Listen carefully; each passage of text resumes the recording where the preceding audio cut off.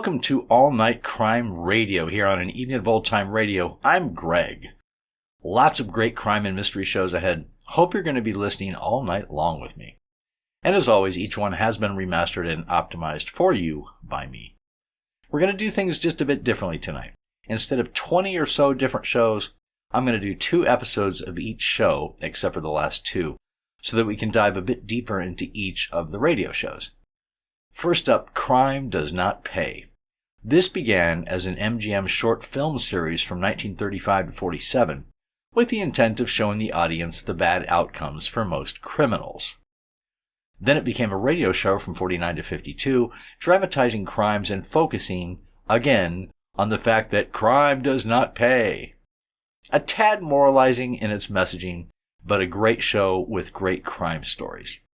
Here are the 2 episodes, Heir Apparent from February 7th of 51 and Rough Customer from February 21st of that year, 2 weeks later. Then after that, let's do a detective show, Philo Vance. This detective first appeared in the novel The Benson Murder Case by S.S. Van Dyne in 1925, then in 12 other novels after that. Solving crimes wasn't his main job. He was a wealthy young man who just did it in his spare time as a hobby. On radio, John Emery played Vance during its run from 43 to 45, with Jose Ferrer as Vance in the summer of 45, and then after that Jackson Beck, with District Attorney Markham played by George Petrie, and Joan Alexander as his secretary, Ellen Deering. The radio version of Vance really didn't bear any resemblance to the one from the novels. One of the unique features of this show was that it didn't use very many sound effects at all. Just a lot of dialogue and a lot of organ music. Here are the Star-Studded Murder Case from December 7th of 48 and the Listless Murder Case from March 1st of 49. I hope you enjoy. Crime Does Not Pay. You're crazy, Charlie. Plain, ordinary, and completely nuts. If it was a dame, but an old man. Save it, both of you. Old Joe's done all right by me. Sure. But not half so good like you could do for yourself. Just what do you monkeys get out of all this? You get bigger, we get bigger. Okay, so what? We're doing fine. I ain't ditching the old man. Look, Charlie, the old geezer knew his way around 20 years ago. Not no more. His number's gonna go up. Next thing, your number goes up, too. I ain't so sure about that. Old Joe can take care of himself. And when he can't no more, then I'm gonna do the job for him. Now lay off, understand? I don't want to talk no more about it. That's an order. In the interest of good citizenship and law enforcement, we present Crime Does Not Pay, based on the famous Metro-Goldwyn-Mayer series of short subjects. In just a moment, you will hear Heir Apparent, starring Philip Reed. Now, Crime Does Not Pay, starring Philip Reed as Charlie Kenmore in Heir Apparent. The restaurant seemed highly disreputable. Perhaps it was the dingy neighborhood, the weary brownstone houses. The basement of one of them was the location of the restaurant. There was a dim electric sign over the area entrance. The windows with the elaborately twisted iron grills designed to keep prowlers out were dim also, gray with dirt. But inside, the glassware shone, the silver twinkled on the beautifully white tablecloths. And the food, for those who knew, was directly from heaven. Heaven, in this case, was the immaculate kitchen in the rear of the basement. Here, Charlie Kenmore found a job as a busboy. Here, Charlie learned many things, principally through his habit of asking questions. Who's the dope at the table 4? Who mean you don't know? All I know is he eats himself stupid. He never goes home. Who is he? That is a man who knows how to live, not like us. Yeah, but what's he do for a living? He sits here, eats. Yeah, this I know, but who is he? Joe Malden. Never heard of him. You ain't been around long, huh? Why, he famous? For 30 years. For what? For liking good food? For that, yes. Also, for policy. Quit talking in riddles. The numbers are like Joe Malden, king of the numbers, for 30 years. For the love of mine. Busboy. Yes, sir. I want to hear more about this. Yes, sir, Mr. Malden. Oh, you're new here. You know my name? Yes, sir. Can I get you something, Mr. Malden? Why do you know my name? Well, I asked. Why did you ask? I noticed, sir, you eat carefully. Carefully? How do you mean that? Like I might get myself poisoned? Oh, no, sir, no, sir. Like you knew what you wanted. And like you enjoy it when you get it. Smart boy. I like you. Thank you, sir. All right, I need some more butter. And about 3 more slices of bread. Yes, sir, right away. King of the numbers, huh? That's the business of betting on numbers? Yeah, why? I think I'm going to try my luck. You lose your shirt. Nobody wins. Nobody, huh? How about him? You don't pay his dinner check losing on the numbers. Butter and bread. Maybe I got an angle for butter on my bread. Charlie? Yes, Mr. Malden, can I get you something? No. Sit down, Charlie. Sit down? But I'll get fired. Maybe you'll get a better job. I like this one. I get dinner here. The food's great. The wine, too. Well, then all your life you don't want to spend hopping tables. Sit down. Yes, sir. Well, I've been watching you, my boy. Me, sir? You knew it. That's what I like. You knew I was watching you. I think you wanted me to. I like the way you found out about the racket and didn't play it. You're smart. The playing in, that's for suckers. Very simple, very correct. Charlie, you want a job with me? With you, Mr. Malden? I said it. One of my runners has an accident. Funny. He gets too rich too quick for a runner. Also, my accountant says that particular district, it shows a drop in income. The runner has an accident. You want the job? It's open. Well, gee, Mr. Malden. Wait a minute, my boy. I think this fella comes to see me. Oh, you want I should... No. Sit still. Well, I thought I'd find you here, Malden. Lieutenant Garrison, isn't it? Mm-hmm. Racket squad, eh? Sit down, Lieutenant. Join me. The lieutenant and I have known each other many, many years, Charlie. Thanks for the invitation, Malden. I've had my dinner. Ham sandwich and a cup of coffee. What horrible things the law does to its stomach. Save it, Malden. You're in trouble. Me? Impossible. With all this good food? Impossible. No, not quite. One of your boys is dead. His stomach is full, too. Of lead. Oh, my. Which one? I think you know which one. Why? Try a piece of this veal, Garrison, straight from... They serve veal upstate, too, Malden. Without sauce. Perhaps that's why I've always stayed downstate, Lieutenant. And I think you know which one of your boys got it, Malden. Because I think you gave it to him. When did he get it, Lieutenant? Last night, around 9. Well, then it's impossible.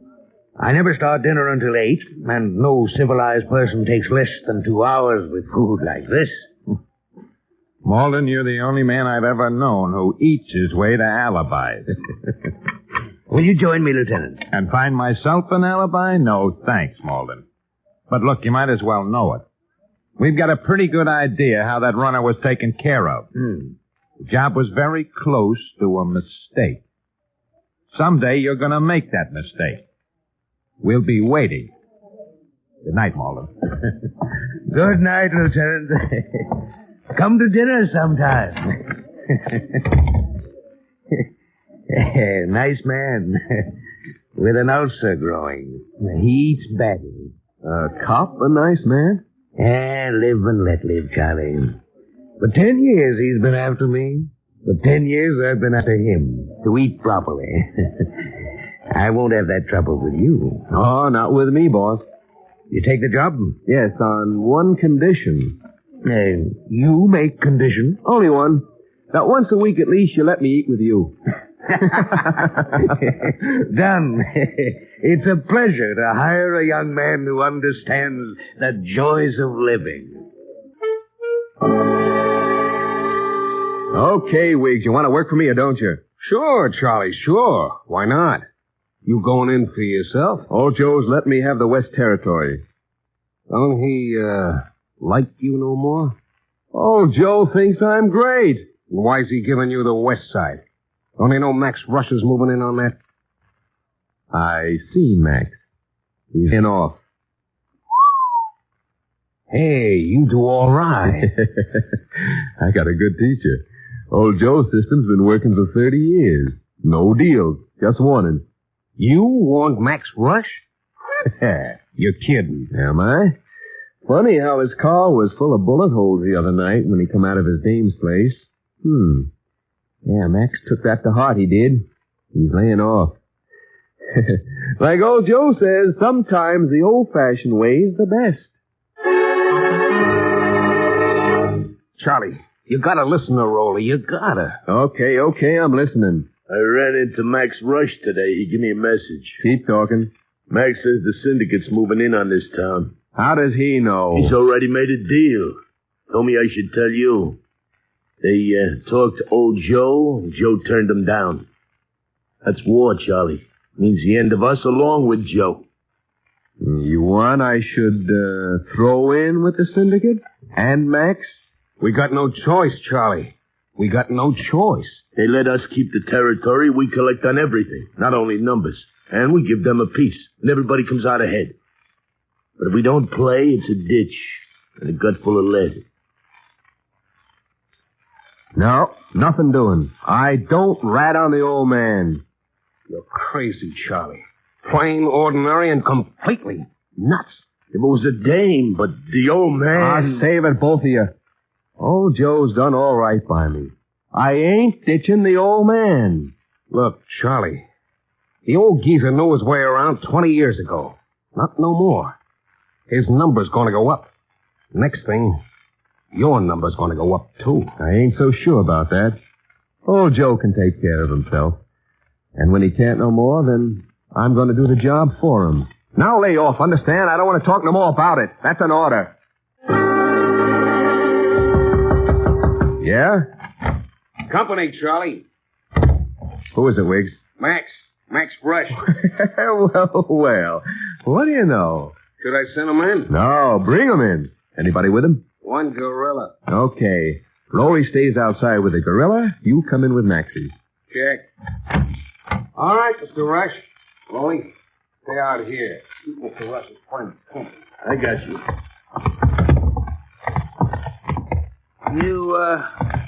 You don't take chances, do you, Kimmel? Not if I can help it.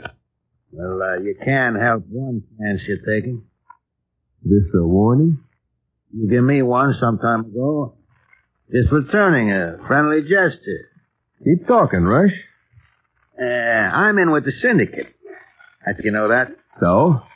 It's occurred to me, when the old man dies, well, you're his heir apparent. Like they say about the sons of real kings. Maybe I am. And, you want to live after the old man dies. I expect to. It's not that way on the syndicate's timetable. Oh? What is on their schedule? Both of you. You got an out, the old man ain't. Nice of them. What's my out? You show your good faith, you take care of the old man. Somebody's nuts in this room, and it ain't me. Maybe, maybe not. Just bear it in mind, kid. The order's out. Kenmore gets the old man and makes a good deal, or we get the old man and Kenmore. Simple. Like ABC. Or a slug in the gut. Make up your mind, Kenmore, and make it up fast.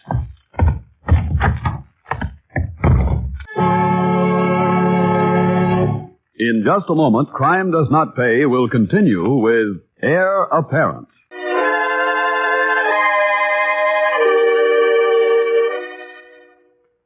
Now we continue with Crime Does Not Pay, starring Philip Reed as Charlie Kenmore in Heir Apparent. The pressure was on Charlie Kenmore. Make no mistake about that. His two pals, Wiggs Snyder and Rolly Auburn, could see no sense in sticking with old Joe Malden and made no bones about their feelings. Charlie checked around and discovered the truth of Max Rush's warning. Charlie had no peace. He could not make up his mind, but he knew he had a decision to make. He knew the power he was dealing with. Charlie tried to forget what was on his mind by having a beautiful dinner with old Joe. Cigar, my boy? No thanks, Joe. But, cigarette if it won't bother you. Have your cigarette. For me, a dinner's not a dinner without a good cigar. And extra coffee. Waiter? You know, it was a good dinner tonight. Our host is learning. Soon he'll get so many customers, we'll have to find another place. Hot coffee, Mr. Malden. Well, you read my mind. Well, the boss, he says everybody's going home. It's after 10. On the stove, coffee the way Mr. Malden likes it. In the cashier's desk, pinochle cards. Here they are, Mr. Malden. You see, Charlie, what it means to be a regular customer? Do we close up the joint, too? Oh, no, sir. I have the key. I'll wait. When you go, I'll go. Very good. You don't mind too much? No, sir. I get overtime pay and also good tip. So everybody wins. Very good. I'll call you when we need more coffee. Very good, sir. Hey, two-handed, Charlie? Yeah, why not? It's almost 10:30. Cut for deal. Go ahead, you deal. I'll pour the coffee. Well, then. Hold the game a minute, Joe. I gotta see a man. Sure. Why not? Back in a minute, Joe.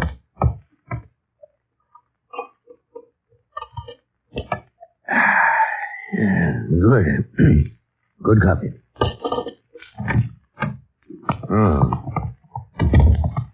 Wiggs, Raleigh. You want Charlie? He'll be right back. Sorry, Joe. Yeah, sorry, but it's gotta be. The syndicate. No. Charlie! Charlie!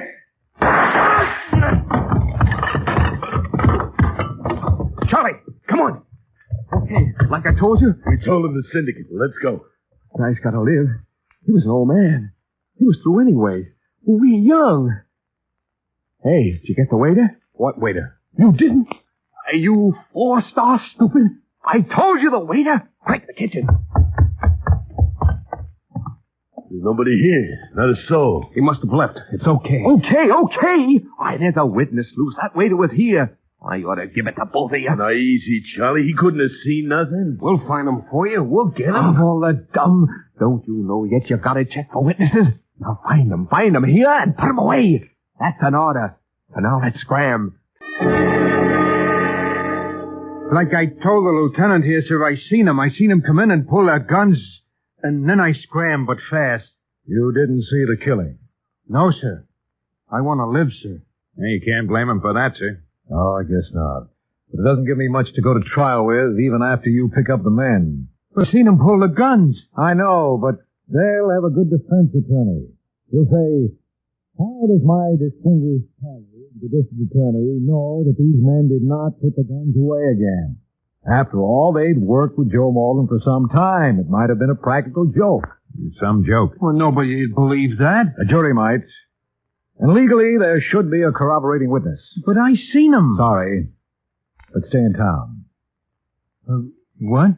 You heard the district attorney, Mr. Hunter. Stay in town. I can't. Why not? You have business out of town? Me, a waiter? I got no business in town.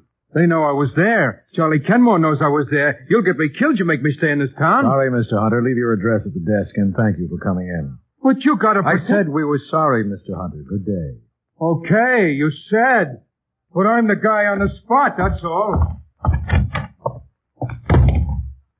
All right, Lieutenant. Sergeant, man leaving here now. 24-hour tail. Reports every hour. Got that? Good. Be a little tough on Mr. Hunter's nerves. He'll be all right. Nothing will happen to him. He'll try changing his job, but they'll find him. And we'll find them. Too bad. Joe Malden. Funny. King of the numbers racket. I always hoped I'd get him before the syndicate did. Am I getting soft, sir, or just a little old? Okay, so you didn't find him yet. Where'd you look? The restaurant, boss. Chased the neighborhood, too. That's all? He never came back. Oh, I make a deal. I spend my time making you guys rich. We got a better deal in the territory than ever. And while I'm working for you, you can't even find a bum like that waiter for me. Well, it's a big town, boss. Sorry, Charlie. No time to be sorry.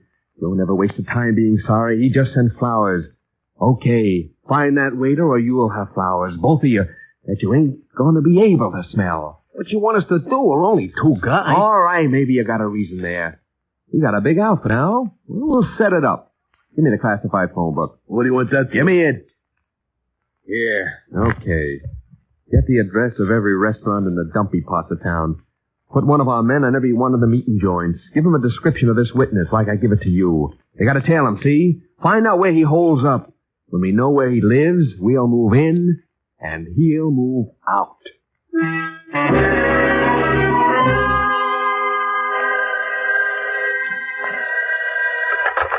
Yeah? We found him, Charlie. He's working in a joint on South Mitford. What shift? Night shift. He gets off around 10. Same as the joint you and the old man used to eat in. Only the food ain't so good. You go in? Not when he was there. Okay, that's better. You sure he didn't get wise? Sure. Okay, then. Tonight, tail him. And don't lose him. Understand?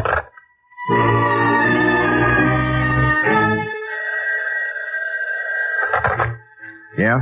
He lives at 509 West Fulton. You sure? Well, he went in. He didn't come out.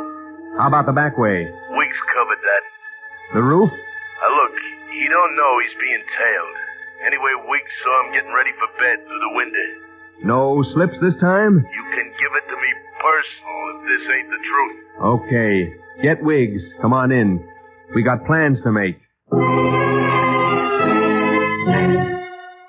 You case the joint top to bottom? Sure, boss. It ain't much. Real joint. Like you was born in? You and me both. Okay. And there's a dirty backyard with wash lines, a staircase that stinks from year-old cabbage, a front door with a buzzer, and a trap door to the roof. Check? Double check. You sure remember. So I remember. What's his place? Where is it? 3rd floor rear. He rents a back room in one of them railroad flats. And we got the family there to worry about. Every Thursday night, they all go to the movies. Together. He's alone. Till after 11. Good. Thursday night.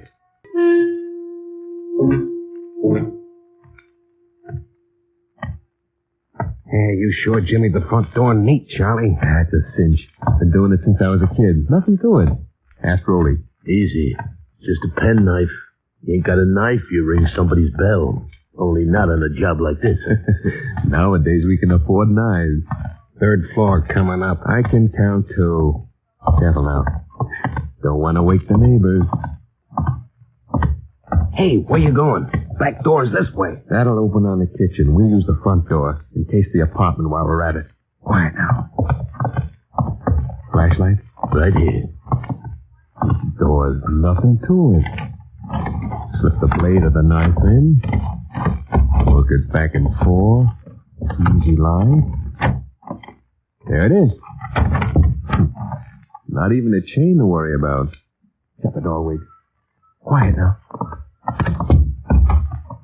Remember, no guns. A slit throat is just as good and quieter. Nobody here. Except us mice. Shut up! You hear breathing? No, it's not. Long hall. Middle room. Kitchen there. We got a chain in that door. Our pigeon's room will be here. Hey, waiter, wake up. What? No, I didn't talk. Hey, you're all right, Hunter. We got him. Let go, you dirty copper. Hey, you want some of that Kenmore? Snyder. Harrison. I should have known. It was too easy. You guys were planted here all the time. Gee, I'm glad you got here. You heard me breathing down the hall, Kenmore, but I held my breath in time. You shouldn't have bumped off Joe, kid. He was good to you in his way. You can't pin that on me. I wasn't there. Not even this bum can put me there. I know, but you tried to get Hunter yourself. An attempted murder is as good as the other in this state. Take him away, boys, and take Hunter with you. From now on, he's a material witness, and we'll keep him where he's really safe. Crime does not pay.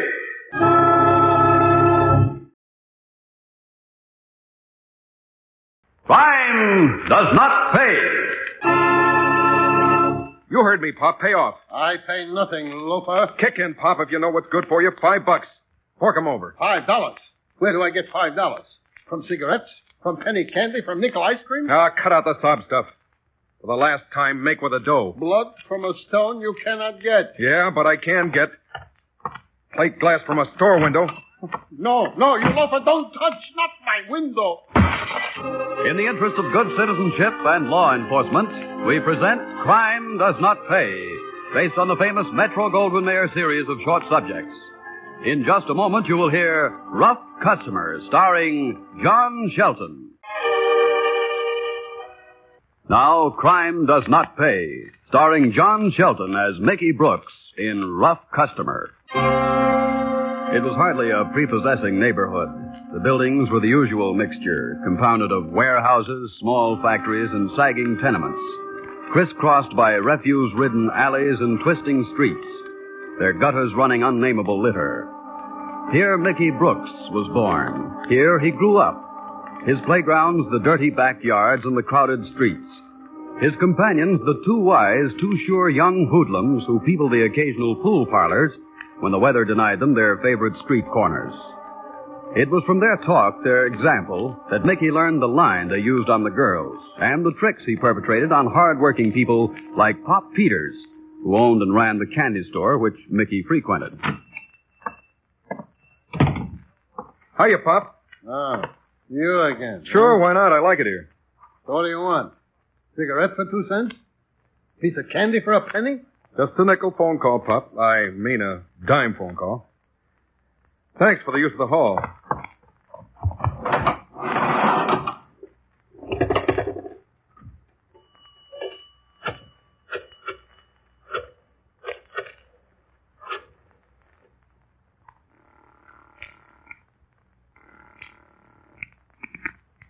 Hello? Hiya, baby. What's on the front burner for tonight? Oh, hello, Mickey. You recognize me, huh, Nancy, baby? Naturally, Mickey. You better, kid. You got any idea what happens to characters who cut into my time? Please, Mickey, I hate it when you talk like that. I was only kidding, honey. Now, do we have a date tonight or do we don't? I suppose so. You don't sound very anxious. Now, there's a little redhead over in Bedford. There isn't any redhead, and you know we have a date. Just checking, baby. What do you want to do? Well, there's a swell double over at the Picks. I thought maybe if you want to. Meaning if I got the price? I got it, sugar. And if I didn't have it, I'd know where to get it. Now, you stand by with the glad rags on, kid. I'll be over after a while. I'm very sorry, lady, but in this neighborhood, Fancy Flavors ice cream don't move quick enough. What's the matter, Pop? Did you lose a customer because you ain't got banana maple in the freezer? So this is your business, too? No, it's just a little friendly question. Me, I go for chocolate. Yeah, chocolate. And for my cigarettes, too. Now, you put it back, or on the counter, you put 21 cents. Ah, what are you talking about? I didn't take nothing. When you came out from the phone booth, you reached behind the counter. I see. Blind I'm not. Not when you're in my store. Yeah, so I'm a thief now, eh, Pop? Not only now, but always. Since the big boys used to send you in here when you were a little kid. You should steal chewing gum and candy when I'm looking someplace else. Pop, I don't like you talking that way about me. Don't I always use your phone booth? Oh, sure. This is a profit I can live without. Put back the cigarette. Let go of my wrist. Big as you are, I let go when you put back the cigarettes. Okay. There's your lousy butt. And you don't have to come here no more, you loafer. Yeah, well, none of the gang will come in here either. That's fine. My life will be a lot easier, believe me. Smart guy. Put back the cigarettes. That's gonna cost him. Well, now, who left a brick in the street? For me, huh? It's very neat. Very neat. What's worth more to that old dope? Pack of butts or a plate glass window?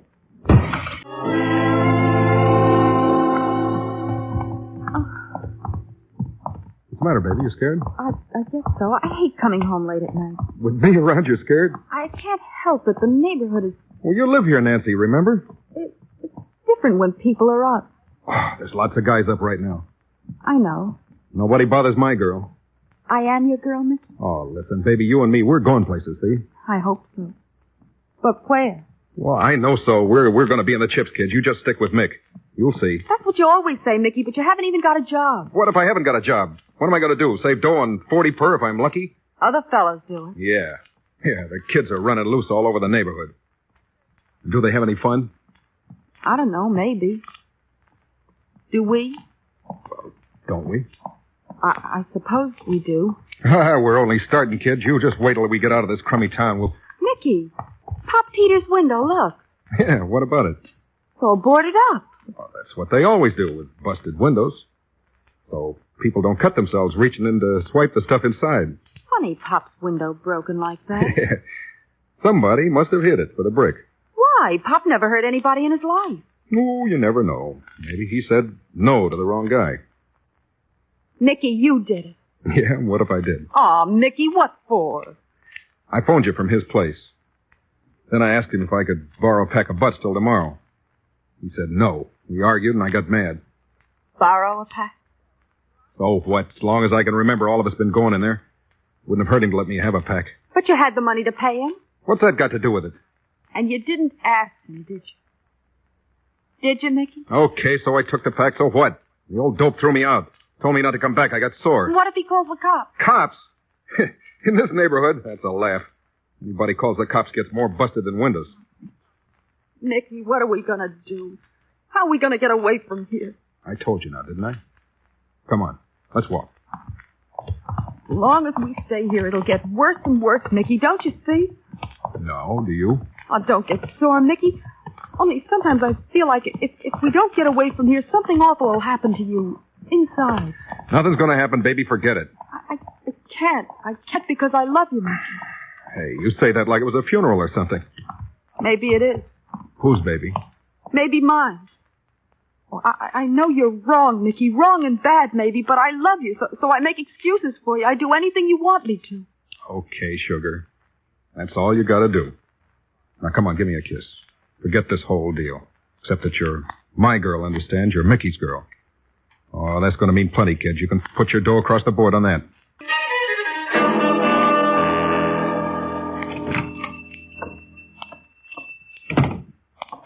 Hey, that's a nice new window you got there, Pop. Out.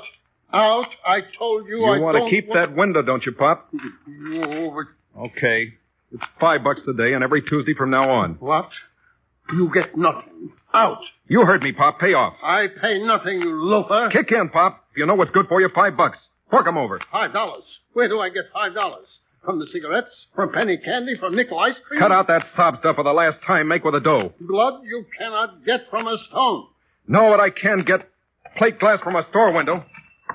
No, you loafer, don't touch. Not my new window.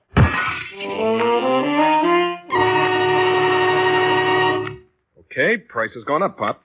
It's $10 now. I'll call the police. I'm going to tell the insurance company. You tell the insurance company what goes on around here and you'll get no insurance. I'm telling you, I'll call the police. Oh, stop it. You couldn't prove nothing. Your word against mine. And I'll have 10 witnesses say I was someplace else. You... $10, please. Or else, this time, from the inside of the store.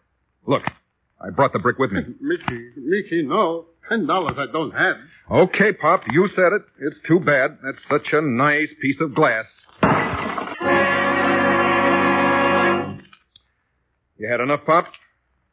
You know, I'm getting pretty bored with all this. 5 windows in 10 days. Now, how much glass can I break for you? No, enough already. What's the matter? The insurance company not paying off? You know everything, huh? Yeah, I know where you can get insurance. Against busted windows. You know? Where? From me. $10 every Tuesday. I don't make a living no more. Well, when the joint's boarded up, you make less. All right. I'll pay. There. Well, it'll last. I'll tell you what, Pop. You're my first customer. Sample for the neighborhood. Now, when Sauer the Butcher and Keene's Drugstore, Crockett's Grocery Store start to pay off, I'll cut you down to $5 a week. You can't say Mickey Brooks don't give his customers a break.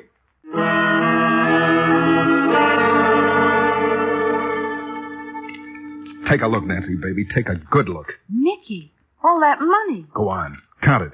But I don't... Count it, baby. Count it. Mickey, $200. Yeah, and that's only 1 week's take. How am I doing, kid? How, Mickey? How? I'm in the insurance business. What are you insuring people for? No, against, baby. You insure against.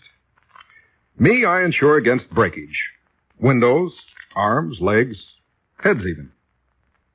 I don't understand. Maybe I don't want to understand. Don't bother your pretty little head, beautiful. I'll make it. You just spend it. $200 a week? Yeah, and that's only the beginning. Next week is going to be $400. If I don't get more customers, I'll ante up the suckers I got. And, baby, you just wait till I get into the life insurance racket. That'll be something. Too late, isn't it? Too late. What are you talking about?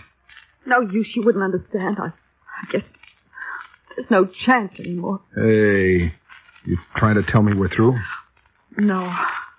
That I'll never tell you, I guess. I'm stuck, I suppose. I'll just go along with you. Whatever happens. You bet you will. Oh, boy, what a ride it's going to be. Nancy, baby, next month we're heading south for a vacation. Miami, maybe. I got an idea for a racket down there that's really big. Big dough. Oh, it's time for a vacation, baby. And time those joints where the money is heard of Mickey Brooks. And are they going to hear from me? In just a moment, Crime Does Not Pay will continue with Rough Customer. Now we continue with Crime Does Not Pay, starring John Shelton as Mickey Brooks in Rough Customer.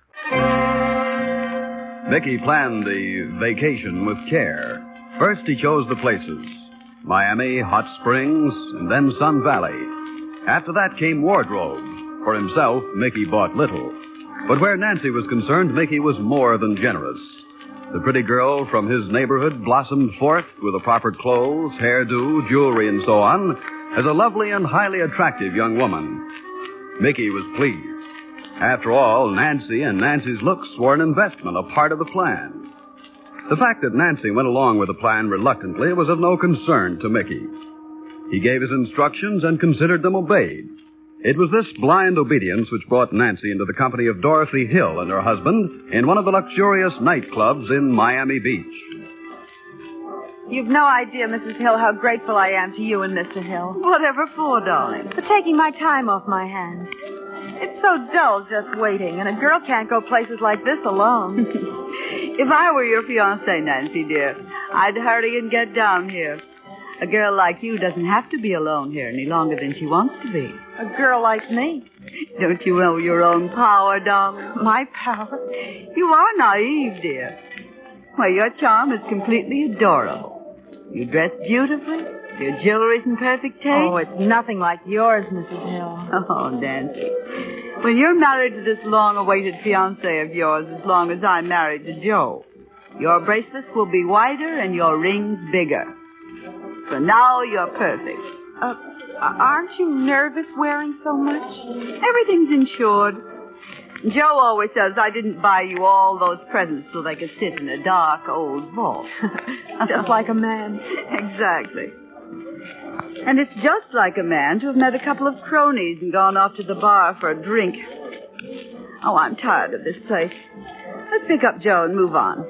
Oh, all right, if you want to. Come along, then. Don't forget your purse, dear. No, I won't forget it. Pardon me, please. Would you let us through, please? Thank you. Well, the air's almost fresh out here. It does seem smoky in there. Where's Mr. Hill?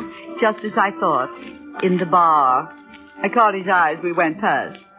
He'll be along now. He knows what to do when I give him the high sign. I don't understand. You're not married yet, darling. He'll pay the check and come after it. Then we'll wait right here, won't we? Nancy, dear, you're white as a ghost. But it's just the smoke and all. Oh, for heaven's sake. Come along. Where? Well, outside, of course, in some fresh air. No, I'd rather not. No arguments, darling. Come on now.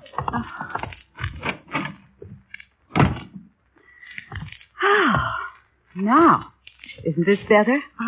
I guess so. Of course it is. You know, sometimes I wonder why Joe and I spend so much time in places like this. Honey, I wonder where the doorman is. Oh, probably tired of carrying around all that gold braid and went to rest his feet. Or he's parking a car for someone like that. Oh, you startled me. Sorry, lady. You too, miss. Now, if you'll both just let me have your bags and jewelry. Nancy, quick, it's a holdup. Shut up, lady. I mean business, so does this. You wouldn't dare shoot. Maybe not, but this way the butt is just as dangerous. If anybody wants to keep her looks.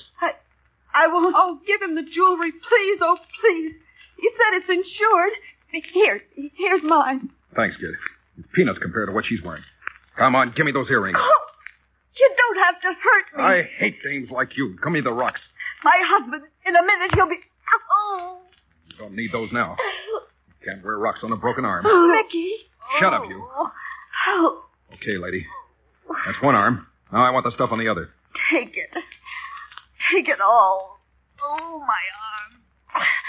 My arm. That's a good girl. No fighting now. You can't win. Good. That's the whole caboodle. Now, so she won't yell.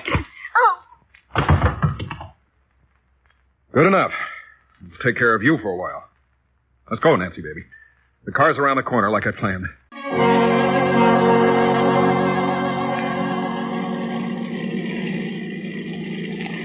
Nancy, honey, that was a cinch. A lead pipe cinch.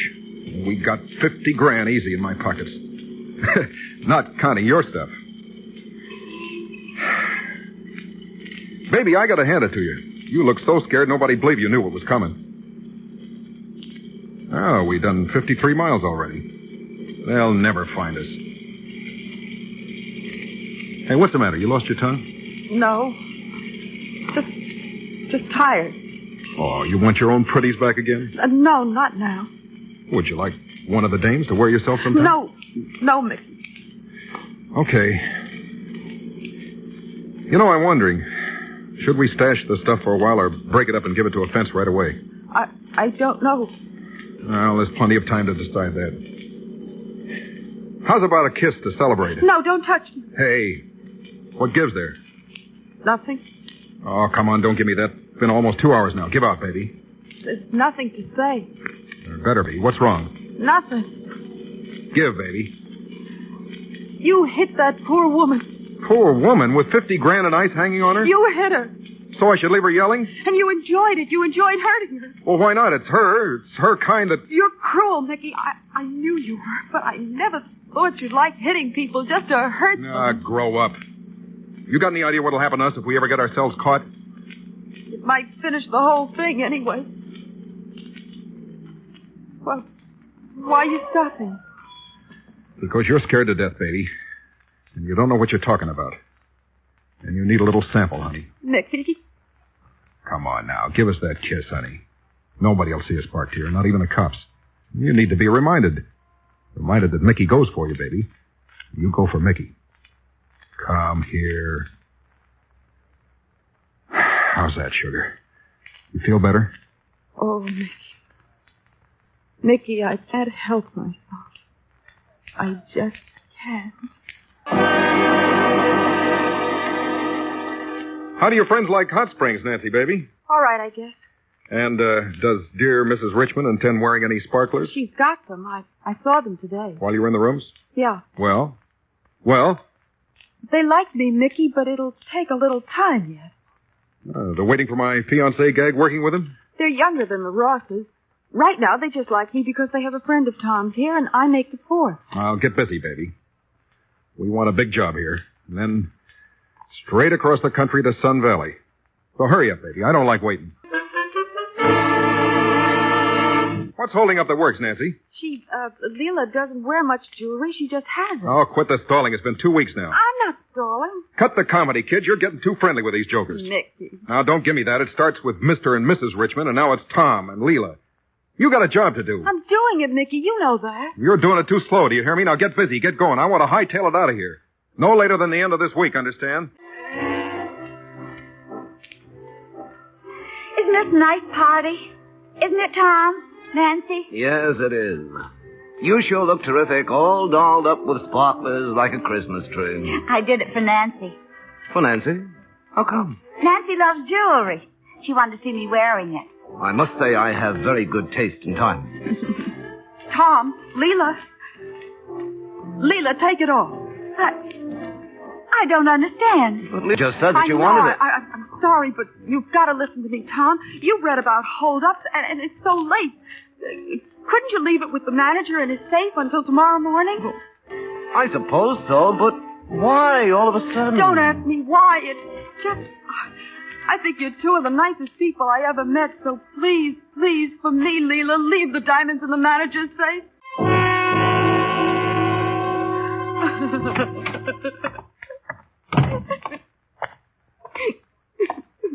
Okay, turn off the waterworks. I can't. Turn off or you'll get something to cry about. Yes, I'll try, Mickey. Okay, now. What happened? Nothing. Where'd she leave the rocks? In her room. You're lying. I saw the three of you leave the hotel. The dame was loaded with ice. Where'd she leave the stuff? Well, Tom made her leave it in the last club, in the safe. He was worried it was so late. Yeah, well, how do you happen to get worried, baby? How should I know? You sure you didn't worry him? Of course not. Why should I? I don't know why, but I think you warned him. Mickey, cross my heart. I think you warned him. No, Mickey, for heaven's sake. For all I know, you told him about me, too. Mickey, keep away from me. You did, didn't you? You did, didn't you? No. You spilled your lousy guts, didn't you? I took you out of the gutter, made a lady out of you, gave you everything you got. All I get is the old double-cross from the original weak sister. I ought to finish you, but I ain't gonna waste the lead. From here on in, Mickey Brooks is on his own. I'll see you in Sun Valley. I don't think. I've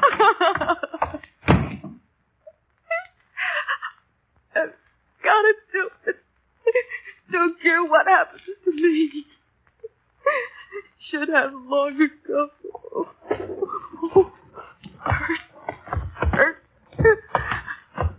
Oh, have to me. Oh, Mickey. Operator, police, help. I want police. Get them. I can give them. Mickey Brooks. Crime Does Not Pay. John Shelton, who was starred as Mickey Brooks in Rough Customer, will be back with you in just a moment.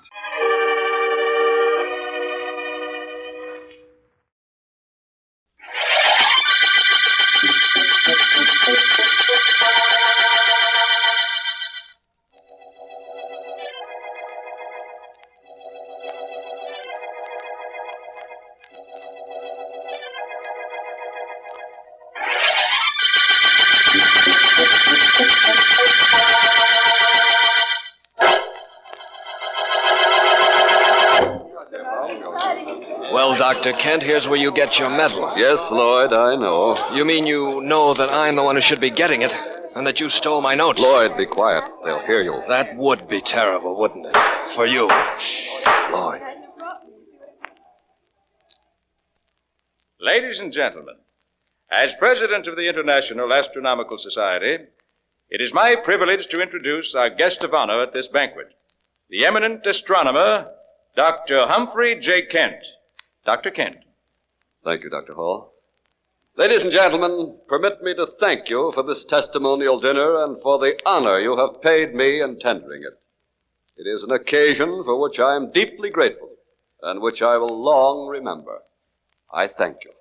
Before Dr. Kent returns to his seat, I should like, on behalf of the Society, to present him with this medal for his long and successful search for the first new planet to be discovered since Dr. Lowell brought to light the planet Pluto.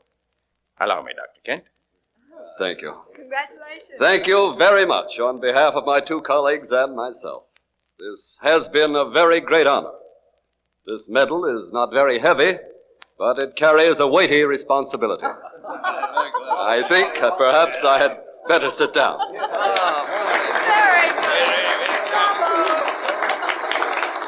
Quite a speech, Dr. Kent. Thank you, Lloyd. For 2 years, you and Diane and I worked together. For 5 years before that, ever since I got out of college, I worked on finding that planet. Lloyd, we'll talk about this some other time. Why? Because you're afraid of what I might say? Well, don't worry, I won't expose you. Not here and not now. I'll wait. I waited 7 years to find that planet. Maybe I'll wait just as long to find a way of making you pay for stealing it. Or maybe I'll do it in 1 second. With a bullet.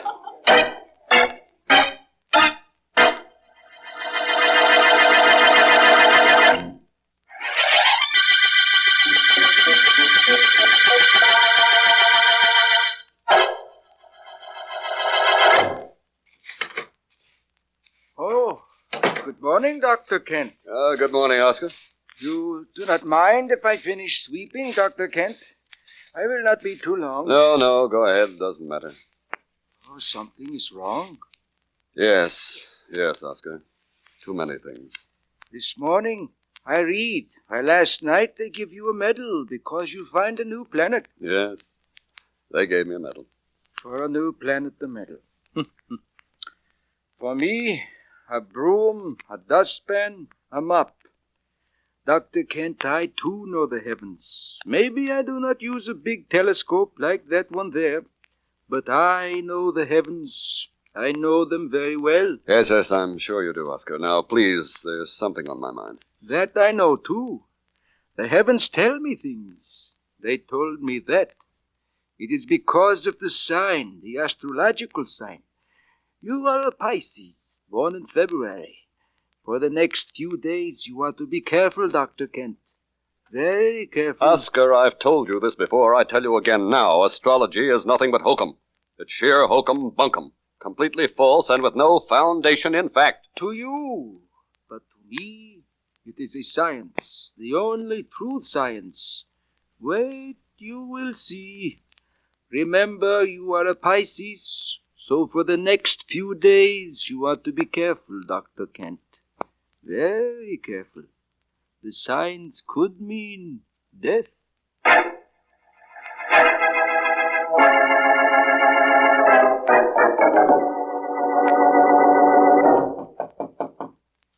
Busy, Lloyd? No, I'm not, Diane. Come in.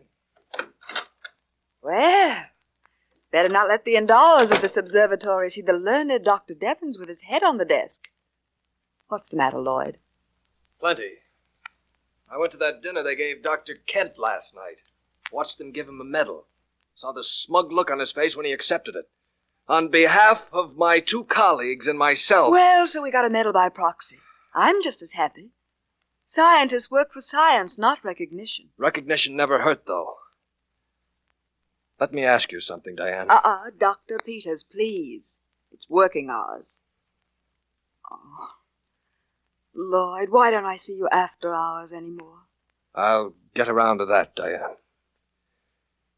Diane, did you notice Oscar snooping around my desk at any time? The janitor? Yes. What would he be doing at your desk? Oh, pretending to clean, but actually to spy. You know he's very sold on astrology, don't you? Yes, but I'm more concerned at the moment with you and me. What's happened to us, Lloyd? What's happened? Nothing's happened. I'm tired, Diane. I'm tired of this place, of working, of Dr. Kent. And of me, eh? I said of everything, and I meant it. Leave me alone, will you? Just like that. Leave you alone. And I'm supposed to pack my things and walk out. Well, I'm not built that way, Lloyd. You're not walking out on me, oh no. Try it and you'll be the sorriest man that ever... Oh, I'm sorry, Dr. Devons, Dr. Peters. I just came in to clean. I come back. Oh, come on in, Oscar. I'm leaving. But, Lloyd, you and I have to talk a little bit more about the subject we were just discussing. There's nothing to talk about. No? Maybe I can induce you to change your mind.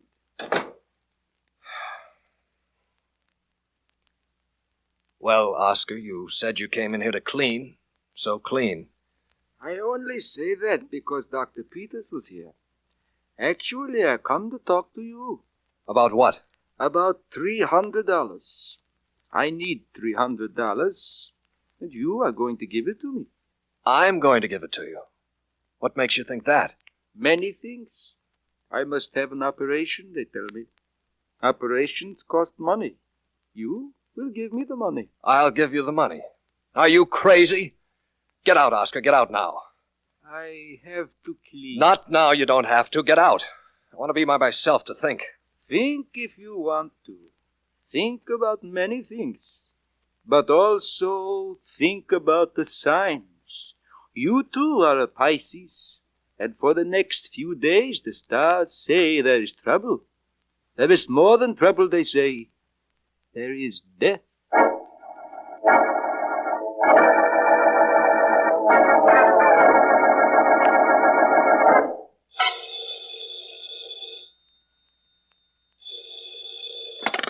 Hello. Vance? Markham. Well, how is my friend, the district attorney? How did you know I was home? I called your office and Miss Deering told me, Vance. She's been very conscientious since coming back to work, hasn't she? Ellen's always worked all hours. She says she likes it. That might be. And I have something you might like, Vance. How are you fixed for murders? Committing them, knowing of any, or investigating them? Investigating them. I've got a wonderful one for you, Vance. Happened a little while ago up at the Kent Observatory. You know anything about astronomy? A little. I know that Dr. Kent, head of the observatory, got a medal last night for finding a new planet. And to astronomers, getting medals is the highest possible honor they can receive. That's undoubtedly correct, but did you know that he has two assistants, Dr. Lloyd Devons and Dr. Diane Peters, a very attractive young lady? No, I didn't. If Dr. Kent was murdered, when can I see them? Oh, it wasn't Dr. Kent, Vance. It was young Dr. Devons. He was killed in his office a little while ago. Oh? I'm up at the observatory now, and the body hasn't been removed yet. Can you come up? I'll be right up, Markham. Apparently, astral bodies aren't the only things to be found there.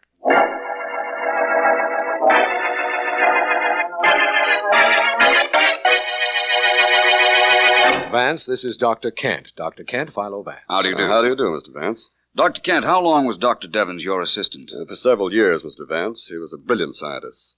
His experiments with the spectroscope will be studied for many years. Spectroscope, Doctor? Well, yes, it's used to study stars, find out what they're made of, and to break them down into colors. Oh. I see. I understand you discovered a new planet recently, Dr. Kent. Yes, I did, but I'd rather not discuss that right now. It can't possibly have anything to do with the murder of Dr. Devons. Oh, it might, Dr. Kent. In fact, you have no idea how many times it is the apparently irrelevant factors that lead us to crime solutions. Right, Vance? Yes, of course, Markham. Tell me, Doctor, how are new planets found? I understand there hasn't been one discovered in 10 or 15 years. Well, that's quite true, Mr. Vance. The last one, prior to my discovery, was predicted and located by Dr. Percival Lowell of the Lowell Observatory in Flagstaff, Arizona. Really? You say predicted and then discovered? Yes. You see, planets are not always seen through telescopes, such as that huge one over there. They're found after years of mathematical calculations, noting the formation and motions of the other planets, trying to rationalize their movements. If I understand correctly, when extragravitation of other planets becomes apparent, there must be something to cause that. And sometimes the something is an undiscovered planet. That's precisely right, Mr. Vance. But it has no bearing on Dr. Devons' death, as you can see. Perhaps after I see Dr. Peters, I might agree to that. Anyone else you might suggest my talking to, Dr. Kent? No, I don't think so. Yes, there is, Vance. You might see Oscar, the handyman here. He predicted there might be a death in this observatory, although, frankly, I thought it was my death he was talking about.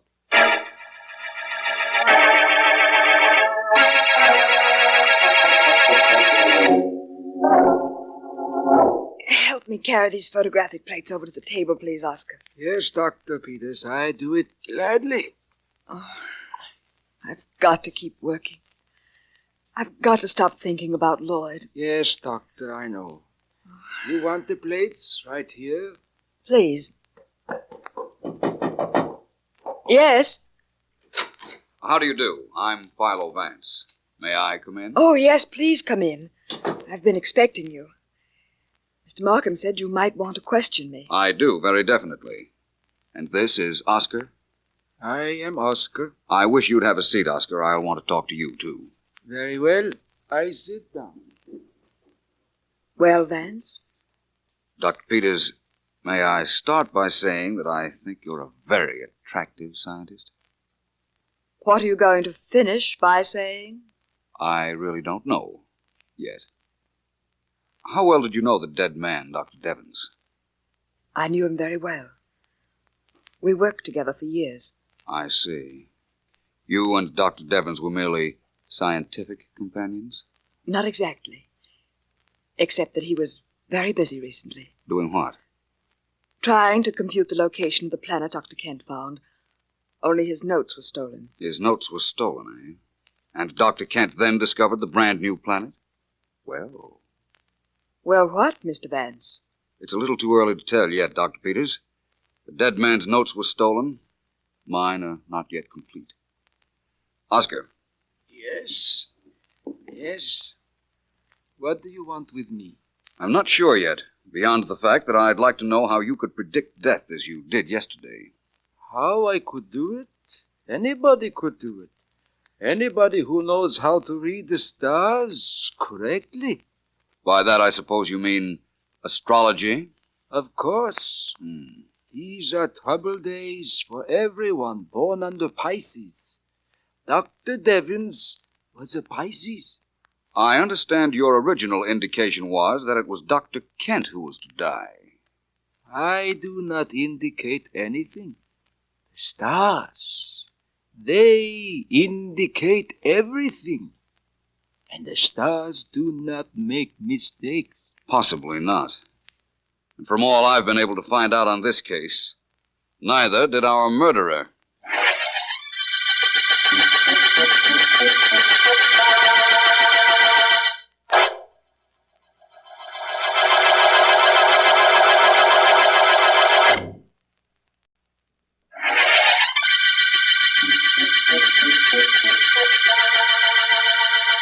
This is District Attorney Markham. The star-studded murder case began the night Dr. Humphrey J. Kent, famous astronomer, was rewarded for discovering a new planet. He was threatened then by Dr. Lloyd Devons, his assistant, who, subsequently, was found murdered. Vance knows that at one time, another assistant, Dr. Diane Peters, had been friendly with the dead man, but had had little time for her lately. Vance's other suspect is Oscar, general handyman at the Kent Observatory, where the murder was committed. As we return to our story, my men report that Oscar has just gone into Dr. Kent's office. What do you want here, Oscar? Your cleaning is done. This time I do not want to clean, Dr. Kent. From you, I want money. Money? You want money from me? What for? Well, Dr. Kent, Dr. Devons, he talks to himself when he is alone. Sometimes he only thinks he is alone. Well? Just before he is killed, he talks to himself. He say, he stole my planet. That planet was mine. I find it, but he steal it. He was talking about you, Dr. Kent. That is nonsense. Maybe. And the police will not think so. You dare to come here and threaten me? To try to blackmail me? You pay me. I do not tell the police. I do not You'll tell nobody, and I won't give you a cent. You understand? You won't talk, and I won't pay you nothing. No, don't hit me. I'll do more than that. I'll choke you. Dr. Kent! He hit me, Dr. Peters, just because I hear Dr. Devons say... Oscar! I don't care. I hear Dr. Devons say that it was Dr. Kent who steal the planet from him, that he find it, and Dr. Kent gets the medal. I hear him say this before he get killed. This man doesn't know what he... No, Dr. Kent. Perhaps you and I better talk this over. Oscar, don't say anything about this to anyone, will you? Not just yet. Not if you ask me not to, Dr. Peters. Thank you. You leave, Oscar. Dr. Kent and I want to discuss this more in detail. Don't we, Doctor?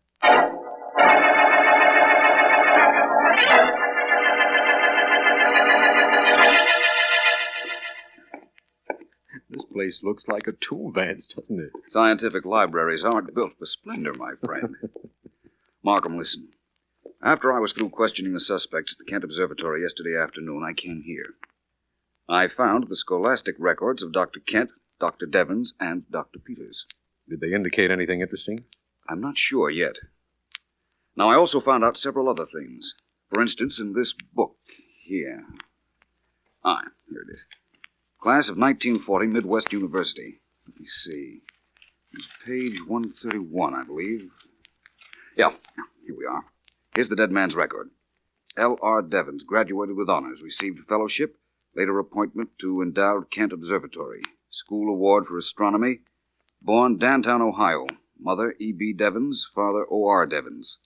I want to make a note of those names, Markham. I remember them, Vance. Now let's look up the scholastic careers of Dr. Kent and his pretty assistant, Dr. Peters. There are some notes I want to take on them, too. Well, that's what we're here for. Where do we begin? That, at the moment, is secondary in importance to a much more vital factor. Where do we end on this case?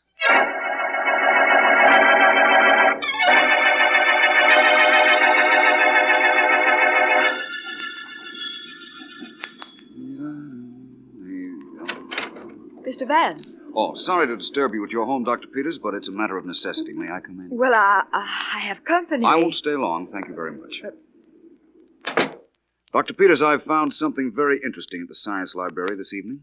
What's that, Dan? Dr. Kent's voice, isn't it, Dr. Peters? Good evening, Dr. Kent. It's Philo Vance. Come in, Vance. Thank you. How are you, Dr. Kent? I'm well. I was just leaving. Oh, please stay. Dr. Peters, I came to tell you I want you at the observatory at 10 o'clock tomorrow morning. And I'd like you there, too, Dr. Kent. Would you? Why? Very obvious reason. I've been doing some research. Dr. Kent, I've found out several very interesting things. For instance? Well, from what I learned from Oscar, I believe Dr. Devens died believing that you, Dr. Kent, had stolen his research information on the new planet. That's preposterous. Is it? Perhaps. Dr. Peters. Yes?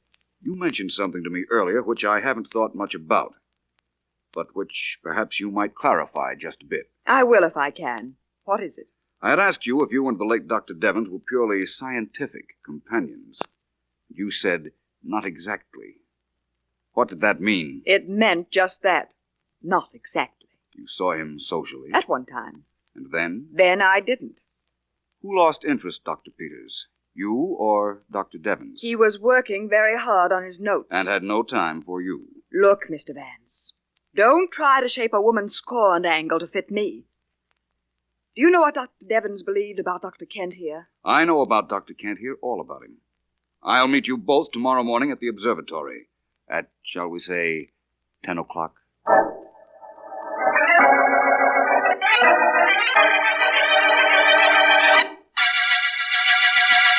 Dr. Kent, why must I be here too? I have my cleaning to do. Mr. Vance wanted you here, Oscar. He'll be off the phone in a minute to tell you why. This is a little ridiculous, you know. From what I've seen of him, nothing Vance does is ever ridiculous, Dr. Peters. Any word yet, Vance? Not yet, Dr. Peters.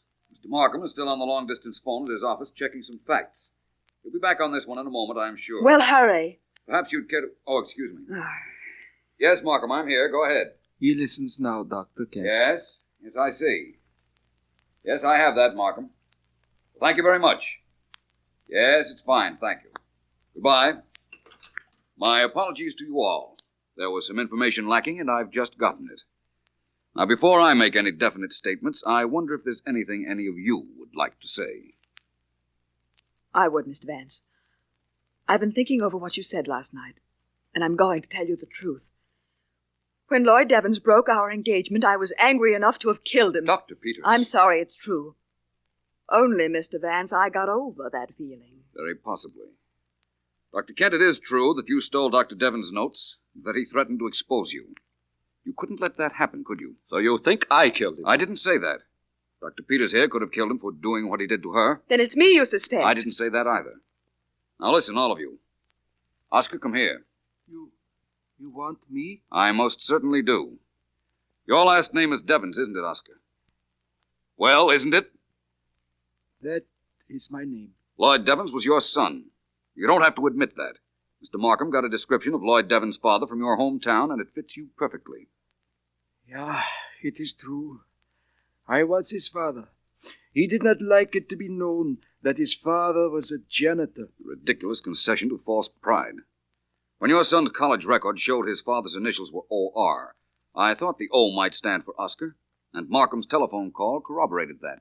My boy did not want it known that I was his father, but he was a good boy, Mr. Vance.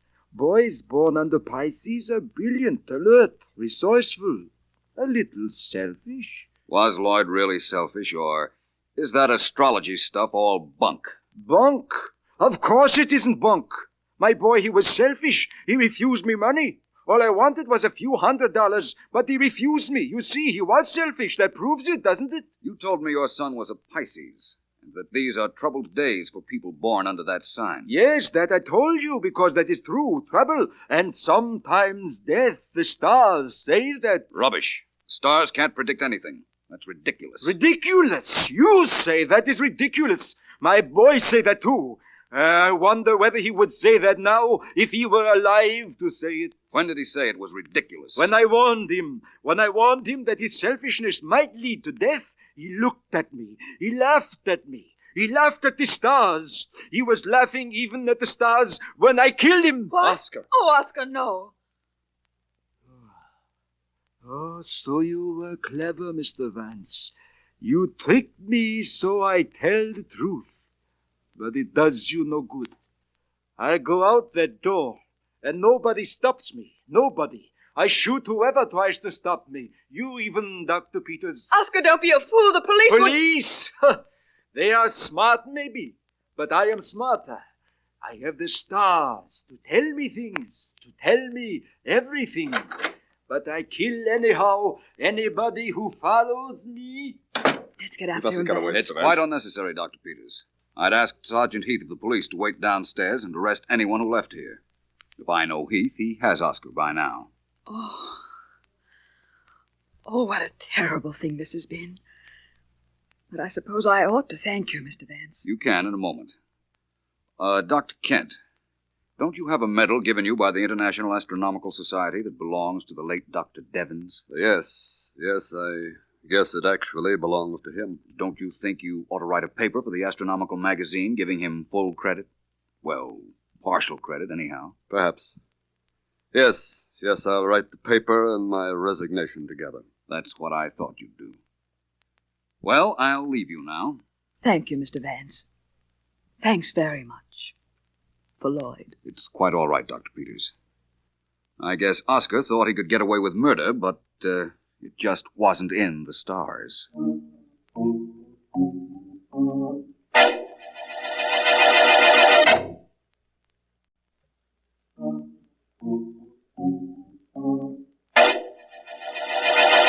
Well, Vance, thanks for cleaning up the murder of Dr. Devens for us. And incidentally, I think you did quite a brilliant job on this case. Well, don't sound so surprised. I'm really a very brilliant person. Vance? Why, absolutely, Markham. I'm so brilliant that I had 3 suspects for the murder of Dr. Devens, all with motive, all with opportunity. I'm so brilliant that I didn't know which one of them actually did it. That isn't exactly true, Vance. You did know ultimately. Yes, I suppose so. But I had to make Oscar break down and admit it. If he weren't so sold on astrology, I don't know how I could have done it. You'd have thought of something, Vance. You always do. And I'll tell you a little secret. I knew you'd solve this case. Knew it from the very beginning. Did you, Markham? I didn't. I guess I'm not so brilliant after all. I had to wait for the end.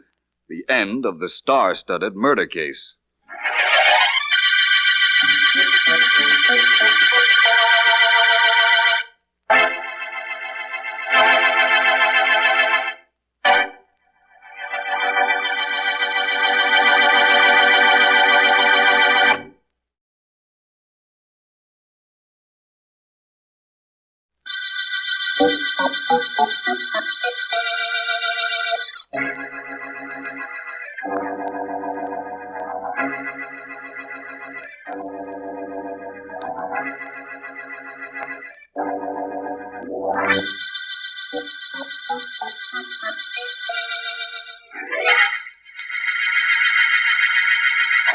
Is this today's collection, Donald? Yes, Mr. Miller. I opened the mail myself this morning. And all the checks are here, hmm?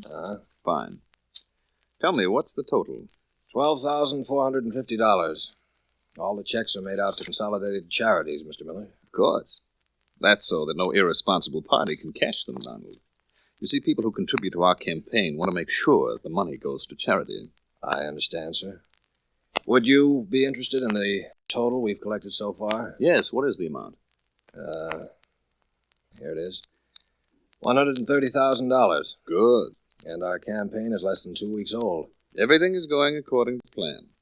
Oh, Donald, has Morton Gary phoned today? Not yet.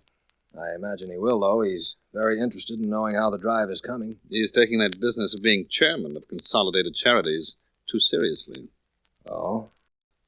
You think he may be a problem? Perhaps. Gary is a very prominent man. We need him. His name on our letterhead assures the legitimacy of our organization. Mr. Miller. Yes? What happens if Mr. Gary finds out what's really happening to the money? You mean suppose he finds out that only a small percentage goes to charity and I pocket the rest? Yes, sir. I don't think he'll find out, Donald. I'll answer that. Hello? Mike? Elise Avery. Hello, Elise. I thought this was old man Gary calling in. What's going on? I just hit a big one, Mike. Some sucker just gave me a check for $5,000. Good for you, girl. Bring it in with you. Sure. Just thought you'd like to hear the good news, that's all. See you later. Bye. Bye. Now, where were we, Donald? We were just talking about Morton Gary. And what would happen if he found out what we're doing to the money we're collecting? First of all, he isn't going to find out. No? No. And second, even if he does, it doesn't matter too much. He'll squawk, Mr. Miller. He'll take this up with the police, maybe with the FBI. After all, we're using the mails. Yes, that's true, Donald. We are using the mails. And the mails are bringing us in a fortune. But Gary won't talk. Believe me. And even if he does start to talk, he'll never finish what he's saying. You can believe that, too.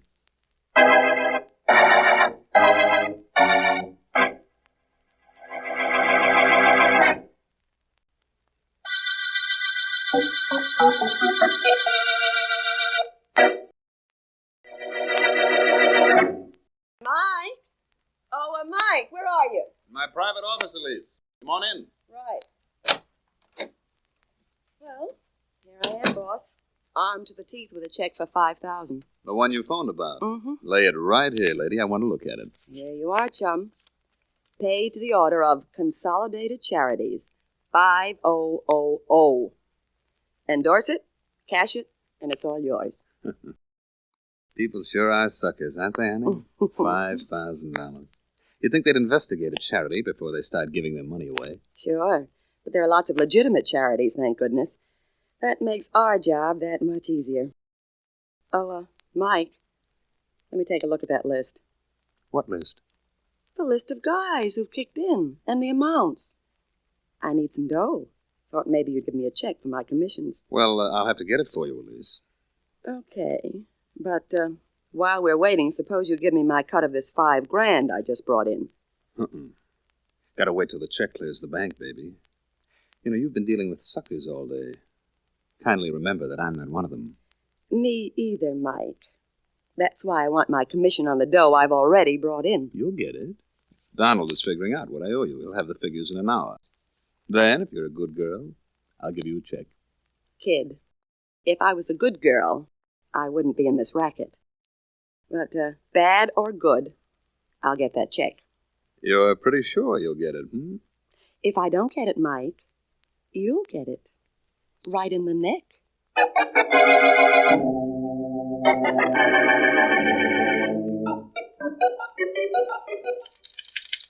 I beg your pardon, miss. Yes?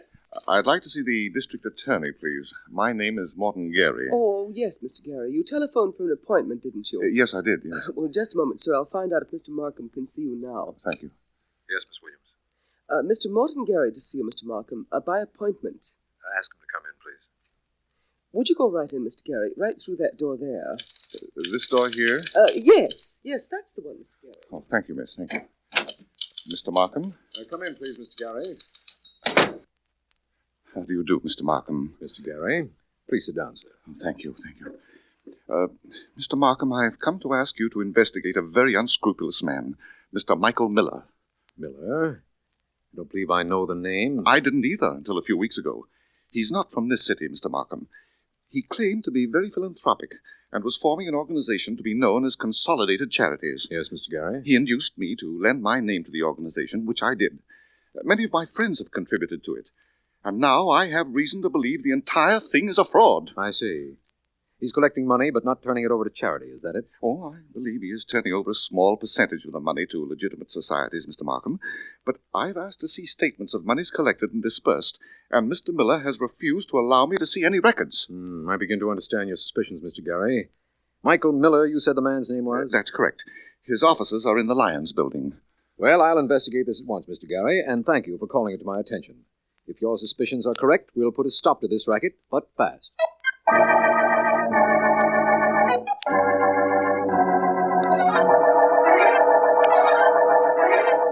931.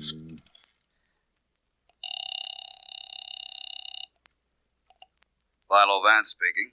Vance, this is Markham. Well, my favorite district attorney calling me at home. Thank you. Sounds important, Markham. It is. I called your office and they said you'd left for the day, Vance. I'm in the office of the Consolidated Charities in the Lions building. How soon can you get here? At once, if it's important. It's very important. We had a complaint late this afternoon about a Mr. Michael Miller, who was the head of this supposed charity organization. Actually, it was a racket. Go ahead, Markham. Who made the complaint? Morton Gary. Oh. You know him, Vance? Yes, I do. Very honest, very wealthy, and very gullible. Well, when I got to this Miller's office a little while ago, Vance, I found Miller dead. He'd been shot twice, once in the heart and once in the calf of his leg. Really, Markham? How strange. And there are no records of any kind here, Vance. Apparently, the murderer took them with him. All that was here when we broke in was the body. The lists are missing, eh, Markham? Yes. Apparently, we have a listless murder case. Well, just to generate a little action in it, suppose I describe Miller's killer for you. Describe him, Vance? You haven't even seen the body. You don't know any more about this case than I've just told you. How can you possibly describe Miller's murderer? I'll explain that to you later, Markham. Right now, all I'll tell you is to look for a murderer with a bruise on his cheek or a black eye. I'm on my way down to meet you now.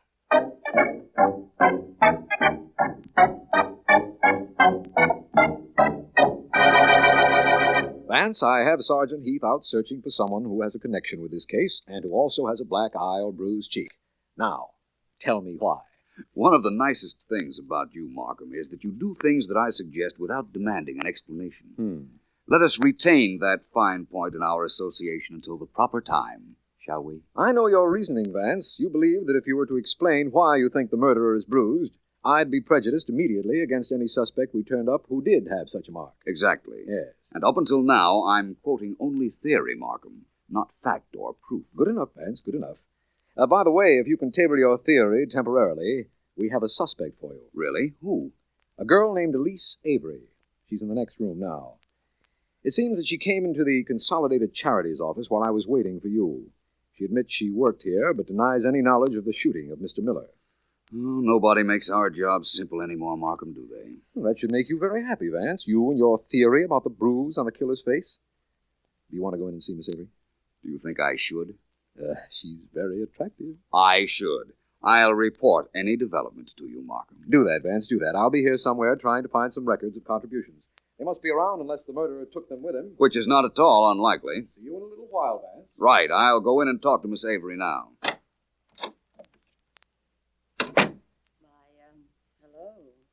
Hello.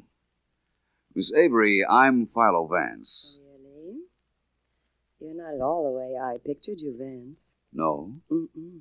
Should I be flattered or ashamed? I didn't know you were so, distinguished looking. I'm ashamed of those newspaper pictures. Oh, I like that. You're either very easily pleased, Miss Avery, or very anxious to cater to my vanity. In either case, there are several questions I want to ask you. Oh, I'll save you the trouble of asking, Vance. I've got the answers already. Oh, yes? Yes. My name is Elise Avery. I worked for Consolidated Charities soliciting contributions. I got a salary. I had no idea this was a racket, and I don't know who killed Mr. Miller. Very interesting, very informative, and very pat. Miss Avery, you know that Mr. Miller was killed by a bullet in the heart? Yes, I do. Mr. Markham told me that. He also told me about a bullet in the calf of his leg. Oh, I don't see the connection, if any. I believe there is one, Miss Avery. Vance, may I confess something? Not the murder. No, of course not. Then go right ahead. I've wanted to meet you for a long time, Vance. Ever since I first saw your picture in the papers and began reading about you. We went through this flattery routine a while ago, didn't we? Oh, I don't want anything from you, Vance. I'm not looking for any favors for what I'm saying. That just happens to be the way I feel. And so I'm saying it. I find this most enjoyable. Please continue. All right. I've often wondered what kind of a man you were, where a woman was concerned. Oh? Mm-hmm. Most of the men I've known were dull. You look different. You sounded different in the stories I read about you, and yet in person, you're still different. Attractively different. If you'll believe that I'm not merely trying to return a compliment, I might say that you're different too, Miss Avery, and very attractive. And what's keeping the two of us so much apart? Come closer, Vance. Courage is one of my strong points, Miss Avery. I'm here. How much courage do you have, Vance? Adequate amount, I'd say. Enough to come still a little closer? Mm-hmm. This is what I like about a murder case. You never know what's going to turn up next. Right now, it should be my toes. Oh, no, I never felt quite like this before. Vance, let's not talk about a murder case. That suits me. Concentration is one of my weak points. Vance. I was just thinking of that myself. And what are we waiting for? Nothing that I know of. Vance. Vance, darling. Vance, I just wanted Oh. I beg your pardon, both of you. Oh, Markham, well, come in, please, come in. I guess I'm supposed to say I hope I'm not intruding, but I guarantee all three of us know I am. You're not kidding. Oh, but you're not really intruding, Markham, honestly. Although it's true that you did interrupt me while I was embracing Miss Avery. Oh, after the way you've kissed me, my name is Elise. Very well. Well, Markham, it's true that you did interrupt me while I was embracing Elise. But that embrace was in the nature of an experiment. An experiment? Really? Yes, Elise, an experiment. An experiment that tells me whether or not you killed Michael Miller.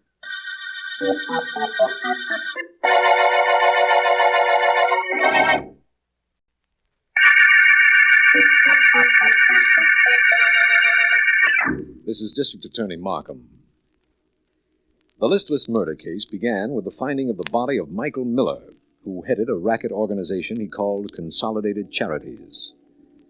The firm was reported to me by prominent Morton Gary, who was being used as a dupe by Miller, and subsequent investigation disclosed Miller was shot with bullets in his heart and in the calf of the leg.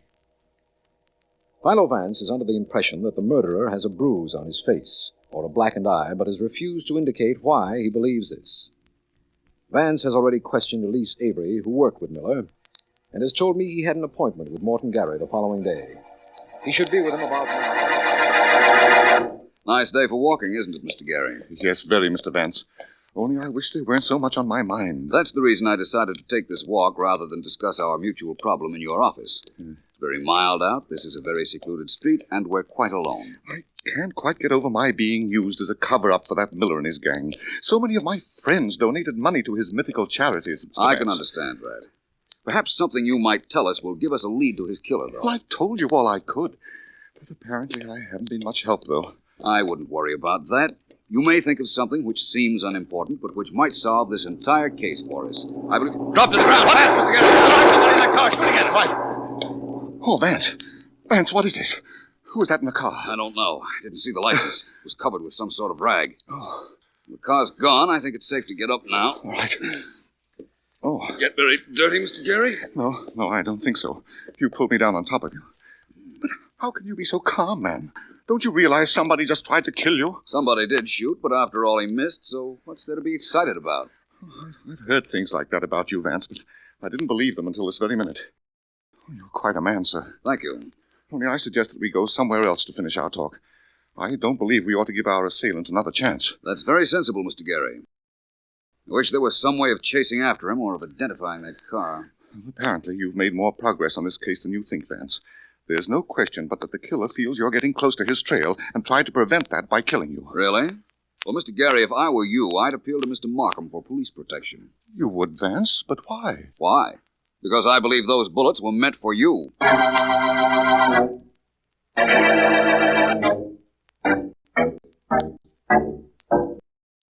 All right, Vance, you came down here to tell me you believe someone tried to kill Morton Gary.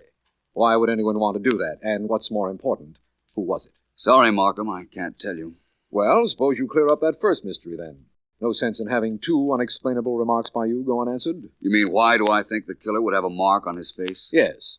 Suppose you take your topcoat off, sit down, and let me have the details on that. I'm not staying long enough to sit, Markham. But I will tell you why I think as I do. All right. You mentioned to me over the telephone that Michael Miller had a bullet wound in his heart and one in the calf of his leg. That's right. It's the bullet in his leg that leads to my line of reasoning. I think that the killer fired from the floor, and his first shot struck Miller in the leg. In other words, he was lying on the floor, Miller was standing over him, probably about to kick him, and the killer shot. Yes. His first bullet struck Miller in the leg. Miller staggered back. The killer got up off the floor and shot him in the heart. Well, that still doesn't explain the bruised face. Doesn't it? Well, isn't it logical, if the killer were on the floor, that Miller had knocked him down first? And if he knocked him down, wouldn't it seem as if there should be a bruise? Yes, it would. Vance, while you're in a true confession mood, why not explain why you were embracing Miss Avery yesterday? Certainly. There was no bruise on her face, Markham, but her makeup might have been used to cover it, if she did have one. What?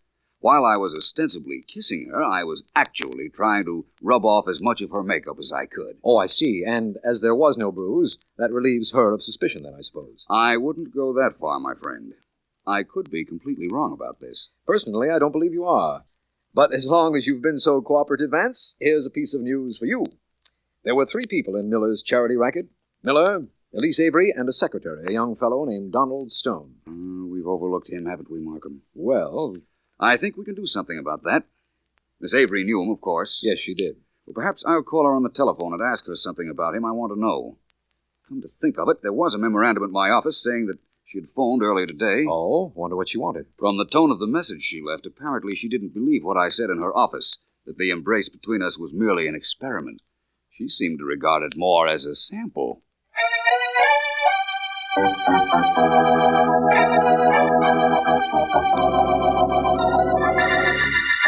You know, I'm beginning to get an idea about you, Elise. An idea I don't like. Now I know why you called and wanted to come up here. Anytime you get an idea, Donald, that's news. Now shut up and let me think. I'll let you think, all right. I'll let you think about me. Vance called me. You know that he suspects I killed Miller? Does he? I've got news for you, kid. Vance never suspects anybody. He knows who killed Miller. Then what makes you so calm? Now, wait a minute, you punk. Don't you even think I had anything to do with killing the boss? No, why not? He was holding out your cut on you. You had all the reason in the world to kill him. Look, lad, just don't let me lose my temper. And talking about people who had reason for knocking off Miller, what about you? You knew he was going to get rid of you when this campaign was over, didn't you? He was going to kill me? Sure. He didn't trust you. He was afraid you'd talk if anybody put the heat on. You were new with Miller. Remember that. Oh, so he was going to kill me. He didn't, did he? That's all you have to worry about. No, what did you do with the money and the sucker list that was in the office? I want my share of the money. I don't know what you're talking about. No? Well, suit yourself. Maybe Vance'll know. You've got one more chance, chum. I want half of the dough you must have taken from Miller. Well? Okay, if that's the way you want it, it's okay with me. I'll be seeing you. So long. Wait a minute. Now you're getting smart, Donald. Where's the money? Here in my desk drawer. There wasn't too much cash, just $20,000. Well, hand over 10. And, by the way, how'd you get that cut on your chin? 7, 8, 9, 10,000. Here's your half. I got the cut on my chin from shaving. Oh, thanks for the money, Donald. You're being smart. The less Philo Vance knows about you, the better you should like it. You said he knew who killed Miller. Knowing and proving are 2 different things, friend. And since you've seen the light, we'll just keep Vance in the dark.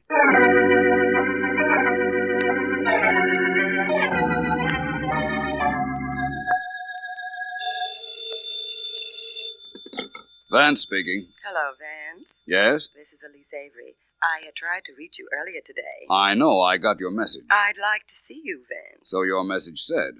It isn't what you think, Vance. I'm trying to help you. I can tell you about Donald Stone, who was Miller's assistant in that charity racket.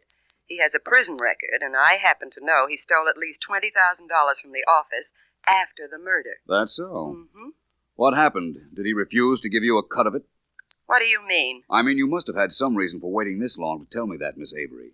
The chances are you were waiting for a chance to blackmail him. No, that's not true, Vance. I just want to help you.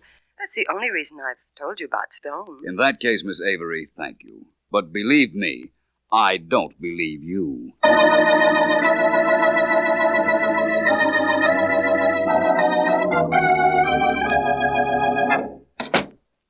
Hello, Mr. Vance? Hi, Miss Williams. Mr. Markham in? No, he's not.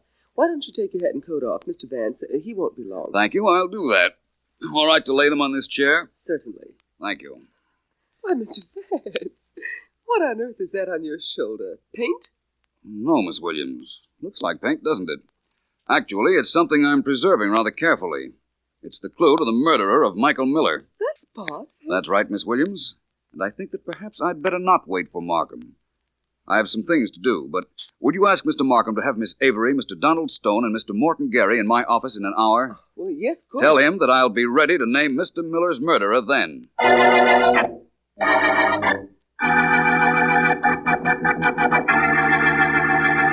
All three of our suspects are in my outer office, Markham? Yes. Good. Would you ask them to come in, please? Of course, Vance. Miss Avery, Mr. Gary. Yes? Donald. Yes, sir. Mr. Vance would like you all to come in now. Oh, very well.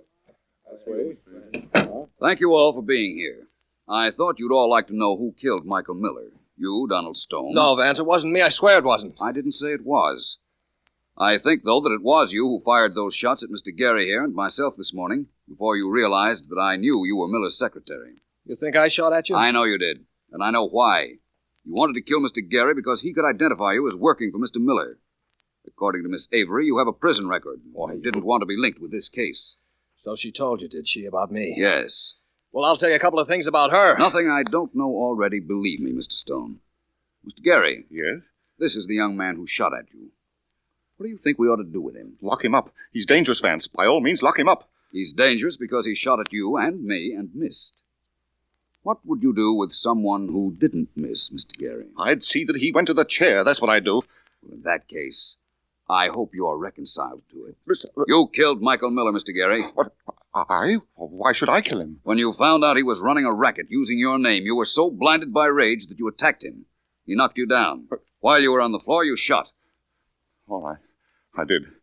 But he was going to hit me with a chair while I was lying on the floor. He would have killed me. Perhaps. That, of course, we'll never know. Vance, there's something I'd like to know. Yes, Markham?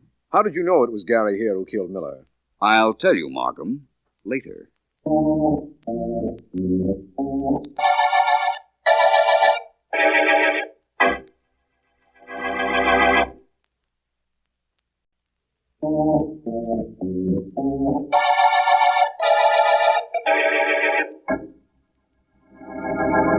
I'm listening, Vance. You knew Miller was killed by Gary.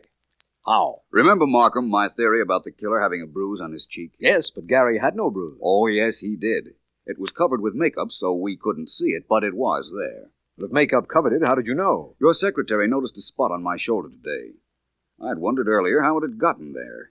Then I realized that there was only one way. And that was? That was when Gary fell against me on the street when we were both walking and the shots were fired.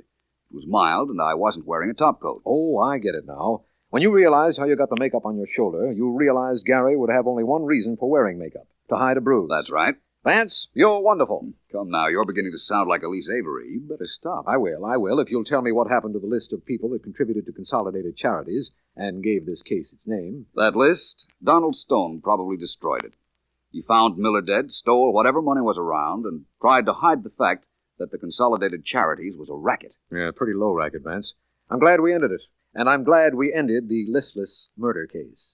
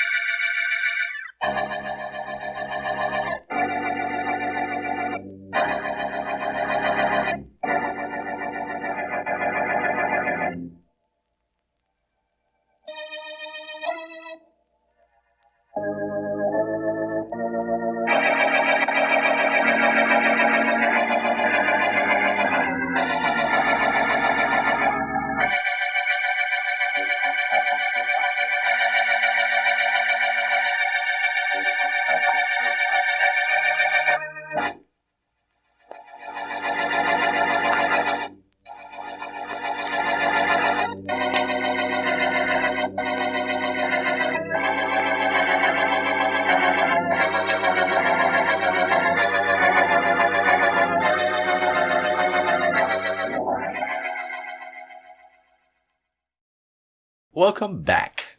Next, let's do a deeper dive into one of my favorite crime shows, Night Beat. This was a great hard-boiled crime drama that ran from 50 to 52, starring Frank Lovejoy as reporter Randy Stone, working the Night Beat for the fictional Chicago Star newspaper. Of course, he wound up solving a lot of the crimes he was investigating. It also starred Parley Bear, Joan Banks, William Conrad, Paul Frees, and others. Here are the episodes Marty from July 3rd of 50 and the Kenny Day Amnesia case from October 6th of 50. And then after that, we're going to do 2 episodes from Mr. and Mrs. North, a really great show that ran from 42 to 54, based on a series of 26 novels, a Broadway play, a motion picture, and several other radio and television shows later. It actually received the very first Edgar Award from the Mystery Writers of America in 1946, and it starred several actors as Jerry North and several actresses as his wife Pam North. The husband and wife detective team spent all their time getting involved in dark, twisted mysteries that often baffled the police, but of course Jerry and Pam invariably solved them. Throughout the show, the tone was lighter, and it was speckled with humor and wisecracks. Here are the episodes The Premature Corpse from February 12th of 52 and The Death Trap from February 26th of that year. Settle back and enjoy the shows. Lights, please. Hi, this is Randy Stone. I cover the Night Beat for the Chicago Star. My stories start in many different ways. This one began with a kid and a $100 bill and ended in the death cell of Joliet. Night Beat, starring Frank Lovejoy as Randy Stone. It was a great night. Chilly as I walked hunched against the rain, stopping long enough to catch the sweetness and light in the headlines. H-bomb menace, traffic toll mounts, murderess to die this morning in the electric chair. Okay, people, keep it up. You're doing fine. But I had my own worries, wondering where my ever-loving story had come from tonight. It hit me before I expected it. A little kid, 6 maybe, came running at me and into me before I could step aside. Well, you better get those brakes relined, fella. Let me go. Okay. Where to? I'm on the way. All right. Now you get your breath for the second lap. They're coming after me. Oh, who? I want to go to my mom. I thought you were running away. Wait a second. What's this? My money. A $100 bill? It's mine. Just a little loose change, huh? Please give it back to me. I gotta get a bus. Where do you live? I want to go to 616 Wolverton. Wolverton's quite a piece from here. They're coming after me. Who? In their auto, see? Looks like we're surrounded, kiddo. Take it easy for a second. It's him. You've been a bad boy, Marty. Running away like this. You ain't gonna take me back. You're a kid, mister? No. What's the angle here? The kid ran away from his old man. I didn't. My father's dead. Sure. He always says that. Now, come on, Marty. No. It seems he doesn't want to go with you. He will. Or maybe not. I'd like to know Shut up. Eddie, Mac. Big boys. Yeah. Mister, you just forget all about this. Marty, get in the car. Get away from that kid. Eddie, Mac. Don't hit him. Don't. That's a sample. Open your trap again and you get the rest. Come on, let's go.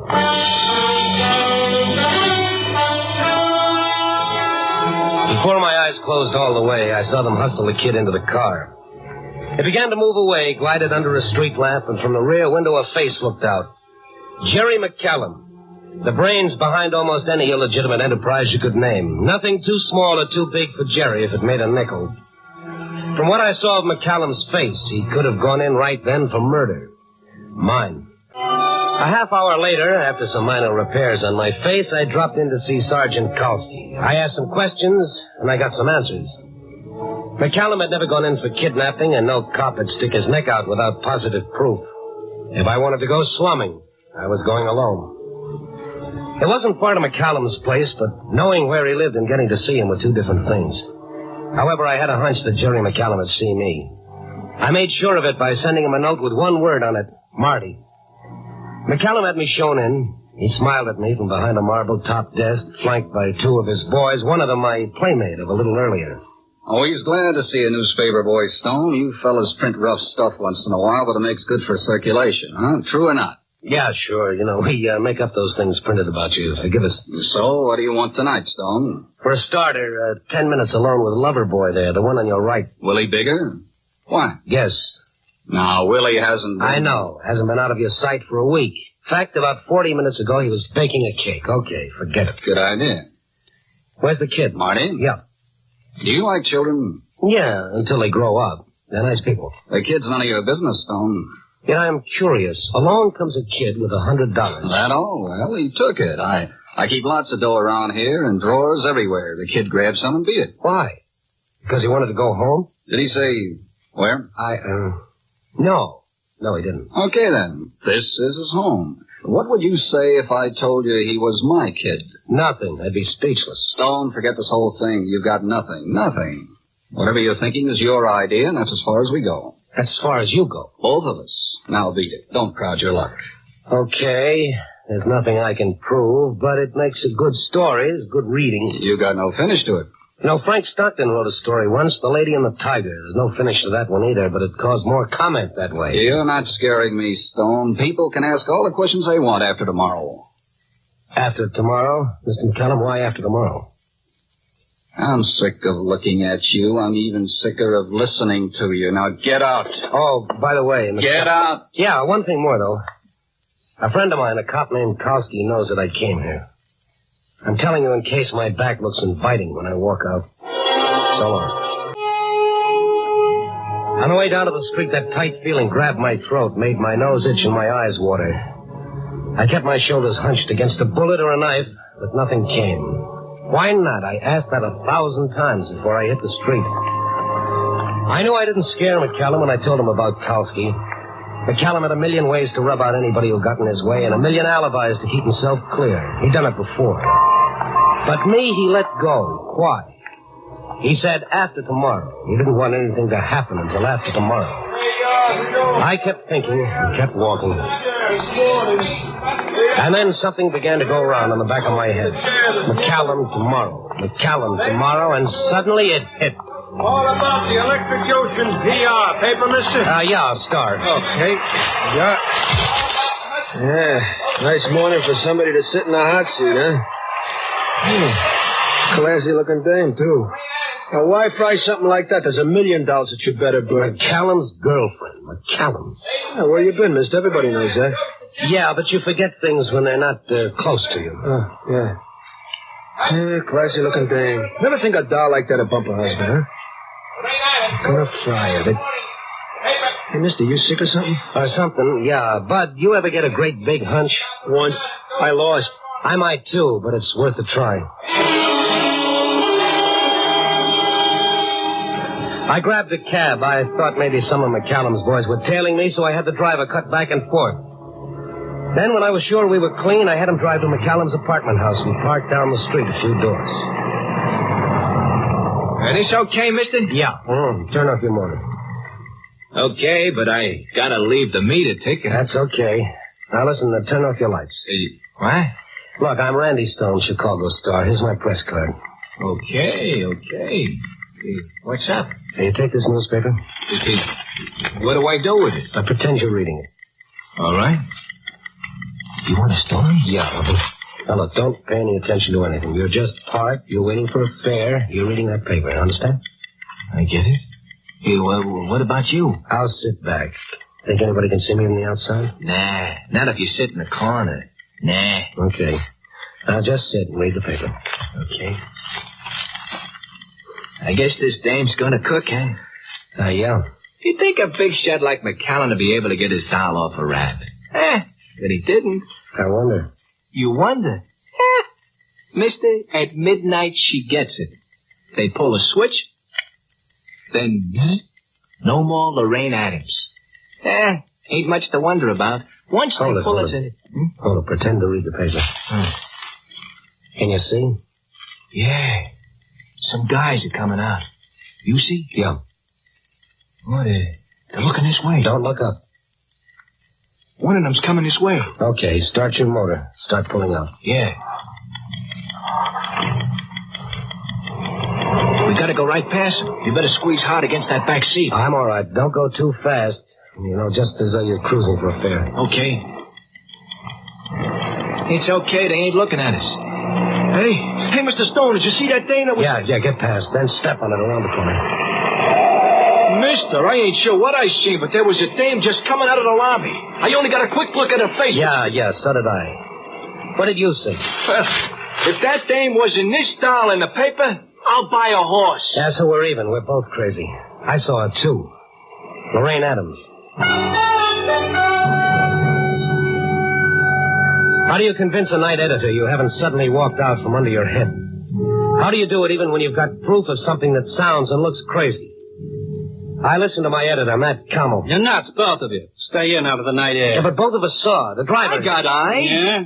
You want to take any bets, either of you? Wait till that call comes through, Matt. When that call from Joliet comes through, 5 will get you tax-free 10 that Lorraine Adams is sitting in the death cell right now. She's not. All you've got is a yarn about a kid wandering around holding $100 in his hot little hand. There's no record of any kidnapping, any... Look. Lorraine Adams killed her husband because she was McCallum's girlfriend. You remember the trial? She pleaded not guilty, self-defense. Yeah, but it didn't stick. Public sentiment was against her. Yes, and no appeal. Nothing. Jerry McCallum didn't raise a finger to get her off. Why not? Why not, Matt? Couldn't, that's all. With his battery of high-priced lawyers and with his connections? Okay. What's your best? That Lorraine Adams is free right now. I don't know how. I don't know what the kid Marty has to do with it, but... Now, there's the call, Andy. Hold your hat. Matt Campbell here. Okay, put it through. Randy. What? Putting up a file? Oh, on the line. Okay, now, hello. Yeah. Look, Stromberg, you're covering the Lorraine Adams electrocution, aren't you? Uh-huh. Well, listen, this is going to sound nuts, but is Lorraine Adams still in the death cell? Oh, you don't say. Okay, CR, thanks. No, that's all. So long. All right, Matt, give. You know what I'm going to do with this 5-spot? Buy you a jacket with sleeves that tie in the back. What did Stromberg say? The Lorraine Adams execution is scheduled tonight as planned. The chaplain is with Lorraine Adams right now because at midnight, in exactly 2 hours and 10 minutes, she burns. And now back to Night Beat and Randy Stone. In 2 hours and 10 minutes, Lorraine Adams would go to the electric chair. But I saw, and the cab driver saw, right in the middle of Chicago, free as a bird. I checked some more after I left the office. The police went along with the gag and checked the prison. Yes, the girl in the death cell was Lorraine Adams. Her fingerprints proved it. But then who was the girl the cab driver and I saw? Was McCallum going to work a switch at the last minute? Fantastic. Sure, but McCallum might be able to work it. And how did little Marty tie in? What did a 6-year-old kid have to do with it? Well, I had until midnight to learn a lot of things. There was only one place to start. 616 Wolverton, the address Marty had given me. It was a cheap boarding house. I had the driver wait. I knocked on the manager's door. It took 3 minutes to get her out of bed, and she wasn't happy. What do you want, huh? What's the idea, huh? Randy Stone, Chicago Star. I take a newspaper. You selling papers this time in the morning? Oh, no, listen to me, will you? Magazines all day, newspapers in the middle of the night. Here, take this and listen. $10? For what? There's a little kid live here. His name was Marty, about 6, brown hair, cute little guy. Are you kidding? That was 4 or 5 months ago. But he lived here? With his mother. His mother? What did she look like? Ask my husband. Where did she go? Only one thing I can tell. She worked at a joint called, Oh, come on now, come on. the Blue Heron. Yeah, that's it. Blue Heron.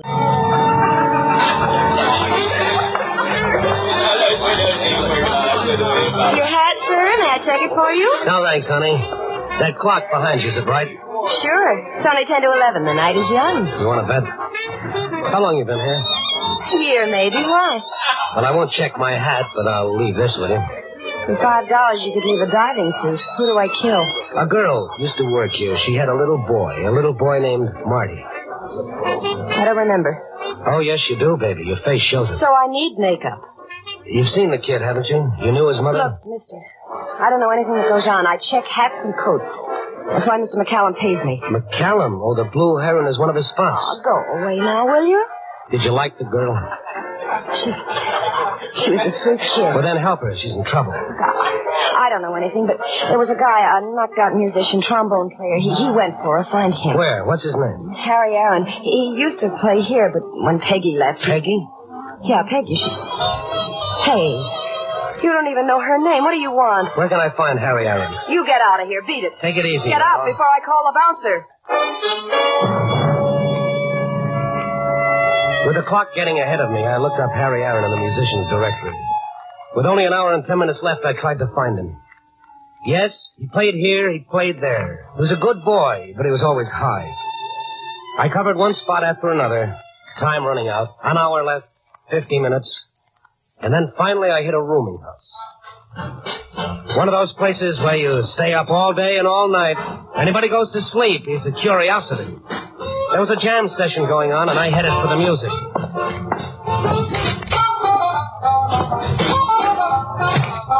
Five boys were swinging high, but the trombone player was the one I wanted. Skinny, pale face, overworked on perspiration-drenched hair. I walked over to him. Hiya, Harry. Harry! Knock yourself out. Grab anything. Cut in. What do you play? Nothing. What do you drink? Nothing. What are you living for? Harry, come on off the ceiling. Can you hear me? I want to talk about Peggy. Peggy! What? What do you say? I want to talk about Peggy. You remember? What about her? What about Peggy? Let's get out of here, Harry. There's a coffee shop down the street. Hey, buy me a drink, huh? All right. But come on, huh? Hey, wait a second. Wait. Listen to that beat, boy. It's like a train running inside. Grab anything. Cut in any place. Peggy. Harry. Peggy. You said Peggy? Harry, you gotta come with me. You've gotta talk. We got 40 minutes, Harry, and after that, it's kiss the boys goodbye. I made him drink coffee strong and black, and I made him walk until his head cleared up a little, but it took time. Time and only 30 minutes of it left before that execution. And then we sat and talked. What do you want from me? I'm knocked out, me. The top is all gone, inside gone. What do you want from me? Peggy, where is she? And why did she leave? Who are you? I'm Stone, Chicago star. Now listen to me. You remember Marty? Marty, sure. Peggy's kid. I got a picture of her right here. Hey? That's Peggy, and that's Marty right there. Peggy? This is Peggy? Yeah. Dark hair, you bleach it blonde, and she... Look, Harry, talk fast. I don't know what we'll get, but tell me when you saw Peggy last and what she said. She was going away. With him. McCallum. McCallum? Why?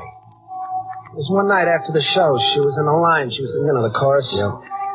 I went to see her. I found her packing a suitcase. She didn't tell me before that she was walking out. She just looked at me. Goodbye fast, Harry. Real fast. Why, kid? What's all the rush? I can't tell you, Harry. Only you're not going to see me anymore. Oh, yeah, I get it. You don't, Harry. You don't at all. Sure, McCallum. I know. He talked a long time to you. It's nothing to do with McCallum. No, sure not. It's nothing to do with a knocked-out horn player either, huh? Oh, Harry. Don't talk like that. Okay, I'll play it for you sometime. 20 choruses. I don't blame you, Peggy. I got a kid, Marty. I'm sick, you know that. Got maybe a year. Doc said so. What happens to the kid then? What happens to me? I could. Well, no. Maybe I ain't going to have Marty eating off the trunk. Crackers and milk 3 times a day. Now, what's McCallum going to do for him? Say goodbye, Harry. Please. You know I love you. You know that? Yes. Means nothing to you. For the love. Harry, get out of here. Don't stand there just looking at me. I won't be able to go through with it. I won't. Let go, Harry. From my kid. Oh, that's all. That's all I know. When did that happen? 5 months ago. Just before Lorraine Adams went to trial for murder. What are you talking about? Look. This This is Lorraine Adams' picture in the paper. Here's Peggy. See, bleached Peggy's hair, and she's Lorraine Adams. McCallum saw that. You're crazy, Stone. You're crazy. McCallum couldn't make the switch. He did it before the trial. Lorraine Adams gave herself up a week after she killed her husband. But it wasn't Lorraine, it was Peggy. Crazy. It's crazy. No. In less than half an hour, Peggy will go to the electric chair in place of Lorraine Adams. Well, get her out. You gotta do something. Our only proof is Marty, but he's at McCallum's place. Stone, she's gonna die. You said it. She's gonna die. Stone, do something. Well, I'm going to Joliet to see the warden. You gotta do something too, Harry. Find Marty.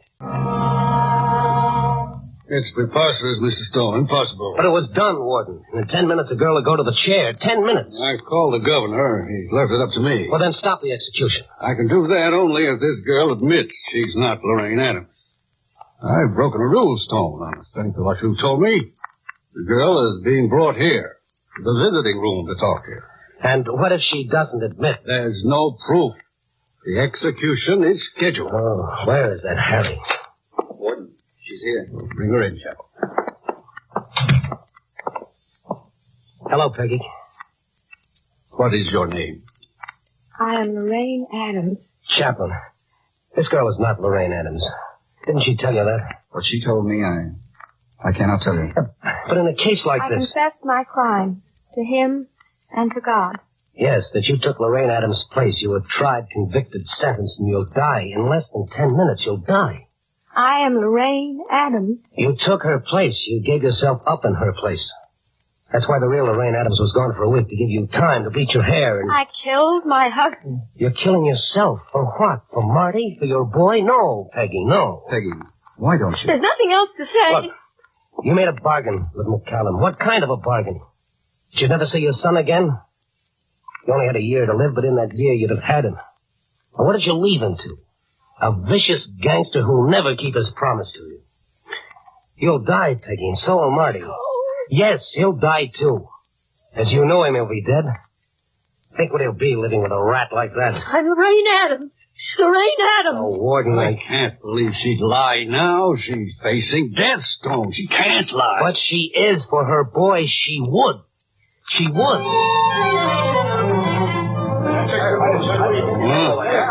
Wait a moment. Hey, Sonny. Mom! Sonny. Let me go. Marty. Let him go, Kemp. Mom, I've been looking lots of places. Mom, it's me, Mom. You got different hair. No. Mom, you ain't mad at me. Oh, Marty, baby. Harry brought me, Mom. He's hurt. Where is he? Out here, Mr. Stone. Hiya, Harry. Hiya, Stone. I get here in time? Yeah, in time, Harry. That's real out of this world. How did you get McCallum? A long time ago, I bought a gun. I never used it until tonight. Warden. I'll get the girl. All right, Peggy. Hi, Peggy. Hi. Harry. Had a hard time trying to get in here. Take it easy, Harry. Sure. Peggy, Oh, brother. Am I a knockdown character? For sure. Love. Love. Spell it one way, interpret it 100 ways. McCallum's for Lorraine Adams. Be willing to wreck anyone else's life. Peggy's for Marty. Harry's for Peggy. Yeah, it's love that makes the world go round. It all depends on who does the spinning. Copy, boy.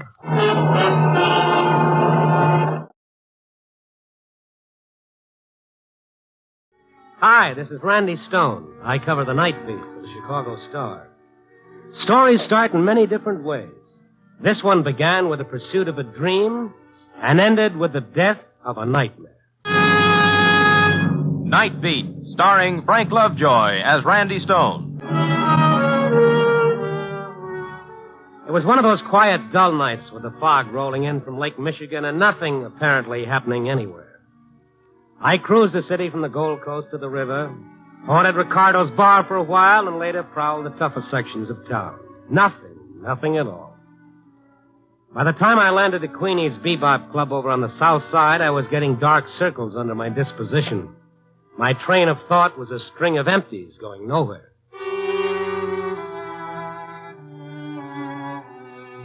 Queenie's place is a tired little bistro with bad food and a hungry floor show. Queenie herself looks like the poor man's Lillian Russell, and sometimes she joins the show to give out with a song. I suppose it's the only way she could get a booking, by owning the joint. Maybe she had a voice once. I can't remember that far back. However, she has a good memory with a tongue hanging square in the middle of it, which makes her good for a story now and then. When she saw me, she ambled over to my table. Hi, Randy. Long time no see. Hello, Queenie. Sit down, rest your bustle. Don't mind if I do.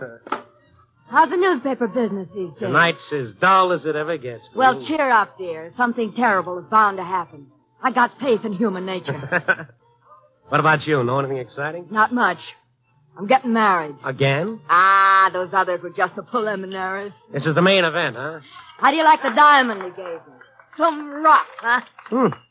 Looks like a stepping stone to success. Congratulations. Oh, you're welcome. Sam's from Texas, Randy, a regular oil typhoon. No kidding. A typhoon. You weren't swept off your feet. You were blown off. He had a ranch down there that was a dust bowl. No water, no nothing. And then one day... Yeah, well, wait a minute. Wait a minute. What? That man who just walked in over there by the bar. What about him? He's been hurt. That's blood on his forehead. Been in a fight. He's not bringing any trouble in with him. He looks like he's dazed, like maybe he's out on his feet. Ah, those punchy fighters. They get knocked out and they ain't got brains enough to lie down. You know him? No, never seen him. Hey, wait a minute. He's a cop. A plainclothes dick. You sure? I ought to be. He raided my place once.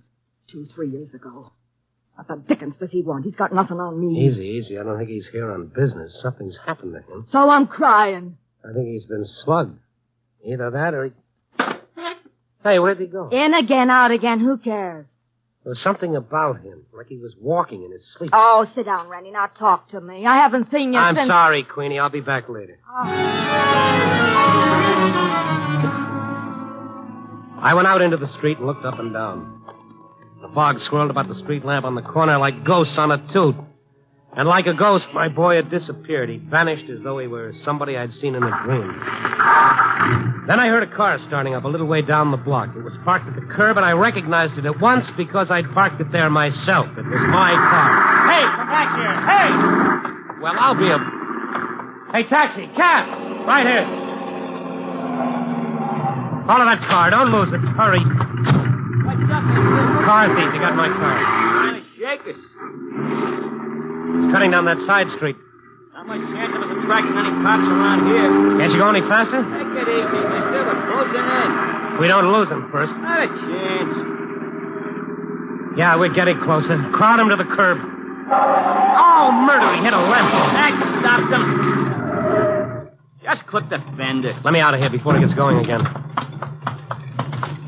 All right. Get out and don't try any... What? You. It was the guy with the blood on his face, the one I'd followed out of Queenie's place. Fellow she said was a plainclothes cop. He sat there, both hands still on the wheel, turned his head slowly to stare at me. What's the big idea? She'll die. I'll go get a cop, mister. Wait a minute. Who'll die? Got to get to her before she dies. Who? Can't let her die. I'll be a murderer. Who, man? Who is it? I can't remember. You can't remember? Killed her. I killed her. Wait a minute now. Just take it easy. What's the matter? Is he hurt? Yeah, but not from this. I gotta find her. She'll die. She hasn't got a chance. Who'll die? My wife. I gotta get to her. Now, look. I tell you, she's dying. Gotta get her out of there. Out of where? Marty is a fruitcake. I'll get a cop. He is a cop. What? Look, fella, what happened? Can't you remember? What did you do? What was it? Where did it happen? Think. I've been trying hours. Walking the streets. That cab. Gotta use it. Let me use it, please. Okay, get in. Maybe we drive around. I'll remember. I got her. Where to? Head for the nearest place where there's a phone. They say that a clear conscience and a poor memory usually go together, but in this case it was the other way around. This poor devil was tortured by a guilt he couldn't remember. The very fact that he couldn't seem to sharpen it and make it worse. He stared at me, his fist clenched, burning in a private hell of blind remorse. Well, if he were a cop, it wouldn't be hard to find out who he was. We pulled up in front of a drugstore, and I asked if he didn't remember being a detective. Now, after all, you wouldn't forget being on the force, would you? Detective. Yes, that's right, I am. City police. What detail? Promoted to burglary 1947. Let me see your badge. Badge? Yeah, inside your coat. What's the number on it? I haven't any badge. You must have an identity card. Let's see your wallet. Wallet? Yeah, get it out, huh? Yes, I have one, yes. Here. All right, empty it. Your pockets, too. $7. Some change, a book of matches, nothing with any address on it. An IOU for $300, signed Hollis Rogers. That mean anything to you? Nothing, huh? This all? Did you look in all your pockets? Yeah, all of them. No card here, nothing. A cop would carry an identity card. I had one. It was a million years ago. Mixed up. Look, I've got to get to her, I tell you. Well, you can't if you don't know where she is. Stay here. I'll be right back. Stick with him, cabbie. Make it snappy, pal. This hack ain't no padded cell. I found a phone booth in the drugstore and called police headquarters. I got through to Sergeant Kalski and told him my problem. Yeah, Blue Eyes, Sandy here, about 28-511. Okay. So that could be practically 6 dozen guys around here. I'm surprised at you, Stone, letting a nut sell you a bill of goods like that. Oh, now hold your horses, Kalski. You can check and find out what men were put in the plain clothes and assigned to burglary detail back in 1947, can't you? Waste of my time, Stone. The guy's a psycho just because he... Now, wait a minute, Kalski. You were in burglary in 47. I'm sure if you saw the guy, you'd recognize him. He's got kind of a scar over his left eyebrow. That mean anything to you? Scar? Well, describe it. Well, it's curved about an inch and a half across, sort of like a new moon. Officer, I worked with a scar like that. Hit with a baseball. A fellow named Kenny Day. Kenny Day? He fit the rest of the description? Yeah, he did. What do you mean, did? Why past tense? Because he's past history, Randy. Kenny Day resigned from the force 2 years ago. Oh. Studying law on the side, as I recall. One of those ambitious punks. You got his address? I can look it up in the file. Will you? I'd sure appreciate it. Okay, but... Look, Stone, one thing. This guy you think might be Day, the guy who says his wife's in danger? Yeah. Kenny Day wasn't married. He didn't have any wife.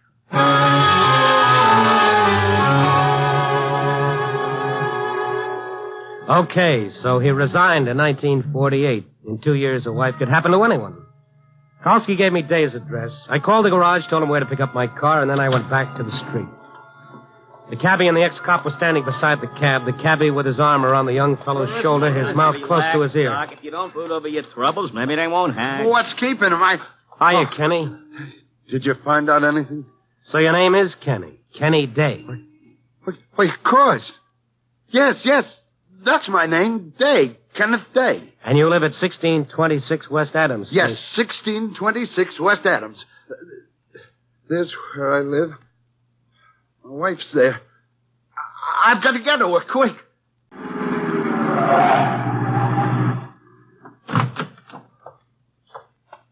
This it, you remember? Yeah, this is it. This is where I live. All right, come on, let's go up. What floor are you on? Floor? Which is your mailbox? I don't see your name. There's my box. This? The name on it isn't yours. It's Joe Tonetti.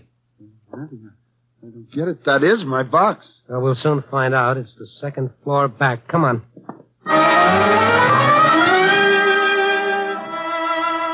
We ran up the dim-lit stairway and through a hall filled with the warm, moist smell of cooking and another odor, sharper, heavier, unpleasant.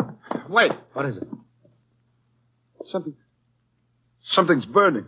Sounds like somebody left something on the stove. No. She's in there. Burning.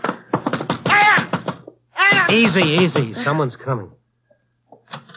What's the matter with you? Who are you? Hi. I'm Mrs. Tonetti. What's the matter? You crazy? You bang on my door? I live here. Huh? What you say? Anne! I call a cop. Get out of my house. What you want? Wait a minute. Now, wait a minute. It's burning. Easy, Ken. My ravioli, she burned. So what? You crazy? Out of my way. No, you don't come in. You drunk. Help! Kenny, there must be some mistake. Get out! She's in there. I've got to get her out. I tell you, I've got to get her out. I've killed my wife. NBC is bringing you Night Beat, starring Frank Lovejoy as Randy Stone. Here's a note about another NBC chime favorite returning to the air tonight. He's Chester A. Riley, alias William Bendix. Riley returns to the air to live the life of Riley just 30 minutes after Night Beat. Listen for Mom, Babs, Junior, and Digger Odell, the friendly undertaker. Tonight you'll hear an amusing episode during which Riley becomes embroiled in a radio broadcast from his own home. Stay tuned here after Night Beat for Confidentially Yours, Jack Late, and then hear The Life of Riley on most NBC stations. The chimes are your invitation. And now back to Night Beat and Randy Stone. If I could believe Kenny Day, somewhere in this city his wife was in mortal danger and he was responsible. Dazed and confused, the ex-cop couldn't remember how it happened. All he knew was if we didn't find her in time, he'd be a murderer. Through the police department, I finally discovered his address. Only when we got there, someone else was living there. We went down to the basement flat and talked to the superintendent. Now, look, Mr. The Tornetti's been living in that second-floor apartment when I become superintendent here over a year ago. What are you trying to pull, anyway? All right, now, hold on a minute. Just how long have the Tonettis been living here, anyway? About 2 years. What are you doing, taking the census? Who lived in their apartment before they did? How do I know? I wasn't here. Now, scram. Nice guy. Randy, I know my wife's up there. Oh, wait a minute, Kenny. Now, listen. This is where you lived 2 years ago. That we know. But have you been living there ever since? Do we know that? Where else? Well, you tell me. Maybe you moved. Isn't it possible? I don't know. It didn't occur to me. Maybe I did. You studied law, you got married, you moved to a better neighborhood, which means you had a fairly good job. Practicing law, maybe. You got your degree, didn't you? I don't know. Well, at least you should be listed in the phone book. We stopped at a cigar store on the corner, went in, put our heads together over the phone book. No lawyers under that name, but there were lots of days. Kenneth J. Day. Here's one for Kenneth M. Kenneth S. Which one is you? I'm not sure. All right, call them up, all of them, and find out. Yeah. Yes, of course. No dice, huh? No. Kept expecting to hear Ann's voice, and yet all the time I know I wouldn't. She is back there at the apartment. I know she is. Why are you so sure? That smell of burning. What about it? I don't know. I'm going back there. Now, wait a minute. Let me call my office first. What for? The city directory. I'll have them check that.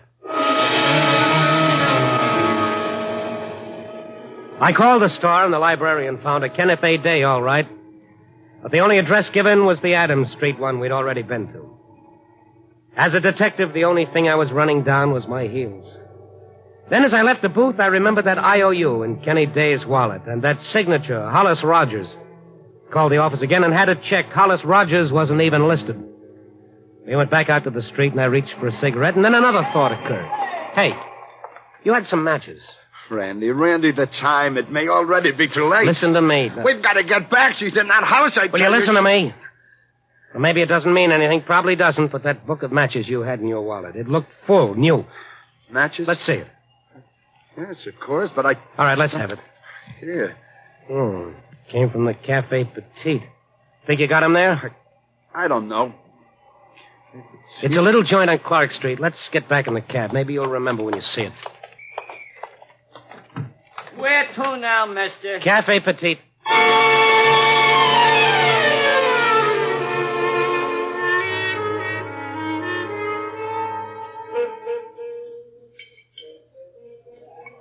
Well, this place mean anything to you?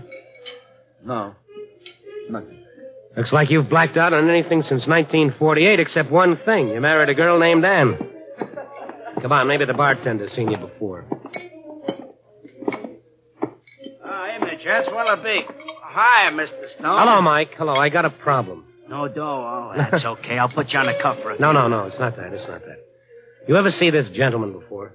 Him? Are you kidding? Have you? You mean you have seen me? As often as most of my other customers. Hey, what's your gag? It's no gag, Mike. He just doesn't remember. You know where he lives? How would I know where he lives? Oh, what'll I do, Randy? What'll I do? Hey, what is this? What's the matter? I figured you were celebrating the arrival. Huh? Arrival? What arrival? Oh, I just thought, well, his wife. What are you talking about? What about his wife? Oh, now look, maybe it wasn't his wife. I just didn't know. See, when he was in here yesterday having lunch with that lady, I figured she was his wife because, I could see she was going to have a baby pretty soon. Baby. And Anne! You remember? Where is she, Kenny? Where is she? That apartment. She must be in that apartment. It was burning. Think, Kenny, think. That was 2 years ago. You don't live there anymore. Randy, I tell you, it's happening now. It's happening now. She's helpless. I tell you. Get a grip on yourself. It's no good going to pieces like that. She was about to have a baby. You remember that, don't you? Yes, I remember now. Anne. I can't think. I'm afraid, Randy. I'm afraid. Come on, easy. Relax. Now you're shaking. Hey, what is with him? There's only one clue left. That IOU. Who is Hollis Rogers? Try to think, Ken. Hollis Rogers. No, I don't remember. Hollis Rogers. Why would you lend him $300? I don't know. I don't know. I never heard of him. Randy. Say, I know a guy named Hollis. What? Hollis Rogers? Well, I don't know about the Rogers part. Anyway, the clerk at the Acropolis Hotel calls him Hollis, if that means anything. Acropolis Hotel. He worked there? Yeah, house stick. All right, come on, Kenny. We might as well check it. We've got nothing else to go on.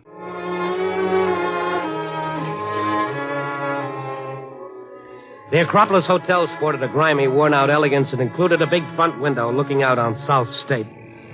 The lobby was practically deserted except for a bulky character in a wrinkled suit fast asleep in the armchair. Hey. What? Oh. That's clerk going out, huh? Okay, I'll register you, John. No. We didn't come here for rooms. Huh? Is there a house detective here named Hollis Rogers? Yeah, there is. Me. Why? Of course. Hollis Rogers. Huh? Well, Kenny. I'll be a monkey's uncle. I didn't even see you. Why, Kenny died. I almost didn't recognize you. You remember him, then? Well, he oughta. We were in the force together, him and me. Prowl car 962. That was us. Hey, let me look at you. Well, been a long time, huh, kid? Yes, a long time. Yeah, I just got back from Colorado last month. Hey, how things going with you? You was about to leave the force, weren't you, just after I resigned? Yeah. Mr. Rogers, you mean you haven't seen Kenny since then? No. I've been working out in Denver. I just got back. Oh, Hollis, this is a friend of mine, Randy Stone. Yeah, pleased to meet you. How are you? Hollis, what I came here to talk to you about... Yeah, I know. The dough I owe you. You know, I'd have paid it back a long time ago, kid, No, it isn't that. Did Kenny ever write you telling you where he was living or the name of the firm that he was with? Huh? I know. Why'd you ask him? Hollis, remember the name of the law firm I went with? Heck, no, I don't remember the name. All I remember is that you wrote me once you hoped someday to get your name tacked onto the end of it. Hey, what's the matter, kid? Nothing. Thanks anyway. What you need is a drink. No.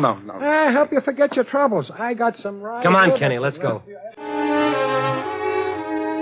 From the color of Hollis Rogers' nose, I imagine the only thing drink made him forget was when to stop. We went out into the street and got into the cab. Our fund of information had increased measurably. I know now that Kenny Day and his wife were seen having lunch at the Café Petite yesterday, which meant whatever happened took place between then and early this evening. Listen. What? Oh, you mean the fire engine? It's coming this way. My house, it's burning. Randy, it's burning. Hey, now steady. She's inside. She's in the house. She'll die, you startup, for God's sake. Follow that engine. Wait, Kenny. We've got to. He ain't chasing no fires, not in my You've cab. got to. I've got to get you. Now get a grip please. on yourself. You don't know where that engine's going. It could be any place. It's my house, I tell you. Let go of Listen me. to me now. We'll be flagged down by a motorcycle cop inside of 10 blocks. You said it. And anyway, it's gone now. So, that's what happened, huh? A fire. Yes. I saw the flames. She was inside. Anne was inside. Burning. All right, easy now. Couldn't have happened very long ago, maybe inside the past 24 hours. We can find out where it was. Get us over to fire department headquarters quick. We're practically there.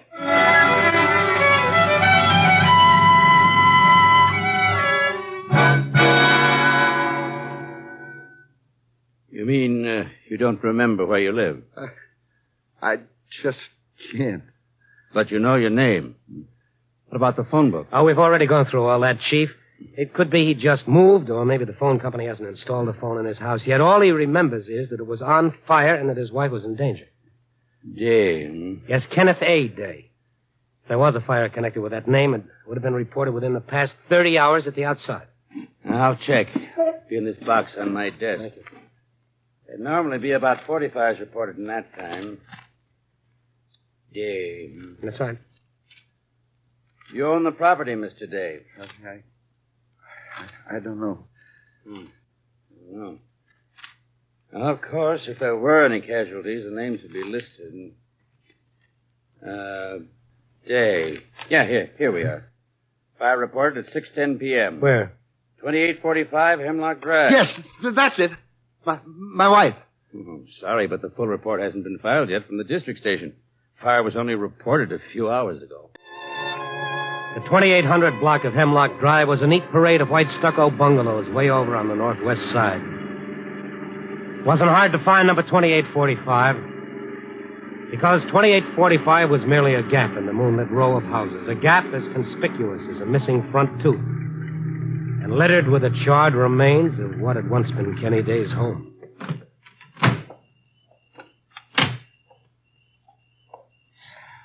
Burned right down to the ground. Nothing. There's nothing. There's nobody. Even the street. Nobody on the street. Nobody. Steady, Kenny, steady. There's a light in the house across the way. Let's try to find out what just did happen, huh? And she was in there. Kenny, there's no use standing here. She phoned me. She wanted to come downtown. She wanted to have one last evening out, just the two of us. I said she couldn't. I made her stay home. I didn't want her to come downtown. I was afraid maybe if I hadn't made her stay, she'd be alive now. Yeah, I killed her. Kenny, it wasn't your fault.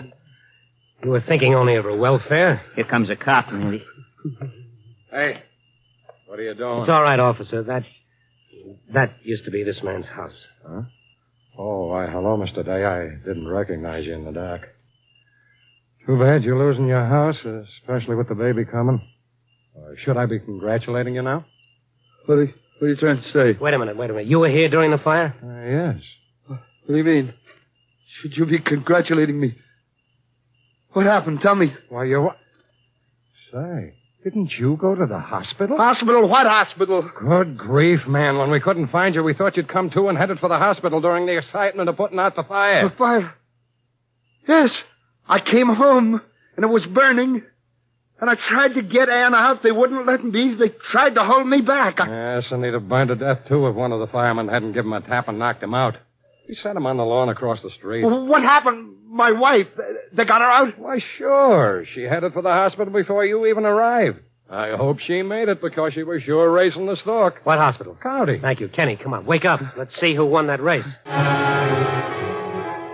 I don't know how many traffic laws our cabbie broke speeding back to the city, but they would probably have added up to a young fortune in fines. Finally, we skidded to a Hawley County hospital, piled out, and invaded the place. The nurse at the desk checked with the maternity ward, and after some endless minutes, she hung up. Well? Mrs. Day gave birth to a boy, 8 pounds, both doing fine. Boy. Well. What do you know? Which one of you is the father? The father? Oh, him. Yeah, take a bow, pal. Can I see her? I guess you can. Right this way. He's still in a daze.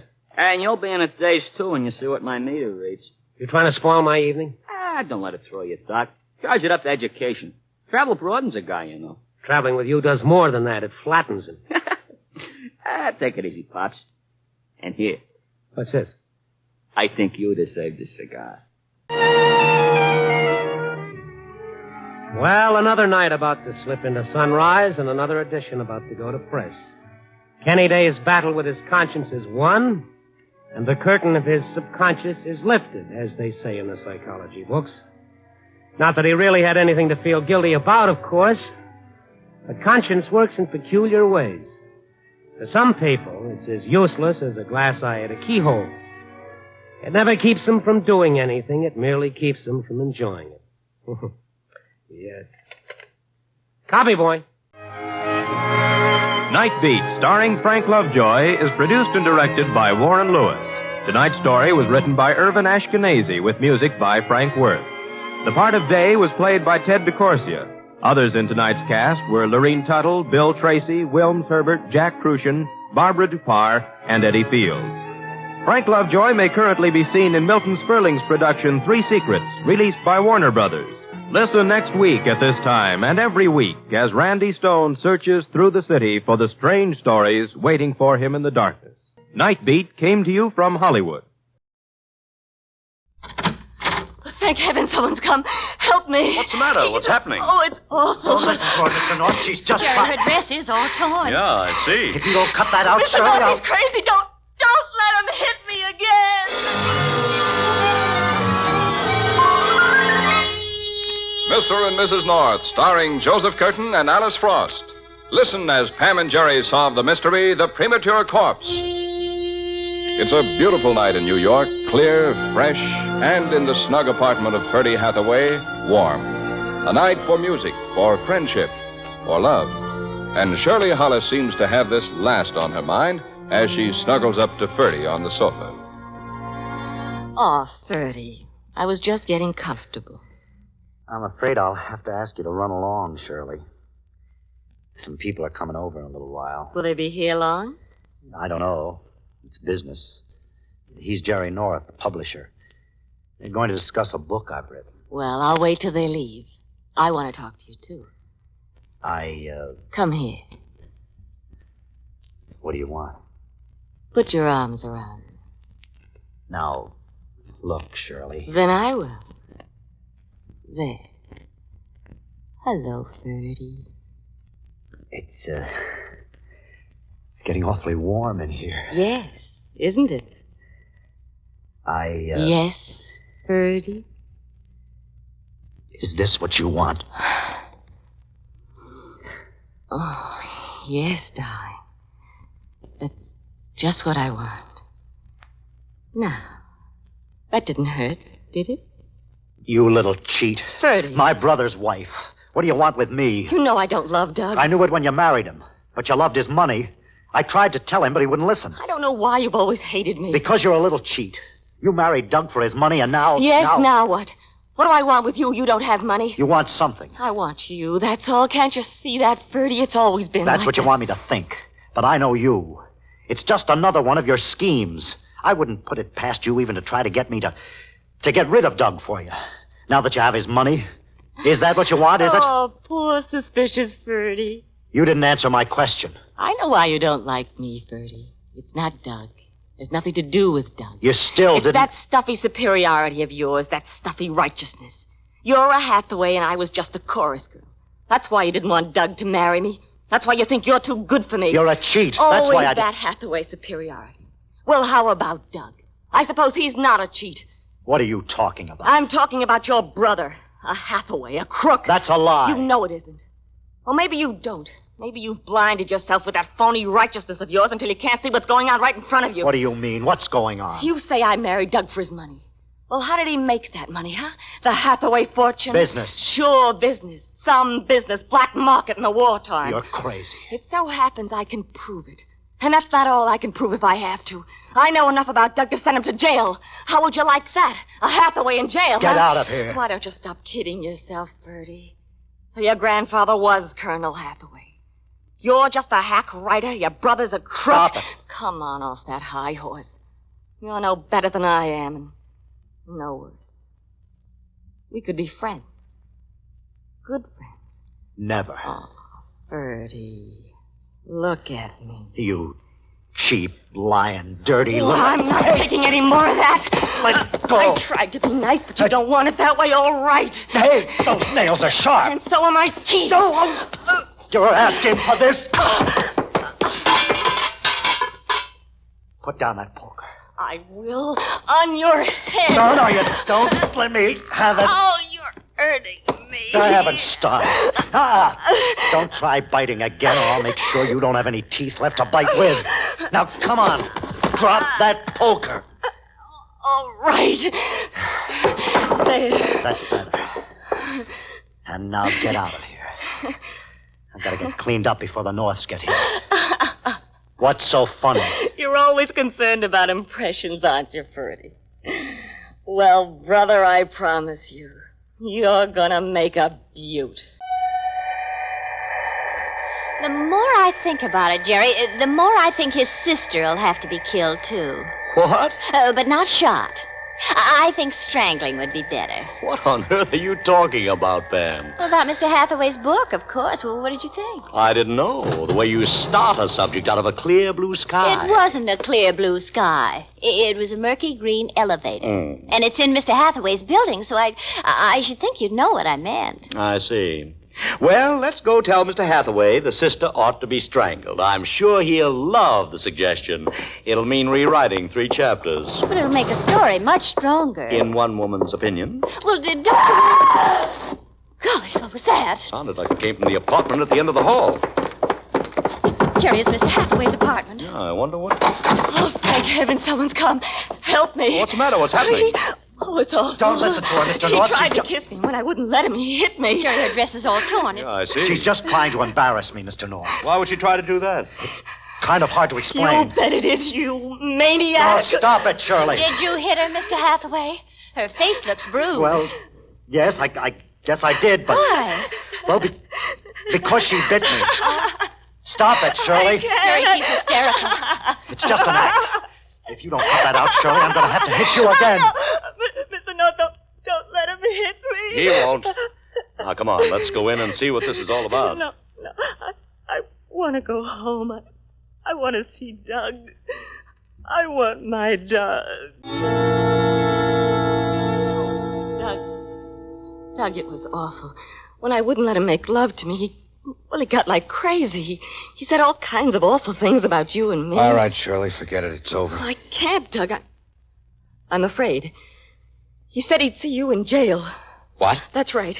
He said you're a crook and he can prove it. Bertie said that? Yes, he started talking about your tie-up with gambling. How does he know about that? I don't know, but he said he's going to make sure you get what's coming to you unless I... Oh, Doug, I can't. Not even to save you, I can't. All right, sweetheart, you won't have to. I can handle Ferdy. Oh, he'll deny it. He'll make up some story. Don't worry. If you don't believe me, you can ask the Norths. They saw... I believe you, Shirley. I hate to have to tell you this about your own brother, Doug. Yeah, my brother. My dear sanctimonious brother.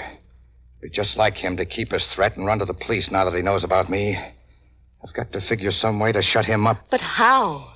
I'll think of something. And one thing's for sure. He's going to keep away from you, or I promise you, Shirley, I'll kill him.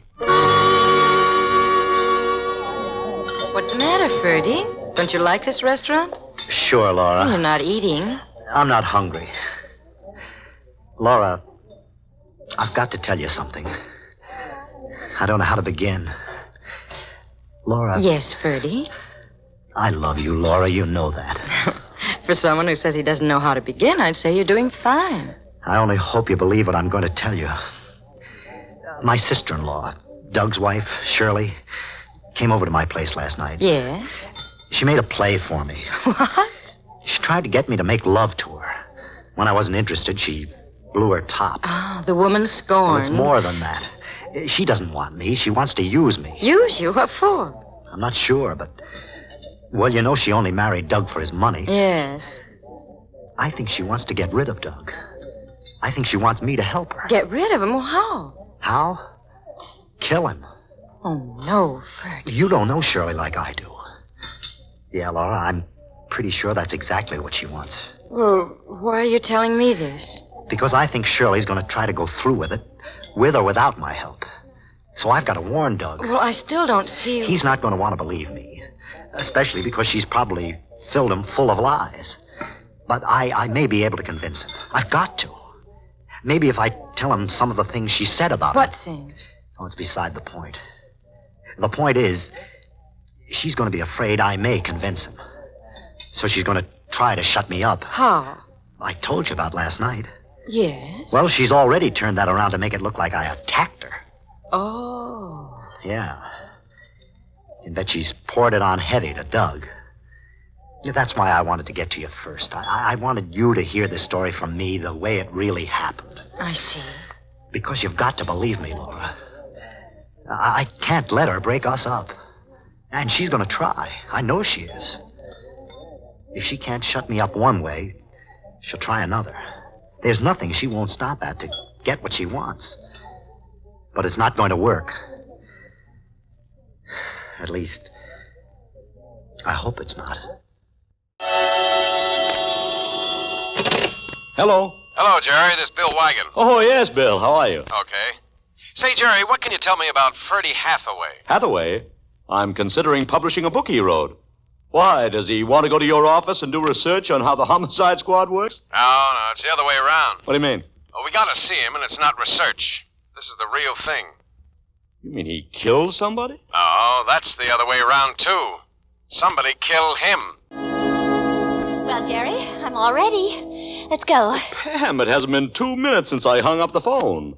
And you asked me to tell Bill we couldn't possibly to get over to see him for at least an hour. Oh, we're not going to see Bill. We're not? No. But, darling, he wants to talk to us. I told him about the incident last night, and he wants all the details. Oh, we'll tell him. Later. All right, dear. But if we're not going to see Bill right now, where are we going? To see Laura, of course. Oh, yes, of course. Laura. That's a good idea. I thought you'd agree, darling. There's just one thing, though. Oh, what's that, dear? Who in blazes is Laura? Oh, you know, Jerry. I do? Laura Arnold. Freddie Hathaway's girlfriend. Hmm? Oh, don't you remember? He mentioned her last night. He was afraid that she might hear about Shirley's accusation and might believe it. Oh, that's right. And if she did believe it, it might make her angry. And you think it might have made her angry enough to commit murder? Well, you never know. At least it's worth checking up on. As long as Bill wants us to give him information, maybe we can take him more than he counted on.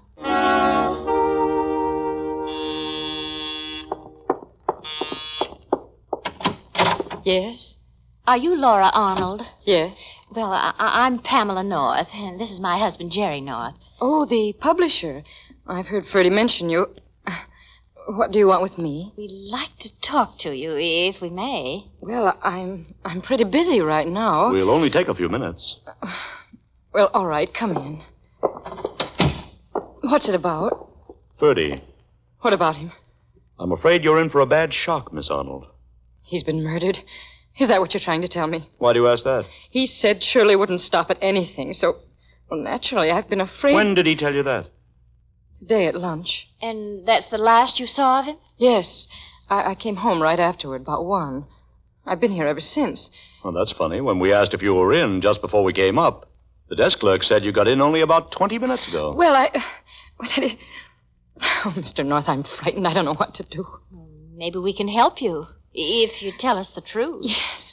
Yes, the truth. I did have lunch with Ferdy. He told me about Shirley. Then we went back to his place and talked a while. And I left. But about an hour later, I realized I'd left my gloves up there, so I went back. Mm-hmm. And there he was, on the floor, dead. I'll never forget how he looked. I don't want to think about it. You'd better sit down, Miss Arnold. There are a couple of things I'd still like to ask you. Because if we're going to help you, we'll have to know what we're doing. She says she was afraid you'd suspect her, Bill. That's why she wouldn't give a name when she phoned that she discovered the murder. And why she ran out before you got there. Uh-huh. Well, I'll get around to her later, after I've had a talk with Hathaway's brother and the brother's wife.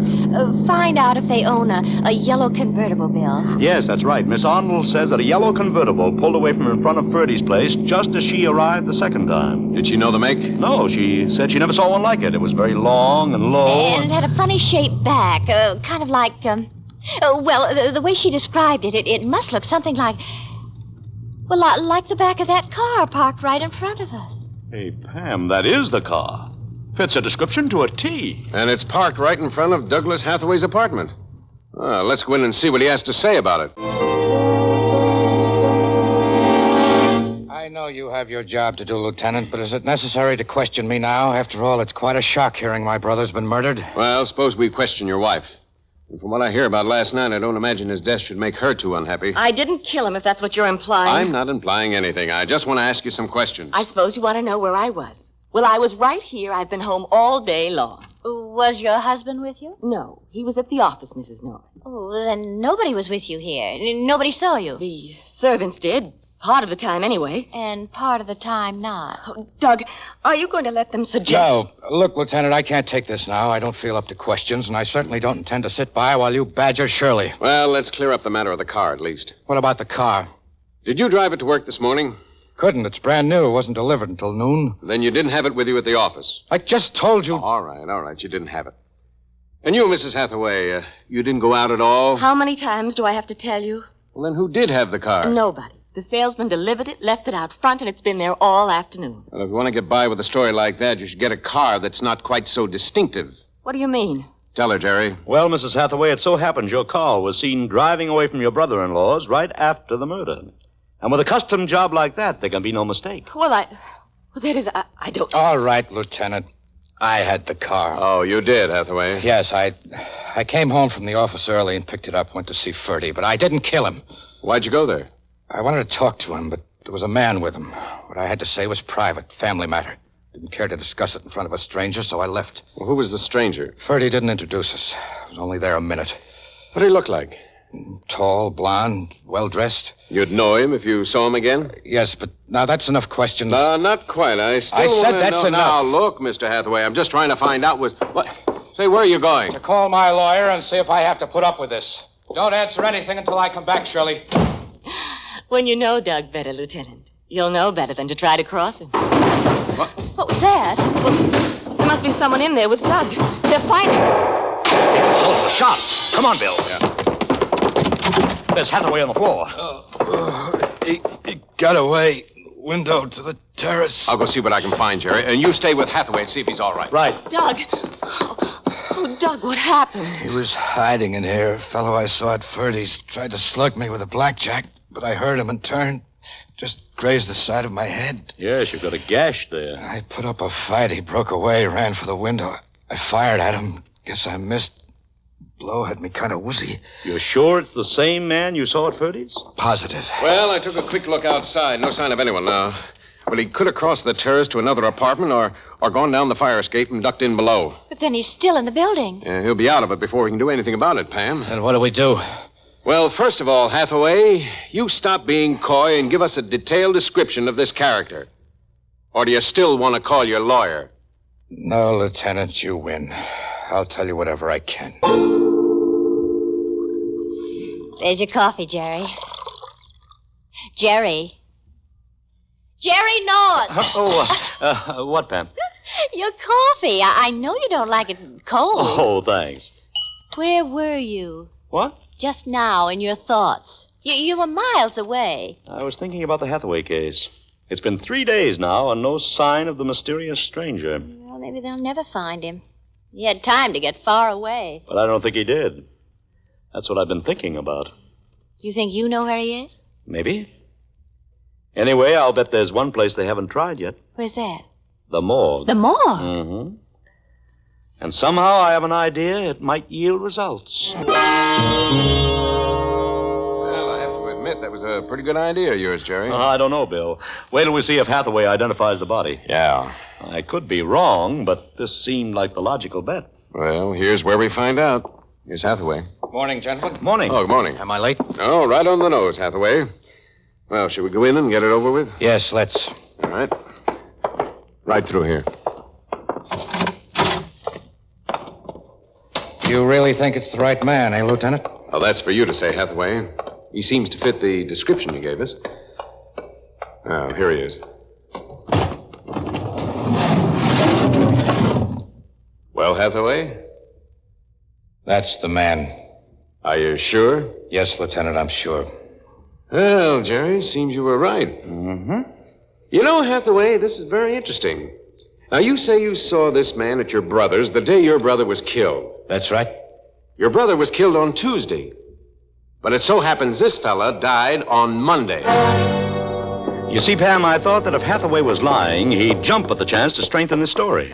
So I suggested that Bill show him a corpse that approximated the description he gave us. Yes, after all, the corpse couldn't talk back. Right. And now that we've eliminated the mysterious stranger, we can concentrate on the real suspects, and Bill thinks he can wrap it up. That's why he asked us down here today. Come in.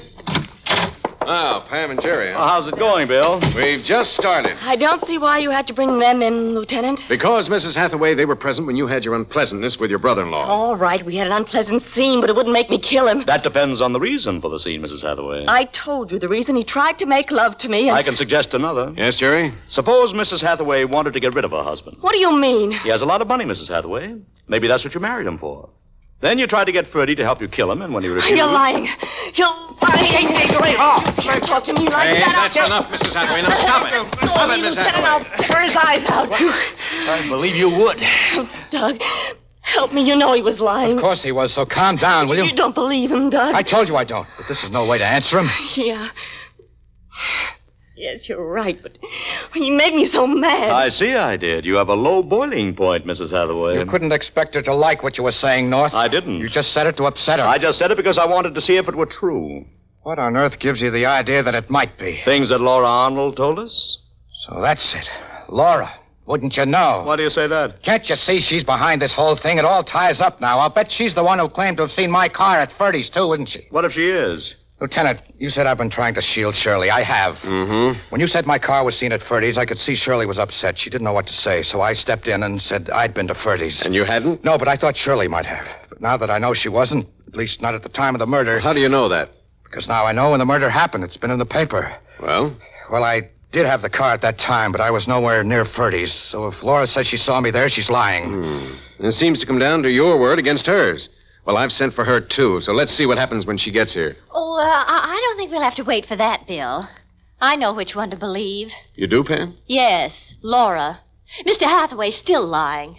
So it looks like he's the murderer. Don't be ridiculous. Laura says she saw my car at Ferdy's. That means she had to be there herself. That's just it, Mr. So Hathaway. naturally, she's going to lie, try to play somebody else there, But too. she couldn't have been lying. Why not? You told us your car was brand new. It had been delivered just a short time before the murder. That's right. Well, then how could Laura have described it, unless she really did see it at Ferdy's? Jerry, get him! I've got him! All right, Hathaway, sit down.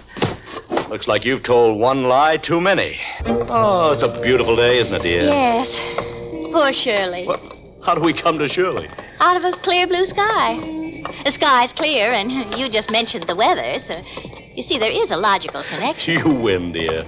But why do you say poor Shirley? Well, it's quite obvious that she just married Doug Hathaway for his money. Mm-hmm. And now that he's caught for murder, they've broken him down about how he made his money. His whole crooked house will come tumbling down. That's right, Jerry. And all his money is tied up. And so poor Shirley gets none. Now, you see what I mean, dear? Poor Shirley. Uh-huh. But somehow it doesn't break my heart. She knew Doug was a crook. Ferdy knew it, too. That's why Doug killed him, to shut him up. He claims Ferdy was always a tattletale as a kid. Hey, Pam, why are you stopping? Oh, I just want to look in this window. Look at that car, Jerry. Isn't it beautiful? Mm-hmm. It's sort of like the Hathaway's car. Oh, it must be wonderful to be able to afford a car like that. Yeah, even if you could, where would you ever find a parking space for it in Manhattan? Well, if you didn't live in Manhattan. But we do live in Manhattan. And we can't afford the car anyway. I know, Jerry. I'm just thinking. Don't you ever like to think of what it would be like to have a car like that? I don't let myself. How do you prevent yourself? Oh, easy. I just walk over to the curb, like so. Yes. And then? Then I just shout, like so. Hey, taxi! The adventures of Mr. and Mrs. North are brought to you through the facilities of the United States Armed Forces Radio Service. Beat it, you two. I don't talk to strangers. Well, we're not strangers, exactly. I'm Mrs. North. Beat it, I said. Well, you don't have to get tough about it. Go on. Scram and don't come back. The only place I want to see you is in the morgue. Mr. and Mrs. North, starring Joseph Curtin and Alice Frost. Listen as Pam and Jerry solve the mystery, The Death Trap. A few miles uptown from where the Norths live, in the cellar of an old brownstone apartment house, a woman sits at a table playing solitaire. Her hair is blonde, platinum blonde, and her eyes are sultry. Behind her, an anxious young man is nervously pacing the floor. You're gonna wear out those shoes, Benny. Won't be the first time. What the devil is keeping Nick? Give him a chance, will you? He's got to check the whole setup before we can lift a finger. What for?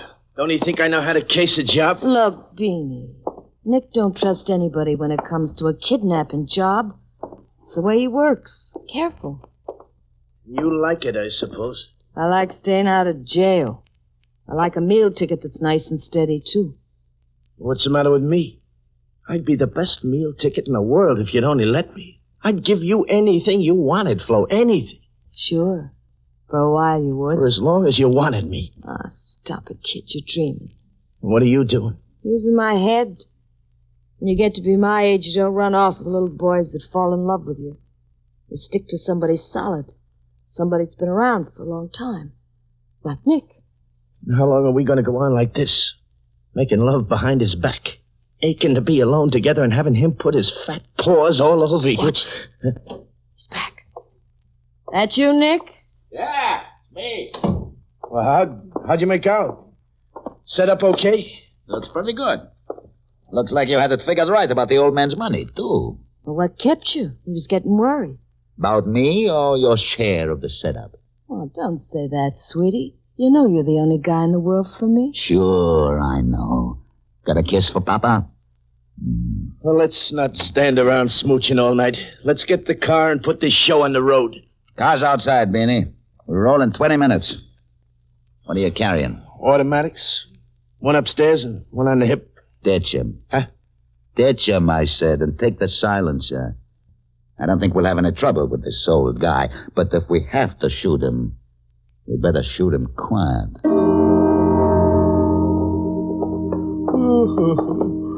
Oh, I'm glad we decided to go to the early movie, Pam. I don't think I could have sat through the late one. Well, if I'd known you were so tired, dear, we wouldn't have gone to the movies at all. Have you got your keys? Mm-hmm. Mr. North. What's that? Oh, and Mrs. Rowland, dear, across the hall. Mr. North, did you happen to see my husband when you came upstairs just now? Why, no, Mrs. Rowland. Is he outside? Well, I don't know where he is, Mr. North. He said he was just going down to put the car in the garage, but he left here almost an hour ago. Well, maybe he stopped off someplace on the way back. Oh, no, I'm sure he wouldn't do that. You know, he hasn't been well lately, and with all the work we've been doing these past few weeks, selling things and making arrangements to live down in Florida, he's been getting to bed very early. Oh, I'm sure nothing's happened to him, Mrs. Rowland. It's only a few blocks from the garage. Oh. There. I'll bet that's him calling now. I hope so. Will you wait? I'll see who it is. Yes, surely.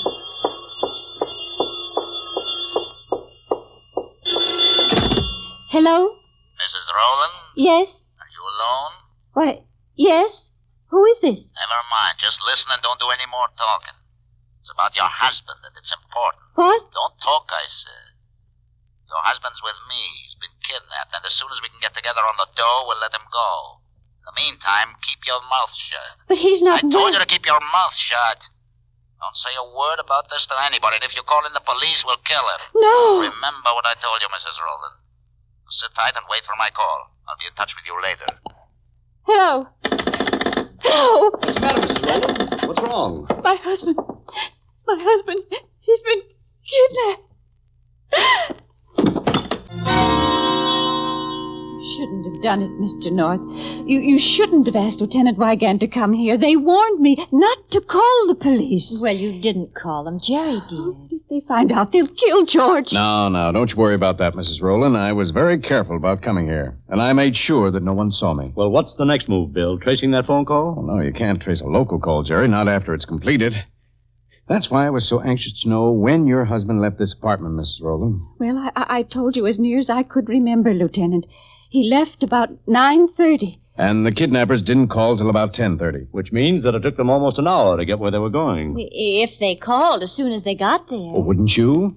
Now, if you wanted to keep Mrs. Rowland from getting anxious and going to the police about her husband, wouldn't you call as soon as you could? Yes, I suppose so, Bill. But I still don't know what you're driving at. Well, figure it out, Pam. The call was local.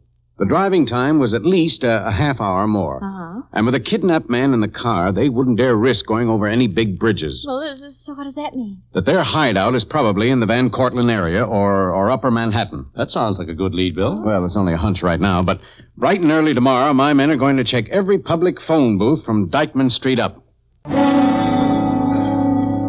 What are you doing, Nick? Why don't you turn the light off and let the old man get some sleep? He'll get sleep when the ransom dough is in, and so will we.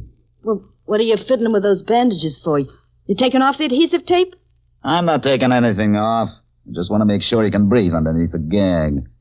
You all right, Grandpa? Sure, he's okay. Well, he don't look so good, Beanie. Maybe that thing's choking him. Oh, quit babying him, will you? You shut up. You want this old guy to croak on us? Okay. I'll take it off for a while and give you a whiff of fresh air. There. That feel better, Pop? Yes, thank you.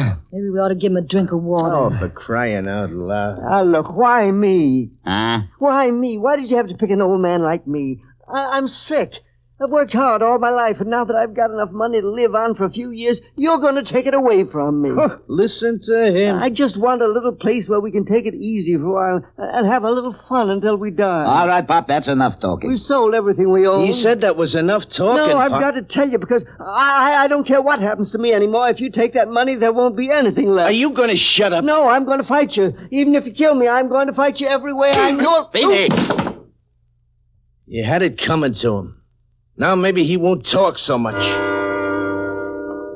Darling, I wish you'd tell me what you expect to gain by all this snooping around. We've been in every diner, bar room, stationery store, and soda fountain. Now, don't be discouraged, dear. We've got to cover all the public phone booths in this uptown area. Why? Bill Wygant has 30 policemen out doing this job. Well, it won't hurt to have 32. Oh, don't you see, darling? There's so much territory to be covered, and there's so little time to do it in. If anything should happen to Mr. Rowland, I'd never forgive myself. Okay, let's try the next one. Only if we keep going into all these bars, pretty soon I'm going to have a drink. Well, not in this one, dear. It doesn't look sanitary. Pam, he heard you. Cleanest bar in the town, lady. Oh, wow. I wash every one of these glasses with my lily white hands. Well, we didn't mean to... I'm not kidding you, mister. I'm a bug on killing germs. I got disinfectant all over the place. Yes, I smell it. It smells good, don't it? Nice and clean. I put it in the mop water all the time. Believe you me, this place here, gets a good going over. Well, As soon as I close up at night, I chuck all them bums out of here. I wipe off the tables with ammonia, sprinkle cockroach powder in all the corners. You'd be surprised at all the dirt and filth that accumulates in just one day. And if you don't do nothing about it, well, you get mice. Now, what do you have to drink? We don't care for anything to drink, thank you. We're looking for some information. About a phone call that might have been made from here about 10:30 last night. Do you happen to remember if anybody walked in here and used your phone about that time? A man with a slight accent, Greek or Italian. Gosh, you got me, lady. At 10:30 last night, we was all watching the fights on television. Wait a second. Was this bird a short, stocky guy with black hair? We don't know what he looks like. We just know that he speaks with an accent. Now that you mention it, I think this guy did talk kind of funny, and he acted kind of funny, too, like he didn't want nobody to see him, you know? No kidding. You know where we can find him? No, I don't even know what his name is. Hey, wait a minute. What's the matter? That guy looking in the door. You see him? He's the one I was just telling you about. The one who made the phone call? Yeah, that's right. Richard, we've got to find out who it is. Oh, excuse me. I didn't mean to bump into you. That's okay. You looking for someone, mister? No. Are you? Well, not exactly. Hey, where are you going? What business is it of yours? We're strangers around here. We thought you Sorry, might... lady, I'm in a hurry. Oh, wait a minute. Take your hands off me, bud, or you won't have any. Well, you don't have to get tough. Don't I? I don't like your looks, mister. Now beat it, and beat it fast, or you'll wind up with a slug in you. Nick should have been back by now. It don't take this long to walk down the block and put in a phone call.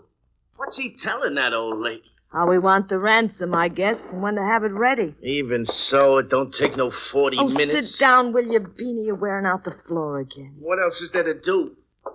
Want me to play nursemaid, old man Roland? You might go in there and see if he's okay. It was a pretty hard sock you gave him last night. Ah, he got over it. Yeah, he got over it. You didn't. You're just as jumpy as you ever were. Flo, will you can that stuff? The old man had nothing to do with it. I'm jumpy on account of you. What did I do? What do you always do? Sitting there with that tight dress on, blowing smoke rings in my face. I'll jump right out of my skin if you don't put your arms around me. Don't, honey. Nick will be back in a minute. Oh, you're a great one. You say you're nuts about me when we're alone. You say I make love to you like nobody in the world, but you still won't run out on him. We need him, Bean. For what? We'll net at least 15 G's from this haul, and with that kind of roll, we can go anywhere we want, baby. Just the two of us. We could burn up the whole world. Oh, honey, if you get me started... Oh, don't push me away, sweetie. You know you got a yen for me. And you know you're going away with me, too. Just as soon as we finish this job. Baby, if you just wouldn't lose your head all the time. Don't worry, Flo. I'll take care of you good. Uh-oh. What took you so long, Nick? I thought you were coming right back. I couldn't. I ran into trouble. What kind of trouble? With the old lady? No, I didn't call the old lady. Didn't get a chance to. What are you talking about? The job. The whole job. It's no good. Somebody's on to us. Are you kidding? Sure. Laughing my head off. Now get ready. Pack up some of your stuff, Flo. We're all pulling out of here. Wait a minute. What's going on here? Try to make a phone call on Dykeman Street. You'll find out. Cops? All over the place. Asking a million questions, too. In every barroom, drugstore, and soda fountain. I almost got picked up. That don't mean nothing. Don't be a chump, kid. They're too close for comfort. We're getting out of here. What about the old man? Leave him. Let him go back to his wife. I don't care where he goes as long as we get away. Nick, you're crazy. This job is practically in the bag. All we got to do is set up... Stop arguing, will you? You gotta beat it, I tell you. And lose all the dough we could get from the old lady? You'll lose a lot more if we don't get a move on. Dough ain't important to us right now. No, huh? Well, it is to me. It's the most important thing there is, and I'm going to get it, too. You'll get it in the neck if you don't do like I tell you. Put your head on and go on down and get the car. I ain't leaving the old man. Okay, then stay. Come on, Flo, you ready? She ain't going, Nick. Huh? She ain't going. She's staying with me. What did you say? Ask her. What's this all about, Flo? What do you mean you're staying with him? Well, I didn't want to tell you this way, Nick. If you're walking out on the job, maybe Beanie and me can swing it ourselves. I'm not talking about the job, Flo. I'm talking about us. Well? 4.5 years, Flo. 4.5 years, and you'd split up with me on account of... Get away from me, old lousy. Take it easy, Nick. Yeah, I'll take it easy, all right. I'll take it so easy. Put that gun down. It's okay, Flo. You just wanted to make it plain to me. Now I know you ain't going with me. That's him, Bill. I know it is. I'd recognize that face anywhere. Are you sure, Pam? Are you sure this is the same man you bumped into at that bar uptown? Because this picture was taken several years ago. It's the same man, all right. Have you got a record on him? Oh, yeah, we got a long record. His name's Hadris, Nick Hadris, alias Joe Nicholas, alias Nick Haynes. Well, if you've got a line on him, the rest ought to be easy. We know he's in that uptown area somewhere. And if you pick him up, you can make him tell you where they're holding Mr. Rowland. That's right, Bill. All you have to do is locate Nick Hadris. Well, I'm afraid that's not enough, Pam.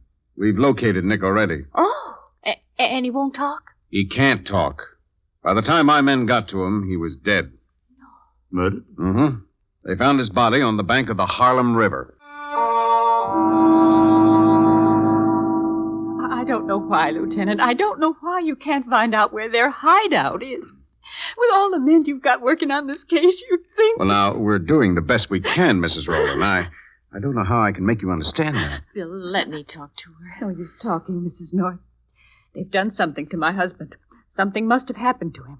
Otherwise, they would have called me. Almost a whole day has gone by, and they haven't even tried to reach me. Well, you did get that postcard this morning telling you how much money they wanted. And they asked you to draw it out of the bank and have it ready. I know, but that postcard was mailed last night. Mrs. Rowland, let me call the doctor. doctor. No, please, I'm all right. It's just that I keep thinking about him. If he's warm enough, they let him rest. They give him enough food. You know, there's certain things that he can't eat. Starchy things. They just don't agree with him. Well, I'm sure that they'll... Oh, no, wait a second. Don't answer that phone yet, Mrs. Rowland. I want to switch on the recording machine. Flash my boys on the line downstairs. Now, if that's one of the kidnappers, keep talking as long as you possibly can. We may be able to trace the call. All right, you can pick up the receiver now. Hello? Mrs. Rowland? Yes? Did you get the money in small bills like we told you on the postcard? Yes, I went to the bank this afternoon. Okay, then get this straight. Follow these instructions and nothing will happen to your husband. Is he all right? You haven't hurt him, have you? Listen, I'll run a knife through his back if you don't get these orders right. Now, this is your last chance, lady. All right. I'll do anything you say. Okay, listen and listen careful, because I'm only going to say it once. Stick that money of yours in a shoebox and take the White Plains subway out to the end of the line. Come alone, do you hear?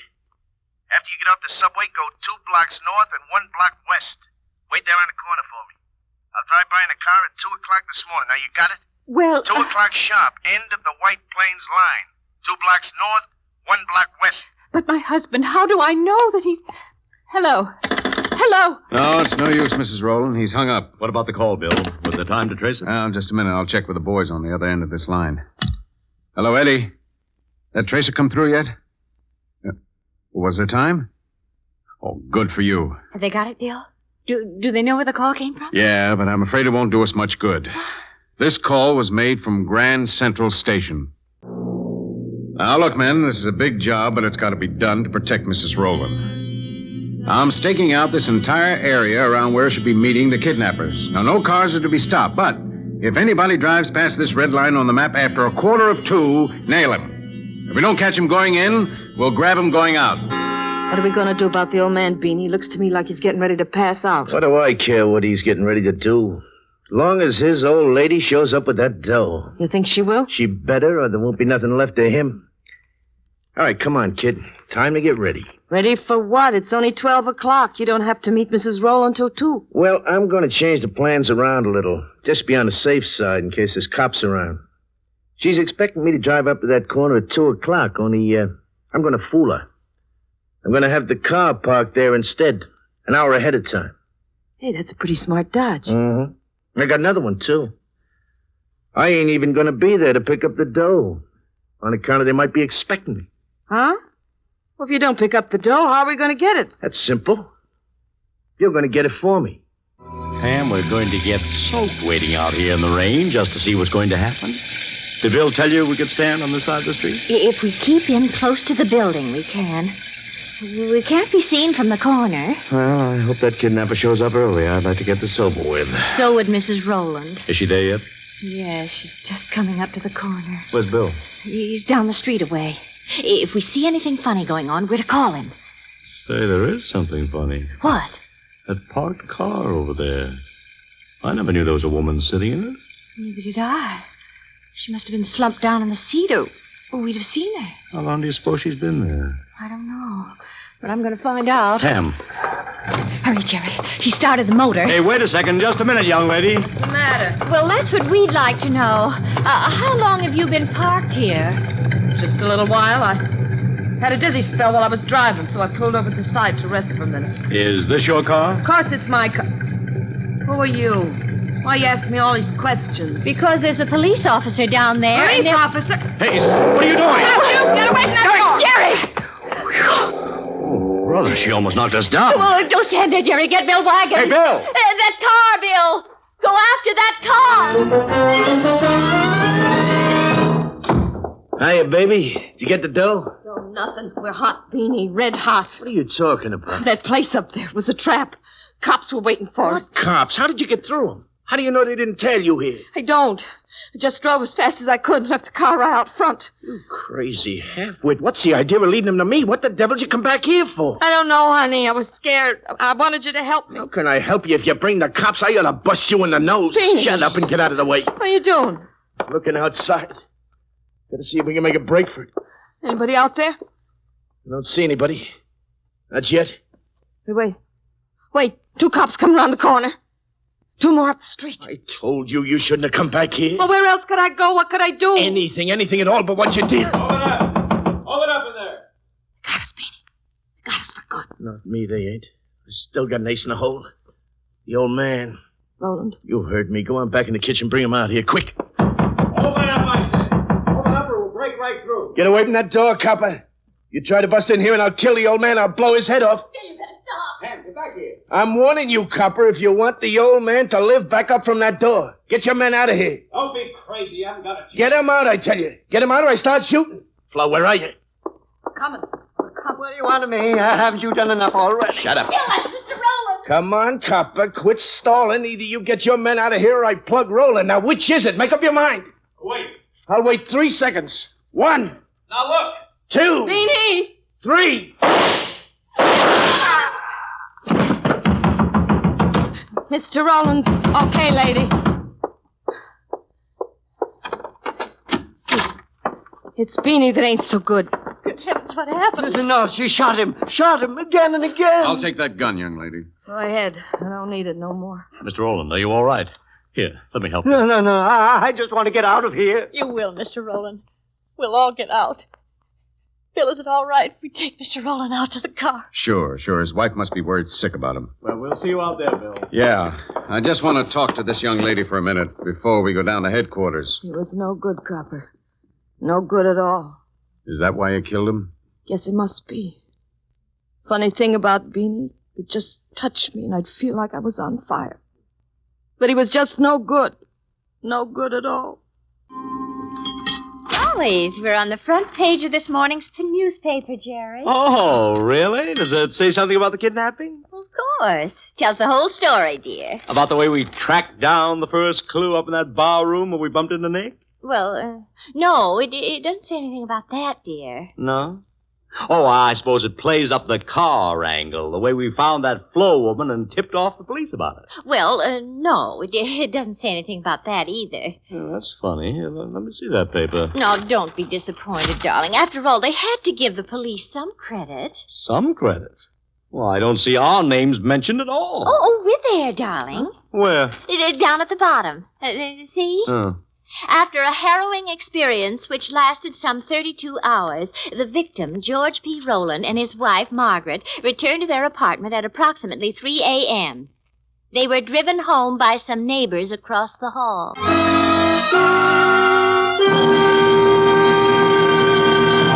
Next week, more adventure of Mr. and Mrs. North, starring Alice Frost and Joseph Curtin. This is the United States Armed Forces Radio Service.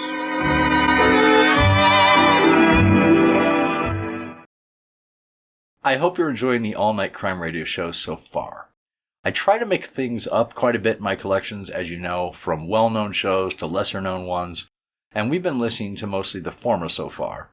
So let's continue in that vein with 2 from a fantastic crime show, Box 13.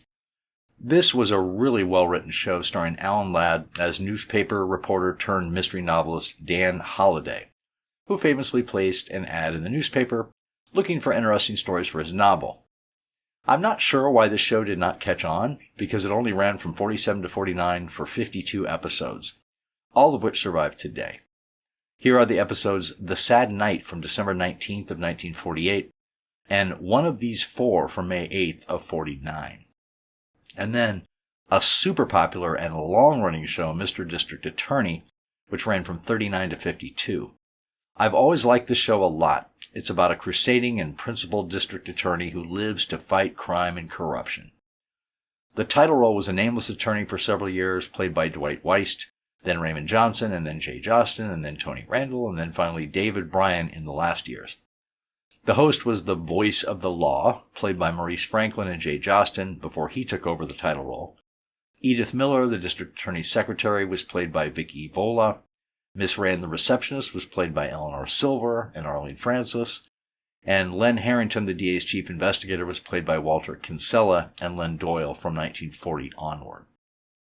Here are I Hate Killers, original broadcast date unknown, and Case of the Barnyard Bandits from March 17th, 1943. Box 13, with the star of Paramount Pictures, Alan Ladd, as Dan Holliday. You driveling old idiot. What did you do with it? I'm not going to tell you. How? Be careful. Shut up, Therese. We've got to find out what he did with that copybook. What's the matter? Look. He's dead. Dead? You killed him. Don't be stupid. He just died. There's no one can prove anything. Just keep your mouth shut and help me find out what he did with the copybook.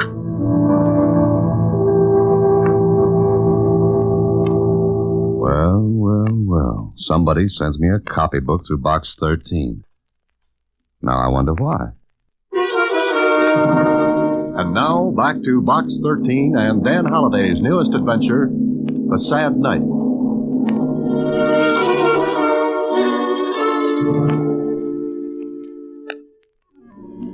It was just a child's copybook. And on the front cover was the name Marina Layton and a date. The year 1930, written in a childish, scrawled handwriting. I riffled through the pages. There was nothing of interest, at least. That's the way it looked then. But Susie thought differently.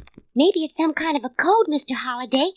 Like one to a buried treasure. Susie, with your imagination and my typewriter, we could go places. Well, gee, the Count of Monte Woolley found a buried treasure. That's Monte Cristo, Susie. Two different people. Well, they both had beards. Oh, look. Huh? What's that?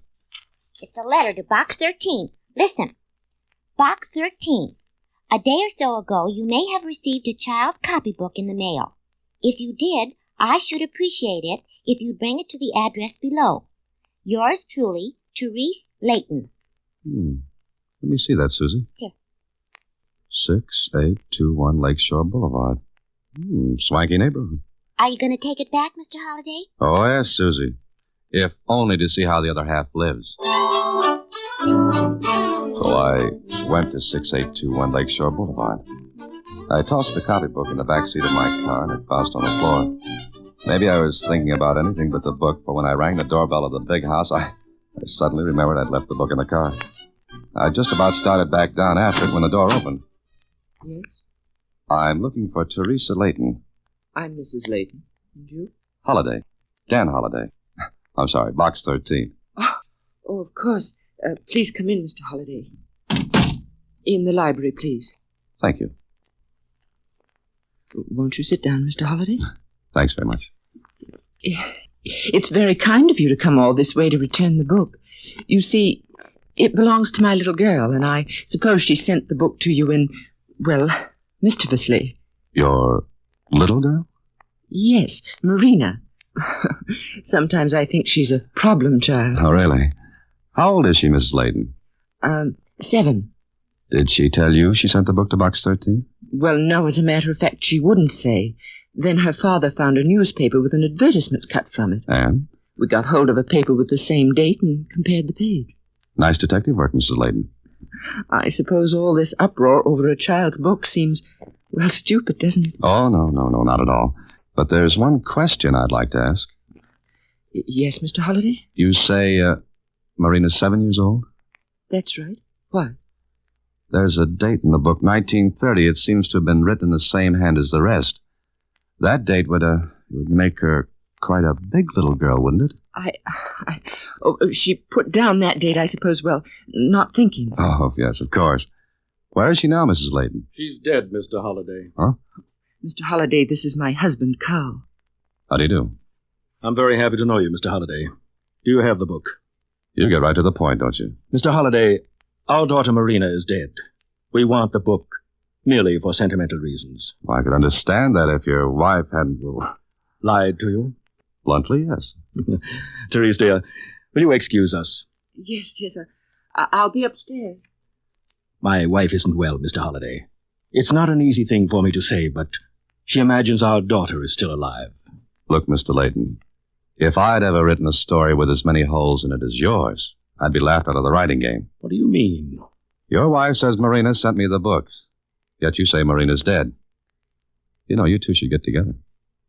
All right, Mr. Holliday. How much do you want for the book? Oh, now we're getting someplace. What's it worth to you? 500. Oh? That's a lot of money for a child's copybook. You asked how much, and I told you. Now, may I have the book? I don't think so. It's worth nothing to you, Mr. Holliday. Believe me, it's worth absolutely nothing to you. All right, maybe I'm just curious. Tell me why you want the book, and maybe we'll do business. I can't tell you. Or you won't tell me, is that it? I want that book. Now. I haven't got it with me. You're lying. All right, search me. I haven't got it with me. I forgot it. You're going to be difficult. Look, the book was sent to Box 13, obviously not by you, your wife, or your daughter. You found out it was sent when you traced my ad, right? All right. That means someone else sent it to me. I'll return the book when I find out who and why. Mr. Holliday, I'm going to get that book. All right. We'll play a game. Book. Who's got the book? Now, goodbye, Mr. Layton. Goodbye, Mr. Holliday. You can find your way out, I hope? I think so. Oh, anytime you want to tell me the reason behind all this, we may be able to do business. I think we'll do business, Mr. Holliday.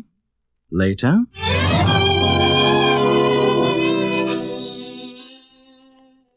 I left, and when I got home, I spent the rest of the day and most of the evening trying to figure out why anyone would be so anxious to get hold of the book. It was filled with a kid's scrawling handwriting, sums and addition, problems in subtraction, alphabets. Then I came to one page and stopped. It was filled with strange, weird-looking figures, as a kid would try to draw human beings. But there was something about them that didn't look like a kid's work. They were grotesque, almost fiendish faces and distorted, twisted bodies. And underneath were 3 words in Spanish. La noche triste. The sad night. The words were scrawled, too, but somehow they were different from the rest of the book. I kept turning back to that page, wondering, trying to connect something in my mind with those figures in the book. Then I must have dozed off because the next thing I knew, it was 3 a.m. I turned off my light, lay back in bed, then I was getting company unexpected, and I wasn't in the mood to entertain. Well, what a wonderful thing a skeleton key is, like the magic words, open sesame. Somebody was looking for something, and it wasn't Easter eggs on the White House lawn. I waited, and then... Looking for something, Bud? Whoever it was didn't wait for the floor show. I turned on the light. Yeah. He'd grabbed the book, but he had left a knife behind. One that I picked up with a handkerchief. If there were fingerprints, it would introduce me to the gent. And McClean could do me that favor. Got any idea who it was, Holiday? No, I haven't, Kling. We had our waltz in the dark. Oh, it must have been romantic. Oh, yes, I was overcome. Look, can you get prints off that knife handle? Seems to me you could pick an easier way of meeting people. Oh, I like the hard way. It makes for lasting friendships. Look, did he try to knife you? Well, I don't think he was doing KP with it. Why was he after you? He wasn't. Oh, I see. He breaks in at 3 a.m. You surprise him, he pulls a knife on you. But he wasn't after you. It was just a social call, or maybe he was a visiting nurse. Kling, will you see about those prints? Yeah. If you'll prefer charges. Maybe, but more important, he took something I want back. What? A child's copybook. A child... You know, Holiday, the more I see of you and this Box 13 can make you run, the more I believe in elves and pixies. Why did you have a child's copybook? I'm learning to write. You're going to keep this all to yourself, huh? Till I find out what it's all about. Okay. Well, from what you say about the cookie who disturbed your beddy by this morning, he might have a record. In that case, you can tell me who he is. You don't want me to pick him up? No, I'd rather have the pleasure. You see, he hung one on my chin. He hung one on here. All right. Come back in an hour.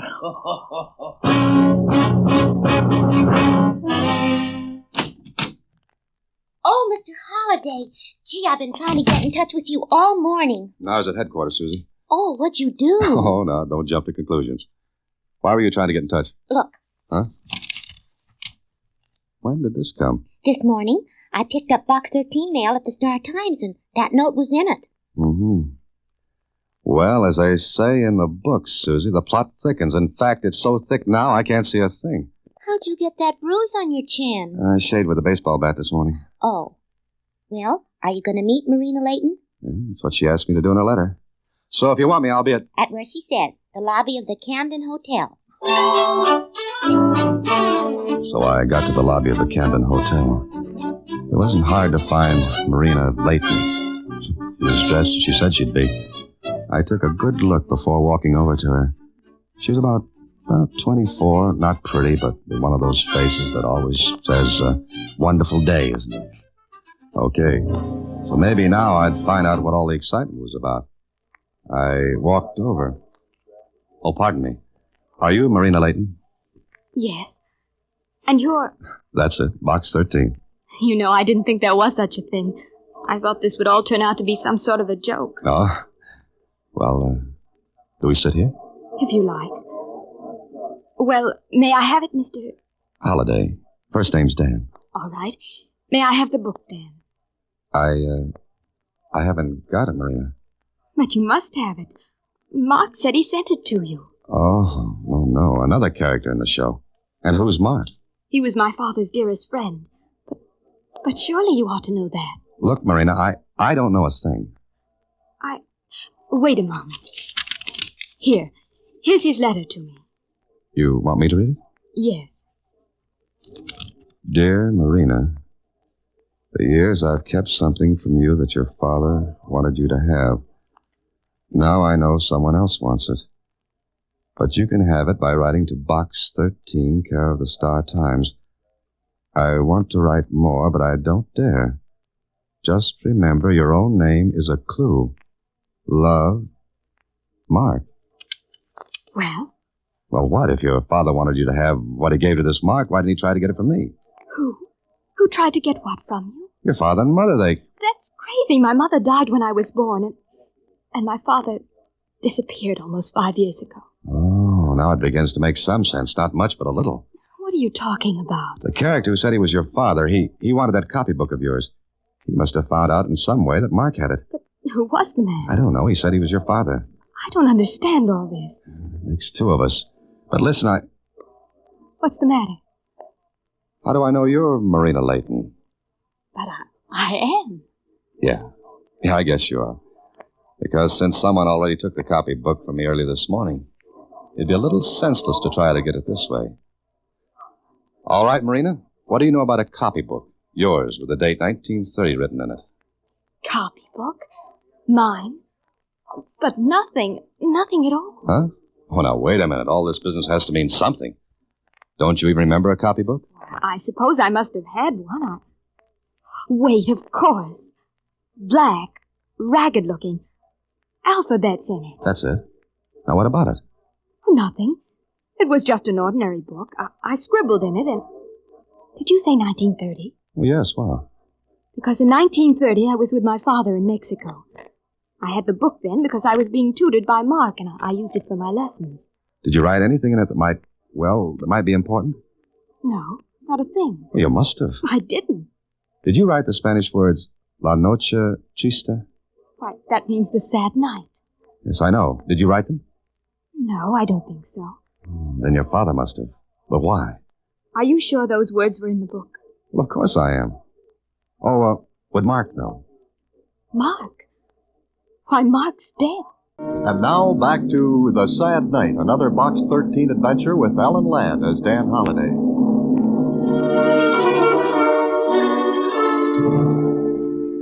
We went to the place where Mark had lived. Yes, he was dead. Heart failure, the doctor said. But we learned something else.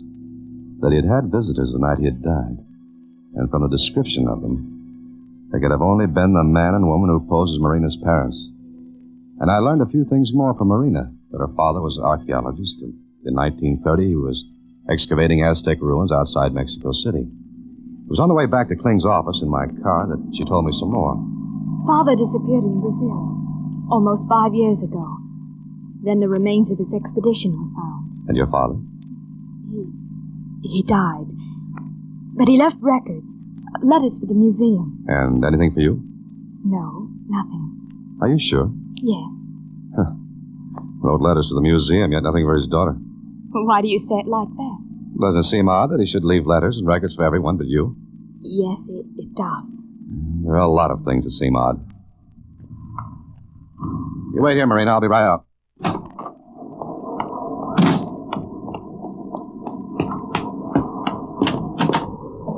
Well, Holiday, just about to leave your office. Oh, what'd you find out? You had distinguished company this morning. Little Georgie Garson, strong man, general hoodlum. I didn't think it was little Eva. Want me to pick him up? Yeah, I'd love your company. Okay, Kling, let's go. I want to ask Georgie a few questions. Took Kling about 5 minutes to get Georgie to talk. He told us he'd been hired to get that book, and from his description of the guy who hired him, well, it couldn't have been anyone else but the man who posed as Leighton the day before. Then a quick trip to the house on Lakeshore Boulevard. We might as well have stood in bed. The fake Mr. and Mrs. Leighton were gone, and with them, the copybook. And that left us at a dead end. But dead. But at the morgue of the Star-Times, Marina and I learned something else. Uh-huh. I think we got lots of stuff on Albert Leighton. Try it out, Jonesy. Yeah. He's the one who got himself lost in Brazil about 5 years ago, isn't he? Yeah, that's right. Here's a folder on him. News clips, photos. That's Dad. Look, who's this, Jonesy? Now, let me see. Oh, that's the guy who found Leighton, or what was left of the expedition. Name of Carl Bremer. Oh, Mr. Bremer and the gent who wanted that book are one and the same. Did you ever see Marina? Not that I remember. Where were you when your father went to Brazil? In school. And you didn't see him again after he left for Brazil? No. Jonesy. Uh-huh. You know a lot of things. What do the Spanish words La Noche Triste mean to you? Nothing, except they mean the sad night. Is that all? Yeah, why? Because they mean more than that. Marina, can you get a sample of your father's handwriting? Oh, yes, of course. And I've got a hunch that Bremer and his wife are leaving for Mexico. Hey, Dan. Yeah? Look, this Leighton was an archaeologist. Why don't you go to the museum to find out about him? Good idea, Jonesy, thanks. But I've got a phone call to make first. If my hunch is correct, we've got to stop Bremer from getting to Mexico. Let me get this straight, Dan. You want this Bremer and his wife picked up, huh? Yeah, that's it. What's the charge? You pick them up, I'll prefer charges. And maybe one of them will be murder. What? Will you do it? Well, what if they're out of the country by now? Extradite them. You've got to have a strong charge to do Oh, that. I have. 1, causing the death of an old man by trying to force something out of him. 2, hiring Georgie Garson to break into my apartment. And 3, attempting to defraud. Is that enough? Yeah. You can make those charges stick. You get 'em and I'll make 'em stick. Marina got a sample of her father's handwriting. Is this what you wanted? You sure this is your father's handwriting? Of course. That's a letter from him, just before he left for the interior of Brazil. But the writing in the book, it was nothing like this. Well, maybe he didn't write it. He must have. Wait a minute. Mind if I write on the other side of this paper? No. Okay. Now watch. I'm right-handed. But suppose I write like this with my left hand. What's it look like? Just a scrawl. Sure, as a kid would write. As you would have written in 1930. But why would he have done that? To make it look as though you had written it. That doesn't make sense. It does make sense if you realize that your father had learned something that was big enough to make him want to hide it. And where would he hide it? In a place no one would ever think of looking for it. A kid's copybook. No, he kept his notebooks. Everything he did was in his own notes. But not this. You were with him in 1930. What was he doing? I told you, working on the Aztec ruins outside of Mexico City. And what did he find? His findings were published. The museum has the museum. What's the matter with me?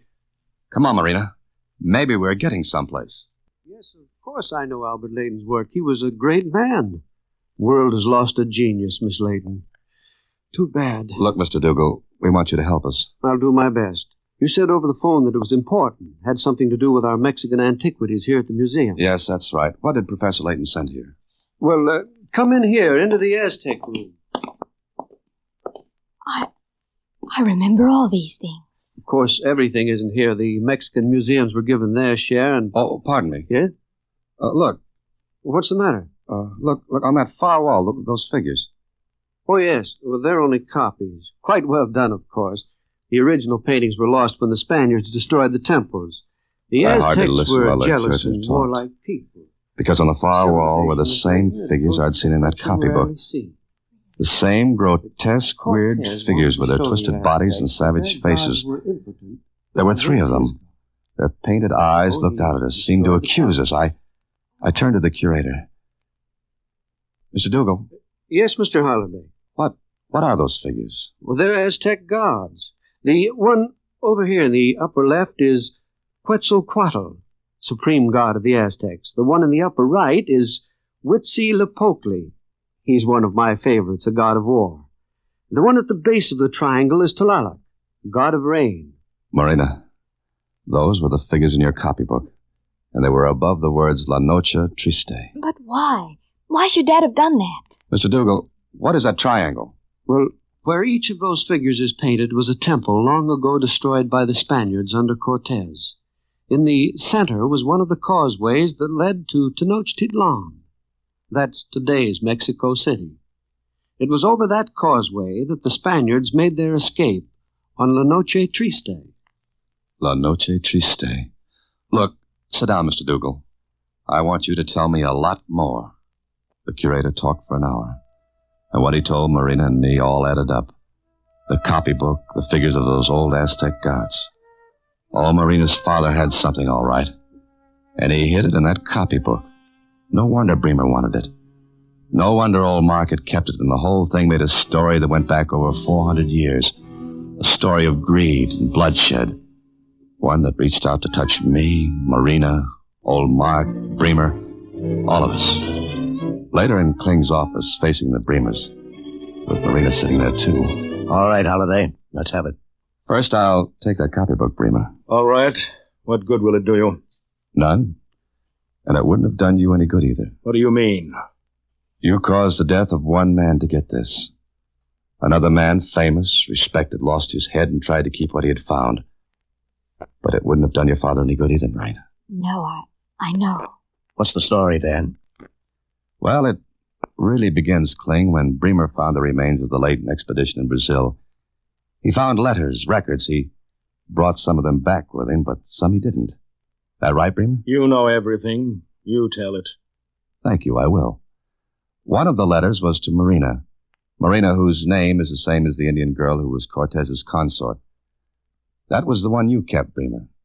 A letter telling Marina about the copybook and what it contained. All right. What is it, Holiday? Let's go back to July 1st, 1520, to Hernan Cortez and his army. The army that marched through Mexico and destroyed the Aztec Empire. That's got something to do with all this? Everything. On that night, the Aztecs rose up in fury against the Spaniards.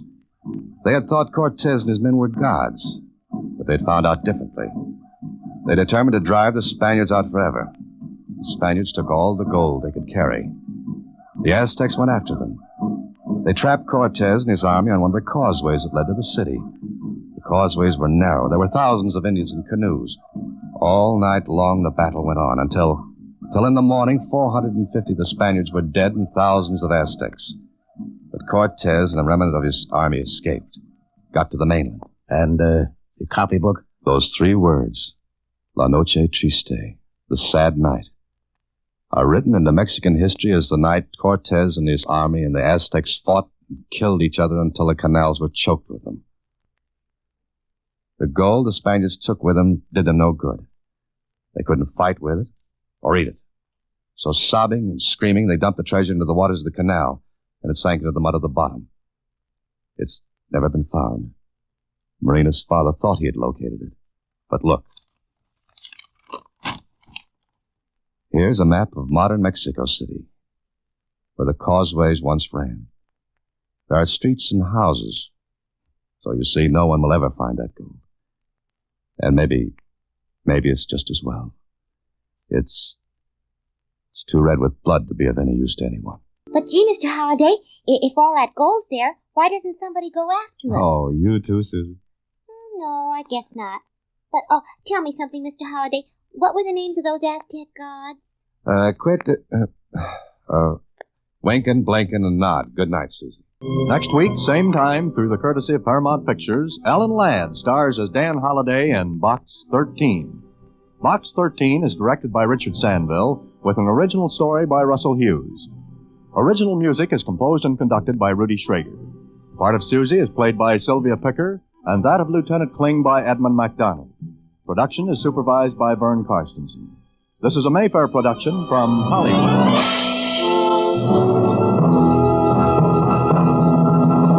Watch for Alan Ladd in his latest Paramount picture.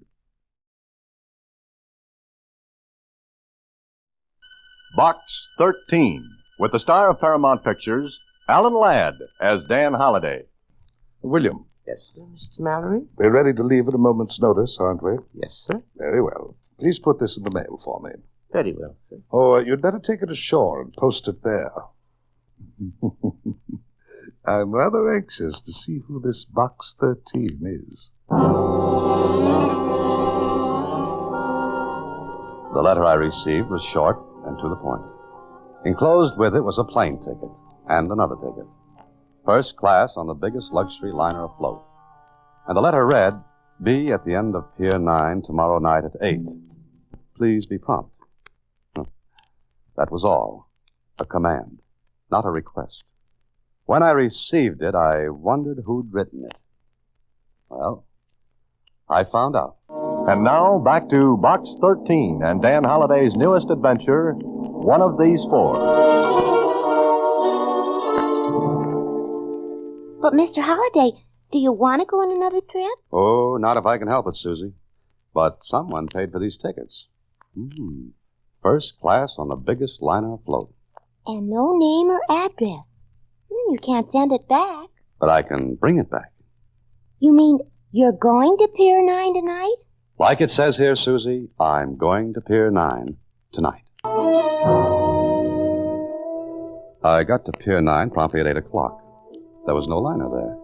There was nothing but a cold fog that penetrated to my skin and made me shiver in the dim, hazy light from a half-hearted street lamp a block away. I looked at my watch. It was exactly 8. Are you Mr. Holliday? Yes, I'm Dan Holliday. Do you have the letter that was sent to you? Huh? Who are you? My name is William, sir. I'm a steward. Steward? On what ship? If you'll be so good as to show me the letter, Mr. Holliday, we can talk later, if you please. Okay. Here you are. Very good, sir. If you'll come with me. Where? There's a boat waiting, sir, to take you out to the yacht. Yacht? What yacht? Look, what about this ticket? That will be explained later, Mr. Holliday. Now, will you come with me, sir? He stood there waiting for me to follow him. I wondered whether to or not. Well, I'd advertised for adventures, and who blames whom in a case like this? Then... You coming, sir? I think you've talked me into it. Okay, William. Lead the way.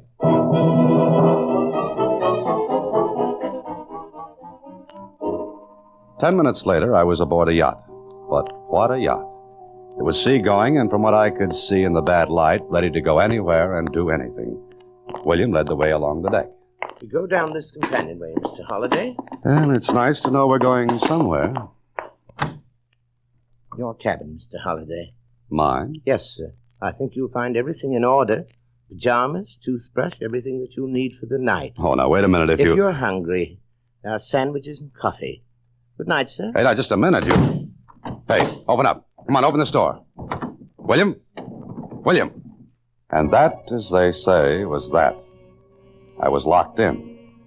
I thought of breaking in the door, but one good look put that idea out of my head. The door was iron. There was one porthole in the cabin. I couldn't have crawled through it if I'd been dehydrated. Well, I sat down to figure this out. Then it was figured out for me. The yacht was moving. I ran to the porthole. The lights of the city had already been swallowed up by the darkness. Mr. Dan Holliday was going on a trip. But where? And why?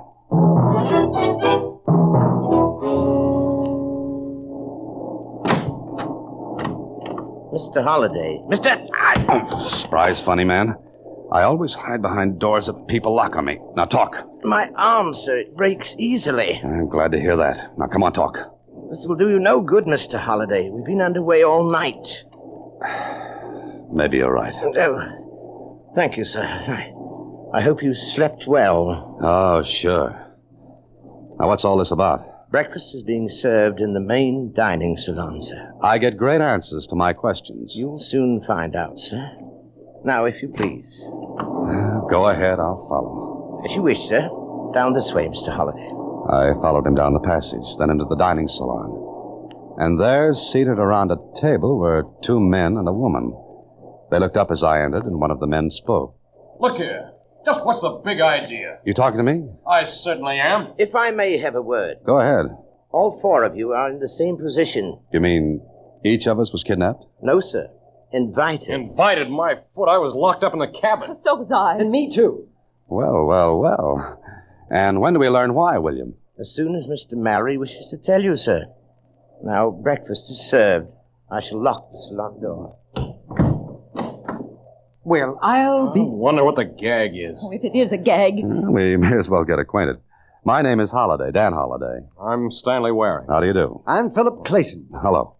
My name's Lansing. Catherine Lansing.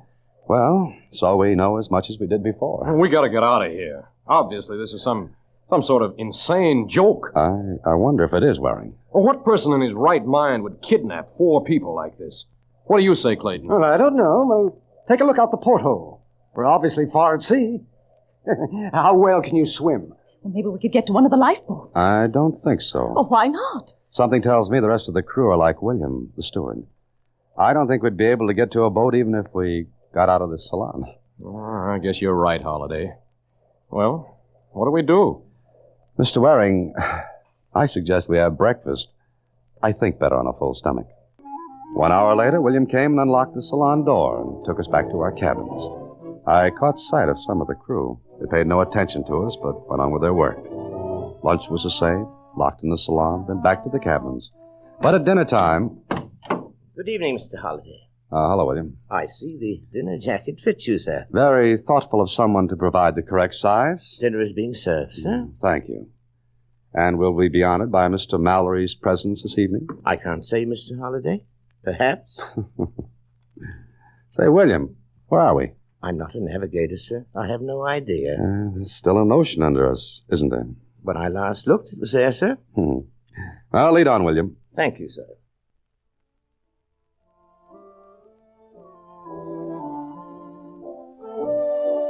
Oh, good evening, Holliday. Hello, Waring. Miss Lansing. Good evening. Say, look, we've got to do something about this. We've got to.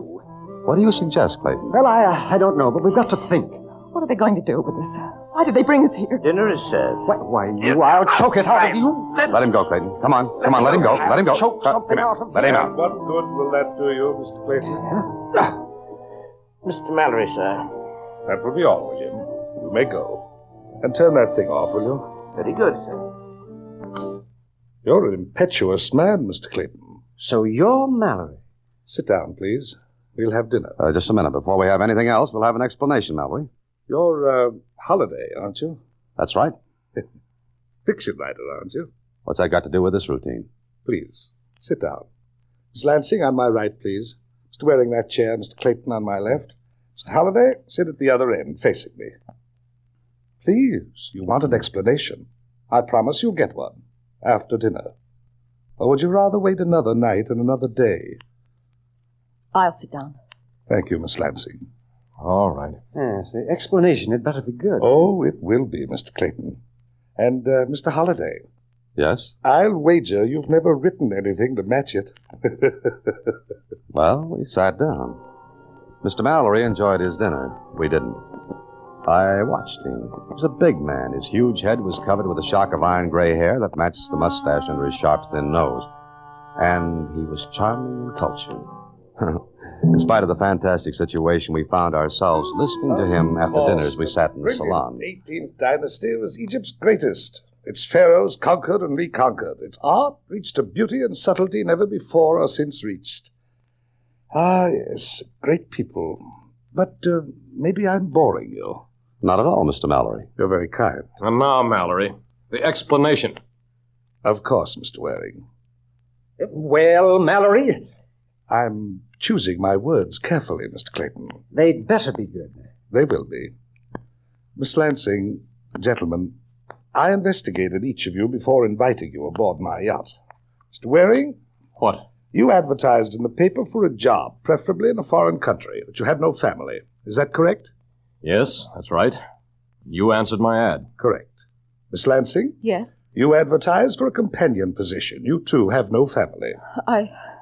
No. And Mr. Clayton, you ran an ad offering your services in any capacity. You're sort of a soldier of fortune. If you want to call it that. I shall. Lastly, Mr. Holliday. Box 13. Adventure wanted. Will go any place, do anything. Yes, that's my ad. Now, does any one of you see a striking similarity? Oh, Oh, please, you must have. You mean the prolonged absence of any one of us would go unnoticed? Exactly. All right, you're clever, Mr. Mallory. We'll admit that. You've got us in a spot where you could do anything. Now, would you mind telling us why? Mr. Holliday, you're a fiction writer. Have you ever written a story about a perfect crime? Crime? Don't be alarmed, Miss Lansing. Well, Holliday? No, I've never written one. But there have been perfect crimes, murders in which the killer has never been caught. Yes, I suppose so. Yet suppose someone knows the killer in such a murder. Then it would no longer be perfect. What are you driving at? Just this. One of the four of you is a murderer. What? A murderer? I use the word murderer in the sense that it can be either masculine or feminine. You know that? I do. One of you here is a killer. 12 years ago, a man was killed. A friend of mine. The killer was never caught. I worked on it. I now have proof who that person is. Why didn't you go to the police? 10 years ago, I would have. But now I'm in a position to enjoy myself, to watch the murderers squirm and wriggle. You're insane. What's to prevent us from jumping on me? My crew is well paid, loyal. They've been with me for years. Money is an effective silencer. You're a beast. Perhaps. Look, Mallory. The killer knows you've learned who he is. Or she. I'm not. Perhaps not, Miss Lansing, but you were saying, Holliday? The killer knows you know his or her identity. What's to prevent him from killing you? My attorneys in the city have an envelope. In that envelope is the name of the person and all details. If I do not return within a certain time, that envelope will be opened. What's the time limit? Wouldn't you like to know, Mr. Waring? Oh, just a minute. I have a question, Holliday. Yes, I don't think you finished your explanation. I haven't. Here it is. In 3 days, we will dock at Havana. If by that time the killer's identity is not known to the other 3 of you, I will release all 4 of you. And the killer will go free? Yes. But if we do learn? I'm sure the killer will do all in his or her power to prevent that. How can we find that out? I will give clues. You will have to recognize them. I see. And if the killer realizes he's being trapped? Then he or she may kill to prevent that knowledge from getting out. And, Miss Lansing, gentlemen, I shall not lift a finger to prevent it. Do you think you can get away with this? Why, of course he can. You're very wrong, gentlemen. No one can prove you came aboard this yacht. No one knows. You'll stand by and see 3 people killed? The cleverest will survive. Now here's your first clue. Are you ready? The Roman god, Janus. Janus? The Roman god? Yes. And now, good night. And may the cleverest among you live to see Havana. And now, back to One of These Four, another Box 13 adventure starring Alan Ladd as Dan Holliday. So, there we were, the 4 of us. And one of us a murderer, or so Mallory said. Was he lying? If he wasn't, then he'd cooked up a fantastic situation. After dinner that same night, I went to my cabin and sat down trying to figure out what the Roman god Janus had to do with a killer when... Come in. May I come in, Mr. Holliday? Oh, please do, Mr. Mallory. It's your yacht. Mind if I sit down? It is also your chair. I like your sense of humor. I like yours. It's just like an open grave. Don't you think you could get a story out of this, Mr. Holliday? What else will I get out of it, Mallory? Do you believe my explanation? I don't know. Here, take this. What? Here, What? take it. Take it. It's loaded, too. Why the gun? To protect yourself. Against what? Or whom? Against the murderer. It is loaded, isn't it? Yes. Yes, and it's pointed right at you. So I see. But strangely enough, I'm not worried. What's to prevent me from forcing you to order the shot back to land? Your sense of adventure, your own willingness to see this through, your desire for a good story. Aren't you placing too high a value on your ability to judge people? I made no mistake in you, Holliday. That's why I gave you the gun. You mean you're actually going through with this incredible thing? Yes. One of the other 3 is the killer. Miss Lansing, Mr. Waring, or Mr. Quinton. Suppose none of us learns who the killer is. I intend to keep my yacht on the high seas until you do. But you said we'd be in Havana in 3 days. We don't have to be. You'd better be. Holliday, I have my own reasons for this incredible thing. I've come to you because I've watched you, listened to you. Of the 4, you are the one who seems the most resourceful. You alone acted with calm and sense at dinner. Thank you, Mr. Mallory. Not at all, Mr. Halliday. Now I'll leave you alone. And, Mr. Halliday, the cabin doors are no longer locked. They cannot be locked because the keys are gone. Good night.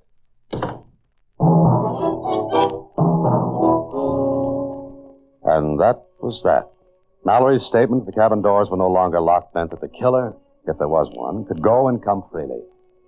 And whoever it was would be watching, waiting. Oh, Mallory was clever. He was safe because of that envelope with his attorneys. And the rest of us? Well, we'd have to do something to protect ourselves. It was midnight when I got up from the bed. I hadn't undressed. I'd kept my eyes on the door. Then I thought again about Janus. Janus, the Roman god. What kind of a clue was that? Well, I decided to find out. There were books in the main salon. Maybe I could learn something from them. I stepped into the passageway. It was dark. Not a light showing. I groped my way along the passage toward the main salon. I opened the door. Who's that? Mr. Halliday, is that you? Yes, what are you doing in here? Oh, I was afraid. I was in my cabin. I was afraid. I had to get out. It was so small, I felt as though I'd smother. But why did you come in here?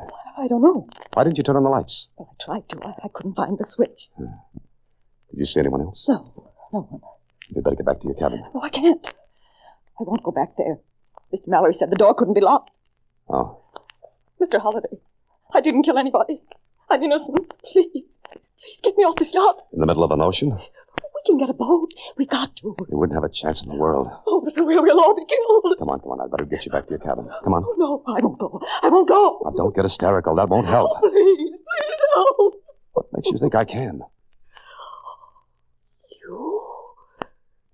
You mean you won't help? I didn't say that. Oh, you're the murderer.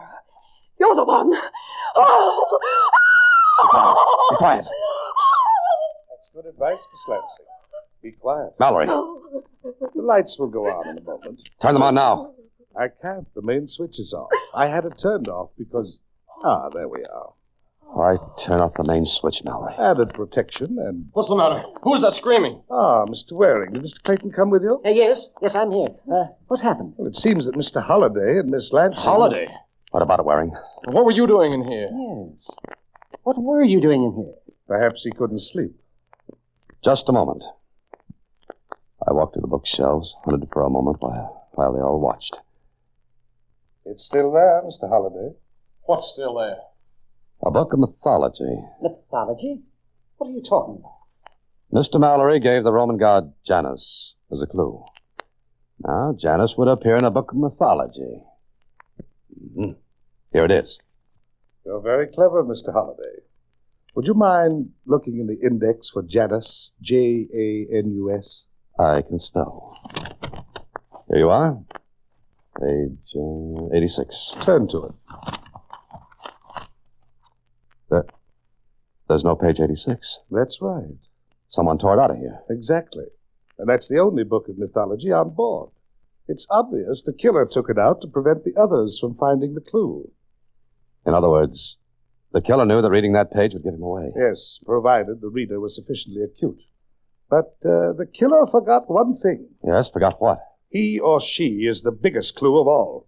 What do you mean by that? I mean, Mr. Waring, there's something about him or her that gives away the show and ties in with Janus. What is it, Mallory? Find that out and you'll have the person, Mr. Clayton. Look at one another and remember what I said. Good night.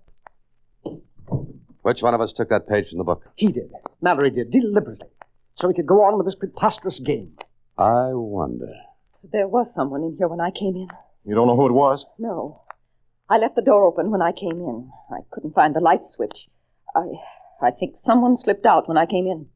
And you, Halliday? You were here? Yes. Yes, I was. What of it? What do you think? What were you going to do here, Halliday? I came here to... Just turn off the lights again. I don't think that anyone should move. We'd better get back to our cabins. I don't like being in the dark with a killer. The next morning on deck, I saw Waring standing at the aft rail. I stopped because he looked around as though seeing if anyone were near. Then he raised his arm and threw something into the sea. I wondered what it might be. Then he turned quickly and came toward me. Oh, hello, Holiday. Hello, Waring. Nice day, isn't it? I hadn't noticed. Has anything happened? I don't know, has it? What's the matter with you? What did you throw overboard, Waring? Throw overboard? Me? Nothing. Look, Waring. We're all in this together. We've got to cooperate. One of us is a killer. I won't cooperate with anyone. Now, let me get past. All right. All right, go ahead. He left me standing there. I walked toward my cabin, down the passageway, and opened the door. Clayton. Well, Holiday. Well, I thought you were on deck. Well, I'm not. What are you doing in here? Well, I wanted to see you. You can't find me in that drawer. Well, it was open when I came in. It was not? All right, it wasn't. So what? That's my question. What were you looking for? The missing page from that book. Stop lying. Where did you get that gun? What are you going to do now? Please, don't. Get out of here. Go on, get out. I'm going to tell Mallory that you have a gun. Sat down. Things were moving fast. I thought about Catherine Lansing. She'd been in the salon. I thought about Waring, who had thrown something overboard. And what he had thrown hadn't been paper, so it wasn't a page from the book. And I thought about Clayton searching my cabin. Which of the three was the killer? By now, I believed Mallory's story. Then I remembered something about Janice. And it tied in with what Mallory had said. Tied in with the killer and something I'd seen. I left my cabin and hurried down the passage. I was almost to the end when...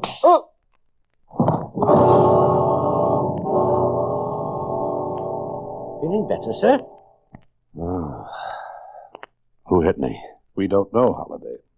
Well, whoever hit me took the gun you gave me, Mallory. You, Mallory?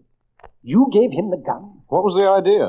Where is it now? That's what I'd like to know. Obviously, Mr. Holiday, the killer has it. That's right. This is going to be an interesting lunch. You may serve, William. Very good, sir. Mallory, I know who has that gun. Of course you do, Mr. Holiday. Who is it? Miss Lansing, when were you born? What month? Month? Go ahead, Holiday. Go on. Well, Miss Lansing? July. Why? Is that right, Mallory? That's right. Clayton? What is this? Answer the same question. December. He's telling the truth, Holiday. And Waring, when were you born? September. Is that right, Holiday? No, I don't think so. Waring, you were born in January, the month named after the Roman god Janus. Be careful, Holiday. What you threw overboard was a ring with a dark red stone. Your birthstone. A garnet. That's perfectly true, Holiday. Keep your hands on the table, all of you. And thank you for this gun, Mr. Holiday. You are not welcome. What do you intend to do, Waring? Kill all of us? I'm not that stupid. You killed my brother. Yes, but I'm not going to Havana or anyplace else on this yacht. Now stay where you are. I'll shoot the first person who gets up from that table. And I'll shoot to kill. Clayton, William. No. Sit still. Let him go. Let him go? Yes, the crew has instructions to let anyone go. They won't see him take the lifeboat. They'll let him go. But he'll get away. I don't think so. He'll be picked up. You see, Miss Lansing, we haven't been many miles from shore. Now, shall we go on with our lunch? Miss Lansing, Mr. Clayton, you've been put to a lot of trouble. I hope these checks will make you feel happier. I think they will. Mr. Holiday, you got a story, I hope. Oh, yes, I did. You see, Mr. Holiday, I had to do it this way. I had no proof that Waring was the murderer. I spent 10 years getting evidence, but no proof. I had a hope that he would break, put him under tension. But that envelope with your attorneys. Mr. Holiday, there was no envelope. They picked up that Waring, huh? Yes. Mallory radioed the police. If he'd kept quiet, no one would have known. Yes, I know. But Mr. Mallory is a very clever man. So are you. Well, thank you, Susan. Oh, say, what about that ticket on the liner? Oh, I never thought about that. Hey, Susie, maybe I can still use it. Oh, here it is. Uh-oh, Mr. Holiday. Huh? What's the matter? Look, the date. The boat sailed yesterday. Oh, fine. Good night, Susie. Next week, same time, through the courtesy of Paramount Pictures, Alan Ladd stars as Dan Holliday in Box 13. Box 13 is directed by Richard Sandville, with this week's original story by Russell Hughes. Original music is composed and conducted by Rudy Schrager. The part of Susie is played by Sylvia Picker, and production is supervised by Vern Karstensen. Box 13 is a Mayfair production from Hollywood.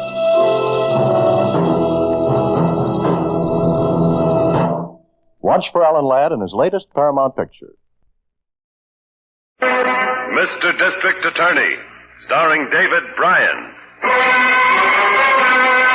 Mr. District Attorney, champion of the people, defender of truth, guardian of our fundamental rights to life, liberty, and the pursuit of happiness. And it shall be my duty as district attorney not only to prosecute to the limit of the law all persons accused of crimes perpetrated within this county, but to defend with equal vigor the rights and privileges of all its citizens.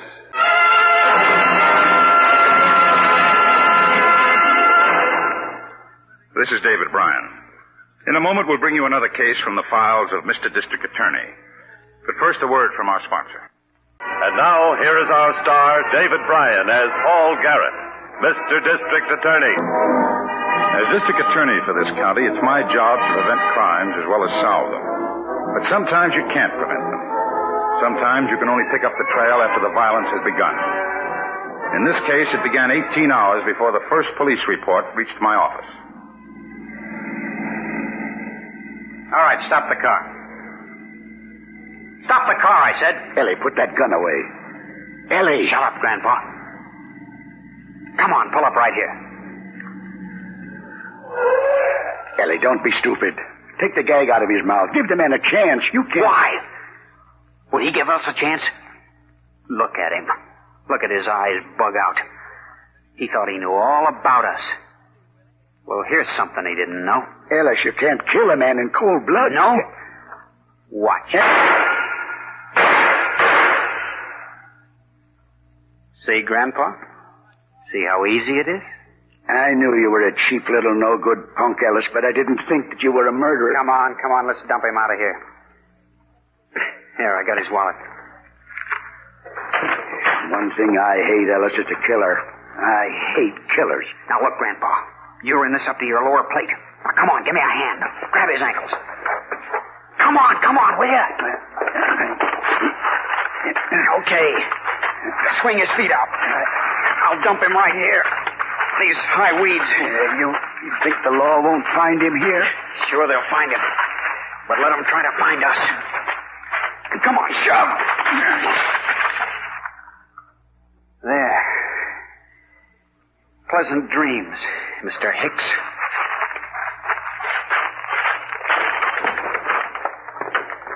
Okay, shove over, Grandpa. I'll drive back.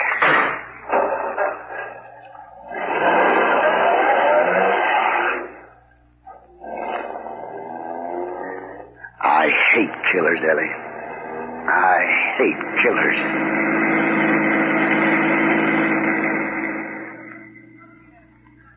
I hate killers, too. They're easy to hate when it's your job to study their handiwork and track them down. Harrington and I picked up the tracks on this case in the county morgue. 22 years service and this place still gives me the willies. You too, Chief? Sure does. This one, Harrington? Next one.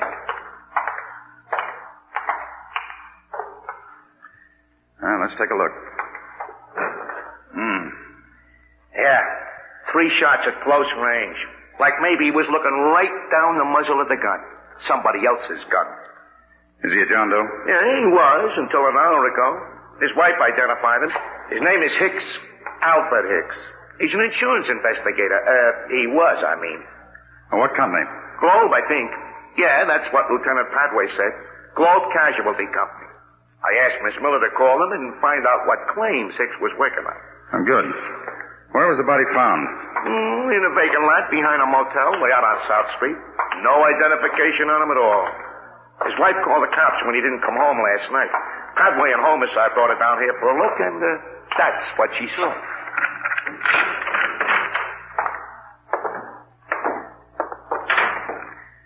Harrington, go on over to Homicide and find out what Lieutenant Padway's learned from Mrs. Hicks. I'll call the office and see if Miss Miller's learned anything from the insurance company. Okay, Chief. We'll see you later. You mind if I use this phone? Thanks.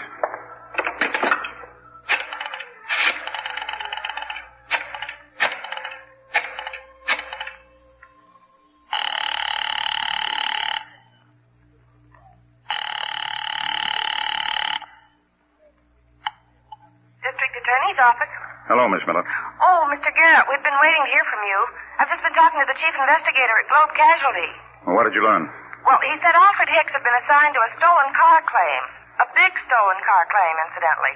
Oh? How big? An auto carrier loaded with 4 new sedans was hijacked about 14 miles from the factory. Do we have a report on that? We do now. It's on your desk. Fine. Mr. Hicks had been checking the want ads for any slightly used cars that might be for sale. His last call had been at the Sleep Easy Motel on South Street. Well, that was his last call, all right. He was seeing a private party named Thompson. Did you call the motel? Yes, sir. There was a Mr. and a Mrs. Thompson. They checked out about 7 last night. That figures. Look, if Harrington calls in before I get back to the office, send him over to the Sleep Easy Motel. Yes, sir. Tell him to get a description of the Thompsons and any leads on where they might be. I'll see you in about 20 minutes.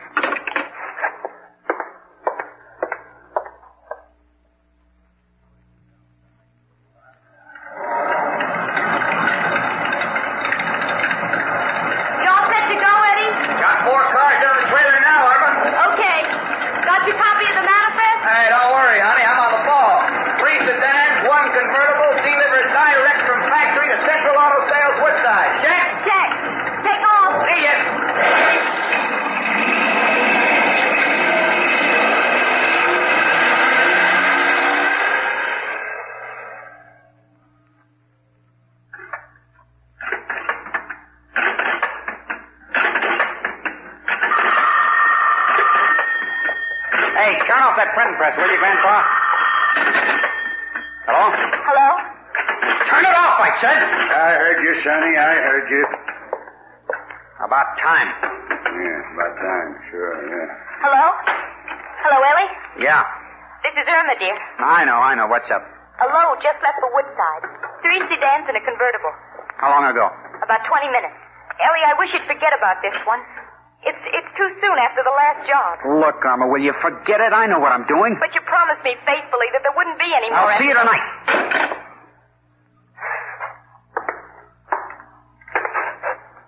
Now, what are you looking at, Grandpa? The loving young husband hangs up on his wife. Why don't you mind your own business, huh? Irma is my business. She's my granddaughter. And my wife. And if I'd had my say about her marrying you... You didn't have any say. You were doing time, remember? Yeah, I was doing time, all right. But I'd done my time. And anyway, I was up on a good, honest forgery rap, not murder. Shut up.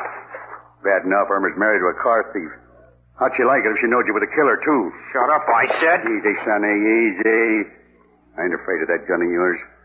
I already messed up my life. I ain't got much left to lose, except... maybe Irma. Listen, Grandpa. A truck left the plant 20 minutes ago for Woodside. We got about an hour and a half to meet it. Let's get going. Not me, Sonny. What do you mean, not you? Told you before, Ellie, that gun don't scare me. I got nothing left to lose. Except Irma. Yeah, except... You know, Ellie, I really believe you'd do it to her, too. I really believe it. You coming with me or not? Yeah. Yeah, I'm coming. You want this last batch of pink slips? Yeah. And run them off yourself. We got enough time? The truck should be here. You make the decision, Sonny. It's your deal, all of it. You print the slips, you make the phony license plates, you plan the hijacking, you do the killing.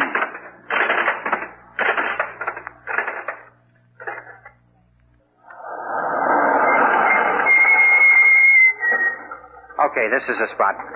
The auto carrier's just coming over that hill. Think you can drive this truck, Grandpa? I drove it last time, didn't I? Yeah. But I paid a lot of loot for this wagon, and it's helped me get a lot more. I'm sentimental about it. I didn't think you could be sentimental about anything. Here comes our sucker.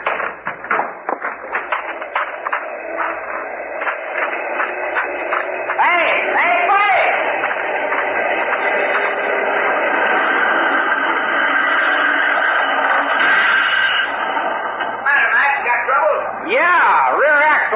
Can you give me a hand? Yeah, sure thing. I hope you got a good flashlight on you. Yeah, these things always happen after the sun goes down, it seems. It's the rear axle. I'll take a look here. Yeah. Looks all right to me. Maybe it just... Hey! Okay, Grandpa, you drive this one. I'll drive his. What are you going to do with that driver, Ellie? Don't worry, I'll take care of him. Get going. Go on, Grandpa. Move, will you? Go on!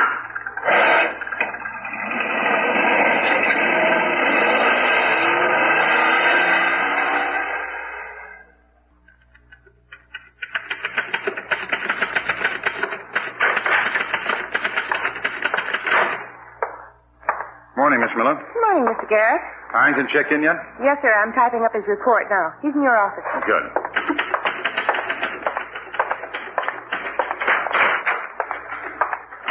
Hi, Chief. Hi. How did you make out, Harrington? Well, I got kind of a vague description of the Thompsons, if that's what their name is.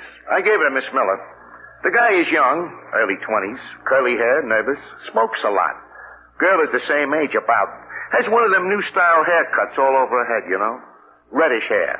Kind of pretty from what the motel guy said, but you know how motel guys are. Oh, that's vague, all right. One thing he said, though. He said there was an old guy with the Thompsons. Seemed to be a relative, like a grandfather or something. Excuse me. Yes? Did you order the morning papers, Mr. Garrett? Oh, yes. Will you bring them in, Miss Miller? All of them? Yes, please. All of them. Why the papers, Chief? You cleaning out bird cages or something? You and I are going to check the want ads. Want ads? Another auto carrier was hijacked last night. No kidding. That makes two. Yeah, two. From the same assembly plant. 4 brand new cars on it. 2 hijackings, 2 murders. 2 murders? The driver of the auto carrier. He was found on the highway last night. Harrington, you and I are going to check the ads for slightly used automobiles. Just the way that insurance investigator did. Only he ended up in the morgue. Here are the papers, Mr. Garrett. Oh, thank you. Well, Harrington, I wonder where we'll end up. Mr. District Attorney. 2 auto carriers had been hijacked. 8 brand new cars had been stolen. And 2 men had been murdered in cold blood. For 3 days, Harrington and I and other members of my staff tracked down every lead, including the ads for slightly used cars. No luck. 3 days. 4 days. 5 days. Somewhere in this teeming city, our killer was still free. Free to kill again. Ellie, I wish you'd stop that pacing. Ellie, please. Your wife's talking to you, Sonny. I heard her. Ellie, will you stop? Stop what? Stop this. Stop that. Stop the car deal. Stop the phony licenses. Stop living, why don't you tell me? Now, there's an interesting idea. You shut up. I've taken enough from you. Ellie! Oh. Ellie, what's wrong with you? Oh, you know, Irma. This is a big job. We still got 2 cars left over from the last job. And so far all week, we only got 1 call about our ad. An old maid school teacher didn't even have her driver's license yet. Oh, I knew you shouldn't have pulled this job. I didn't even know about the first one till after it was done. There's lots you don't know, honey. Shut up, Grandpa. Ellie, you promised me there wouldn't be any more. I only helped on this one because you promised me you'd stop. Will you? No. No, I won't forget it. You won't let me. I won't let you. No. You're so tense and nervous. What do you expect? Hot cars stashed away all over town and us holed up in this flea bag motel waiting for want ads to pay off. Maybe we should have stayed at the Sleep Easy. Lots of action there. It's more than that, Ellie. It's the way you talk, the way you look. You look so cold and hard, like... Well, like a real... Like a real what? Go on, say it. Like a real crook, she means. Or even a killer. I told you to keep your big mouth shut. Ellie, stop it! I've taken all from this old man is going to give. Ellie, put down that gun. Ellie! Ellie, that gun, where'd you get it? Ellie! Give it, Irma. Just see that this grandfather of yours doesn't louse up this whole deal. I don't trust him.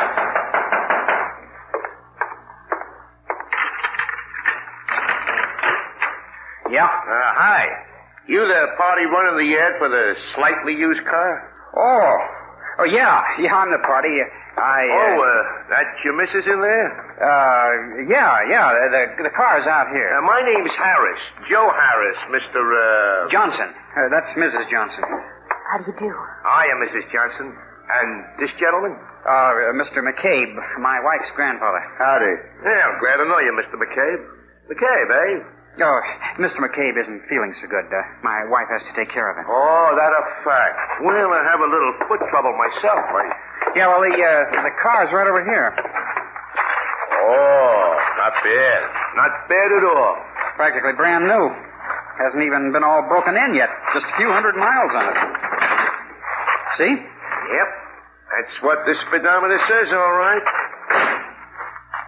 Hey, these tires are in good shape, too, ain't they? I told you. Not even broken in yet. Why are you selling it, Mr. Johnson? Oh, you know, I bit off more than I can chew. I need the cash. Sometimes a guy gets in over his head. Yeah, sometime they do. You mind if I look under the hood? Go to it. Hey, that motor is clean, all right. Real clean. Almost like it wasn't even used. I told you. If it was any newer, you'd have to pay new car prices. Best one I've seen today. How much? 2,000 flat. 1,800? I'm interested. 2,000. Take a ride in it and you'll see why. All right, I'll tell you what. I'll go home and get the missus. Then we'll let her drive it.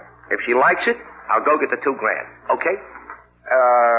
Well, you know, a car like this won't last long, and that ad brings in a lot of calls. Okay, I'll give you a deposit. I'll hold it for an hour or so. 25, all right? Well, no longer than an hour. It's all the cash I got on me.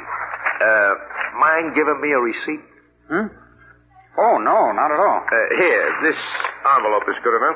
It's only for an hour. Okay. Hey, you won't be more than an hour, will you? Oh, don't worry. I don't want to lose a deal like this. I'll get the wife and see you before an hour, maybe. This your car? Yeah. I'll sure be glad to get rid of this clunk. See you.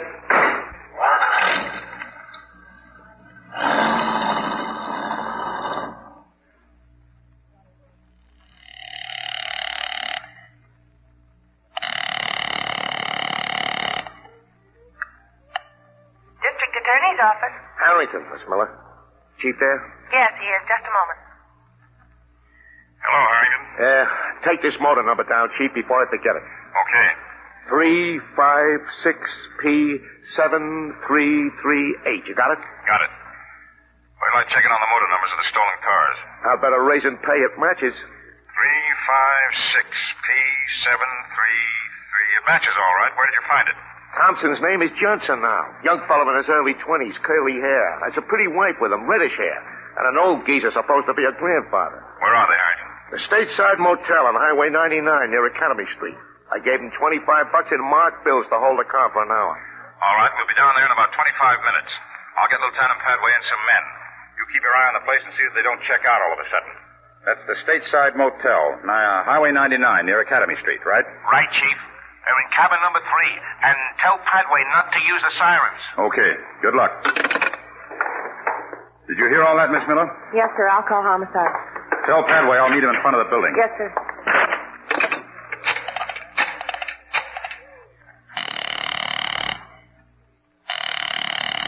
Come on, come on.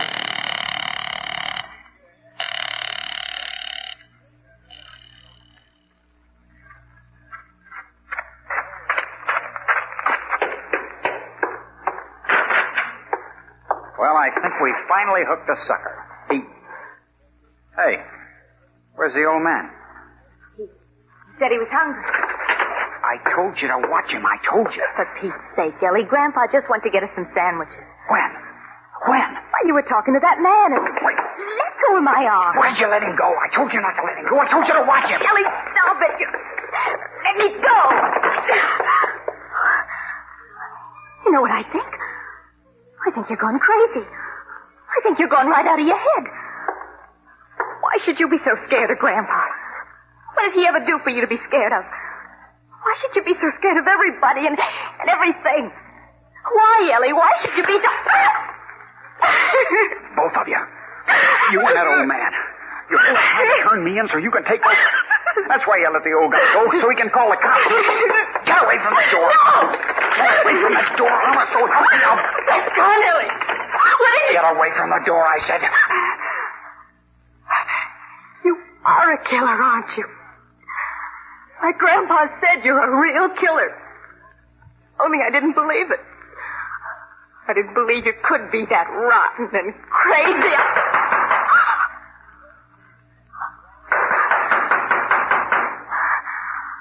Move. Come on, get over here.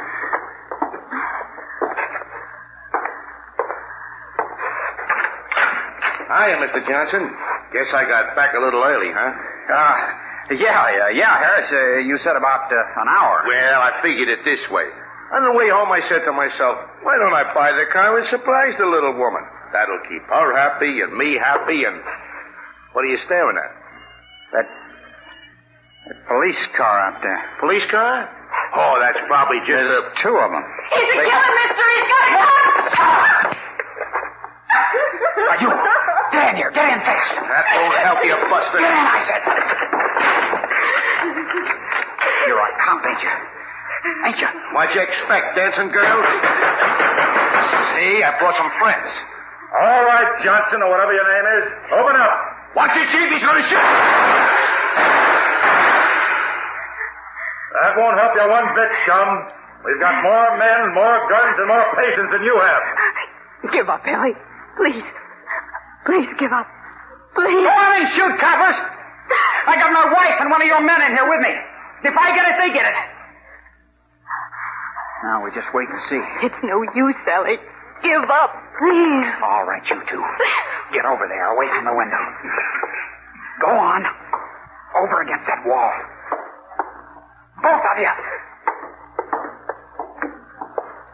Okay, now stay there. If you try to separate, I'll kill you. Hey, Johnson. How do we know our man hasn't gotten it already? Not a word from either one of you. Not a word. Prove he's alive, Johnson, or we'll blow that cabin sky high. We mean it, Johnson. Ellie, let him talk. Let him say something. Okay, cop. Tell those Boy Scouts you're still alive. It's all right, Chief. I'm right here, and so is his wife. But you better do like he says, Chief, because he's armed and he's dangerous. All right, that's enough. Hey, what the... What are you... Hey, kid, thanks for the chance. My turn now. Hey, let go. Let go, my arm. Drop it. That's a good boy. Oh, come on, killer. Your wife will open the door and you'll walk through it. Some pals you got, copper. They know you're in here, but they shoot anyway. Sure. How do you think they wanted to hear me talk? They could tell where I was, so they could shoot where I wasn't. Just enough to get you off guard. You all right, Harrington? Yeah, I'm okay, Chief. Here's our gun-happy friend. What are you going to do with him? We'll let the courts decide that. You're his wife? Yes. I imagine you're involved in all this, too. Yes. Yes, I am. I hope you'll be willing to tell us about it. She don't have to tell you a thing. She's my wife. She can't testify against me. No, but I sure can, Ellie. I can tell plenty. That's the grandfather, Chief. I can tell you gentlemen all you want to know about this cheap two-bit murdering little punk. He's in this, too. He's in it up to his dirty old neck. I told you 100 times, Sonny, I got nothing left to lose. I'd like to do one decent service to the world while I still got the chance. Grandpa, no. No. Sorry, Irma, honey, but putting Ellis away is it. I hate killers.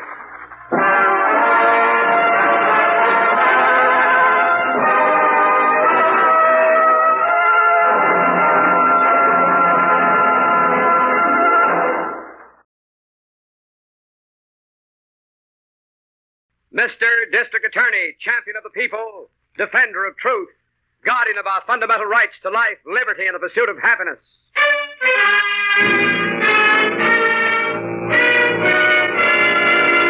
Mr. District Attorney is brought to you by Vitalis, Vitalis, Vitalis, the famous preparation that keeps your hair well groomed.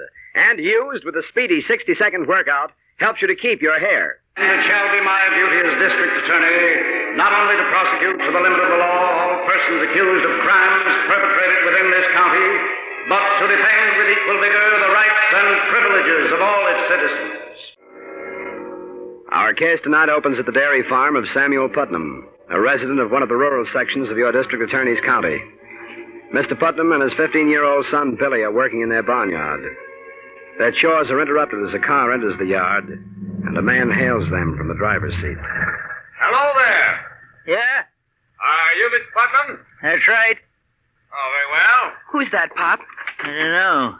I never seen him before. Nice-looking car. Yeah.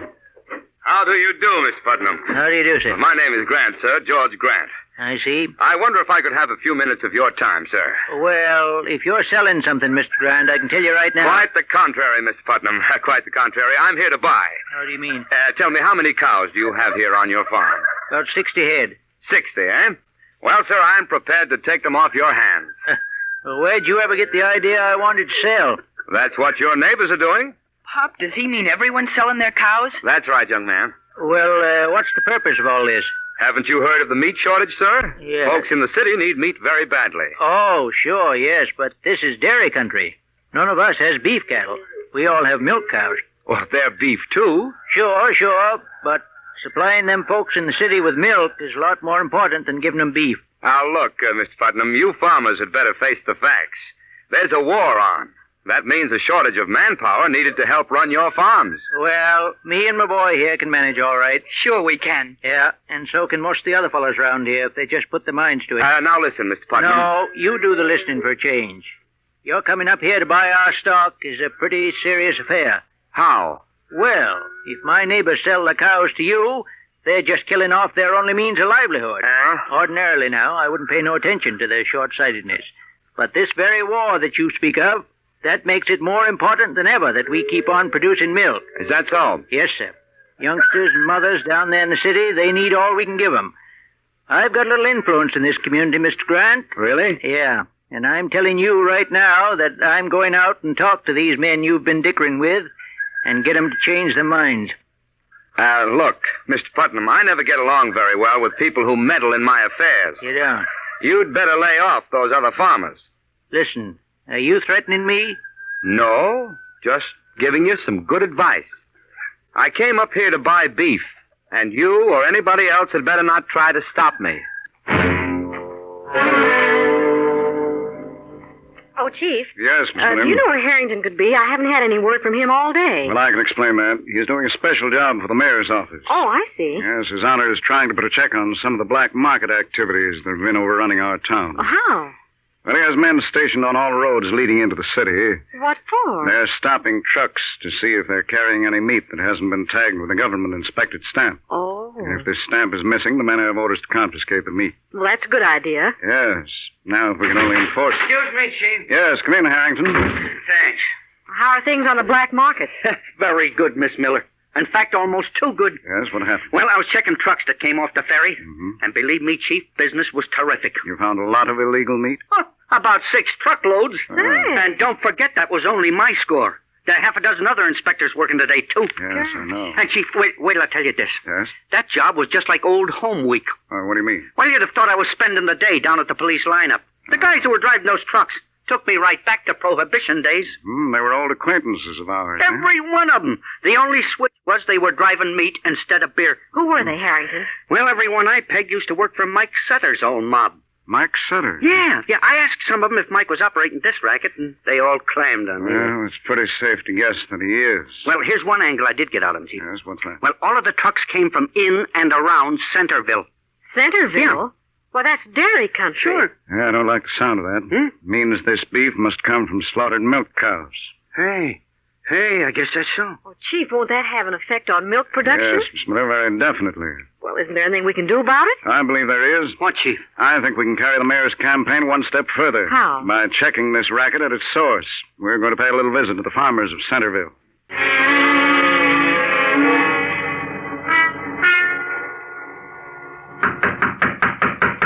Who is it? It's me, Grant. Oh, come in. Hello, Mike. What are you doing in town? I came in to see you. Yeah? Yeah. Looks like we're in a little trouble. You mean the trucks? Well, that's just the mayor trying to grab a headline. I put a mouthpiece to work. We'll get the meat back. Think so? Sure. Same thing happened out west. The operators got their meat back before the headlines even got cold. Oh. There's things going on in the country. Well, that's what I come here to the office to talk to you about. What's the matter? Something wrong? To be truthful with you, yes. Oh, what? What is it? Well, a lot of the farmers have canceled out on me. How do you mean? They changed their minds about selling their cows. Well, how come? There's one man who's responsible for the whole thing. Oh, yeah? He's called several meetings and influenced them to hold on to their stock. Who is this guy? A man named Putnam. What's his angle? Is he moving in on us? No. Just some stupid patriotic motive. Patriotic? He feels that milk is more important than beef. He's got the others thinking the same way now. Did you talk to him? Sure, but he just won't listen to reason. Reason? Now, listen, Grant. You never get nothing with that stuff. I know, but... This guy has really jammed up the works, Sam. Yeah. Well, it looks like maybe it's time for me to take over. What do you mean? Now, listen.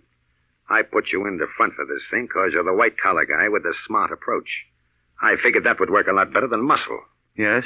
But the collar's no good on a deal like this. Your Putnam guy needs a different treatment. Oh, now, look, you're not going to use any violence. Remember, you promised me when I came into work for you there'd be no rough stuff. Who said anything about rough stuff? But you... This old farmer just needs a lesson, that's all. And we can give it to him without our ever seeing the guy.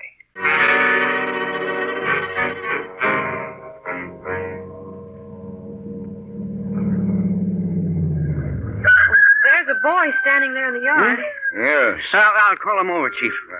Hey, son. Yes, sir? Is this the Putnam farm? Yes, sir, that's right. Yeah, is Mr. Putnam around? No, sir, he's gone into the village. Are you his son? Yes, sir, my name's Billy. Hmm. Golly, ain't you the district attorney? That's right. Gee, I'd know you in a minute. You look just like you. Really? Sure. My brother took a lot of pictures of you when you made that speech in Centerville last year. Remember? Oh, yes, of course. My brother was a photographer on the Centerville Herald. He's in the Signal Corps now. He takes pictures for them, too. Oh, I see. That's what I'm going to do when I'm old enough. Go in the Signal Corps and take pictures. Well, that's fine, Billy, but just remember that working on a farm is very important, too, right now. Oh, sure. Yeah, when do you expect your father back from the village, son? Oh, he'll be gone most of the day. Men? You see, we've had some trouble here at the farm. Trouble of what sort? 5 of our cows died last night. Oh, what a shame. Pop thinks there was something funny about it. Yeah? He had Dr. Thomas the vet out here this morning. Dr. Thomas thinks they was poisoned. I see. Pop has gone into the high school laboratory. They're going to analyze stuff for him and make sure. Billy, your father has been active in trying to organize the farmers around here against selling their livestock, hasn't he? Yes, sir. Chief, do you think this poisoning was done to get him to lay off? Well, it could have been. Yeah, sounds like something Mike Sutter might do. Yes, but the description that the other farmers gave us of the man who tried to buy their cows doesn't sound like Sutter. Well, he probably has a front man working for him. He's always been a smart operator. If the cows were poisoned, you sure could find out who done it, couldn't you, Mr. District Attorney? Well, I could certainly try, Billy.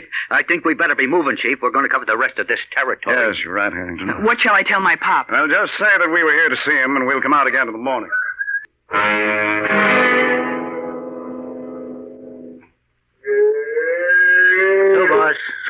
So. That's the girl. That you, Billy? I got a pail of water once this evening, son, but if you want to... Good evening, Miss Putnam. Huh? Remember me? Grant is the name. Oh, yeah. Yes, I'd like you to meet an associate of mine, Mr. Sutter. Hi. What'd you come here for? Just dropped in to see you. Yeah? I wondered if you'd change your mind about selling your cows. No, sir. We heard down in the village that you'd had a little tough luck up here last night, Putnam. Yes, we understand you lost some of your livestock. That's right. Too bad. What happened to him? I was just wondering whether you fellas couldn't answer that. Why? Them cows was poisoned. Is that a fact? Now, why should anyone want to do a thing like that to you, Mr. Putnam? Well, I sort of have an idea. Really? Yeah. I got to thinking that if somebody wanted to show the other farmers hereabouts that it didn't pay to interfere with certain transactions, why, killing off my cows might be a good way of doing it. Oh, now, Mr. Putnam, surely you aren't implying that we had anything to do with your misfortune? I am. Well, you make us sound like very desperate characters. I imagine that's what you think you are. Well, that's hardly Wait a the minute, attitude. Grant. Quit kicking the words around. The old guy knows what goes on. You mean to say that you're admitting that you did poison my cows? Sure. That's only the beginning, mister. Is that so? Yeah. We got a nice touch working here. And we ain't gonna let you jam it up first. How do you intend to stop me? We'll kill every cow you got in this barn if we have to. I wouldn't advise that. Now, listen. We're running this show. You do as we tell you. Do what? Get to them other farmers. Tell them you was wrong about not selling their beef. Not a chance, mister. Hey. You can't pull any cheap gangster stuff on me. Them farmers are keeping the cows. Yeah? Yeah. And furthermore, I'm having you both arrested for what you've already done to me. You talk real big. This is more than talk. Yeah? I happen to know that the district attorney is in Centerville right now. I'm going to call him up. Wait a minute. You stay right here. Let go of my arm. Take it easy, Mike. This guy ain't calling no district attorney. Oh, ain't I, though? Come back here. Oh, no, sir.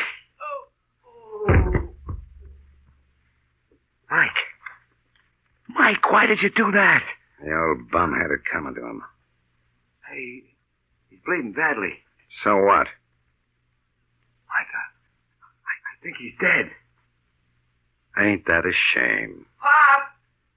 Hey, that's his kid. Yeah. He may have someone with him. We better get out of here, quick. Pop, what's the matter? Yeah, that door. There may be another way out. Come on, Mike. Okay. Pop! Yeah, this is okay.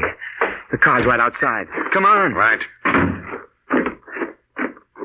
The kid didn't get in there in time to see us, huh? All right. Quit worrying. Yeah. All right, get in quick. You better drive, Mike. I'm too jittery. Sure. That's the way out. Around the front of the barn. Okay.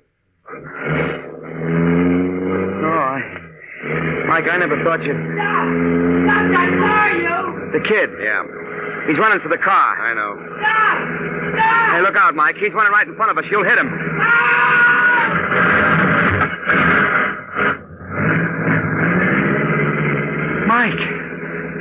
Mike, you ran over him.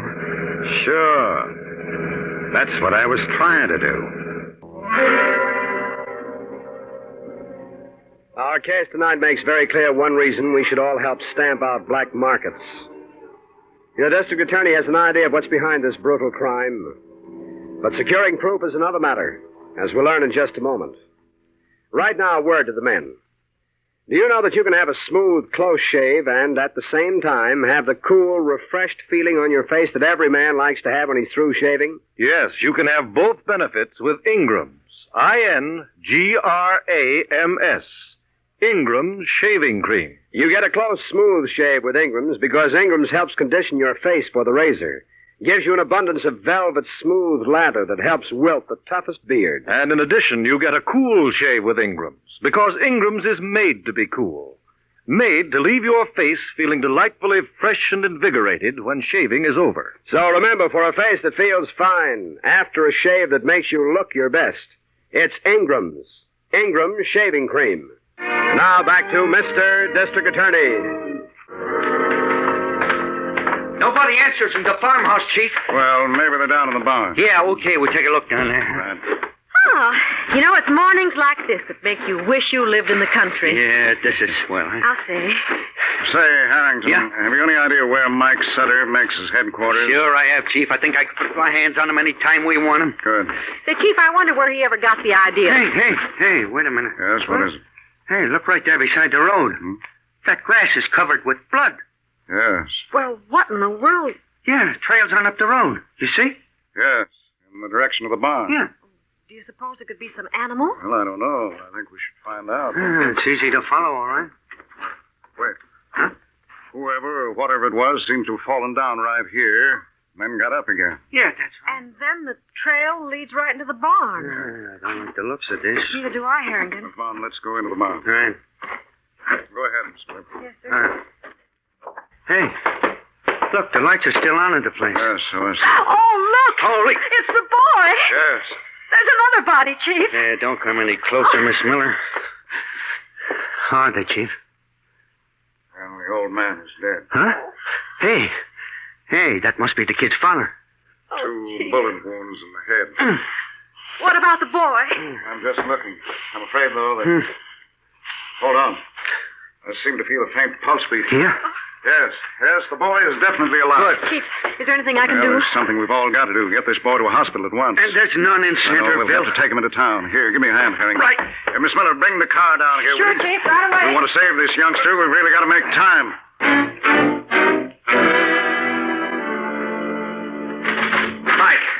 Mike, look at this. How many times have I told you to knock before you come into my office? I just got the afternoon papers. They got the whole story. About the farmer? Yeah, look here. The kid didn't die. So what? He may identify us. Is that what it says in the story? No, according to this, he's still unconscious, very close to death. Well, then what are you worried about? Well, I guess... Now, look, you said yourself last night that the kid never seen us when we did it. Huh? He didn't even know we were in the barn. I know, but... And even if he lives, what have they got on us? The boy might have seen the license plates, or the tire marks might even be traced. And that makes it tough on somebody else. Not us. Why? That was a stolen car, you chump. Oh. Well, the boys picked it up for me before we went out to the sticks. Oh, I see. Now, listen, Grant. I'm going to get awful fed up on this crybaby routine of yours. Well, I can't help being concerned. Let that be my department.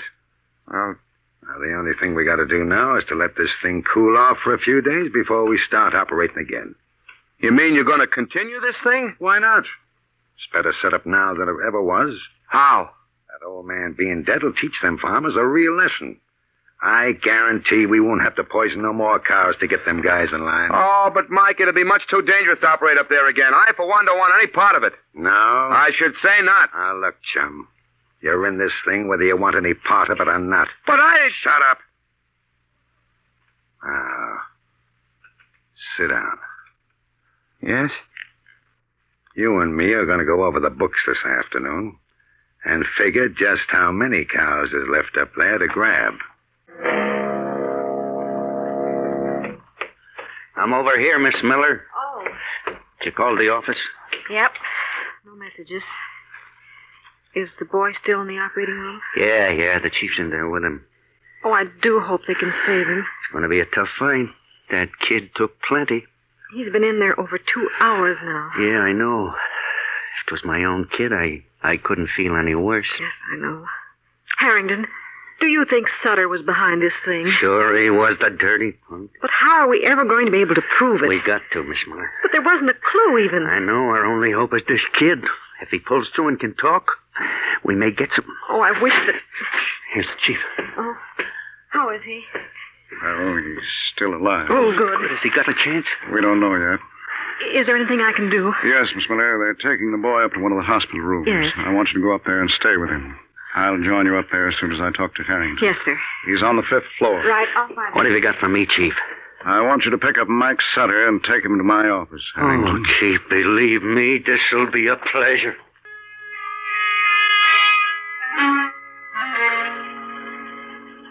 Chief, Yes, Miss Miller. come here. Yes. Look, the boy's moving his hand.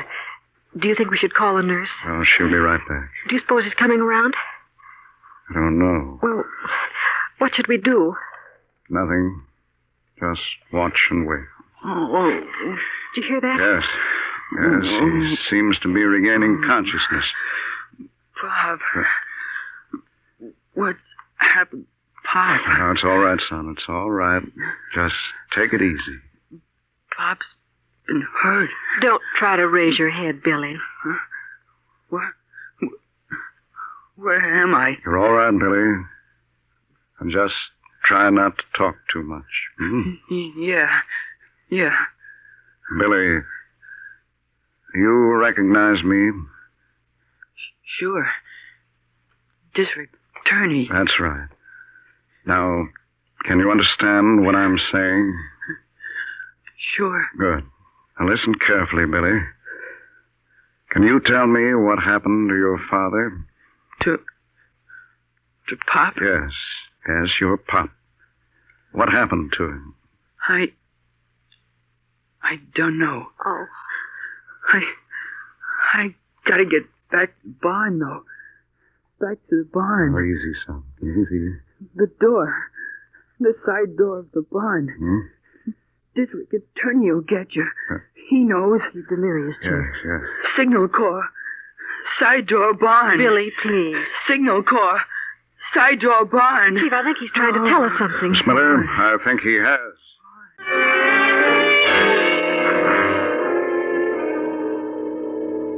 You know, Chief, this is all a great mystery to me. Why, how's that, Miss Miller? Well, in the first place, we come all the way out here to Putnam's barn just because of a little boy's delirious talk. Yes, that's quite true. Then the first thing you do when we get here is pick up a broken piece of string and wander around with it. Well, I'll admit that.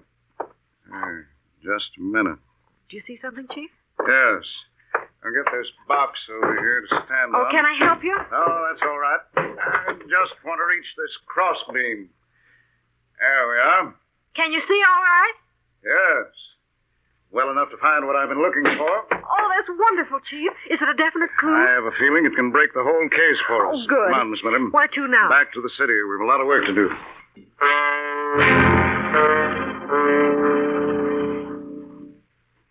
Listen, copper. Yeah?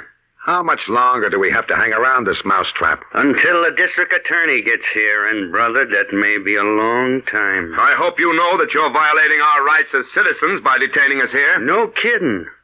What about the rights you violated, Mr. Grant, when you guys knocked off that old man? Now, listen, are you digging that one up again? Sure, Sutter. I'm just keeping in practice for the time when I really go to work on you. You ain't never going to get a chance to work on me. Don't be too sure. Look, we don't know nothing about that old farmer. Oh, hi, Chief. Hello, Harrington. Did Miss Miller get here yet? No, but I got some customers for you. Good. This here is Mike Sutter. He knows me. And this added attraction is Sutter's front man, the one he used on the farmers. I see. He was in Sutter's office, so I brought him along. I demand to know why we're being held here, sir. Why, hasn't Mr. Harrington explained that to you? I did, Chief. But we know absolutely nothing about the death of that man in the country. I'm inclined to think otherwise. Now, look, DA, I can tell you right now. You're wasting your time on this thing. I don't think so. What does he mean? What happened to that old man and his son was one of the most vicious crimes I've ever encountered. Listen, save the speeches, DA. What evidence have you got? Excuse me, Chief. Yes, come in, Miss Miller. This may be the answer to your question, Sutter. Here's the envelope. Thank you, Miss Miller. What do you got there, Chief? It's the evidence we've been waiting for. Huh? Definite proof of who killed Mr. Putnam. Yeah? Harrington, you may arrest these two men on a charge of murder. Your district attorney will be back in just a moment to explain what he learned from Billy Putnam's delirious cries that led him back to the farm and clinched his case.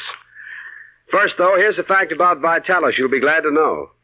While wartime Vitalis is manufactured under government restrictions that affect most products during these times of war, Vitalis and the 60-second workout gives you the same 3 benefits that you and thousands of other men have always enjoyed with Vitalis. And here they are. First, Vitalis gives you really well-groomed hair. Keeps your hair in place in a natural, masculine way. With Vitalis, your hair doesn't have that obnoxious, plastered-down, patent leather shine. Second, Vitalis and the 60-second workout helps rout unsightly and often embarrassing loose dandruff. Third, and very important, Vitalis and massage helps prevent excessive falling hair. It stimulates circulation, you see. Loosens up your tight, dry scalp. So Vitalis and massage helps you keep your hair. And since wartime restrictions affect the amount of Vitalis we can make, please be patient if your druggist doesn't always have it. We will continue to keep him as well supplied as possible. And please remember, wartime Vitalis gives you the same 3 benefits you've always enjoyed. Used with a 60-second workout, it gives you well-groomed hair, helps rout loose dandruff, and helps you keep your hair. That's Vitalis. Vitalis. Now, here is your district attorney. Well, ladies and gentlemen, the evidence that solved tonight's case was given to us by a very alert and courageous young man, Billy Putnam. It was his timely thinking that enabled us to try and convict Mike Sutter and his accomplice Grant on the charge of first-degree murder. And they paid for their crime with their life. Chief, don't you think you ought to tell the folks just what that evidence was? Well, yes, Miss Miller. I learned about it in young Billy's hospital room. In his delirious ravings, Billy repeated 2 important things: side door of the barn and signal corps. I remember the side door in the barn, but the signal corps reference eluded me until I suddenly recalled our first conversation with the boy. You mean about his brother being a photographer in the Signal Corps? Yes, Harrington. I took the chance that this meant he had some camera arrangement hooked to that side door. Which he did. Yes, the boy had rigged it up the day after the cows were poisoned. He hoped to get a picture of anyone who might attempt it again. And he sure got a mighty important one. Grant and Sutter leaving the place with the old man dead on the floor. Chief, I'm sure that everyone will be glad to know that Billy has fully recovered from his ordeal. Yes, Miss Miller, and we're seeing to it personally that he gets a good home until he's old enough to realize his ambition to join his brother in the Army Signal Corps. Good. Now, what about next week, Chief? Well, it's a case I believe every one of our listeners will find very interesting and exciting. The case of the weekend murders. And so, friends, join us again next Wednesday, and until then, thank you and good night. The names of all characters in tonight's dramatization are fictitious, and any resemblance to names of living persons or actual places is purely coincidental. Jay Jostin was featured in the title role, Len Doyle as Harrington, Vicky Vola as Miss Miller. The music was under the direction of Peter Van Steeden, and the author was Jerry Devine. Mr. District Attorney is brought to you by the Bristol-Myers Company, makers of Vitalis, used by more men to keep their hair well-groomed than any other preparation of its kind. Now, just think of the word vital and add I-S. Vitalis. Vitalis for your hair.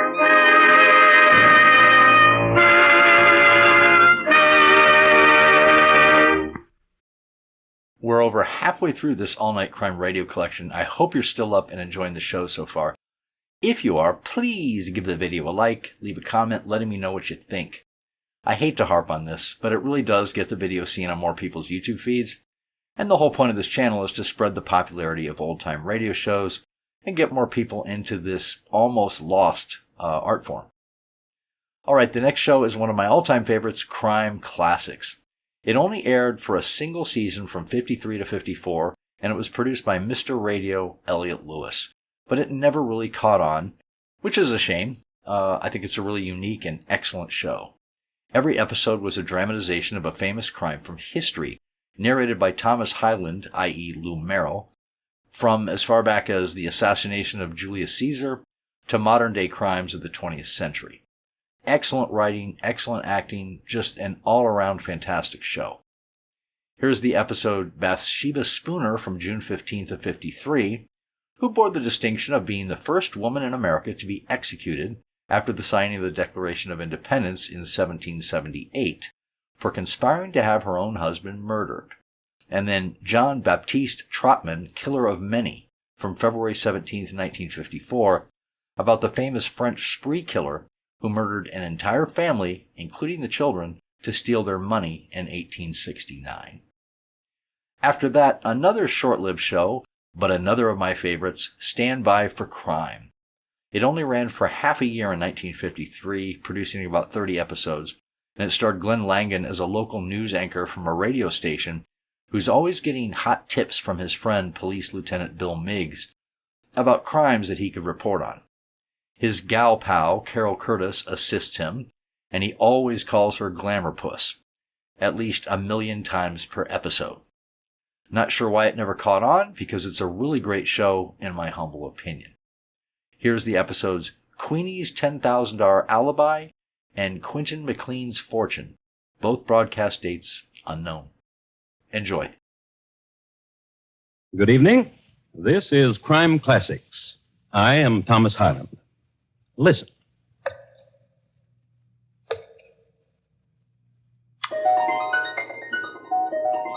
The man in nondescript uniform dropping stones into that well is a mercenary soldier, more recently a deserter. He's testing the depth of the well, the only way he knows, since a length of rope is not immediately available, and more complicated machines are as yet undiscovered. This is the year 1778, and the deserter is named James Buchanan. Next to him is his friend, another deserter whose name is William Brooks. These men are in the employ of Mrs. Bathsheba Spooner of Brookfield, Massachusetts, whose well it is. Mrs. Spooner will pay these men immediately they deposit the body of her murdered husband, right down there. And tonight, my report to you on the crime of Bathsheba Spooner, the first woman to be tried for murder in the United States. Crime Classics, a new series of true crime stories taken from the records and newspapers of every land, from every time. Your host each week, Mr. Thomas Hyland, connoisseur of crime, student of violence, and teller of murders. Now, once again, Thomas Hyland. The place is Brookfield, Massachusetts, the year 1778. Scene? The home of Joshua and Bathsheba Spooner, a large and respectable dwelling, 2 stories in height, situated on the north side of the road from Brookfield to Worcester. In the front of it, and nearly opposite on the south side of the road, are stately elms and a well. And in the living room, there's this. What manner of woman are you, Bathsheba? There's no content in you and no happiness. And what happiness have you given me? A life that dies quickly, cooking and sewing, and from you, drunken sleep. And you've not answered me. You would like to see me dead, would you not? Listen to me, Joshua. When you returned this morning from Worcester, my heart sank in me. I'd hoped you wouldn't come back. That I would have an accident. That in some way I would be killed. Yes. That you would be free then. Yes. To walk the town, newly widowed with a wandering eye. Yes. And you listen, shrew. I am your husband, and I'm your lover, and that's the way things are. Old man! Old man!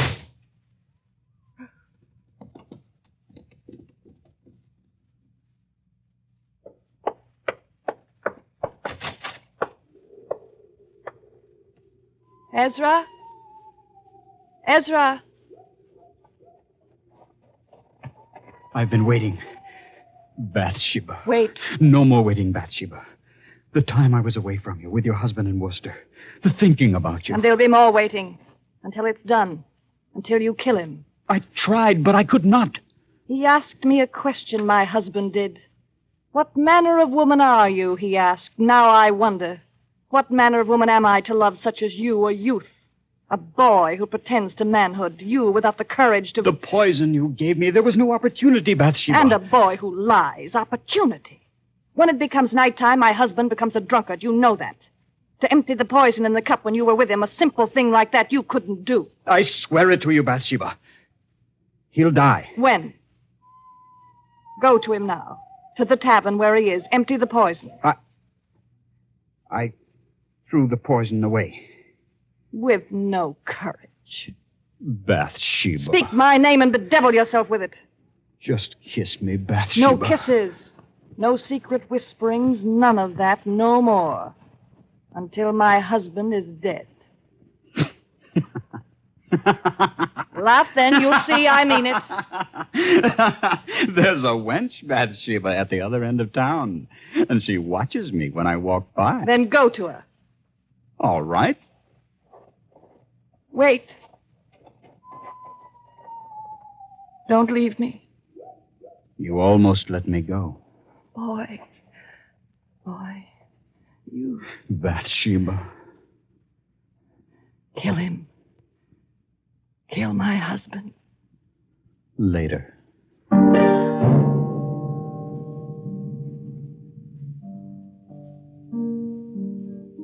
And that was Bathsheba Spooner. You've come to know her pretty well. You've seen her hating, you've seen her loving. There's more you should know. She was the 6th child of an illustrious man, General Ruggles. The general was a man of great wealth and lived in a style of unusual luxury for that day. He kept 30 horses and had a park of 20 acres for deer and a pack of hounds for the amusement of numerous visitors. He was a man intensely loyal to the British Crown and never hid his loyalties.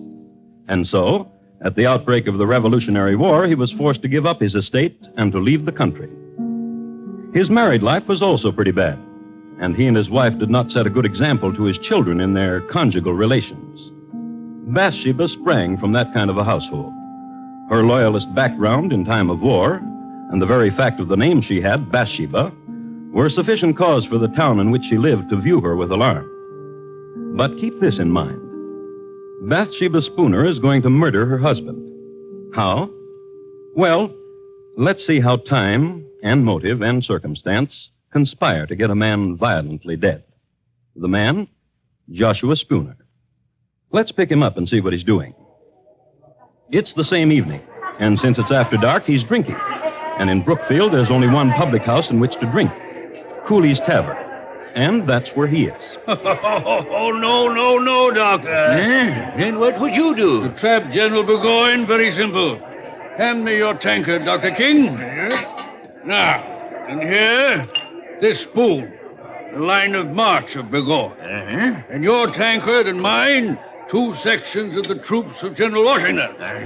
Now watch.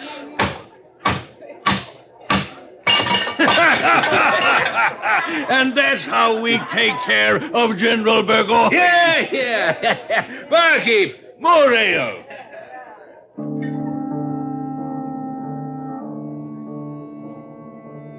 Joshua Spooner talks of strategies and drinks his ale. But mark this. Near the bar, another table. 2 men in nondescript uniforms, deserters from the army of General Burgoyne. Their names, James Buchanan and William Brooks. They've made known the fact that they've deserted the enemy, so their drinks are on the house and the appreciative customers. They're having a fine time. Drink your ale, Will. Make me a toast and I'll drink with you. And a toast you shall get. Burgoyne is a scurvy... Louder, Will, louder, else we'll pay for our own ale. Aye. A toast. Aye, I'll give you a toast to that scurvy, plump-bellied Burgoyne. May he rot in the wilderness. That is, if he don't drown coming across the St. Lawrence. Gentlemen. And a merry evening to you. Joshua Spooner is my name, and it would do me proud if you would permit me Ale is what we're drinking, sir. Ale for the patriots! And patriots we are, indeed, to goodness. Oh, yes. We joined General Washington, sir, and his colonials. You should know that. And from here, we go to Worcester, where a column of Washington's hearties ale. To you, sir, and thanks to you. My pleasure.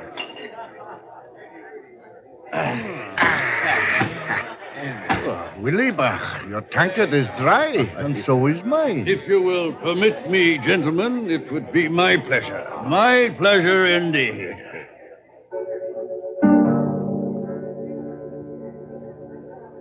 It would be Mr. Spooner's pleasure indeed to buy the lads more ale, as was the custom.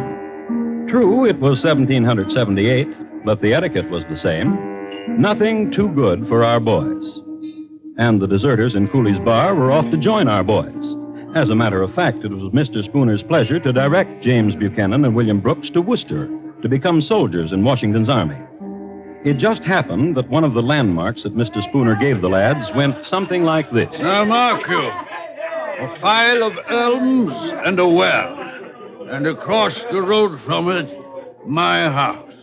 When you pass there, you'll be leaving Brookfield. And you will know you're on your way. We'll have another ale before you leave. You're a gentleman if I ever met one. Oh, a true one, James, my lad. A real gent. So they touched tankards, the deserters and Joshua Spooner, and they made tearful farewell. And the deserters left and walked the road toward where the elms were, and a house, and a well. Let's go on ahead of them. Let's get back to the lady. Bathsheba's home. Bathsheba's fixing her hair. And the youth Ezra? He's tying into it night ribbons. A lover's tender gesture. Their talk, however, is shocking. Perhaps you're right. Perhaps the best way is not to poison him. I say shoot him. Perhaps, in such a way as to make it appear as an accident. Will you shoot him, Ezra? Tightly with the ribbon, dear. Ezra? I have not the courage for it. But you know of guns and shooting. You were in the army for a year. I marched. I shot no one. I marched upon an ambush and was wounded. Myself, I never pulled a trigger. If not you to kill him, Ezra, then someone. Yes. Turn from your mirror, Bathsheba, and look at me. Oh, listen. Do you hear? Yes. Drunkards. Someone. Go to the window. Drunkards. 2 of them by the moon. British deserters. I've seen them in town. Call to them. Bathsheba. Call to them. Hello! You there! What do you want? I'll talk to them. A lady wants to talk to you. A lady?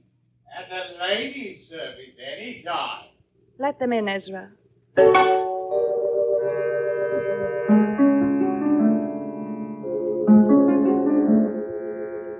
The Bathsheba Spooner who greeted the deserters must have been quite a sight. Tall, long hair, and blue ribbons. There must have been a fire in the fireplace, and in all probability she was standing in front of it. Her manner was gracious, and she was smiling. Ezra served the liquor. All in all, it was the nicest thing that could possibly have happened to two fellows who had deserted General Burgoyne. And now, gentlemen, a question. We bow. Bow, James, my lad. Say on, my lady. How would you gentlemen like 500 pounds to see you on your long journey? Merchano, 'twould warm the cockles, wouldn't it, Will? 'Twould. Does that answer you, my lady? And what would you do for it? There is nothing that Will and I have not done, and for less handsome payment from less handsome women. Far less. Kill my husband. This lad, the one you call Ezra. Come here, lad. The next skinny ones don't take long for twisting. Bathsheba! Not him. Not Ezra. Not him, James. Then who? My husband will return from his drinking. Will you wait for him? Kill him? When he returns, meet him outside at the door and greet him. Will you? Not only for the money, dear lady, but for the pleasure of your presence to two tired soldiers. Right, James? It's the truth.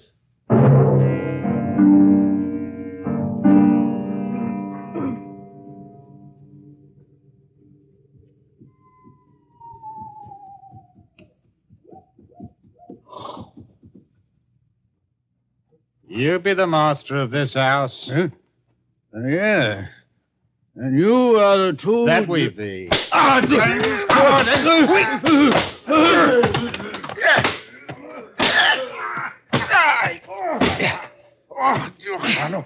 This one was a struggler, eh, Will?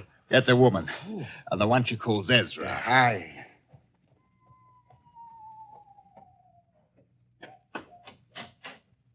Mrs. Spooner, come see. It is done.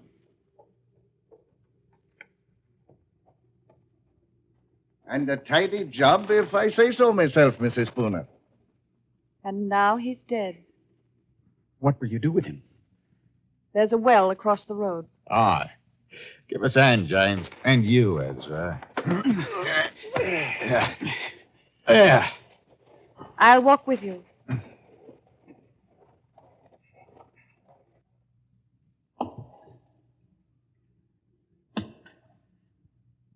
Ah. It's a deep well. Poor little man.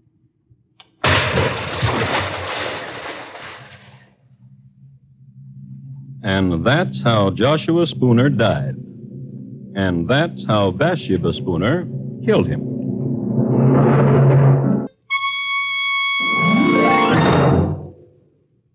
You are listening to Crime Classics and your host, Thomas Hyland. Later this evening, the Lux Summer Theater stars Fred McMurray in a full-hour adaptation of the romantic mystery comedy The Lady and the Tumblers, an odd triangle composed of a beautiful girl, a suitcase full of explosive letters, and a murdered man will make The Lady and the Tumblers' most unusual dramatic fare. Listen to it on most of these same stations later this evening when CBS Radio presents the Lux Summer Theater. And now, once again, Thomas Hyland and the second act of Crime Classics and his report to you on the crime of Bathsheba Spooner. Listen to this.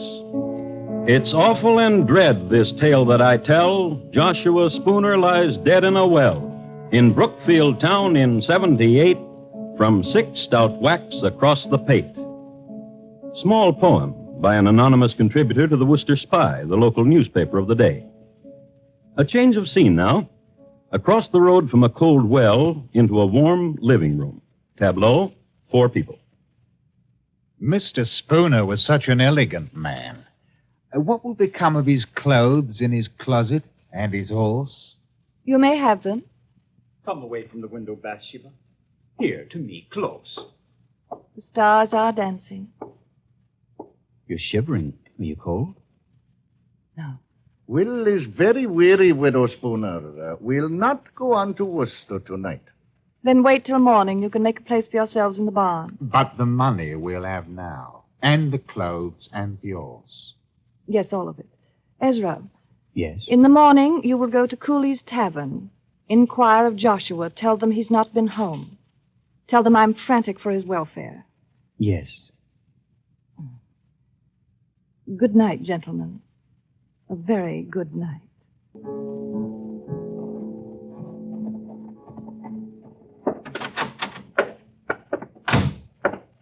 Mr. Cooley. Aye? Hot grog on a nippy morning, Mr. Ross? I've been sent to inquire of Joshua Spooner. Who sent you? The wife of him, Bathsheba. Did she now? And why? Last night he did not return home, and Mrs. Spooner is frantic for his welfare. Not home? Well, he's not here. Last night he sat right there, my lad, and discussed military strategies with the doctor. Then, to the best of my knowledge, he went home. Dr. King. Doctor, wake up.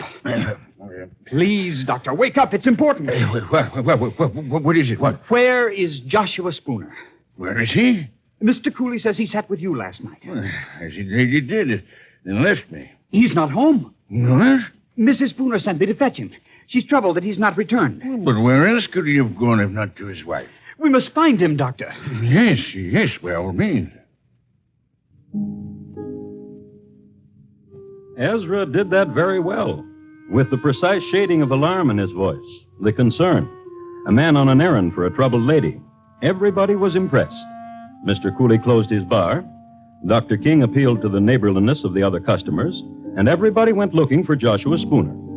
Immediately, they called on Mrs. Spooner, whom they found in the greatest apparent distress. Upon an examination of the premises, in the neighborhood of the doorstep, they observed the tracks of several persons on the snow. And on further search, they found Mr. Spooner. You know where. In the well.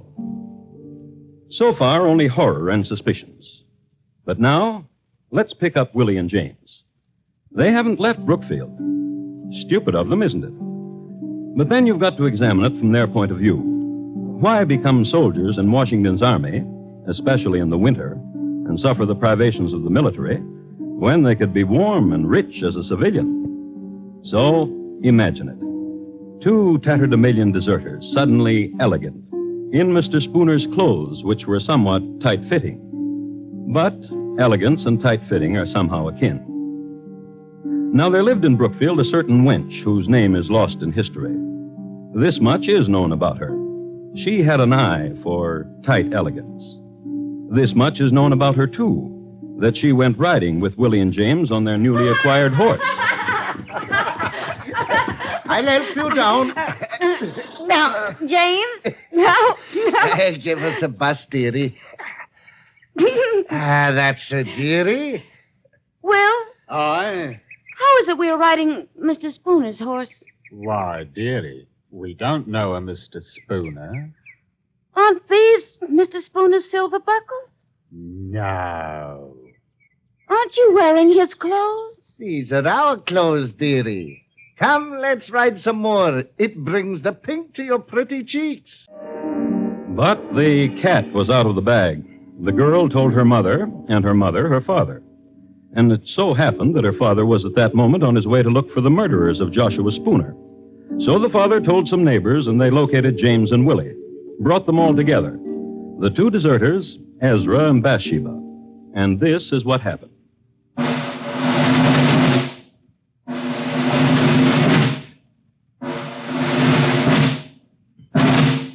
The jurors for the government and people of Massachusetts Bay in New England, upon their oath, present that William Brooks and James Buchanan and Ezra Ross in the county of Essex, not having God before their eyes, an assault did make upon Joshua Spooner, feloniously, willfully, and of their malice aforethought, on the 1st day of March last past, with force and arms, also by striking, beating, and kicking aforesaid Joshua Spooner, so as to inflict several mortal bruises, of which Joshua Spooner died.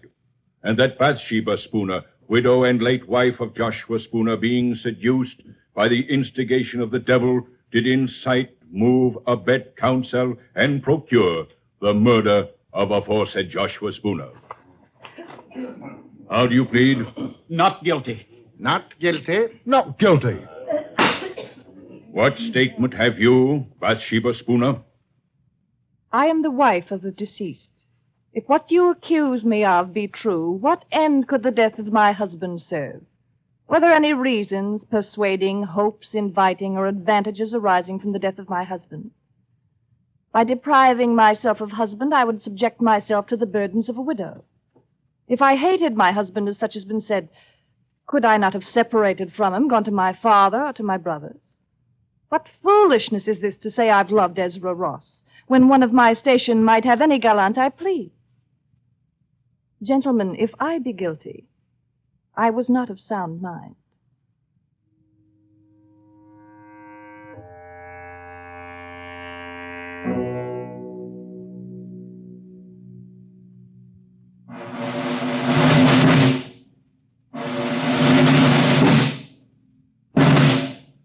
To the Sheriff of our county of Essex, greetings.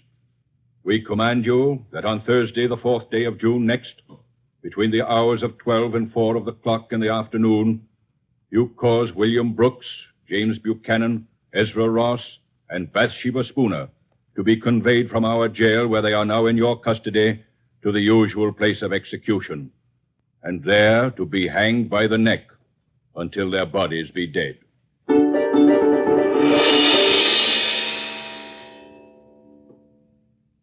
The motive, the crime, and the sentence. Justice was simple. And quickly, too quickly for the 4 prisoners, the 4th day of June. This is a copy of the Worcester Spy dated that day that I have here. I'd like to read from it. It was about 2:30 of the clock in the afternoon when the 4 criminals were brought out of prison and conducted to the place of execution under a guard of 100 men. The 3 men went on foot. Mrs. Spooner was carried in a chaise, being then, as she had been for several days, exceedingly feeble. The procession was regular and solemn. Just before they reached the place of execution, one of the most terrific thunderstorms that had incurred within the memory of the oldest inhabitant darkened the heavens. There followed an awful time. The loud shouts of the officers amidst a crowd of 5,000 people, the horses pressing upon those in front, the shrieks of the women in the tumult and confusion, the malefactors slowly advancing to the fatal tree, preceded by the dismal coffins, the fierce coruscations of the lightning athwart the darkened horizon, quickly followed by loud peals of thunder, conspired together and produced a dreadful scene of horror. It seemed as if the author of nature had added such terrors to the punishment of the criminals as might soften the stoutest heart of the most obdurate and abandoned. At length, the place of execution having been reached, Ross, Buchanan, and Brooks ascended the ladder to the stage. Our Father, which art in heaven, hallowed be thy name. Ross made an audible prayer. The other 2 were engaged in silent devotions until they faced the noose. Mrs. Spooner, as she approached the tree, was seen to bow gracefully to many of the spectators with whom she had been acquainted. Then she crept up the ladder on her hands and knees. When the eyes of the malefactors were covered and all was ready, Mrs. Spooner took the sheriff by the hand. And for the first time, Bathsheba Spooner accepted the verdict of justice. My dear sir, I am ready. In a little time I expect to be in bliss, and but a few years must elapse when I hope I shall see you and my other friends again.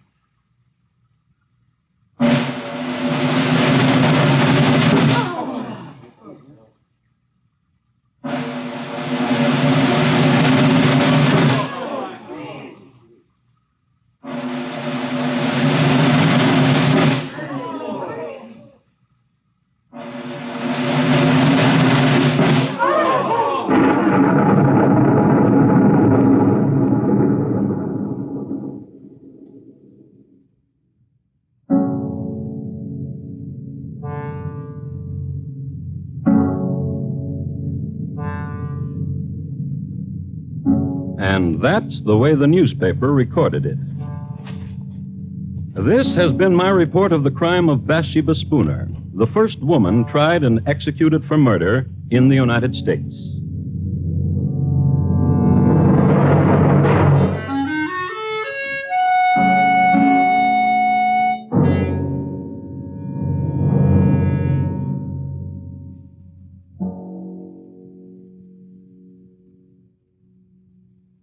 In just a moment, Thomas Hyland will tell you about next week's Crime Classic. The National Blood Program has been made part of the Department of Defense. That's how vital a continuing growing stockpile is against emergencies of war or peace. In the warm weather months, donations fall off. In the first week of June alone, donations drop 20%. This must be offset immediately. Before you go away, please phone the Red Cross for an appointment to give a pint of blood. You will enjoy your vacation more for having done it. And here again is Thomas Hyland.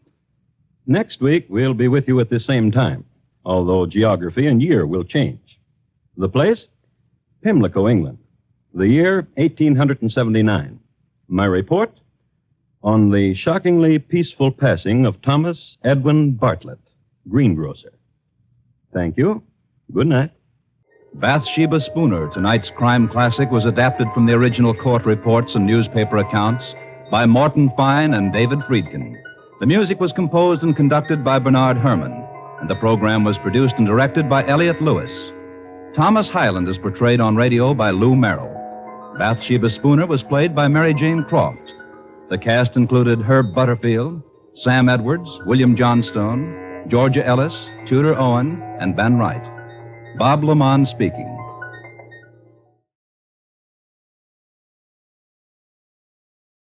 Good evening. This is Crime Classics. I am Thomas Hyland with another true story of crime. Listen. A crowd swarming over a field in France. Crowd, all ages. They've come to see this crowd. They've come to look. And the field they're trampling will be packed so hard that the soil cannot be plowed for 2 years after. Closer now, to see if it were true, to see if the story were true. The story of horror, about a mass grave, victims, murder victims buried together. Closer now, and finally, a man reaches a pit in the earth. Here! Tonight, my report to you on Jean-Baptiste Troppman, killer of many. Crime Classics, a series of true crime stories taken from the records and newspapers of every land, from every time. Your host each week, Mr. Thomas Hyland, connoisseur of crime, student of violence, and teller of murders. Now, once again, Mr. Thomas Hyland.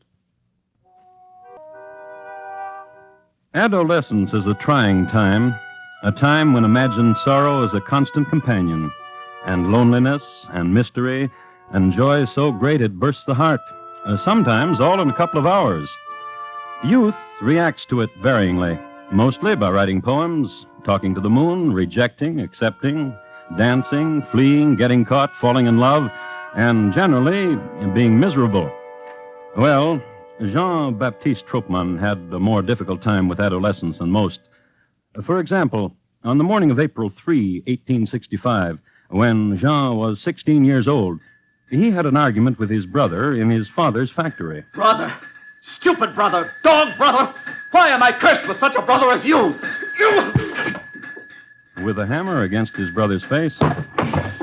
While the factory hands watched in amazement at such a temper, since Jean's brother had only accidentally spilled a small can of oil, after which his brother never looked quite the same. And when Jean was 16 and a half years old, he was standing on the second-floor landing with his father. Father! Stupid father! Dog father! Why am I cursed with such a father as you? And the elder Troppman was carried to a hospital, where he was treated for concussion and contusions, and released 4 days later. It should be said that after this, the elder man never got on steps with his son again. And next spring, when young Jean-Baptiste was walking along the banks of the river, wondering about adolescent things in general, he came across a man of 40 perhaps, with a knapsack, a hiker, Hello. Hello. I've never seen you around here before. Well, I've never been in these parts. What do you think of our countryside? Beautiful. Had I known before how beautiful, I would not have remained city pent these years, but would have walked down to your countryside before. Are you from Paris? Yes. How is it in Paris? Teeming, dirty. This is your home, that village, these fields? Tell me of Paris. Youth, tell me of Paris. Don't mimic me. Tell me of Paris. Youth. Crazy little monkey, why did you hit me? Don't make fun! You need to be taught!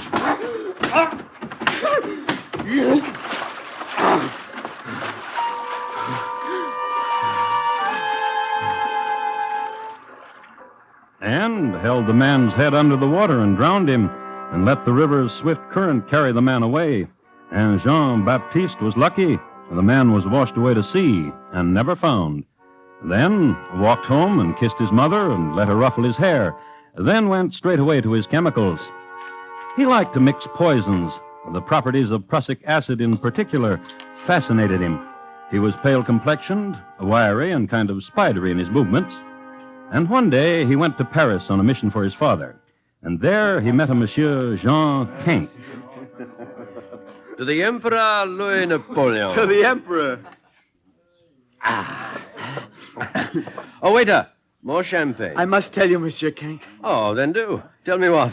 What a pleasure it is to meet a man as sophisticated and as wise as you. Oh, zut. That we have become friends through a chance meeting is fortunate to me. You are a good lad. Jean. Yes? How old are you? 19. Half my age. I could be your father. Jean. Yes? Let me tell you. I have a son nearly of your years, Gustave, and he is a dolt. Oh, this is my misfortune, Jean, because a man wishes most that his firstborn be a son, and his son be a joy. Ah, if my son would have been such as you, Jean, it would have been a joy. Monsieur. Yeah? How did you become rich, monsieur? Oh, hard work, application, and a small factory for brush making in Roubaix. You were an intelligent man. No. Hard work, application. And this is what I must do to rise above my own poverty? Not you, Jean. You are clever. There's a quickness about you. You have imagination. And you will be rich. As rich as you? Oh, richer. Monsieur. Yeah? I have a plan. I have a plan, monsieur, and I wish to interest you in it. Oh, what sort of plan? Of money, of wealth, for myself and for you. My friend and my counselor. Tell me of it. I've already told you. Of money, of wealth. Invest a small amount of money. The returns, fabulous. And soon you will tell me of it? Soon. Ha-ha. I drink again to our friendship, Jean. Lasting and good. Oh, yes.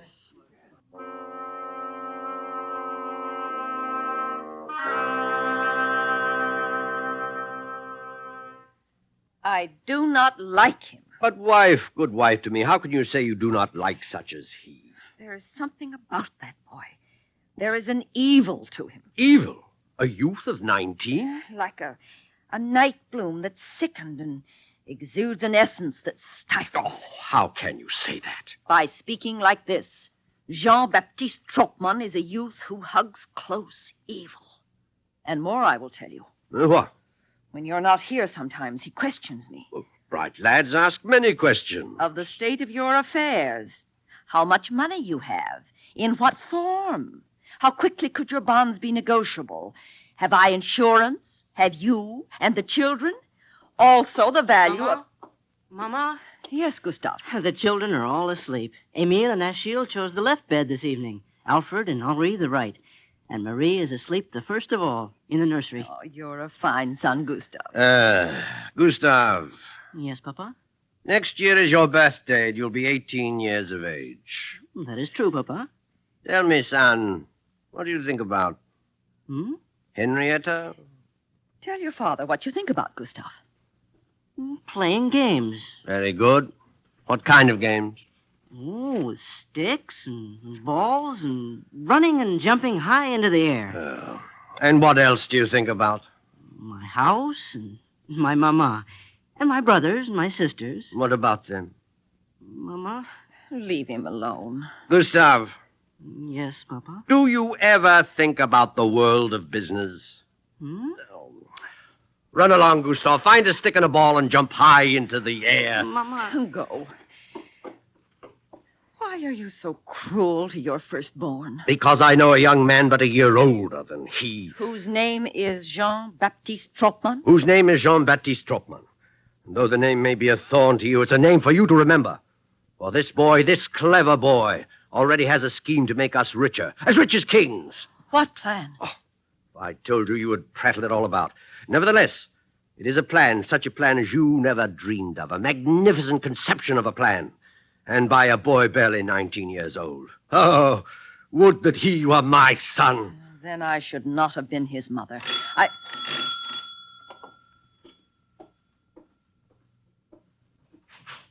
Oh, Jean-Baptiste, welcome. This house is yours. Welcome. Oh, what unhappy woman bore such a monster for a son?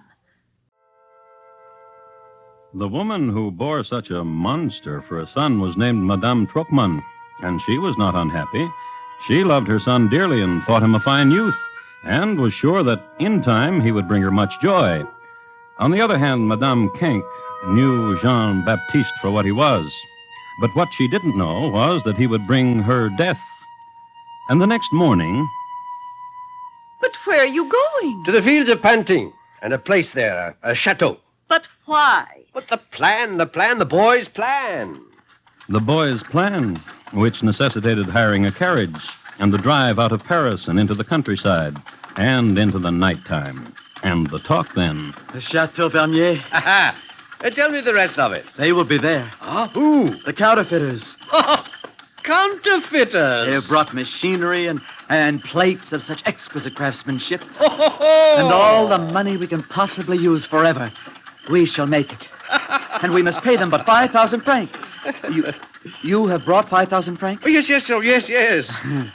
Drink of my wine. Yes, oh, yes. Yes. We'll be princes of fabulous wealth. What's the matter? Oh, stop the carriage. How do you feel? Cramp. Come, we'll walk. It will ease the pain. Cramp.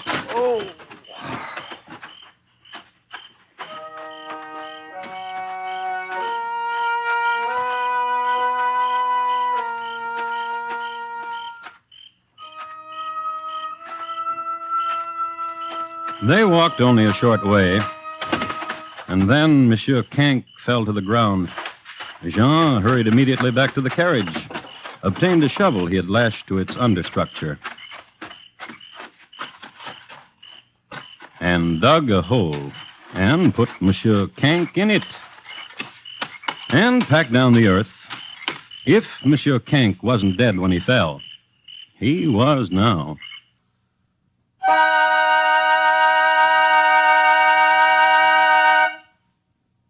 You are listening to Crime Classics and your host, Thomas Hyland. This is National Defense Week. This week, over 1,000 chapters of the Reserve Officers Association of the United States are holding parades and other observances of the occasion. The important message the Reserve officers try to impress on their fellow countrymen is this, that it is traditional in peacetime for a small, regular armed force to be backed up by a large, powerful reserve army. As President Eisenhower has said, in the long run, the security of a free country rests in the hands of its civilian soldiers. The reserve keeps America always prepared. Are you in it? And now, once again, Thomas Hyland, and the second act of Crime Classics, and his report to you on Jean-Baptiste Troppman, killer of many. It was France. It was the Second Empire. Louis Napoleon was on the throne, and the Empress Eugénie. Those of dexterity and imagination were inventing machines, and all of Europe was in an economic upheaval caused by mechanical contrivances cleverly put together. It was the era of the speculator, the money adventurer, the exploiter. For the youth of the time, there was the opportunity for wealth beyond dreams, or poverty on the same level. And the youth of the time was Jean-Baptiste Troppman, a youth of vision, a youth of ambition. He had a plan. Massacre the Cank family and assume identity of Jean Cank. Take his wealth and go to America. There were 8 members of the Cank family, and when we pick him up in the fall of 1868, he had only killed one, the father. One day, Jean-Baptiste wrote a letter to Madame Cank. My dearest wife, I have hurt my hand, and therefore have asked my esteemed friend Jean-Baptiste Troppman to write this letter to you. I am here in the pension of Madame Bourget in the village of Cernay. How I miss you. How I miss my dear family. Are the 6 children too much of a travail without me? Let you and the rest content with the knowledge that our plans flourish, and soon, soon, dearest wife, we will be very rich. Very, very rich. Now, here is what you must do. Send our oldest boy, Gustave, to me for a 2-fold purpose. There is work for him here with a future, and he should bring with him 5,000 francs, which is needed immediately for expenses. Your faithful husband, Jean Cank.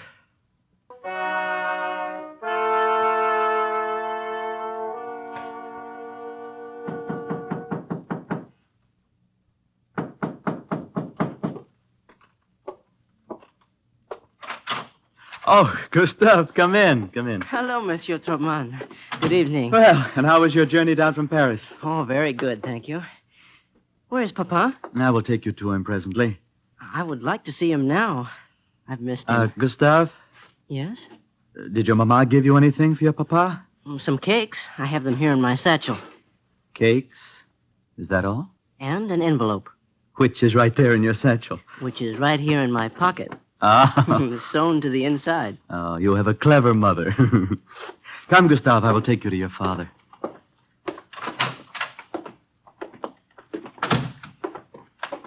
Monsieur? Yes, Gustave? My father wrote a letter and said there was work for me. Actually, there are 2 jobs available to you. 2 jobs. One right down there at the pier. Can you swim? Oh, no. Oh, well, then you would not be suitable for this one job, for it has to do with piers and boats. But you do sums, Gustave. Simple sums. Good. Monsieur? Yes? What is my father doing now? But a step away. That shack where the winch is. Oh, I shall be very happy to... Monsieur!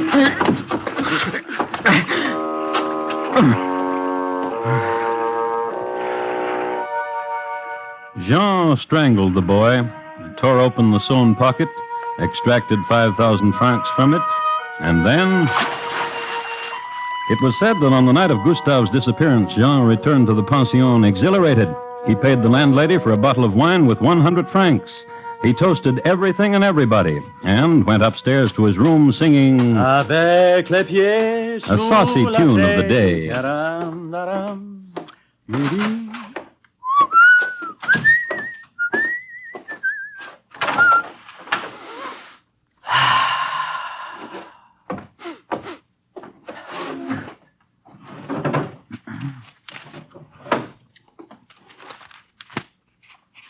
My dear wife, our son Gustave has arrived and has a fine situation. The time has come to disclose to you my secret, but I cannot leave this place. Therefore, all of you must come here for 2 or 3 days. This won't hurt you, for Troppman has procured and has put up 500,000 francs for our venture. I must match this sum with what I have. Thus, dear wife, I petition you to procure all our assets from the bank and bring them to me. Also, in order to complete legal documents, I must have vital papers and records, our birth and marriage certificates, and those of our children. If I should not meet you at the train, it is because of the press of business. I have given all explanations to Troppman. He will explain everything to you. You must do everything he tells you. Your faithful husband, Jean Cank.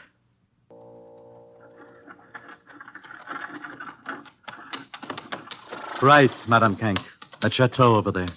What of the children? They sleep? Yes. Then let them. Wait. Achille? Achille! Wake up. Listen. Now listen, Achille. Monsieur Troppman will take me to Papa, who is in that chateau. I will bring him back to you and the children. Watch over your brothers and sisters, dear son, and I will bring Papa to you. Very well, Monsieur Troppman. My arm? And will Gustave be with his Papa? Will I see my Gustave? No. No. He's dead. Huh? He's dead, Madame. As your husband is dead.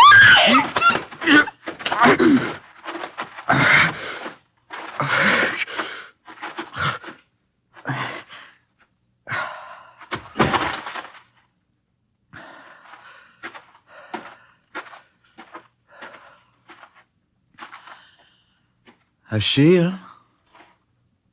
Come here.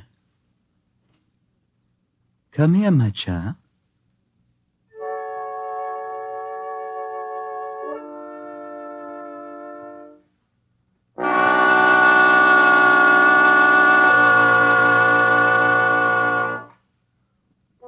Some time later, a farmhand was walking across the fields. He saw some freshly turned earth and investigated. He ran straight to the police. And the police came to the field. And not only the police. You remember, crowd, come to see, come to look. A mass grave where were buried 6 members of the Kank family. And they saw what they had come for. Since the elder Kank was not to be found, the police immediately assumed that he was the murderer and began their fruitless hunt for him. In the meanwhile, in Le Havre, on a rainy day... And you believe there will be no difficulty in obtaining a passport for me? To America? To America. Monsieur. Yes? Why do you not go to the authorities, monsieur, huh? Why do you need such as I to forge a passport for you? Invent a reason for yourself, my friend, and let it satisfy you. I will be satisfied only if I am paid well. As you will be. Of course, of course. However, a small... Oh, forgive me, monsieur, I must... You, stay where you are. I'm afraid, monsieur, you would have to find another, my friend, the police. Well, Ferdinand, have you been looking for me? There has been thievery on the docks, little friend. And I, of course, have been accused? Who else? Because it is a rainy day and you do not wish to look very far. Perhaps. Tell me, who is your friend here? Well, I do not know. Who are you, monsieur? Yes, you. Who are you? Me? Exactly you. Why do you ask that? Because you are with the little thief here, and so elegantly dressed, monsieur. What do you do here? What connivance do you make with this small robber? I don't even know him. Who are you, monsieur? Your name, please. What? So hesitant, my friend? You have papers. Oh, yes. No, yes. Yes or no, monsieur? Do not run. Come back. Stop. Come back. Come back. Madman. Stop the madman. He will fall into the sea. Stop him.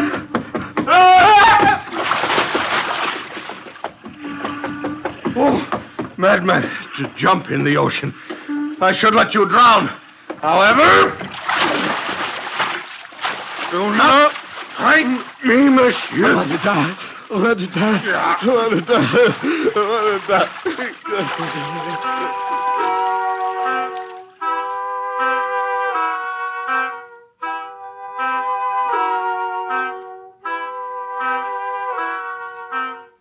But the policeman pulled Troppman out of the ocean and took him to the station.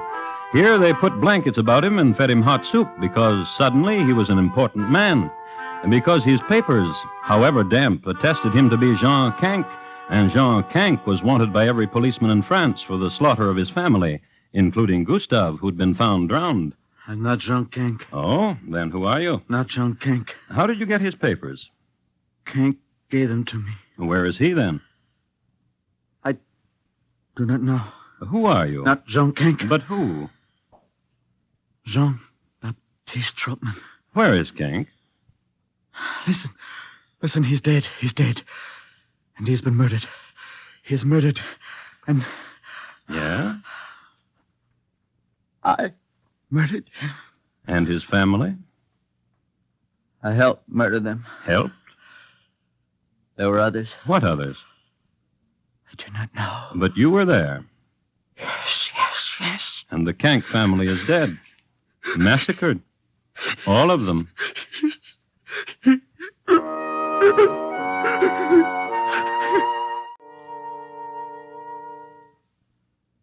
There was a trial, and there was a verdict, guilty, and there was the guillotine. And the days of the beast were done.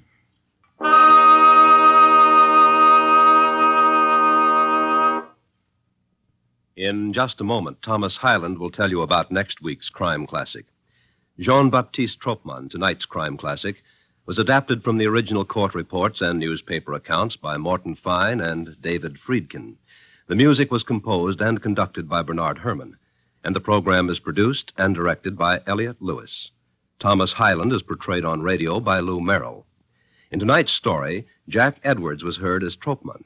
Featured in the cast were Irene Tedrow, Larry Dobkin, Joseph Kearns, Junius Matthews, Kurt Martell, and Dix Davis. Bob Lamont speaking. And here again is Thomas Hyland.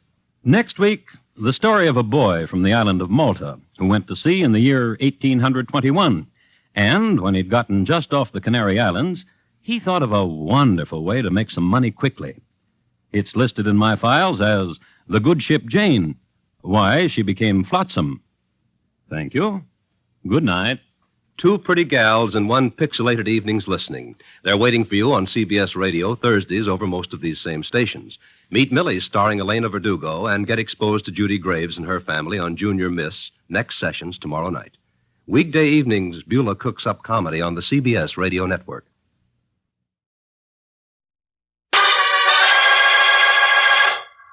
Stand by for crime.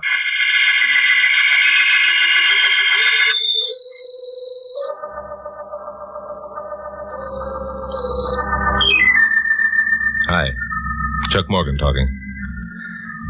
You know, speaking of unusual stories, they never happen as frequently as most people think. Especially when you're a newscaster like me with 2 broadcasts a day over KOP here in Los Angeles. I made the mistake a couple of times of coming up with some off-trail material that really made good copy. Now my listeners expect me to do it every time. It isn't easy. But occasionally I do get a break. Like last week. Things had been pretty dull, and I was beginning to think my reputation might be at stake unless I pulled off some kind of scoop within the next few days.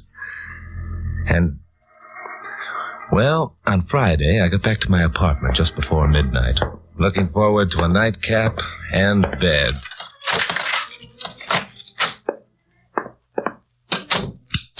What? How did you get in here? Crawled in through the woodwork with the help of a skeleton key. Say, you're even better looking than they said. Who said? Friend of mine. How about a drink, dearie? How can I refuse so subtle an approach? There's a bottle of... I'm way ahead of you, dearie. Setups are all ready. Say when. That'll do it. I don't want to seem rude, but I've always more or less thought of this apartment as my private domicile. No. How can a man who's as much in the public eye as you ever think any part of his life is private? I assume by that you know who I am. That's why I'm here. Oh? I, have a favor to ask for a friend. Why doesn't the friend speak for himself, or doesn't he own a skeleton key? You're cute. By the way, where were you a week ago last night? I haven't the faintest idea. I got news for you, dearie. You were with me. Is that a fact? And what were we doing? We were at the Sun Beach nightclub dancing between the hours of 9 and 12 in the evening. Sounds like fun. Afterward, you took me home and arrived at your own apartment at 12:30 a.m. What? You mean you didn't ask me in for a nightcap? The name and address are written right here, in case you're ever asked. I see. Queenie O'Rourke, 999 South Belfast Drive. All right, Queenie, suppose we stop fooling around and get down to cases. We're down to cases, dearie. Except for this. What's in the envelope? My instructions for further exploits? Open it after I'm gone, dearie. And, dearie, Yeah? don't be sucker enough to get any ideas. Now, wait a minute. So long, dearie. Here's hoping you enjoy good health for a long time. I didn't like that last crack. As a matter of fact, I didn't like any part of this. I felt like a dope for letting Queenie get out of there. Well, it was done now. I walked over to the table, picked up the letter, and studied it for a minute. It was a plain brown manila envelope, rather bulky. Well, I'd never know what was inside unless I looked. If the Japanese peace treaty had fallen out of that envelope, I wouldn't have been more surprised. I stared down at the pile of banknotes lying on the table. Stared down at $10,000 and $100 bills.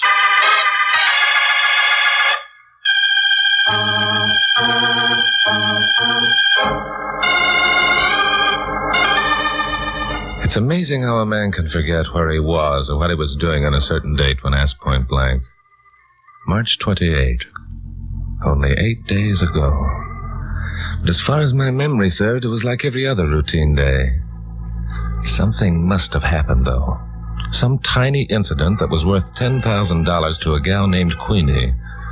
Maybe to a lot of other people. Then I had an inspiration. I paid a blonde secretary named Carol Curtis to keep track of details like that. Maybe she might have some ideas on the matter. Hello? Hello, Glamourpuss. Chuck, what's the matter? I thought you were going to bed early. It's after midnight. Glamourpuss, I have an important question to ask you. Ready? Why, yes, I guess so. Where were we on March 28th? Oh, Chuck, you remembered. And I was so afraid you wouldn't. Remembered what? That was the night you proposed to me. Holy smoke again. What did you say? Nothing, Glamourpuss, nothing. I was just thinking of something. You do remember, don't you? Yeah, sure, of course. Well, don't be silly. How could I forget? Look, Glamourpuss, I've got a wonderful idea. Tomorrow's Saturday. No broadcast, nothing to do all day long. But, Chuck, I thought you said I've got a better idea. Let's start out tomorrow and relive every moment of March 28th. You mean do exactly the things we did on March 28th? Even to the smallest incident. Just so you can propose to me again? Just so I can propose to you again. Oh, Chuck, I think that's the most wonderful idea ever. It'll be sort of like an anniversary. Yeah, like an anniversary.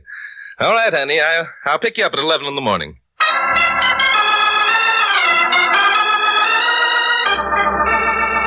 I picked up Carol at 11 straight up the next morning. I was tempted to tell her about Queenie and the $10,000, but she was so excited about the anniversary gag, I didn't have the heart to spoil her fun. We drove down to Santa Monica and headed north along the Coast Highway. You know, Chucky, I just can't believe it. Believe what? Oh, that you could be so romantic as to think of an idea like this. My Glamourpuss, I come from a long line of romanticists. As a matter of fact, my great-uncle, Charlie Morgan, had 5 wives. I've got news for you, Chucky boy. You're only going to have one. On the other hand, my great-uncle Phineas Snodgrass on my mother's side supported the school of thought that one wife was too many. He lived to be 97. Did you bring along the lunch? Of course I brought the lunch. And your Uncle Phineas Snodgrass on your mother's side can go jump in the lake. Okay, Glamourpuss, I was just kidding you. Now, the idea of today's adventure is to do exactly what we did last week.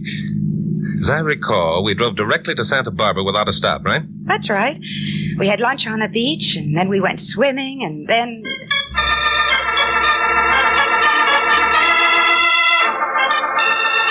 Once you start reliving a day like that, going over the same ground, doing the same things, the details come back with surprising accuracy.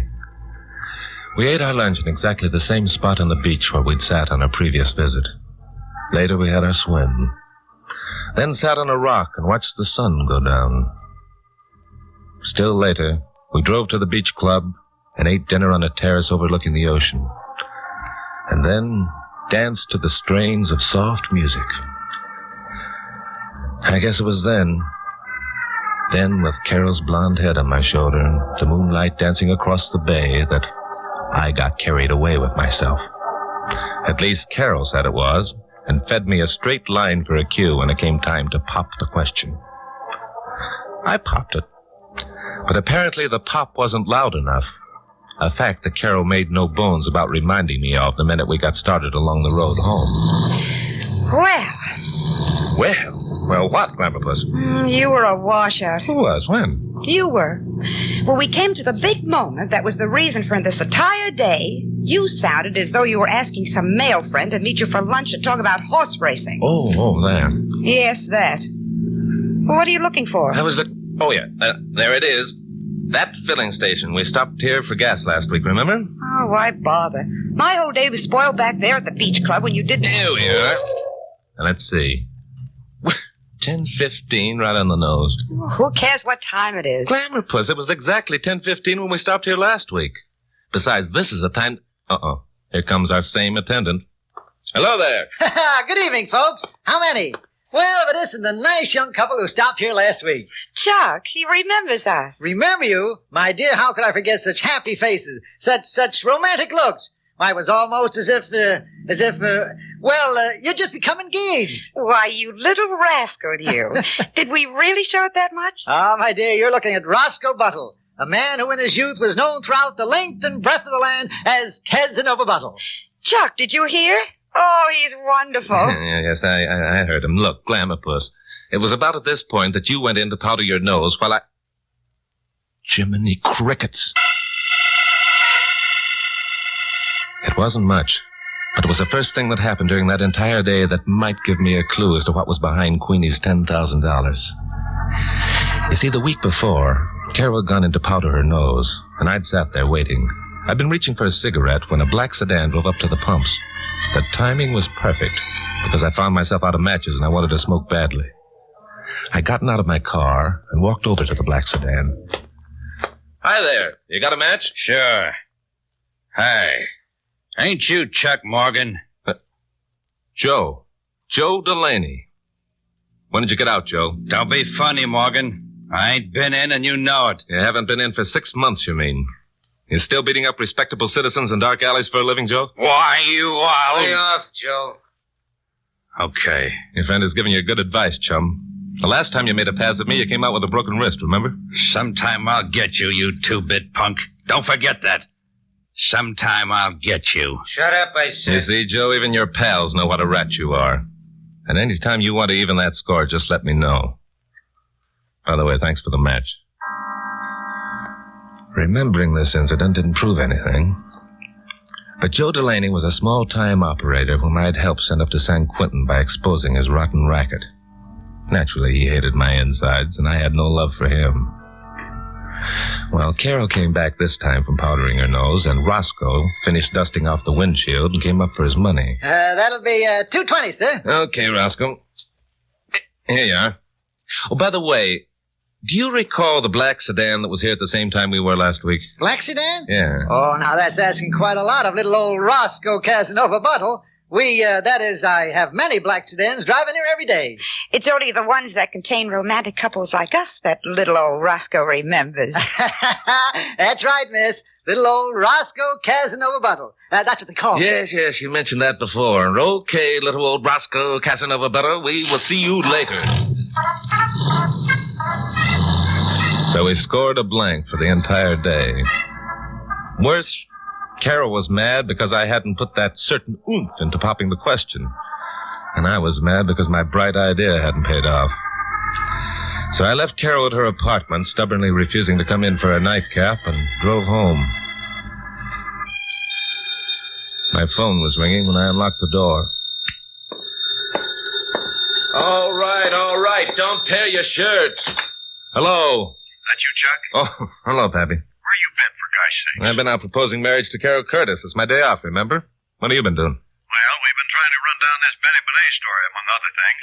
Look, Chuck, get down here, will you? Benet escaped from Alcatraz 8 days ago, and he's supposed to be in L.A. I've got every man on the staff phoning in copy.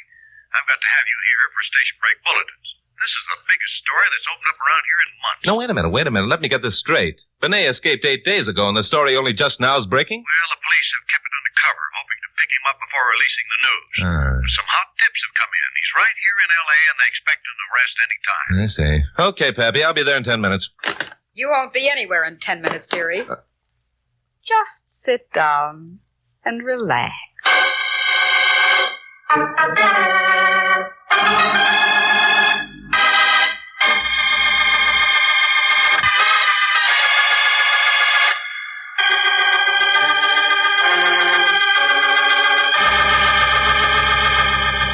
Well, now I had all the answers to the puzzle. 6 months ago, Benny Benet, Gangdom's #1 racketeer in L.A., had been convicted on an income tax evasion charge and sentenced to from 5 to 10 on the rock. He'd promised to escape, and now he'd apparently succeeded. The police had kept it quiet, hoping to pick him up before the press found out and lost up any plans they might have by snooping around. The escape occurred 8 days ago. 8 days ago, I had stood 5 feet from Benet when I was talking to Joe Delaney. I've always thought that a girl with a gun presented a rather ridiculous spectacle. Queenie was no exception. I figured I could talk her into listening to reason easy. That hope was short-lived. Well, if it isn't Queenie O'Rourke, you must be getting to feel at home around here. More so than you think. Stay right where you are, dearie. You handle that gun like an expert. And shoot it like an expert. Huh? Keep away from me. Hey, you guys! All right, Morgan, quit making like a hero. Well. Benny Benet, the big shot himself. And Joe the Rat, too. I told you I'd get you, you two-bit punk, and now my time is here. Hey up, Joe. Morgan, get on that phone, call your radio station. Tell them you got a lead down in the southwest section, you're following it up. And then what? Then we'll all just sit down and relax and enjoy ourselves till the heat's off. Don't be a fool, Benet. If I don't show up at the station in 10 minutes, half the staff will be here looking for me. No, they won't, Morgan, because you're going to do like I said. Call old man Mansfield and tell him you got a lead. And you're going to keep on calling him on and off all night, making him think you're hot on the trail of Benny Benet. And if I refuse to make those calls? You won't, friend. You got feelings just like everybody else. You ready, Joe? You're darn right I am. Got your gun on him? Makes one move and I'll blast him wide open. Then let's go. This is what I waited a long time for. Punk! From you!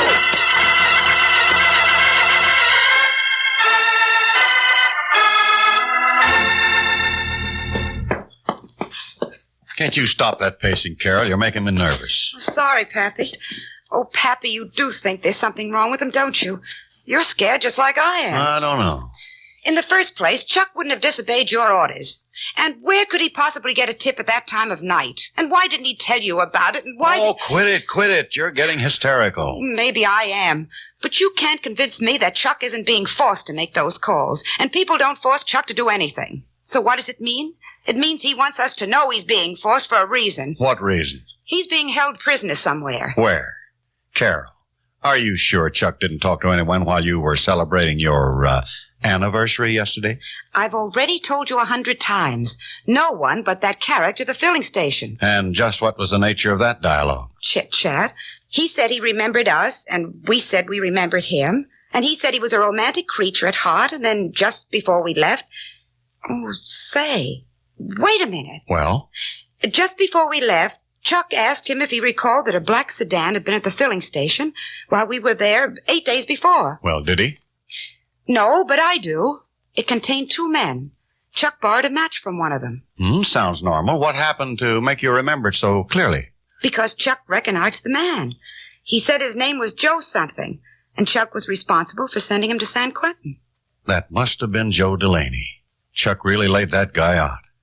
That was it. Joe Delaney. Could it mean anything, Pappy? Well, Joe was a bodyguard for Benny Benet. That's it, Pappy. The other man in the car was Benny Benet, and they thought Chuck recognized him. No, if they thought Chuck recognized Benet, they wouldn't have waited this long. Oh, yes, they would. They knew the story wouldn't break for a week, so they took their time, knowing that when the story did break, Chuck would remember Joe Delaney. Oh, you're grabbing at straws, Carol. Oh, no, I'm not. Listen, they were waiting for Chuck when he got home last night. They let him answer your call, and then they grabbed him. And did what with him? Kept him right there. That's where he is now, and so is Benny Benet. Oh, don't you see it, Pappy? It's the perfect hideout for Benet. Well, it's just a wild enough theory to have some merit. Still, It's the only answer. Chuck's taking a beating from them to make it look authentic when he makes his phone calls.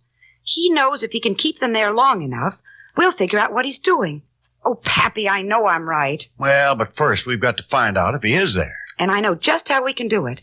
Listen, Pappy, if you'll just lend me your ear a couple of minutes.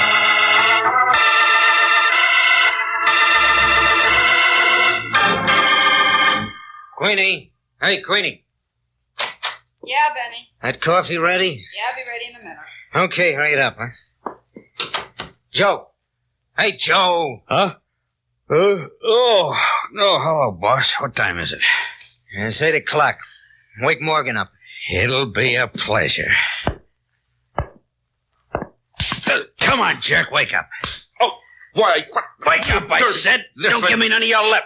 Okay. So I'm awake. Are you now? Well. That's enough, Joe. Oh, boss. That's enough, I said. Okay. Here's the coffee. Okay, set it on there. Now listen, everybody. Who would that be, Morgan? I don't know. The paper boy, I guess. Let him go away. We don't want no one to know Morgan's here. Now, wait a minute. I got a better idea. Answer the door, Morgan. Tell the kid you just got in, but you got another hot tip on Bonet and you're leaving for Long Beach in 5 minutes. The kid will be sure to tell someone. His phone calls are beginning to sound like a setup. That's smart figuring, Benny. Sure it is. All right, Morgan, get going.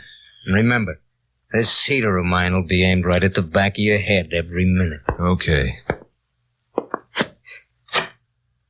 Hello, son. Hi, Mr. Gosh, what happened to you? Well, I got banged up a bit last night chasing Benny Benet around town. Just got in a couple minutes ago. Gosh, you sure did.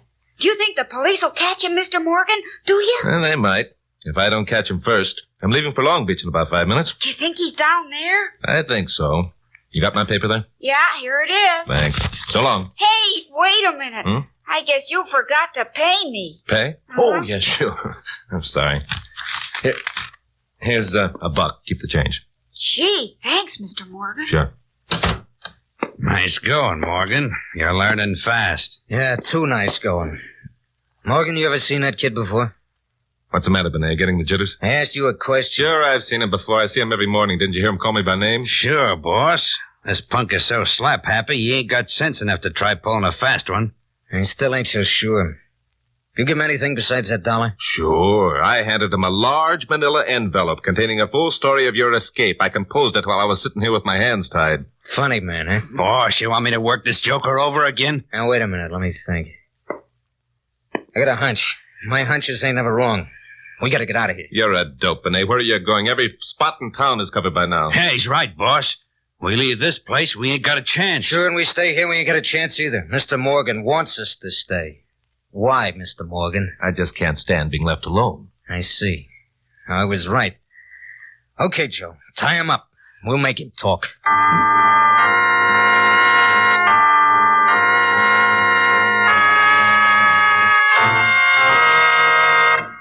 And that's all he said, Jimmy, that he was going to Long Beach? Yeah, that's all, Miss Curtis. Gee, was his face a mess. Oh, poor Joe. And when you asked him for your money, he gave you $1 and told you to keep the change? That's right, Mr. Mansfield. Well, that proves Chuck knew it was a gag. Well, how does that prove it? Well, never mind now, son. Carol, you're sure you want to go through with the plan? Oh, yes, Pappy. Let's hurry. Okay. I'll check with Bill Meggs. You get started when you see my signal. All right, Pappy. Be careful now.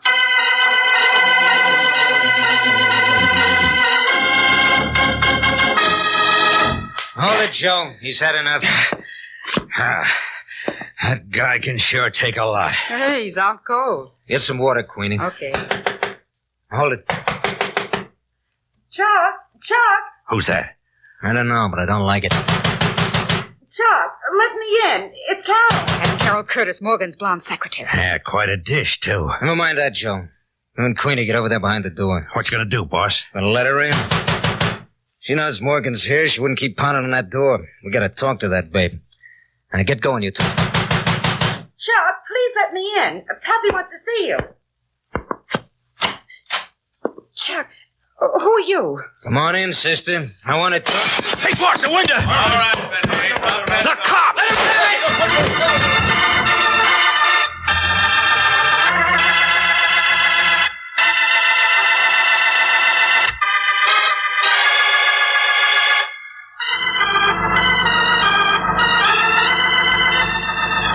Well, Most of the credit for Benny Benet's capture goes to Carol, bless her. It was she who remembered the fire escape and offered to attract attention to the door while Pappy, Bill Miggs, and a half a dozen cops got set outside the back window. Carol stayed after the others had gone to nurse my wounds. Take it easy, Glamour Puss. Oh, don't be such a baby. Here, let me put this salve on that cut over your eye.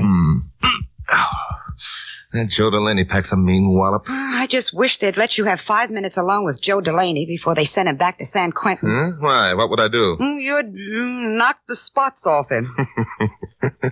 Glamour Puss, you're wonderful. Come to think of it, I mean it. Mean what? You are wonderful. Oh, Chucky boy, you're just saying that because you think I'm wonderful. You know, it really was smart of you to figure out about that newsboy. Wasn't it, though? I knew that Benet wouldn't remember that you worked late, so you slept late. So you got a new boy to deliver my paper instead of the regular one? Sure.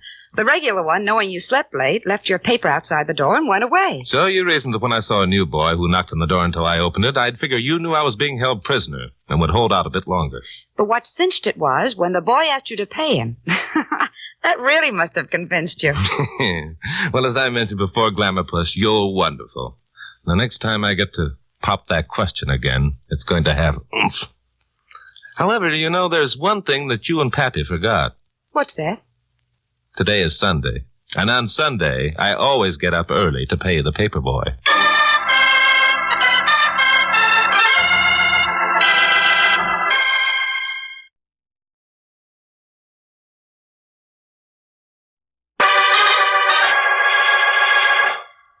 Stand by for crime.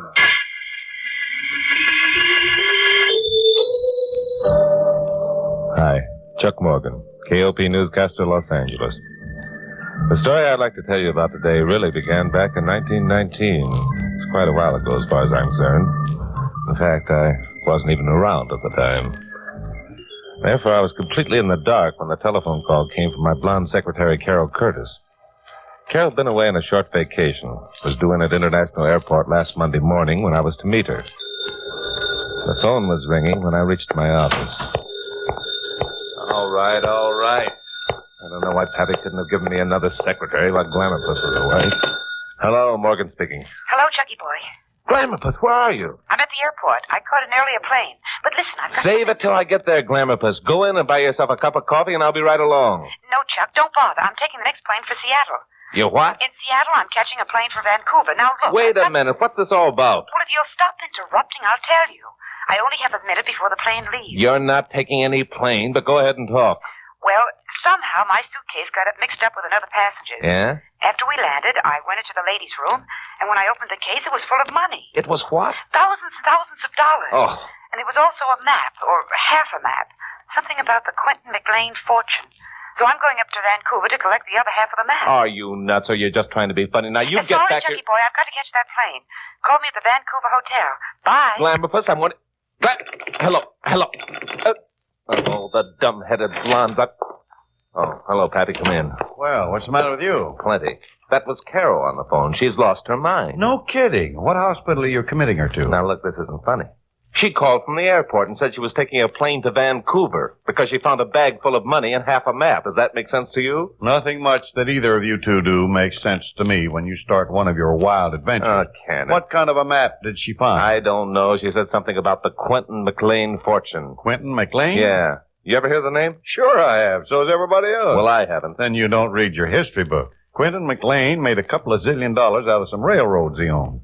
Back in 1919, he spent one of those zillion on booze. On what? Booze, liquor, whiskey, rum, anything alcoholic. Don't look so stupid. Prohibition was on the way. Quint read the handwriting on the wall and quietly went around buying all the liquor he could lay his hands on. Well, he's a smart operator. Oh, yeah, except for one thing. His wife, Bertha McClean, was one of the country's leading temperance workers. Oh, no. As a matter of fact, she practically put the prohibition deal over single-handed. So Quint, the sly dog, didn't tell her what he was doing. He bought himself a large yacht, about half as big as the Titanic, I'd say, named her the Bertha M, and loaded his liquids on board. Sailed away for a big drunk, huh? Big drunk, my foot. He had about $3 million worth of liquor on that tub. Yeah? He planned to anchor the thing 12 miles out and sell it retail. The only trouble was he died of a heart attack the day after Prohibition became effective. And what happened to the liquor? What do you think? When his wife found out what was aboard the Bertha M, she sailed her off one dark night and sank her. Oh, no. Oh, I'm a son of a gun. Pappy, that map. You don't think that Carol really... Well, if she has, Chucky boy, you better marry her quick because she's worth around $3 million. Oh, what a story, Pappy. It'll be sensational. The hottest thing that hit the wires in years. Hey, where do you think you're going? If you need me for anything, Pappy, call me at the Vancouver Hotel in British Columbia.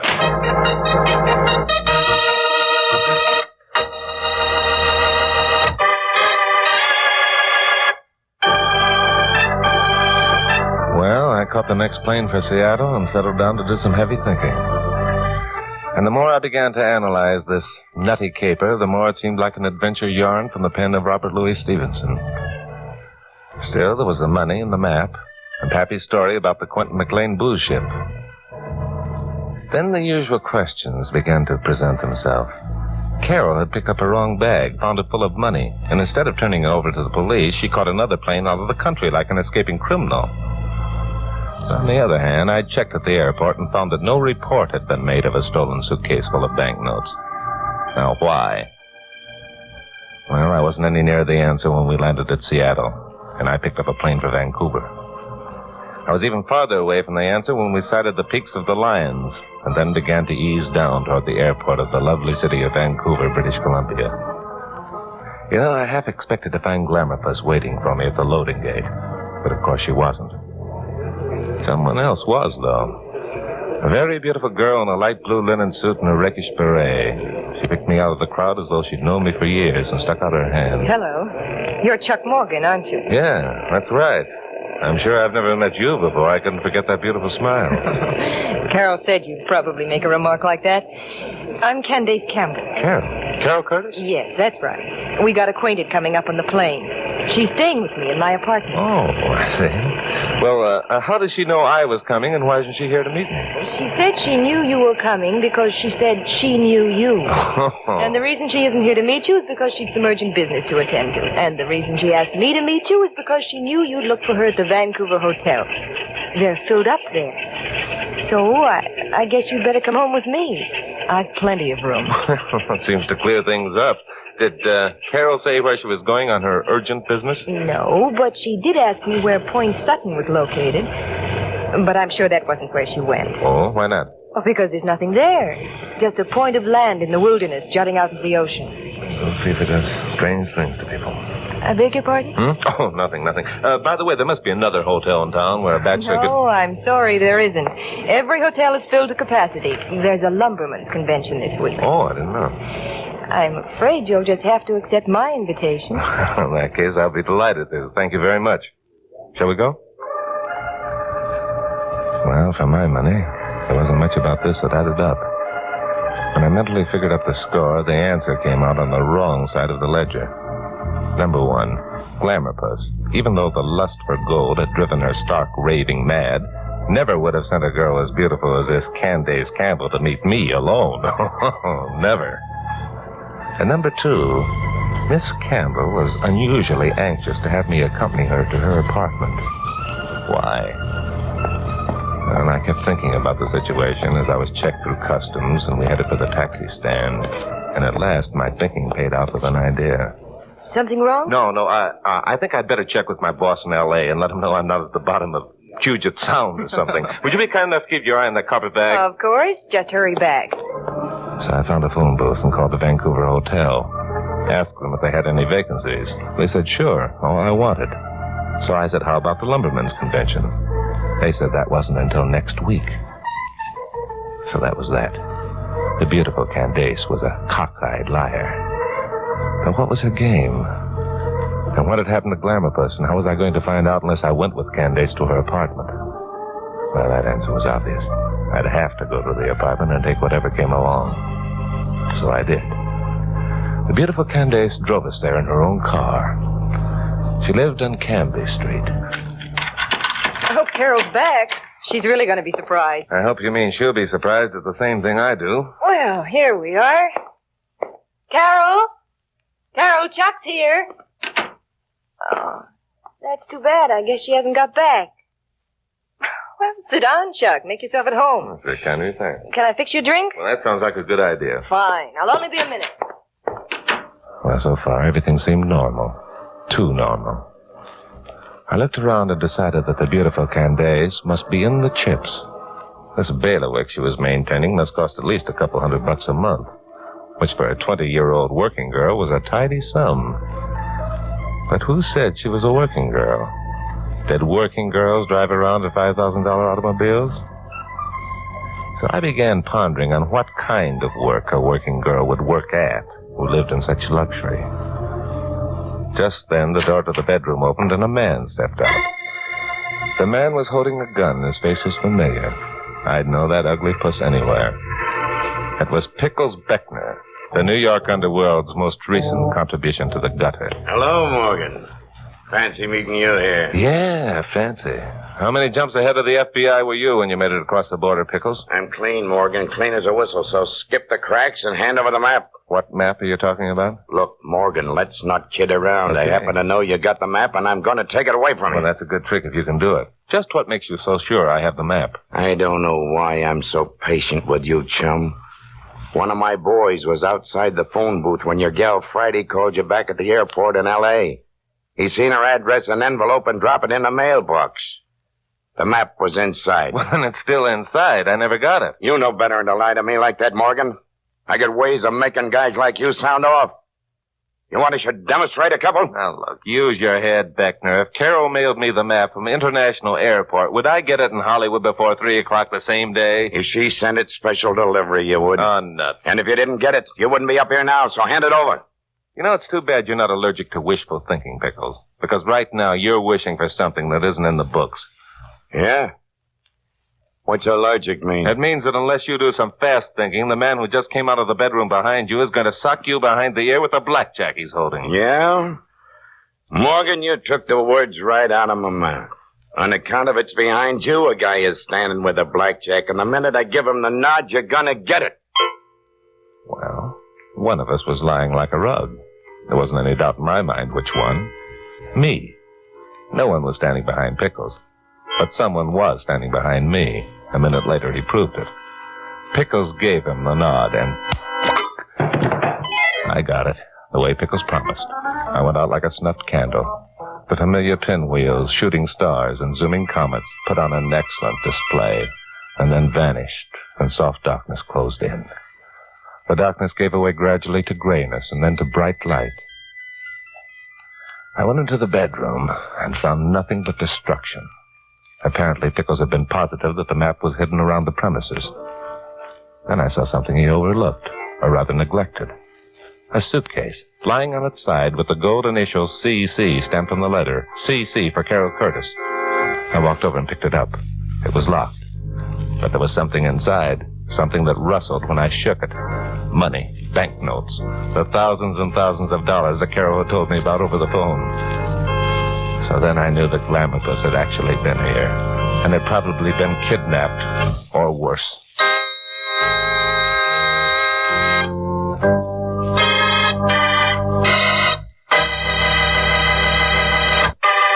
Now, the conclusion of Stand By for Crime.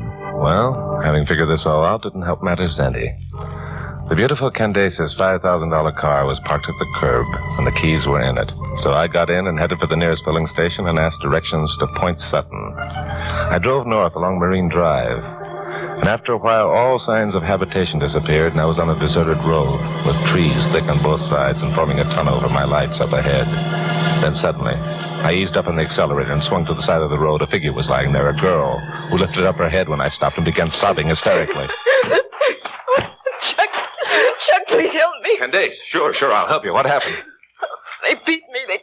They kept slapping me. They told me they'd kill me unless I told. It was awful. I thought they were going to... No, wait a minute. Take it easy. You're all right. Who was it who beat you? Why? Men who were in the apartment. Pickles? Then you're... I mean, you didn't... At first, there was only one. The one called Pickles. Yeah? He kept calling me Carol Curtis. He wanted to know where the map was and the money. I told him I didn't know, and he hit me. Wait a minute. When did all this happen? Where? Right here. After that other man in the apartment hit you, Pickles made me come with him in his car. Huh? He parked right here and told me that unless I told him where the map was, he'd kill me. He began slapping my face. getting madder and madder when I told him I didn't know about the map. Well, I'll be darned. And he thought you were my secretary, Carol Curtis. Yes. Huh. Then another car came along. The other man was in it. He said he'd searched the apartment but couldn't find the map. So they left you here and started for Point Sutton. Yes. Chuck and Carol's at Point Sutton. Yeah, there's no time to lose. Look, Candace, I can't take you back to Vancouver now, but I'll drop you at the first house we come to, and you... There aren't any houses between here and Point Sutton. And I don't want to be dropped anyway. I want to go with you. Okay, if that's the way you want it, let's go. Candace's $5,000 car really lived up to its reputation during the next few minutes. It wasn't long before I saw the turnoff and swung the wheel hard. The road was filled with twists and turns. How far is it to the end of the point? And what do we find when we get there? It's only a little way. There are a couple of fishing shacks and nothing else. And we better park this handsome crate and make it on foot. There's no sense in warning Pickles if we can help it. So we parked the car, turned out the lights, and started to head on foot. It was a bright moon, and far off to the right we could hear breakers exploding on the rocky shore. After a while we came to the first of the fishing shacks, but it was dark and deserted, so we kept on without stopping. 5 minutes later, a light winked at us through the trees. It was the second shack, and it was occupied. As we got close, the sound of surf grew louder. Loud enough to cover sound of our approach. We reached the shack and peered cautiously inside. The first thing I saw was Glamourpuss. She was tied tightly to a chair, staring toward the back end of the shack. And by the expression in her eyes, I gathered she wasn't too happy about her predicament. Chuck, it's Carol. Yeah, so I see. Careful, here comes Pickles. Pickles and another man came into range of vision. They stood in front of Glamourpuss with their backs to us, which was a lucky break. Pickles had a short length of rope in his hand with a knot on one end. All right, baby. One more chance. Where's the map? I've already told you. I haven't got it. Where's the map? I told you. I mailed to Chuck Morgan. It wouldn't do you any good anyhow. Those men... Look, chicken, if you expect me to believe that story about two men pulling a fast one by selling Pickles Beckner a phony map that they drew themselves, you're crazy. Pickles Beckner ain't that dumb? But it's true. They were here in this shack when I arrived this afternoon. I heard them talking about how they tricked you into believing an old sea captain had told them where the Bertha M was sunk. And they made a map. You're a liar. Where are these men now? A third man arrived and told them that something had gone wrong. The money and map had been stolen. All three of them left in a boat. I still say you're lying. No one pulls a job like that on Pickles Beckner. No one. You ask me. You're a natural for a job like that. You're so used to pulling jobs like that on other people that you're... Shut up! Oh, Chuck, this is awful. Yeah, come away from the window where we can talk. This'll do it. Chuck, isn't there something we can do? Have you got a gun? No. Our only chance is to get Pickles and his boyfriend outside. Now look, get back to the car as fast as you can. Drive it up here with the lights on and the engine roaring. But if we warn them that Never way... mind about that. I'll take care of everything. All right. So Candace went back for the car. And I hunted around until I found a nice, fat club. Hard enough to make an impression on the skull, even as thick as the one worn by Pickles Beckner. I waited until I heard the sound of Candace's car way down the road. Then I moved up to the shack's door, and I got there just as Pickles yelled, Listen, there's a car coming. Thank heaven. Baby, one peep out of you and I'll blow your brains out. Mike does the light. Okay, now get outside and bring whoever that is inside. And don't let them give you no arguments. So after a minute, the door of the shack opened and closed. A dim figure slunk out. I followed him until we were far enough away so we couldn't be heard. Then I stepped up quickly and tried the club out for size. It worked fine. Mike dropped like Isaac Newton's apple and lay still. I took off his belt, strapped his hands and legs together, stuffed a handkerchief into his mouth, and then found his gun. Well, now Pickles and I were even. No, I had the advantage. Candace and her $5,000 car were on my side. She was roaring down the road in it at a pace that threatened destruction. I sneaked back to the shack and waited. The $5,000 job swung around a curve, and the headlights brought the shack into sharp relief. Candace, smart girl, brought the car to a stop within 3 feet of the shack's door and left the lights on. For a minute, nothing happened. Then the cabin door opened and Pickles stood there, a perfect target. Hey, Mike, how is it? All right, Pickles, you haven't got a chance. Get your hands up. Morgan, you dirty... Much as I disliked shooting a man without first warning him, I wished right then and there that I'd forgotten my principles for once and let him have it. All right, Morgan, I still got your girl. Throw down your gun and come in with your hands up. Don't do it, Chuck. He'll shoot you if you do. Shut up. Oh. Hear that, Morgan? There's more coming every second you take to make up your mind. Make your decision, Morgan. I ain't kidding. No, he wasn't kidding. I knew Pickles. I listened to Carol taking 2 more blows and then started to throw my gun away and head for the door. Don't do it, Chuck. Wait. Candace was backing the car away from the shack. I didn't get it until she stopped and rammed the gears into low and started forward. Then I saw what she was up to. I ran around to the shack's window just as the $5,000 job crashed through the front of the shack as over a paper. One headlight went out, but the other held showing me Pickles, crouched in the corner, his eyes wide and scared. Pickles, this time you get no warning. Oh, don't shoot again, Morgan. I'm hit. Don't shoot again. Take that gun out of the way and stand up, facing the wall with your hands behind your head. Nobody outsmarts Pickles Beckner. Nobody. You cheap, dumb parasite. You've been outsmarted by one 20-year-old girl.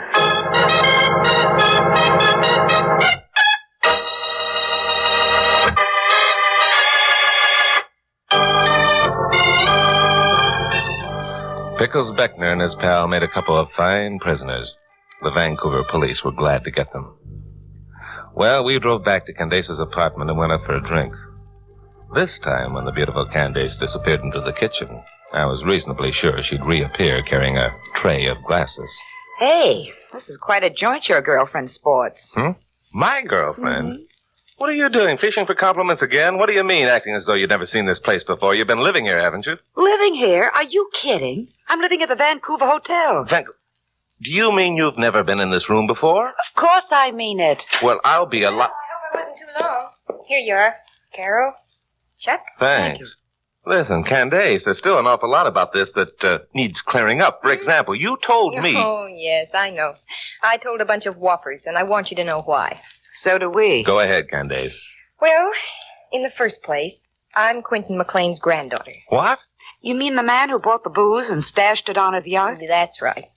Grandfather and grandmother used to spend their summers right up near here. And that's how my mother happened to meet my father and why I was born here. Well, what do you know? How did you know about the map and the money and all the rest? Well, I was visiting some friends in New York, and one night at a nightclub, I heard Grandfather McClean's name mentioned. Yeah? So I eavesdropped and heard enough to make me think that the sunken ship had actually been discovered. And I naturally felt that its cargo belonged to my mother, since there were no other heirs. So I started home, and on the plane from Los Angeles to Vancouver, I was Carol's seatmate. We naturally got to talking. She told me all about you, Chuck. As a matter Stop of right fact... there, little girl. This big gorilla here's too much of that. All right. Well, anyway, when Carol learned I lived in Vancouver, she began asking me all sorts of questions, especially about Point Sutton. So that made you think that Carol had something to do with the sunken yacht. That's right. So then, when she told me you'd be up on the next plane... Now, wait a minute. Glamour Puss, how did you know I'd be up on the next plane? Simply because I know you, Chucky boy. Oh. You big hunk of stuff, you. I see. Go ahead, Candace. Well, then I thought it'd be a good idea to find out what you knew, Chuck. And I knew I could do that by winning your confidence. And I knew I could win your confidence if I told you Carol was my guest. Well, now, wait, you didn't have to go that far, Candy. Candy? Look, let's finish up the explanations and get out of here, Chucky boy. Yeah. Now, let's see. Pickles must have come up to Vancouver ahead of his pals. There were 2 of them on the plane that Carol took out of New York, a man and a woman. Why a woman? Because the money was in a female suitcase, remember? A female whose initials were C.C. That would be Pickles' old girlfriend, Catherine Kramer. And when Carol got the wrong suitcase by mistake, neither Kathy nor her companion could report it to the police, because they probably figured that any money that Pickles could raise would be stolen. So they called Pickles in Vancouver and told him that Carol was arriving on the afternoon flight. Now, Carol arrived on an earlier flight. But I was on the second flight and left the airport with Candace. So Pickles naturally thought that Candace was Carol. But what I can't figure out is why Catherine Kramer and her boyfriend didn't try to get the suitcase away from Carol in L.A. The answer to that one is easy. What do you mean easy? Well, as soon as I found the money and the map in the suitcase, I made a copy of the map, mailed it to you, and turned the money over to the airport authorities. You what? No, wait a minute. Glamour Puss. That suitcase with the money in it is locked up right now in the trunk compartment of Candace's car. I found it in that bedroom. The initials CC were on it. It was yours. I heard the money rustle. Rustle? Well, there's a switch. I think I can clear up that little mystery. The rustling wasn't caused by money, Chuck. Huh? There are things that a woman wears that rustle, too. Ah. And you seem to forget that my initials are also CC. See? Oh, no. Do you mean that all this time Oh, no. Chucky boy, this is where we came in. There's a plane back to L.A. in an hour. Shall we take it? Glamopus, for once I'm sure I've got the right answer. Yes, let's take the plane.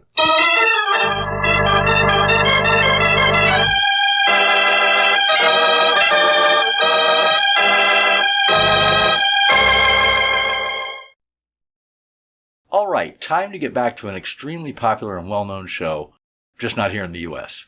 Squad Cars. It was a massive, popular show done in South Africa by Springbok Radio in the late 60s through the 80s. And it, despite being not very well known in the U.S., again, it was super popular in South Africa. It's believed that over 800 episodes were produced, but for the longest time, only about 70 existed in OTR collections. Supposedly, more have been discovered, but as of today, they're not yet available. This super fast-paced show dramatized crimes from the police perspective, similar in tone to shows like Dragnet. I love it. Here are the episodes Never Too Old to Die from August 25th of 68 and The Accomplice from January 3rd of 69. Yes, I know, not technically from the golden age of radio, but sue me. These are both in the public domain. And then 2 from a much lesser-known show, Suspicion. This is a very old show. It ran for 1 year in 1935 in 15-minute episodes, and it had the unique premise of not giving the solution at the end. Instead, listeners were encouraged to listen for a clue during the show and then mail in their idea of the solution before the next episode when it was revealed. So they could only find out the solution to each show by listening to the next one. Here's Double Cross and Dead Man's Clue, and since the original broadcast dates are unknown, you're just going to have to guess the solutions yourselves. So listen for those clues. And then we're going to break with the 2-episode per show format and finish up the night with one from Danger Dr. Danfield and one from The Black Museum.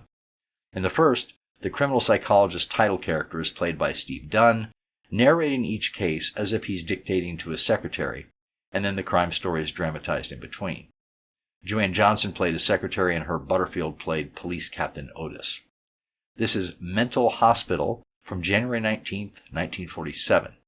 And then in the second one, The Pink Powder Puff, from that great Scotland Yard show narrated by Orson Welles, which only ran for a single season for some strange reason. Thank you so much for watching, listening, and enjoying. I'm Greg. Hopefully, I will see you on the next one.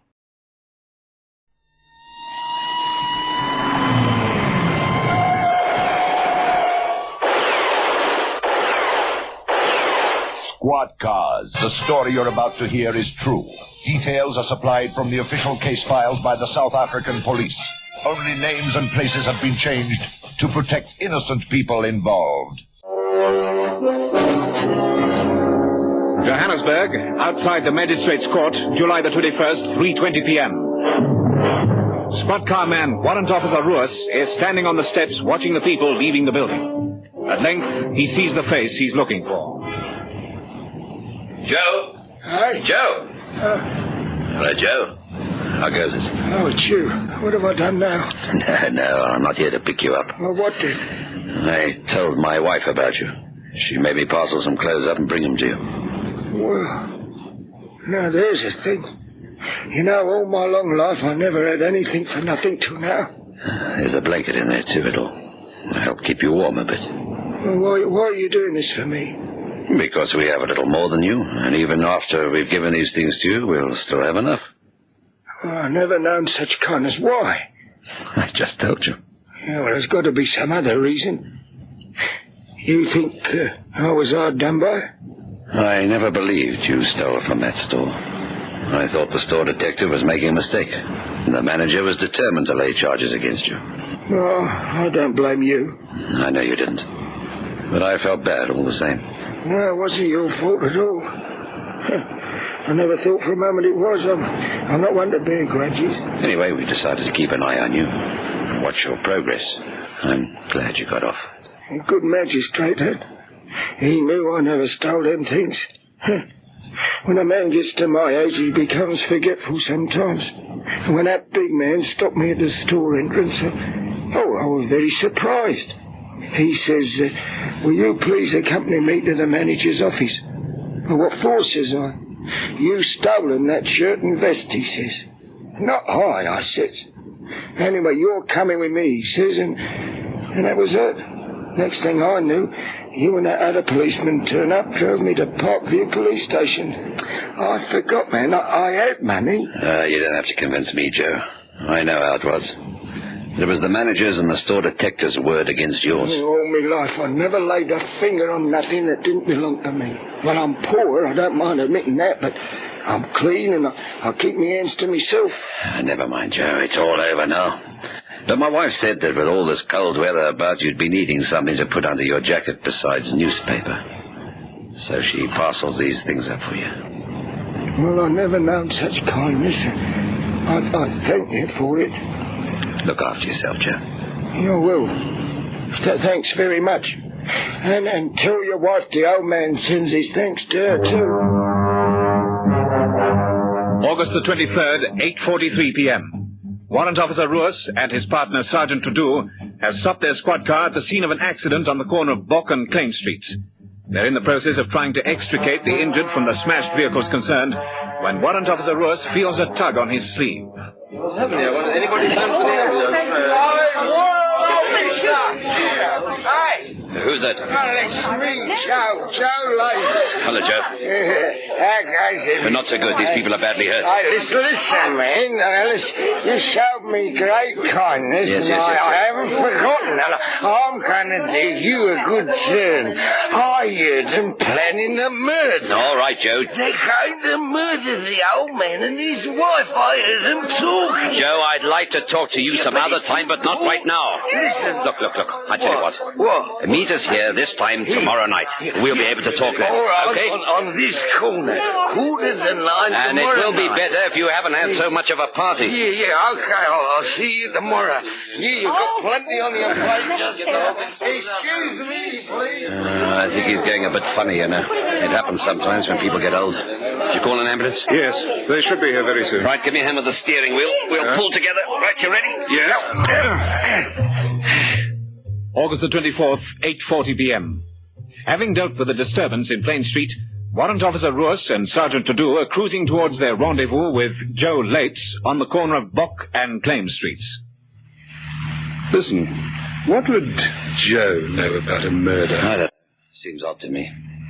Oh, there he is. Where? Over there on the left. Oh, well, he remembered. Pull up, Paul. Okay.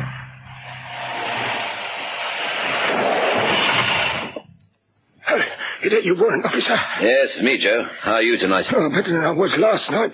Better than this morning. I was carrying a real bubble last night. My head and stomach was getting their own back for what I did to them last night.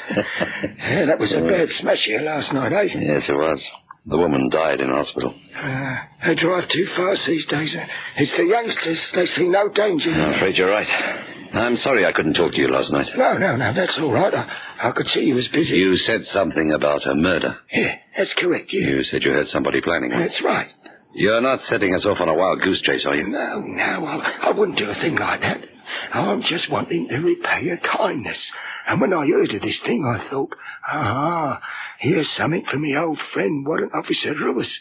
Well, was lucky I bumped into you. I was in two minds whether I should phone you or not. So tell us. Yeah.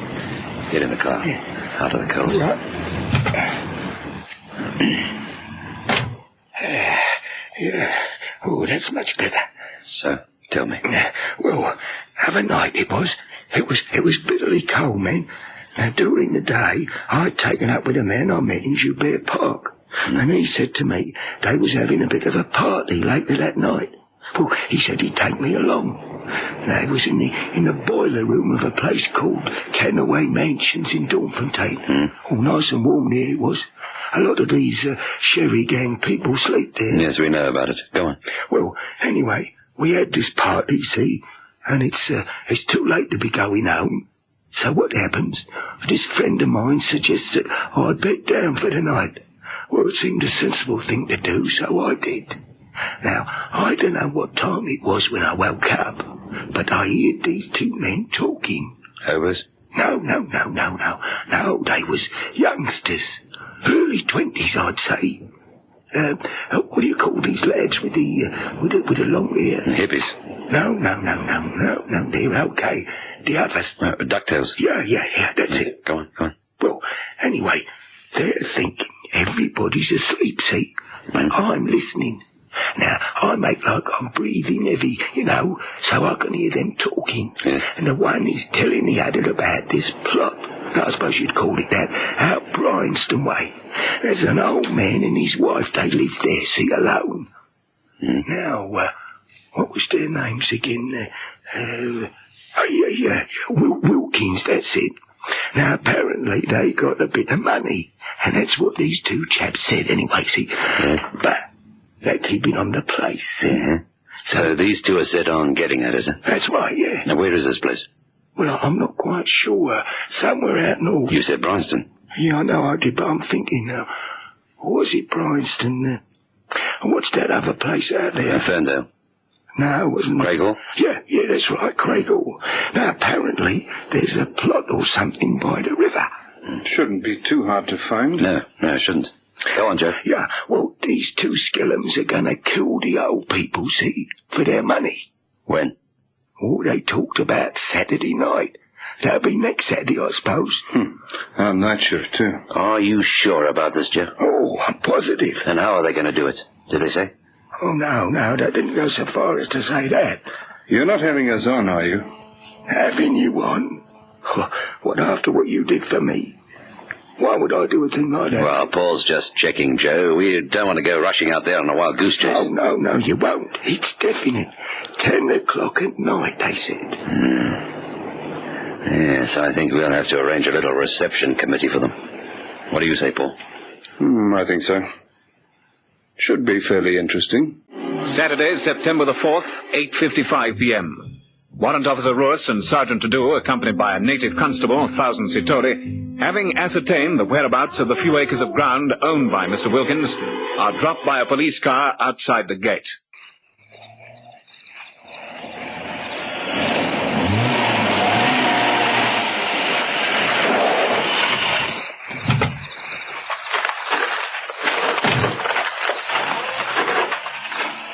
Well, Paul, it's certainly out of the way. Yes, very isolated. You see anybody about?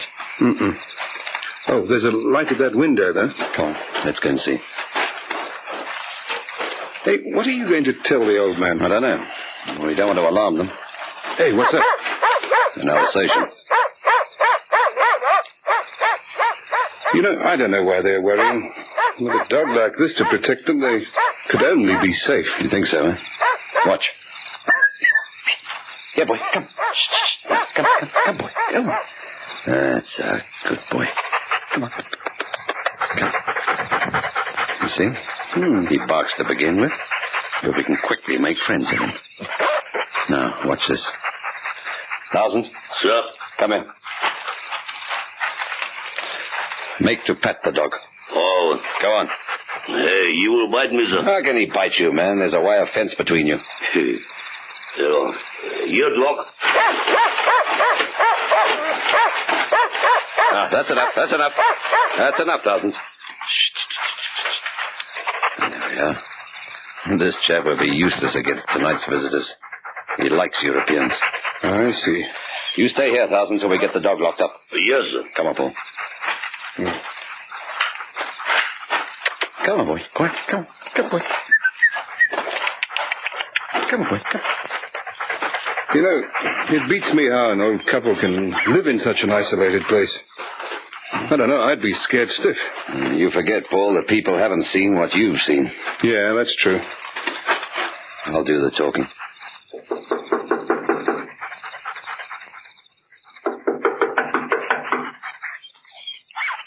There's somebody coming.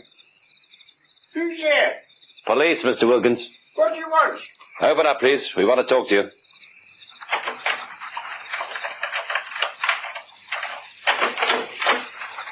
Good evening.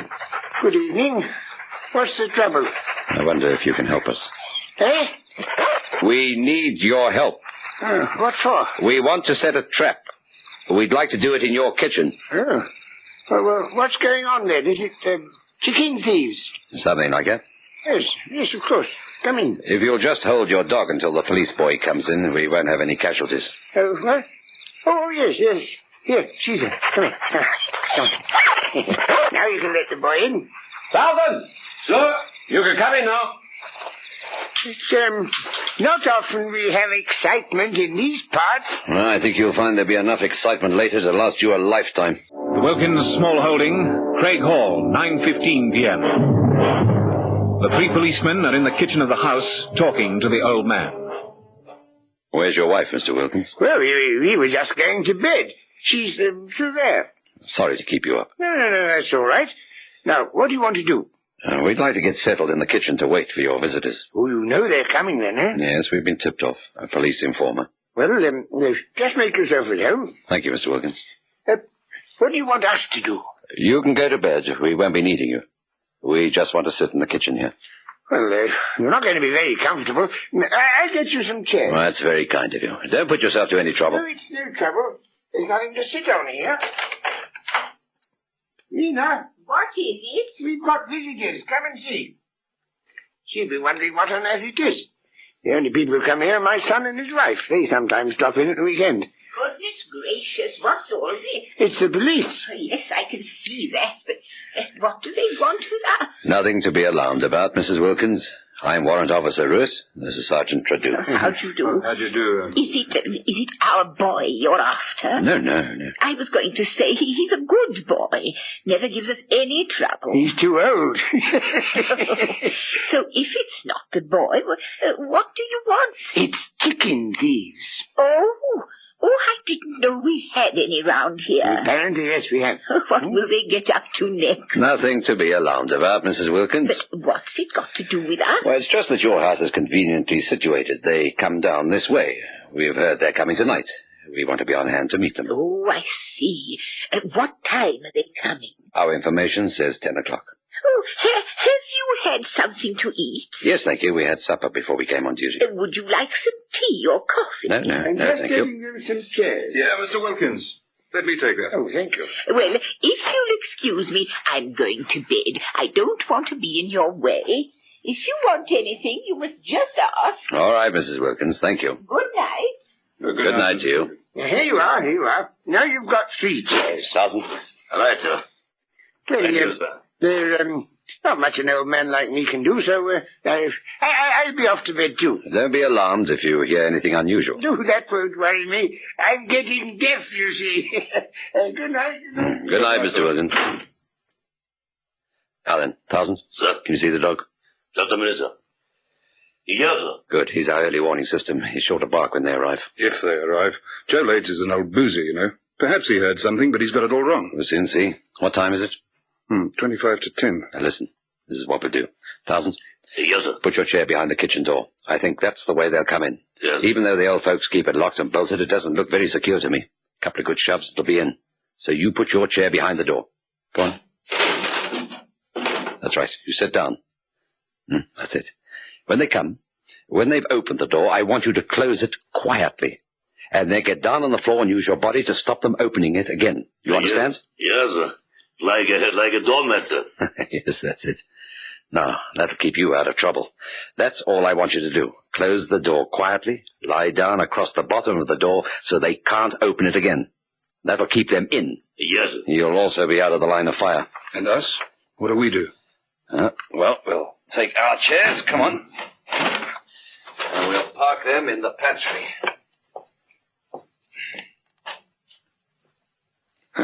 Is this headquarters?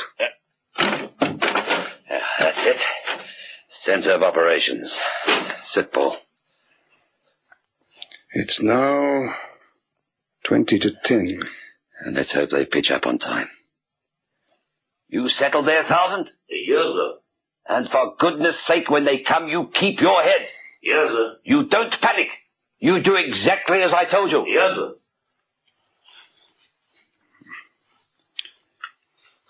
Smoke. Yes, thanks.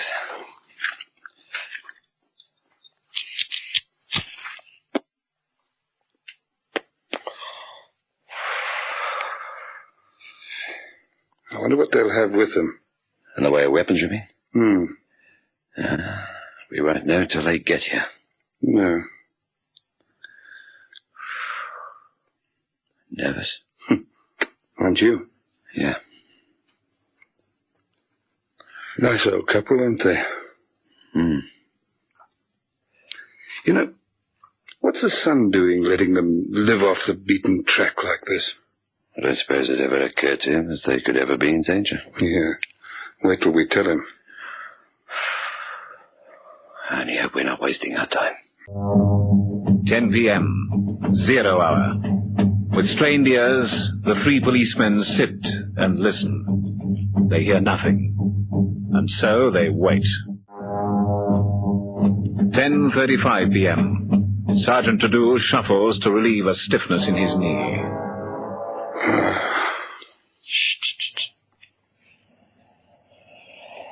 Listen. Do you think it's them? It's about time. How long overdue? Sit tight, Sergeant. This sounds like it. Yes. I wish there was a window in the building. There goes our early warning system. He didn't worry them at all. Just the way I said. Shh.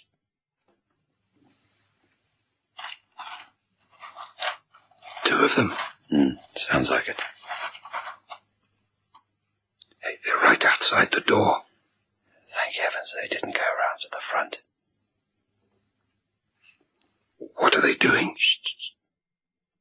Look at the light from the torch through the fan light on the ceiling. Yeah, it's gone now. Hold tight. This is it. That door won't hold long. One more and they'll be in.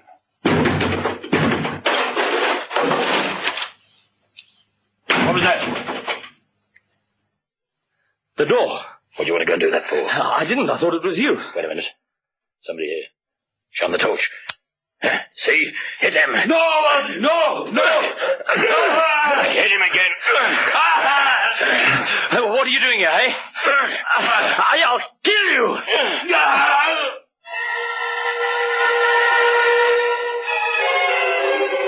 10:39 p.m. In the excitement, Constable Thousand Sitoli forgot to close the door quietly behind the two intruders. The discovery of Sitoli and the subsequent beating all happens very quickly. The two policemen in the pantry run through to the kitchen. Shine your torch, Paul. There. Stand. This is the police. It's the cops. Get him! We've killed your boy. We'll kill you too like this. My shoulder! Next time it'll be your head. Paul! The torch! Shoot! Shoot, poor man. Make our flash. Give us some light. That's it. See them? Oh, let's get out of here. Where's the door? Nice shooting, Paul. Hey, the other's by the door. Watch. Yes, I see him. He's down. Hello. Right. Let me put the light on. Good gracious me, what's all this? Nothing to be alarmed about, Mr. Wilkins. I thought I heard people clapping their hands around. There's been some shooting. I say, they are in a mess, aren't they?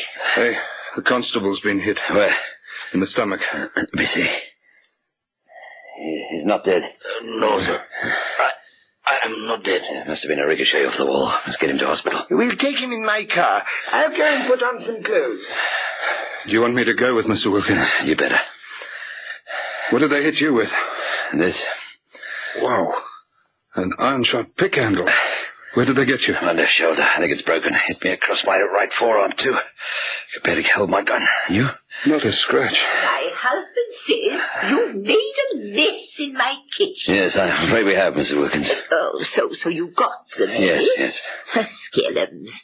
Would you like a cup of tea? Don't worry, Mrs. Wilkins. Well, if you change your mind, just put the kettle on and help yourself. I'm going back to bed. Amazing, eh? She didn't even bat an eyelid. She didn't know they came here to kill her and the old man. Yeah, there's no reason they should ever know. They'd never feel safe here again. Right, I'm all ready. Now we can put the boy in the back. I'll just go and get the car out. One of these monkeys is still alive. See? Yes. His eyelids are fluttering. Can't Can't see any wound on him. My back. Oh. No, don't touch it. Can you move at all? No, I can't feel my legs. He's paralyzed. Must have got him in the spine. No hard feelings. You mustn't feel badly about it. You see, I would have killed you. The Bantu constable, Thousand Sitori, had been hit in the stomach by a bullet fragment. It had travelled round his ribs and lodged in his back, just beneath the skin. It required a relatively minor operation to remove it. The Bantu constable made a rapid and complete recovery. One of the two would-be murderers had died immediately. The bullet that struck him travelled the length of his thorax, went up through his neck, and came to rest in his brain. The other man, paralysed from the neck down, eventually died in hospital some months later. Mr. Wilkins and his wife Rena never knew that they had been potential murder victims. They prowl the empty streets at night, waiting, in fast cars, on foot, living with crime and violence. These men are on duty 24 hours out of every 24. They face dangers at every turn, expecting nothing less. They protect the people of South Africa. These are the men of Squad Cars.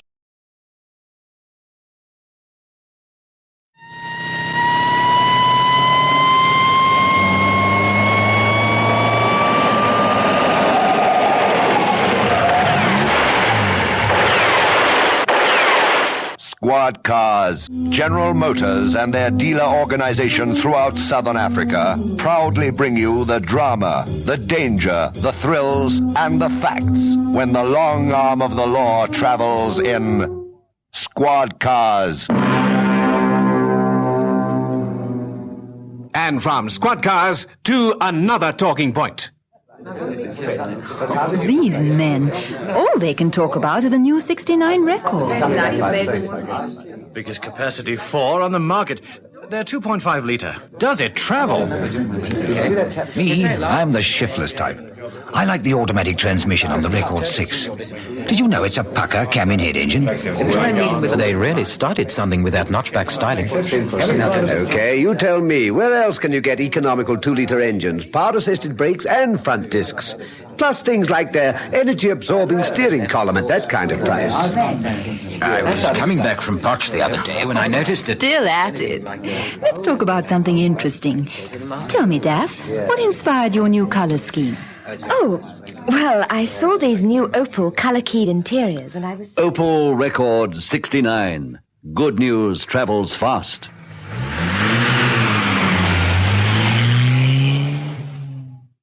Story you're about to hear is true. Details are supplied from the official case files by the South African police. Only names and places have been changed to protect innocent people involved.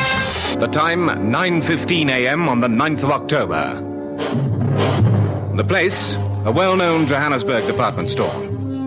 A woman in late middle age is walking towards a store exit. She passes through to the pavement out in the street. Excuse me, madam. Yes? I wonder if you'd be so kind as to produce your receipts or sales dockets for the goods you've purchased. Purchased? Yes. But I didn't buy anything. I'm a store floor walker. I've had you under surveillance for the last 10 minutes. And what does that mean? I saw you put on the cardigan of a twin set. Then you put your coat on top of it. Did I? Yes, you did. The other part of the twin set is in your bag. Oh, dear. How silly of me. I'm afraid I must ask you to accompany me to the manager's office. What for? It'll be up to him what he's done about the matter. What do you mean, done? Shoplifting is a very serious offence, madam. It's punishable by a fine or a period of imprisonment. But it was a mistake. I intended paying for them. You can argue with the manager then, madam. If you'll come this way, please.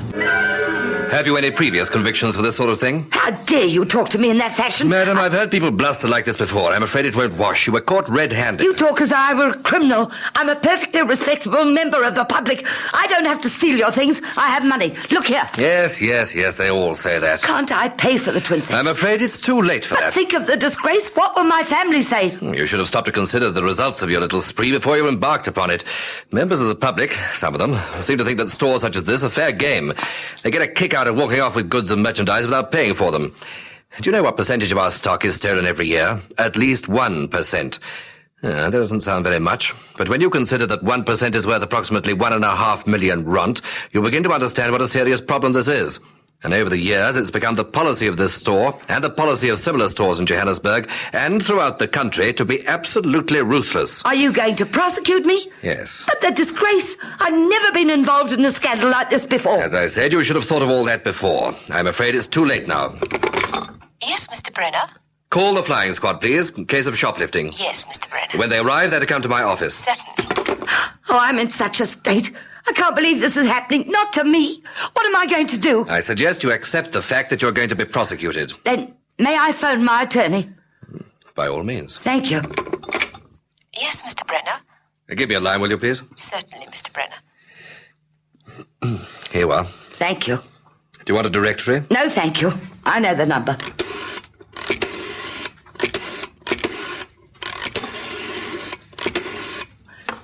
Hello? It's me, Mrs. Mitchley. I'm being arrested for shoplifting. They've sent for the flying squad. They should be here any time now. Just a minute. Where'll they take me? To John Forster Square, I should think. John Forster Square. Yes, all right. Goodbye.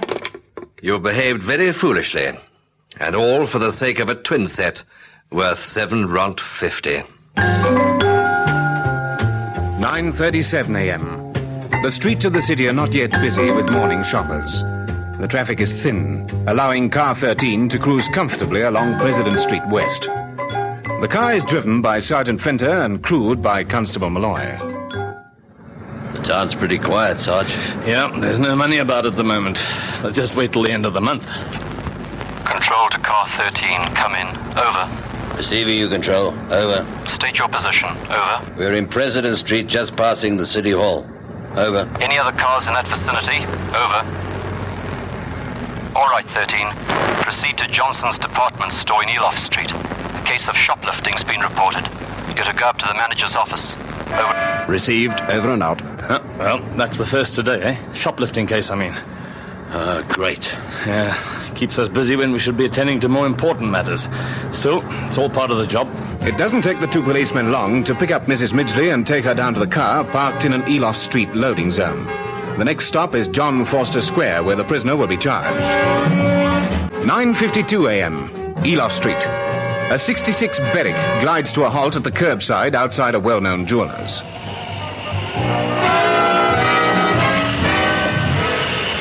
The near side front door opens, and out steps a man, a hat pulled down over his eyes, his jacket collar turned up. He's carrying an iron bar. Quickly, he crosses the pavement and smashes the jeweller's large plate glass window. With unhurried efficiency, the man who's smashed the window drops the bar to the pavement and scoops the window's valuables into a leather grip thrown to him by the driver of the car. It all happens so quickly that startled bystanders just stand and stare, and the staff of the jewelers stand petrified, not knowing what to expect or what to do. One man, however, a Mr. Fine, the manager of the shop, seizes the telephone before the robber has recrossed the pavement to get back into the car.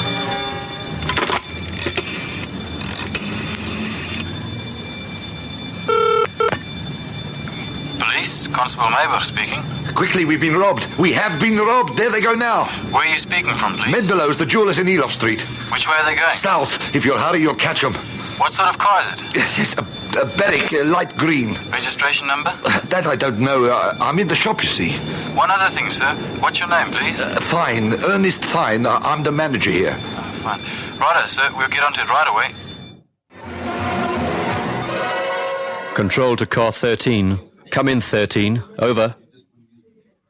Do you read me, 13? Over. 24 to Control. Over. Come in, 24. Over. Weren't they on that shoplifting complaint? Over. Oh, that's right. They must have taken their prisoner to the charge office. Is there any other car in the vicinity of Eloff Street? Over. Oh, we'll take it, Control. Car 31. Over. Smash and grab at Mendelow's Jewelers in Eloff Street. The getaway car was seen making off in a southerly direction. Over. We're coming up from behind the station. Do you want us to go to the shop or give chase? Over. Proceed to the shop. Over. All right, we're on our way, Control. Over and out. Now here's a call to all cars. Be on the lookout for a light green Berwick motor car. Its occupants are wanted for questioning in connection with a smash and grab in Eloff Street.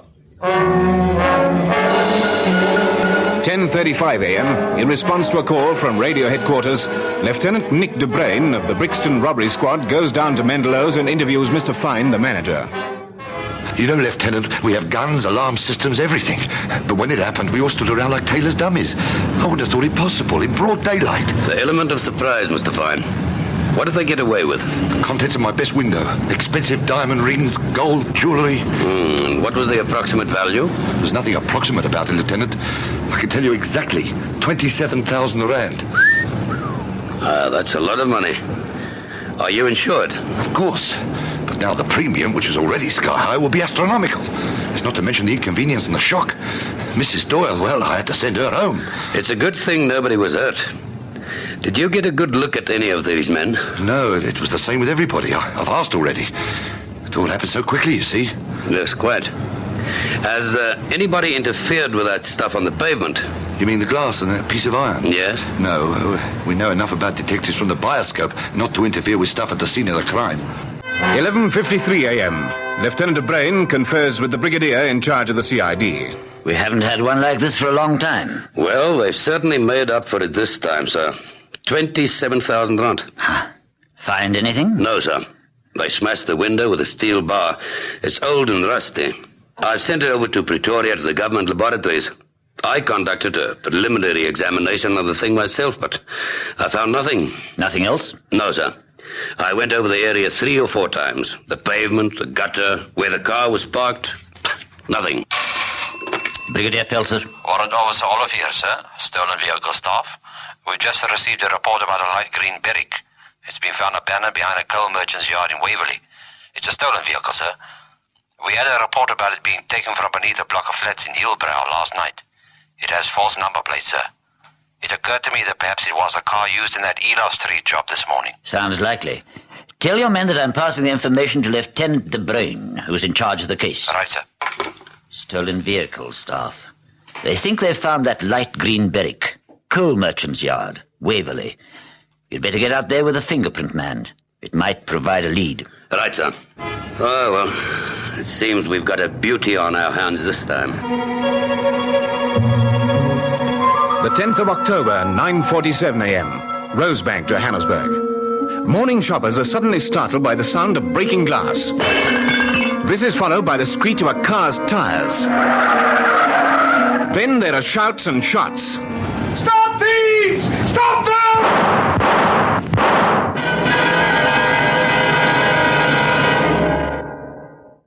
I didn't see a thing. I just got the shock of my life when I heard a thump and the sound of breaking glass both together. I looked up. I was serving a customer at the time, and he cleared the window in no time at all, jumped into the car reversed, and then drove off up the pavement. Of course, I was out in the street in no time. I keep a gun handy, you see, and I fired after them, but it didn't stop them, I'm afraid. They just bounced down the curb, through the gap in the parked cars left by the loading zone, and off they went, out north. So they rammed your window? Yes, most audacious thing I've ever encountered. A risky thing to do. They might have damaged their car, rendered it immobile. Oh, didn't I tell you? They took the precaution of tying a massive plank across the grille and the headlights. Oh, just look at my window. Yes, exciting entertainment. And if you're looking for exciting and rewarding motoring, meet our irresistible force. The 2.5-litre bombshell from Opel Records 69 stable. This one's got the punch of an iron fist in a velvet glove, and outstanding economy. It's cradled on full coil suspension, handled by 4 on the floor, halted by power-assisted brakes with discs up front. Records 2.5-litre travels like the good news it is, in 2 magnificent shapes. Sleekly exciting sedan and superbly styled hardtop coupe. If you think they look good on your driveway, you should see how they shape on the highway. Opel Record 69, the 2.5-litre bombshell. 3:17 p.m. Lieutenant DeBrain is in Records compiling a list of known smash-and-grab specialists. Age 34. Height 5 foot 11 3/4 inches. Color of hair brown. Color of eyes blue. Scars on both kneecaps and behind left ear. Previous convictions in 58 and again in 63. Known associates Peter Deventhal, Vincent Swart, and Maria Esther Skippers. Cup of coffee, Lieutenant. Ah, yes. Very welcome, thanks. Yeah. Cigarette? Have one of mine. Ah, thanks. Oh, that's quite a list you've got there. It's going to take me and my colleagues days to work through it. Yes, I feel for your aching feet. No. We'll have a car. A car? I wonder. Thanks for the coffee. But you haven't drunk it. Some other time, thank you. 3:50 p.m. Lieutenant Brain has driven to Brixton. There, in an office adjoining the radio control room, he speaks to the officer in charge of the flying squad, Colonel Hroblar.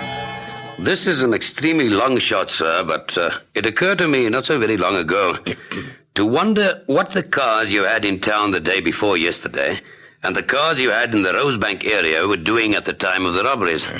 I'm afraid I don't follow you. Well, each area is covered by certain cars. No matter what happens, whatever sort of crime is committed, a squad car isn't very far away. Now, both Mendelows and Archers dialed 30 immediately. They lost no time in making their complaints. And yet, in each case, the robbers made a complete getaway. My men can't be everywhere, Lieutenant. I realize that, sir. But it just occurred to me to wonder what the cars in those areas were concerned with at the time of the robbery. It's an extremely long shot, I admit, and it may come to nothing. But I am up against it, sir. I have to check everything. Even my hunches. Yeah, all right. What time were these robberies committed? 9:52 at Mendelow's yesterday. That's the 9th. And today they pulled the job at Archer's in Rosebank at almost the same time, 10 to 10. 10 to 10. Major Kutzer, I want that report for the morning of the 9th and today's. And they'll be through right away. Colonel Hroblar. Just a minute. It's for you. Oh, thank you, sir. Lieutenant De Bruin. Where? Ah, good. You'd better inform Detective Sergeant Pringle. Yes. Yes, he's the man who checked the other one for me. Right. They found the stolen car that was used to pull this morning's job, sir. A white Marauder. It was abandoned on an old building site out in Sandown. Well, perhaps your colleague will be lucky. I hope so, sir. Major Kutzer said he's through, sir. Oh, good. Now, let's see. 9:52. Here we are. The car in that area was number 13. Shoplifting case. And this morning, sir? 9:50, wasn't it? Car 42. Also busy with a shoplifting case. Department store in the Rosebank, corner of Tirret Avenue. That could be significant, sir. Yeah. A woman called Mrs. Midgley was arrested yesterday and charged at John Forster Square. This morning it was a Mrs. Barkhuizen, Parkview Police Station. I wonder. You mean if there could be a tie-up? Yes, sir. What'll you do? I think a few discreet inquiries wouldn't come amiss, sir. And the results of those inquiries are as follows. Mrs. Midgley has a son. He's 26. Is unemployed. Is well-dressed and drives a new car. Apparently, he hasn't worked for 3 years. Go on. And this Mrs. Barkhuizen is a youngster. She's only 19. She has an elder brother, and he is 23, also unemployed. Seems to be more than a coincidence. I reckon so, sir. Because Midgley's daughter is married to Mrs. Barkhuizen's brother. Ah, a family affair. It's a big family, sir. They have a reputation for being tough. Where do they live? Railway Terrace, Mayfair. Shall we rope them in? I'd sort of like to catch them at it, sir. And how do you propose to do that? They've been so successful with the job they've pulled, I'm sure they'll feel compelled to do it again. There's no guarantee they will. Well, I'm sure you'll agree with me, sir, when I say that such types are more than cocky. They get positively swollen-headed when they've succeeded in pulling big jobs like Mendelow's and Archer's. They reckon they onto a good scheme. The scheme being that they send a female member of the family into a department store, Her instructions are that she's to indulge in shoplifting. It has to be obvious, so she'll get caught. They know that the stores are very hot on this sort of thing. The store calls the flying squad, we send a car, the car takes the prisoners to be charged at a police station. And while the car is busy doing that, the boys, having pinched a car, time their operation so the squad car will be far away from where they intend pulling the job. They move in, do it, and buzz off. Pretty shrewd. But not shrewd enough, sir. You have a plan? I think so, sir. We'll need to confer with Colonel Grobelaar. We need his cooperation. October the 12th, 9:45 a.m. All jewelers' shops in the vicinity of large department stores have been plotted on a map in Colonel Grobelaar's operations room at Brixton Radio headquarters. Special instructions have been issued. Colonel Grobelaar sees to it personally that those instructions are carried out. One of the many phones linking the public with the flying squad suddenly rings. Police, Constable Mayber speaking. This is Wentworth and Hillbrow. We've got a shoplifter in the manager's office. We'd like you to send somebody. They'll be there right away, ma'am. Thank you. This sounds like it, sir. Wentworth, Hillbrow. Right. Proceed your D into operation immediately. And the manager says they'll be taking me to Hillbrow Police Station. That's right. Yes, they've sent for the flying squad. All right, I'll see you there. Thanks. Thanks very much. Goodbye. It's my attorney. He'll see me right. He won't be able to get you out of this, miss. Well, so what? It's only a fine. Unless you have a previous conviction. Well, I haven't. Yes, come in. Good morning, sir. What appears to be the trouble? How on earth did you get here so quickly? Easy, sir. I came by motorbike. But aren't you going to take me away? You're in rather a hurry, aren't you? Look, if you think I'm riding to the police station on the back of a motorbike... Wait a minute. Don't get excited. There's no question of that. I'm going to stay here and keep you company until transport becomes available. 9:49 a.m. In a special car, different from the ones normally used by the flying squad, sit two policemen, Sergeant Fenter and Constable Malloy. They're parked in Quartz Street. They're keeping Hertz, the jewelers, under observation. I'll make it 30 seconds to go, Sergeant. Are you nervous? I'm looking forward to it. This is Colonel Grobelaar to Sergeant Fenter. Over. Receiving you, sir. Over. Stand by. It's all going according to pattern. The woman who's been arrested in Wentworth got the shock of her life when one of our men pitched up on a motorbike. She panicked. I've just heard from the constable concerned. The manager said that she made a phone call to her attorney. That's eyewash, obviously. She must have phoned Midgley and Van Dierventer, those are the two men we suspect. She must have phoned them at a cafe or a public phone booth. That's how they've been able to synchronize these operations. According to my reckoning, it's coming up for 0 hour. Now, don't worry. Now that we know where these two muggies intend operating, I've withdrawn the units from the other places we had under surveillance. They'll be coming to reinforce you from different approaches. Over. Thanks very much, sir. It's nice to know we can expect company. Over. Oh, good luck. Over and out. There they are, Sarge. Hey, where? There, opposite the shoe store. See? The one in the passenger seat is turning up the collar of his coat. And now he's putting on a hat. Come on. This is where we leave the car. We must be on hand to intercept. Just make sure you keep out of sight, eh? Right, Sarge. Get tucked in behind this van here. Right, Sarge. Okay? Okay. Now, if we have to dash across the street in a hurry, just mind you don't get knocked down, eh? Keep an eye open for the cars coming from the left. I'll watch it. The car's moving. Here they come. Yeah, he's having to double park. A bit more tricky for them than the last time. And the time before. They stopped outside the shop. Shall we go? Hang on, don't be hasty. They haven't committed any crime yet. The one from the passenger seat is getting out. This is it. Come on. Yes. Right, hold it, you two. That's as far as you go. Cover the driver of the car. Right, Sergeant. Car out, you. Don't try anything fancy. Keep your hands where I can see them. Surprised, aren't you, eh? Come on. Come on, inside the shop. Come on, man, move. I congratulate you, Lieutenant. Thank you, sir. What are those two birds, Midgley and Van Dierventer, to say for themselves? That is the trouble, sir. Nothing. It's obviously a family affair, sir. But I'm anxious to know just how many members of the family are mixed up in all this. And I also want to know what little stunts they've pulled before. And finally, there's that jewelry worth 43,000 rand to be accounted for. I'm going to see Mrs. Midgley. See if I can't trick her into a confession.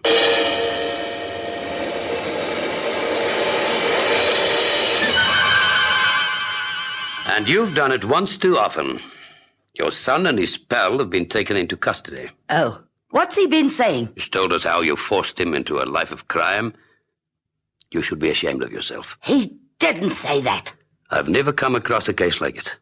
Imagine whipping your own son to make him go out and steal. You're having me on. He can't say a thing like that. We've got it in signed statement, Mrs. Midgley. The dirty little... He's a liar. I think you better make arrangements for somebody to look after the house. Why? Because I'm taking you downtown, Mrs. Midgley, on the strength of what your son has told us. I'm afraid I've no choice. My son's a liar. He's been a wrong one all his life. The boot's very much on the other foot.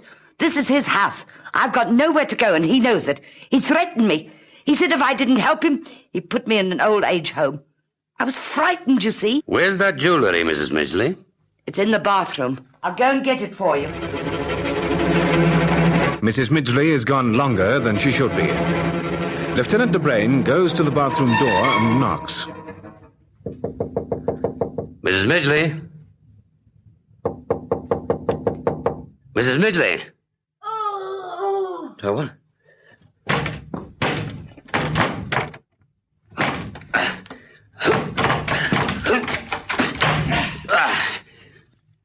Oh, my. You didn't have to do that, Mrs. Midgley. Mrs. Midgley had inflicted a mortal wound upon her neck with a razor blade. Jewelry was in the bathroom, as she'd said.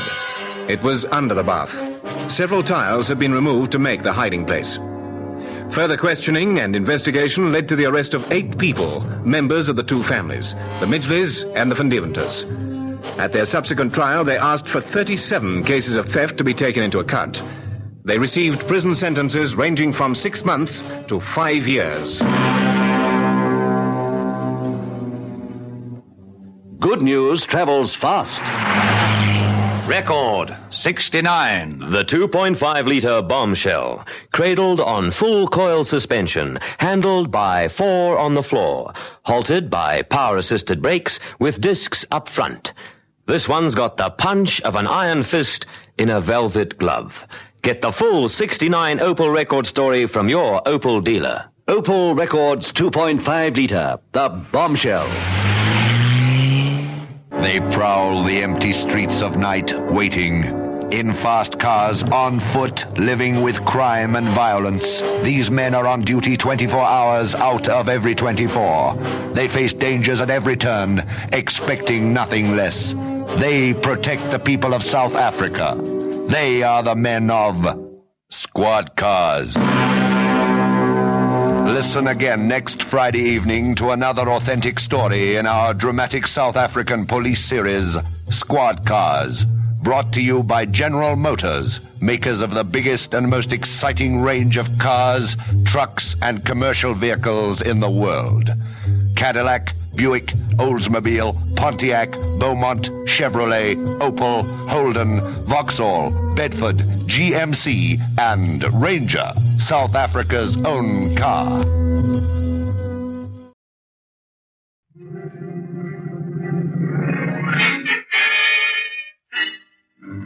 What made me first suspect Joe was that he knew more than an innocent person should have known. I suspected Irene the moment I heard the fireman's testimony. The apparently unimportant fact that I suspected the maid. suspected the postman after...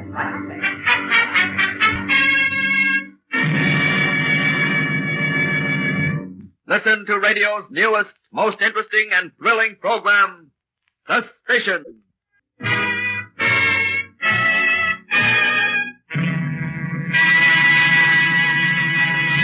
And now, Suspicion.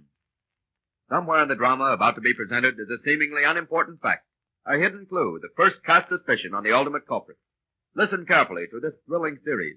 Test your powers of observation and deduction and find the hidden clue. Maybe a single line, a sound, perhaps a complete scene. All names and characters depicted in this story are fictitious. Any resemblance to persons living or dead is entirely coincidental. And now, the Double Cross. Late one evening in June, a powerful motorboat showing no lights enters the harbor of a city on the Pacific coast, proceeds cautiously toward an abandoned wharf. Standing next to the helmsman, an attractive woman in her middle 20s, talks in guarded tones to a slim, nervous man sitting in the after section of the cabin. Got everything straight, Eddie? Yeah, sure. 5 tins for Jack, 5 for Maisie. I take 5 and 5 for you. Okay. You know, Rose, I kind of think the boss has gone nuts. We've been lucky bringing in $20,000 loads of dope, but 50 grand? That's a big order. Dangerous. Why don't you find the big boss and tell him he's wrong? If I knew who the brain really was, I'd be getting more money for my work. You better take the dough you're getting and shut up. Maybe. Say, do you know the brain, Rose? No, who does? He's smart, not letting anyone know him. But I've been told he's okay if you play ball. But if you don't... Yeah, I get the general idea. Well, it's a signal. Cut down on the feet, Pete. We're coming in. Okay. Sure hope them guys is better with the boat hook than they was the last time. Quit keeping. Shut up, both of you. There's a cop hanging around and he hears you. If Huck sticks his nose in, he'll get a snoot full of lead. Cops ain't bulletproof. That mug takes off more. Hi, Jack. Snap into it, Eddie. Keep your shit on. Here's a bundle of 5. Hands up, the one lot of you! Get your hands up, miss! Take this, copper! Here's the rest of the dope now. Let's get going.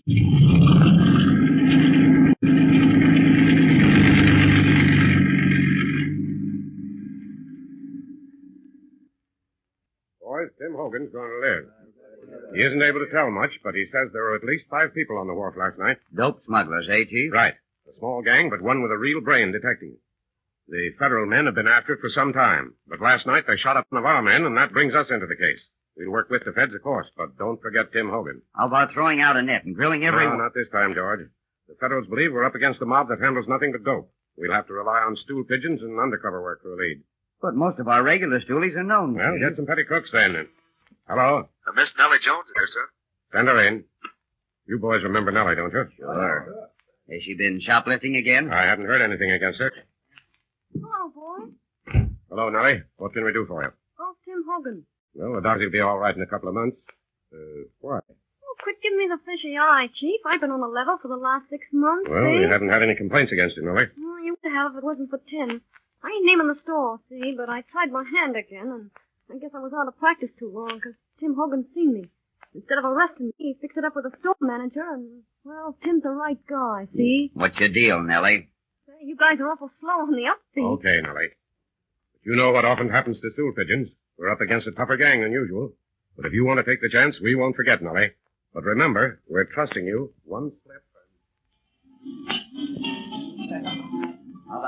Did you bring the junk with you? Maybe. Here's $20. 4 5 bucks, just like you said. Aren't you hitting the needle pretty hard? That's my business, see? Keep your shirt on, sister. What's your racket?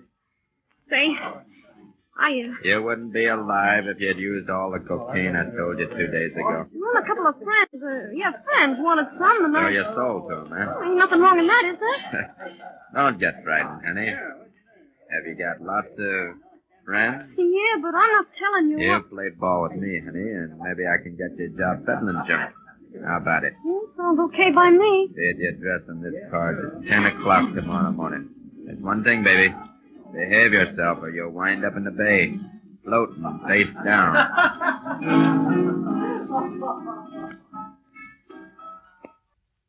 Hello? Nothing new today, Chief, but I think I've gotten as close to the gang as possible. Yes? Nobody knows who brings the junk in or who's the prey. Are you sure? Yeah, looks like we're stymied. Well, the only thing to do is keep trying. How are you fixed for money? I need 200 as soon as I can get it. Right, we'll mail it tonight. Well, there's nothing to do but play along with her, I guess. Or else raid the apartment on Main Street and try to cut the truth out of the big peddlers. Maybe we'd better string with Nellie. The man we've had tailing her for the last 6 weeks gives her a clean bill. And her story's the same as our man's, Billy Peston's. He's worked his way up as Hal Richards to the top of the dope peddlers, too. Well, then keep your fingers crossed for a decent break soon, George. Late the following afternoon. Hello? 5 tins of cocaine today, Chief. The package was left in the hall outside the apartment. What time? Between 10:30 and noon. I wasn't there when they found it. Anything else? Did you get the money okay? One of the fellows has asked me out to dinner tonight and then to a party. Who? Hal Richards. Okay, keep your eyes open. You know where to get in touch with me. What's up, Chief? George, suppose that Nellie is the brain of the gang we're after. Tim Hogan says there was a woman at the dock when he was shot up. I'm wondering if she's the brain and knows that Billy Peston is Hal Richards. Probably he spotted her as the brain, and More likely, she's the brain and has learned that Hal Richards is a cop. Hello? This is Smokey Joe, Chief. Oh, hello, Smokey. How's business? I got some news to shop. Uh-huh. Now, if it does you good, give me $50. If it don't, you don't owe me nothing. Well, what is the news? I'll pay if it's good. Oh, still. Now get this straight. I overheard two guys talking, see? One of them tells the other that both know the dope is going to be brought at night and landed at the old swimming club. You got that? Yeah, old swimming club at the foot of Catalina Street, eh? What time? No, I didn't ask. But don't forget the 50 smackers if the tip's okay. So long. Wait a minute, Smokey. Hello. I guess that was all I knew, George. But there's plenty. Get 20 of our best shots. Phone the Bay Patrol boat. We'll give those smugglers a real welcome home party. Boys are all set, Chief. We'll wait till the shipment has been transferred to the dock. Is the police boat standing by on the other side? Yeah. It'll close in when you give the signal. Good work, George. Wait till that mug has both feet on the dock. Watch it. There they are now. We have you covered on all sides, boys. Put them up. Play that, Copper! Let him have it, George.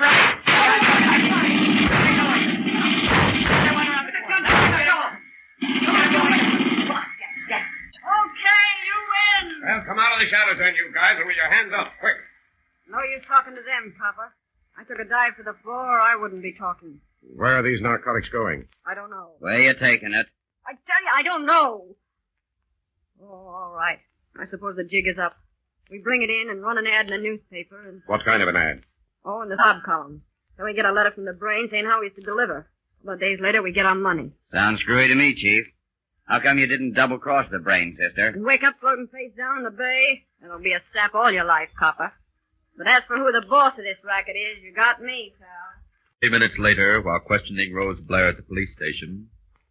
It won't get you anywhere, Rose, saying you don't know the brain behind the narcotic ring. If you turn state's evidence... Hello? It's me, Chief. Billy Peston. I'm at 219.5 Longfell Drive. I just killed the brain behind the narcotic smuggling gang. Good. We'll be right over.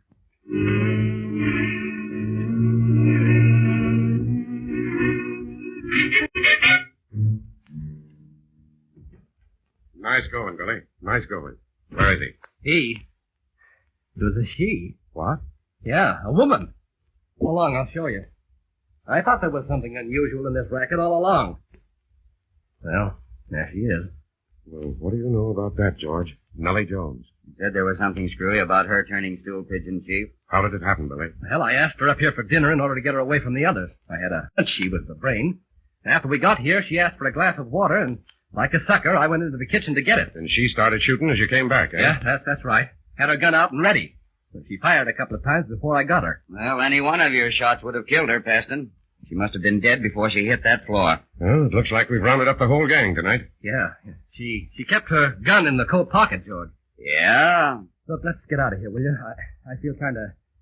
Well, you know how it is. Sure we do, Billy. Yeah, I should think you would feel nervous. After murdering this woman, keep your hands tilting. Are you crazy? Listen, you're under arrest for the murder of Nellie Jones. Good Lord, man, You remember the description Rose Blair and Eddie gave? They never saw me. They didn't know I was the head of... They didn't know you were the brain of the racket, eh? Huh. I was hoping you'd get rattled enough to make a slip like that. I feel sorry for you, pal. May hang you.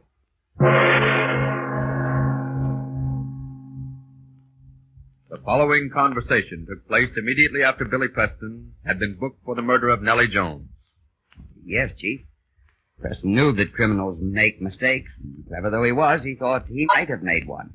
It was fear that trapped him. Not only, George. It was you. I must have been blind not to have noticed... Ladies and gentlemen, did you discover the hidden clue that caused George to suspect Billy Preston as the murderer of Nellie Jones and the brain of the narcotic smuggling ring?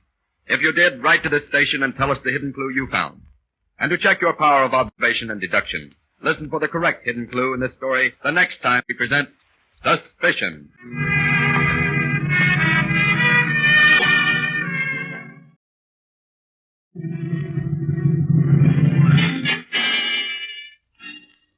What made me first suspect Joe was that he knew more than any innocent person should have known. I suspected Irene the moment I heard the fireman's testimony. The apparently unimportant fact. I suspected the postman after he testified. I suspected.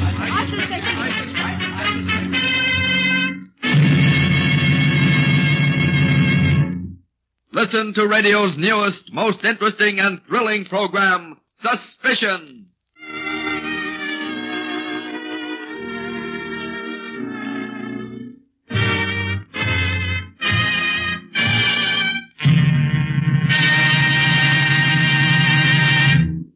And now, Suspicion, Somewhere in the drama about to be presented is a seemingly unimportant fact, a hidden clue that first casts suspicion on the ultimate culprit. Listen regularly to this thrilling series. Test your powers of observation and deduction, and find the hidden clue. It may be a single line, a sound, perhaps a complete scene. All names and characters depicted in this story are fictitious. Any resemblance to persons, living or dead, is entirely coincidental. In the story we presented last time in this series, Murder on Sunday, do you remember this scene? Early one Sunday evening, when Alfred Hawkins, closing the old-fashioned office building where he's employed as porter and watchman... Now, don't you let no one in, Clarabelle. It's closing time, it is. Has Mr. Bloomfield left yet? I think he must have. He don't usually stay this late, leastwise not on Sunday. He must have let himself off the side entrance. I hope he locked it after him. The fact that the tenants of the building had keys to the side entrance, ladies and gentlemen, was the hidden clue that caused Chief Inspector Davis of Scotland Yard to suspect Arthur Reynolds of the murder of Alexander Bloomfield. Because... I asked myself, which of Bloomfield's visitors would be able to enter and leave unseen? Obviously, Arthur Reynolds, the dead man's partner. Now we present Dead Man's Clue. A few minutes before noon on the 15th of November, Arnold Johnson enters a small parking lot in the business district of a large Midwestern city. What kind of a car is it, mister? A green four-door sedan with... oh, there it is. The second one there. Your parking check, please. Oh, yes, certainly. Well, that's odd. I could have sworn I put it in this pocket. Hold the briefcase just a moment, will you? Okay. I came in here about 15 minutes ago. Wait, maybe I put it in this pocket. Although I've never done that before. Well, it's most remarkable. Say, you gave me a $5 bill, didn't you? Yes, and I said it was the smallest I had. Okay, I remember you, mister. You got anything to prove who you are? Oh, certainly, yes. Here's an insurance policy. You can check it with the auto registration slip. That's what I'm going to do. Arnold Johnson, engine number AU74956-103. Oh, okay, Mr. Johnson. Sorry to trouble you, but we got to be careful. Yes, of course, I understand. Oh, don't bother. I can take it out. Oh, okay, Mr. Johnson. Boy. Yes, ma'am? Never mind, I can get it out. Your parking check, please. Here you are. Thanks. Hey, that dame, some driver in the snappy Hey, wait a minute, lady. You got the wrong car. Hey, what do you know about that? Hello, Corporal Mayor speaking. Huh? What's that? Take it slower, Mr. Osborne. Yeah? License 5R8686. Yeah. When the owner comes in, have him give me a ring. Corporal Ted Mayer. And try to remember what this woman looks like. Traffic Bureau. Hello, Sweeney. This is Ted Mayer. I want the name and address of license 5R8686. Yeah. Call me back. There's a new wrinkle in the auto theft racket in this town, Chris. Yeah, what'd they do? Fellow goes into a parking lot and claims to have lost his ticket stub. He persuades the attendant that he owns the car. Then a dame comes in. Mm-hmm. She has a parking ticket and takes the most expensive bus on the lot, and she had the first man's parking check. Well, they can't pull that trick more than a couple of times, Dad. You know how many cars have been stolen in the last week? 15. What? And we haven't got a lead that means a thing. Hello, Corporal. What's that, Sweeney? Arnold Johnson, 341.5 Torrens Avenue. Thanks. Grab your hat, Chris. Chris Johnson, Fred knows anything.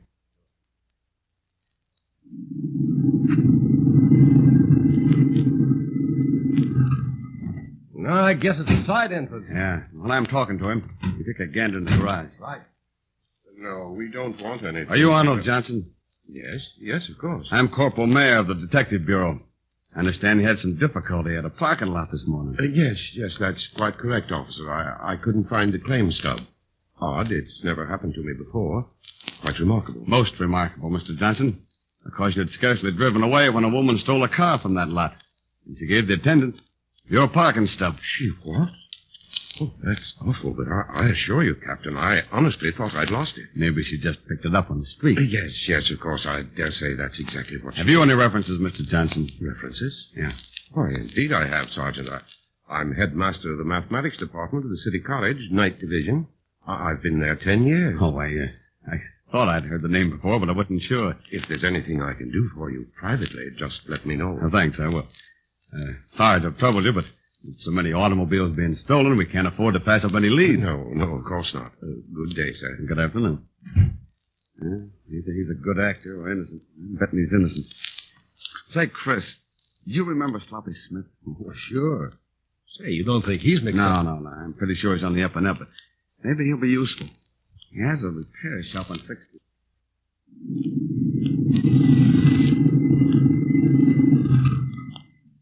Good afternoon, gents. What can I do? Hello, Sloppy. Oh, it's you, Corporal.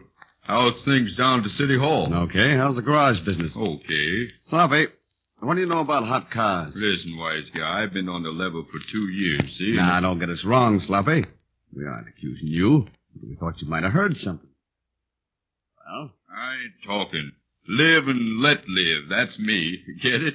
There's a reward. I ain't interested. An insurance company is offering $5,000 for a tip. Well, no, nothing doing.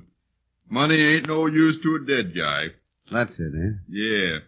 Maybe I'm sticking out my neck just by talking to you fellas, but there's 3 guys that have disappeared in the last month, see? And I kind of figured they knowed, too. Calling all cars. Attention, all cars. Broadcast 105. Stolen automobile. Stand by, Chris. Stolen from public parking lot at 6th and South Broadway. Last seen headed west on 6th Street. License 43M61. 43M61. A canary yellow sports roadster with top down. George, there it is, right ahead of us. Let's get going.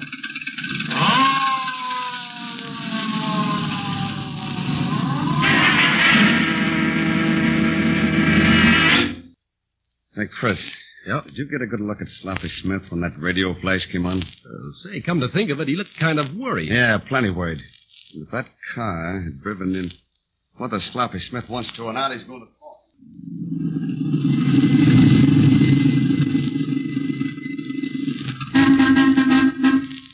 Yeah, I guess he's out and back. Either that or else Oh, he's taking along the lamb. Come on, let's have a look around. Shut off the engine. Okay.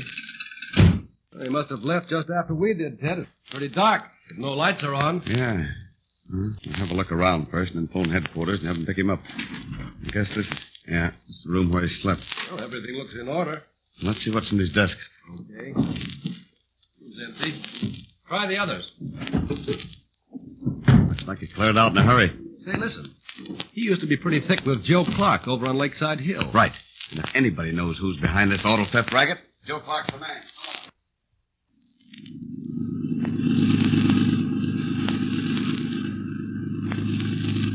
We turn left a couple of blocks further on, don't we? Yeah, 2nd Street after that curve. The lake's quiet tonight. Not like it was a year ago when we faced out Dan Grogan, eh? Yeah, you said it, Ted. Say, look at that crowd up ahead. There must have been an accident. Want to stop and investigate? Let Joe Clark pull a fade out, doesn't do it. Hey, look, the guardrail's broken. Somebody must have gone off the road and right into the lake. Looks like we'll have to let Clark go for a while, Ted. Okay, there's nothing else we can do. Did anybody call an ambulance? Somebody better call an ambulance. Break it up, folks. Break it up. All right. Yes, break it up now. Ted, get the names and addresses of any witnesses, and I'll see what happened. Right. Now, mister. All right, stand back, folks. The man over there pulled him out of the lake. Oh, thanks. Stand back, folks. Give the doctor room to work. Come on now. Move back. All right, here. break it Move up, back. folks. Break it up. Come on. Now, those who saw the accident, stick around. The rest of you leave, please. Is he, Here, give the guy one. Sloppy Smith? You know him? Yes. Oh, I'm from the police department. Is there anything I can do? No, I'm afraid he was pulled out too late, officer. Well, have you pumped his lungs? Yes, but they were empty. If we'd had a pull motor... How did it happen? I came by just as he was pulled out. I saw it, officer. Yes? Yeah, I saw the whole thing. It was a hit-and-run driver that killed him. Well, just tell me the facts. Well, I was walking along the street here, perfectly respectable, when the man they pulled out of the lake tried to pick me up. Yeah? I ignored him, and then he said something I didn't like, and I told him I'd call the police. And then what? Just then I heard a truck come lickety-split down the hill. I guess he must have heard it, too. The driver was shouting something about his brakes being broken. Well, where is the driver? Well, he drove away right afterwards. I called him to him to stop, but he didn't. Well, when he drove away, I started to scream. That gentleman over there was one of the first to come here. He dived into the lake and pulled him out. So that's how it happened, huh? Yeah, it was all over so quick I didn't really see nothing. I see. What's your name? Helen Richards, I'm... You're under arrest, Helen Richards, if that's your name. What do you mean? The game's up, sister. And drop that pistol Look before out, I you break... hurt my arm. Yeah, isn't that too bad? Listen, I didn't kill him. Well, who did? You put me in jail where they can't get at me, and I'll shoot the works. But I'm not talking out here, see? I don't want to end up the way Sloppy Smith did. You should have thought of that a long time ago, sister. Come on. At headquarters, Helen Richards made a complete confession, disclosing not only the manner in which Sloppy Smith had been murdered, but all members of the automobile theft gang. Hank Crawford, Sloppy's partner's the head of the gang. Uh-huh. Sloppy knew what was going on, but he was afraid to say anything. Then when Hank saw you two in Sloppy's garage this afternoon, he figured that maybe Sloppy might either tell you about it or he might accidentally let loose something. I see. Right after you left, he got Sloppy and chloroformed him. Well, did Joe Clark have anything? No, Joe's clear. Now that I've told you everything, how about telling me where we slipped up? Okay, sister. You see, Sloppy really gave us the clue when... Ladies and gentlemen, did you discover the hidden clue that caused Officer Chris Peters to suspect that Sloppy Smith had been deliberately murdered? Write into this station and tell us the hidden clue you found. And to test your powers of observation and deduction, listen for the correct hidden clue in this story the next time we present Suspicion.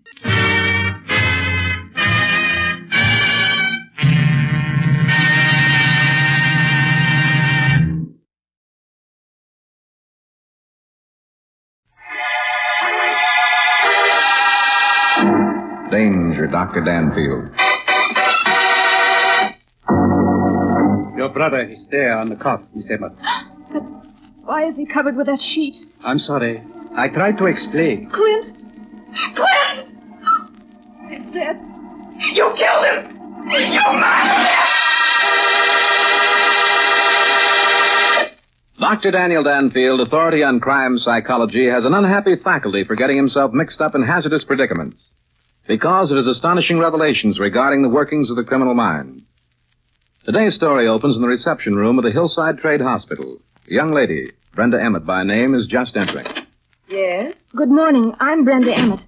I'd like to see my brother Clint.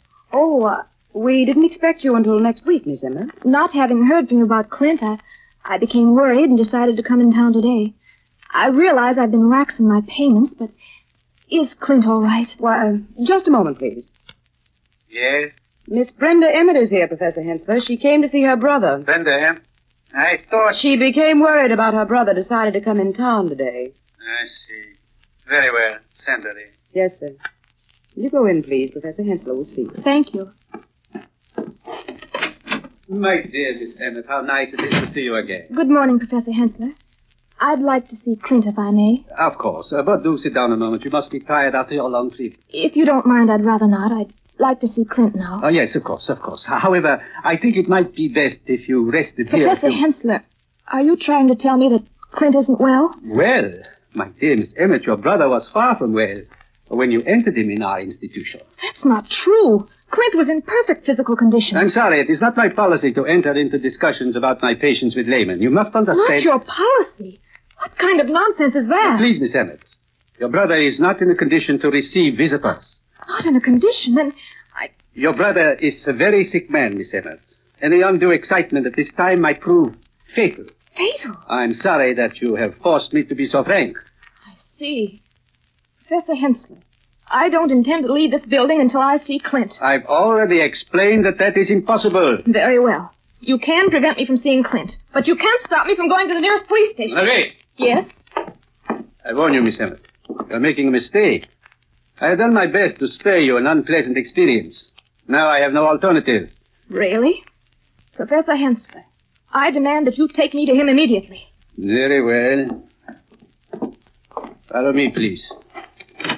Through this door. Please understand, I hope to be able to spare you this. I know what I'm doing. Down this hall. Good heavens, what's that? Probably one of our more serious cases becoming violent. Serious cases, but I Please concern yourself only with the purpose of your visit, Miss Emmett. Here, please. Your brother is there on the cot. Why is he covered with that sheet? I'm sorry. I tried to explain. Clint! Clint! No. He's dead. Quinton Emmett died this morning following a heart attack resulting from severe mental stress. No. No, he didn't die. You killed him. You murdered him. He was all right when he came here, but you killed him. Please, Miss Emmett, you don't realize what you're saying. You murdered him. He was all right, but you killed him. You murdered him.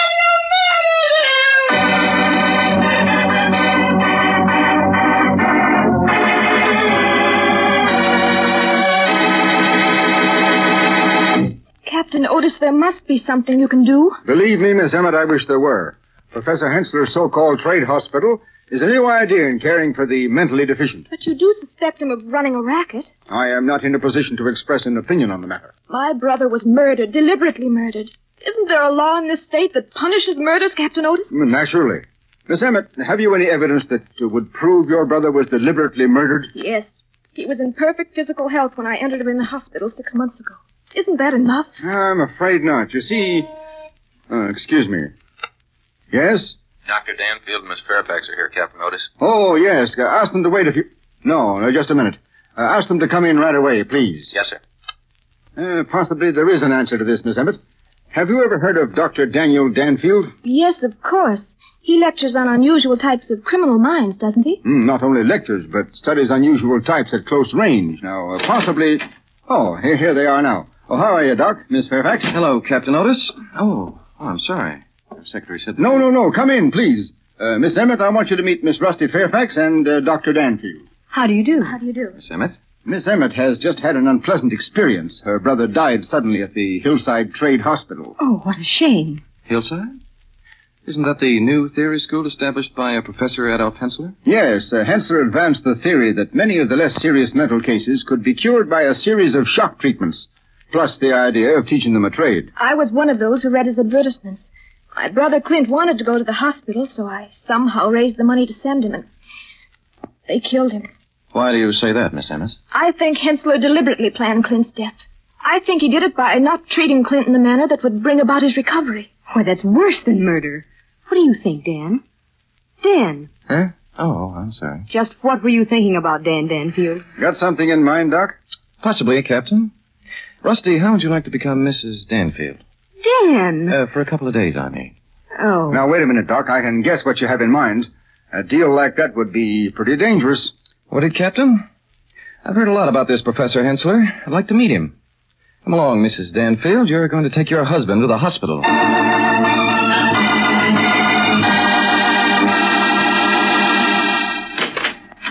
Good morning. Is there something I can do for you? Yes. I'm Mrs. Daniel Danfield, and this is my husband. I want to enter him in your hospital. Really? What seems to be the trouble?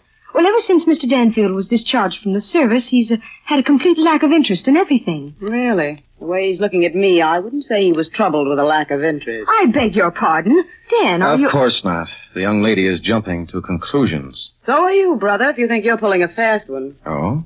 Just what do you mean by that? I mean, you're no more sick than I am. Now, scram, I'm busy. I resent that. My husband needs mental stimulation. Take him home. Tell him a bedtime story. All that guy needs is a course in how to put on an act and get away with it. Rusty, I think we're wasting our time talking to this young lady. The chances are she couldn't even take a pulse.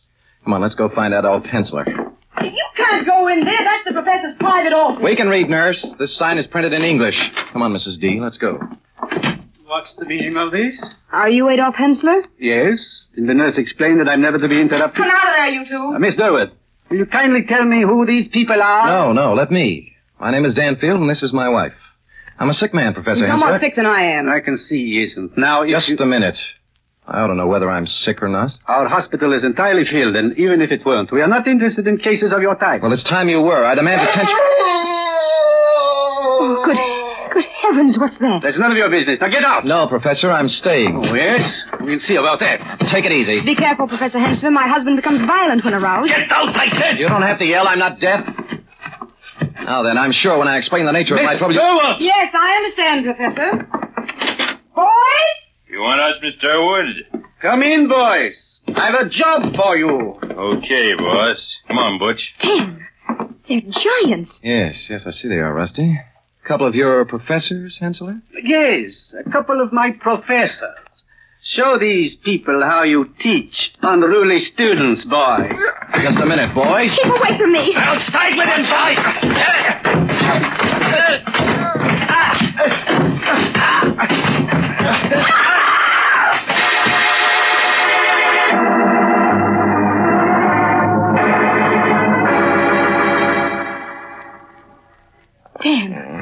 Dan, are you all right? Oh, I guess so. My dignity seems to be hurt more than anything else. Those brutes. Yes, weren't they? Well, our idea ended rather ignominiously, didn't it? I guess we were lucky we escaped with only being thrown out of the place. What are we going to do now? I don't know. One thing I'm sure of. Hensler has gotten away with this racket he's pulling long enough. I'll always be haunted by the sound of that scream we heard. So will I, Rusty. Well, I have to think up some new plan.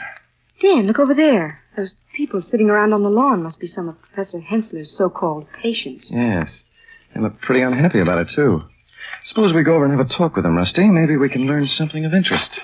Now, I doubt that Hensler would allow them the freedom of the lawn if they were capable of telling us any of the things we want to know. That's something I'll be very much interested in finding out.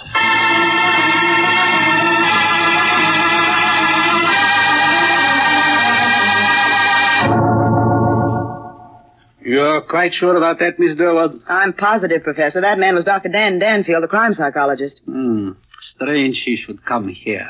Why? He makes a business of studying unusual types of criminals. Careful, Miss Durward.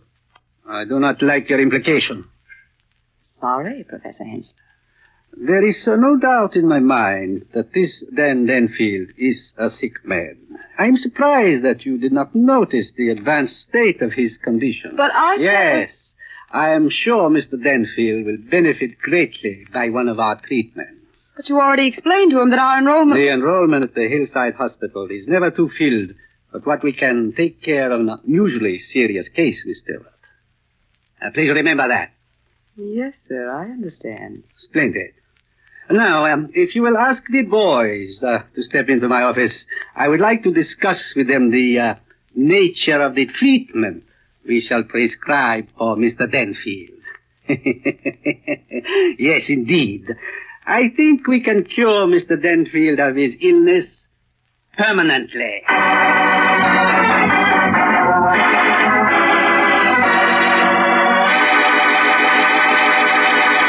Now back to our star, Michael Dunn, for the third act of Danger, Dr. Danfield. Oh, Dan, what a pitiful sight. They're just sitting there staring at nothing as though they didn't care. Yes. Let's talk to this youngster here. Hello, young man. How are you getting along? Huh? What? What's your name, son? Name? Dan, he doesn't even know what you're talking about. I see he doesn't. Possibly he's a war veteran. Perhaps if I mention the war, it will mean something.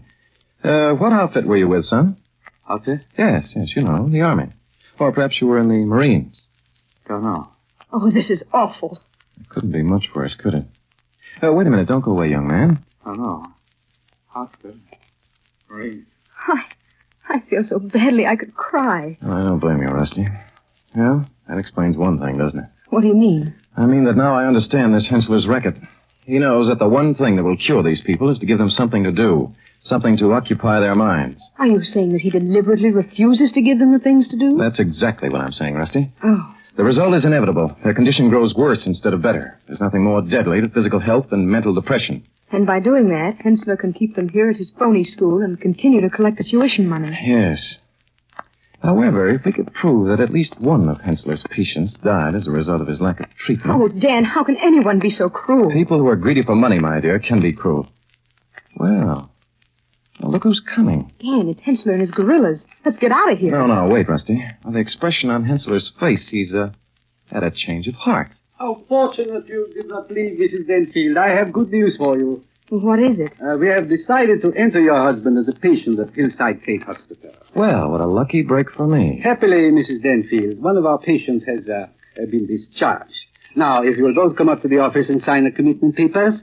Commitment papers? There is a certain formality that we must follow, Mr. Danfield. It will be necessary for your wife to, shall we say, place you in our care. No, I've decided against it. Dan doesn't... Oh, yes, I do, Rusty. This is my big opportunity. Come along now and sign the papers. No, Dan. Your husband seems to appreciate the value of the course of our institution much more than you, Mrs. Danfield. Indeed I do, Rusty. I'm surprised at your attitude. But, Dan... Immediately after you sign the papers, you can call on my friend Captain Otis.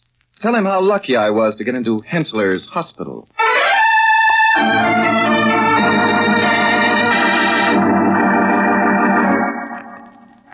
All right, Danfield. You can stand up now. Very well. What's the verdict? I regret to have to inform you that your condition is much more serious than I at first supposed. Oh, indeed? And just what do you think the trouble is? To put it crudely, Danfield, you're mentally off base. Now, wait a minute. Are you trying to tell me I'm crazy? As a bat. In fact, I find it necessary to confine you to our violent ward for an indefinite period. Hensler, that's exactly what I wanted to hear. Oh? Yes. In the first place, you're making a criminal out of yourself when you go around pronouncing people crazy who aren't. In the second place, this is supposed to be a trade hospital, not an institution for the insane. No, you're quite wrong, Danfield, on both counts. You should have read more carefully the papers that your wife signed. Oh, so that's it, is it? Huh.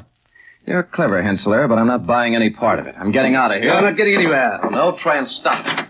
Did you ring for us, boss? Yes, I did, boys. Will you please show Mr. Danfield to the violent ward? Okay, boss. Now, wait a minute, you two gorillas. Watch out now. That's right, boys. Work him over a bit first, so he'll know we mean business. Okay, boss. Gorillas. Hensler, You big ape! Oh, you lousy!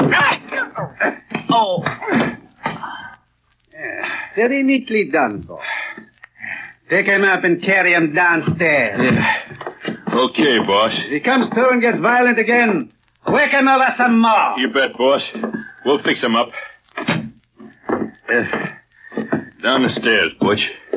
Take it easy. Yeah, I got him. Here, hold him while I unlock the door, Butch. Okay.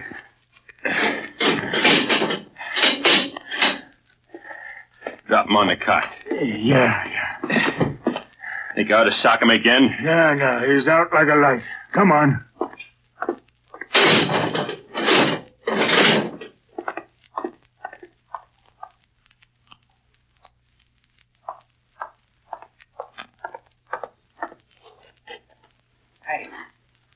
Hey, pal. Boy, done a job on him, all right. I'll get some water.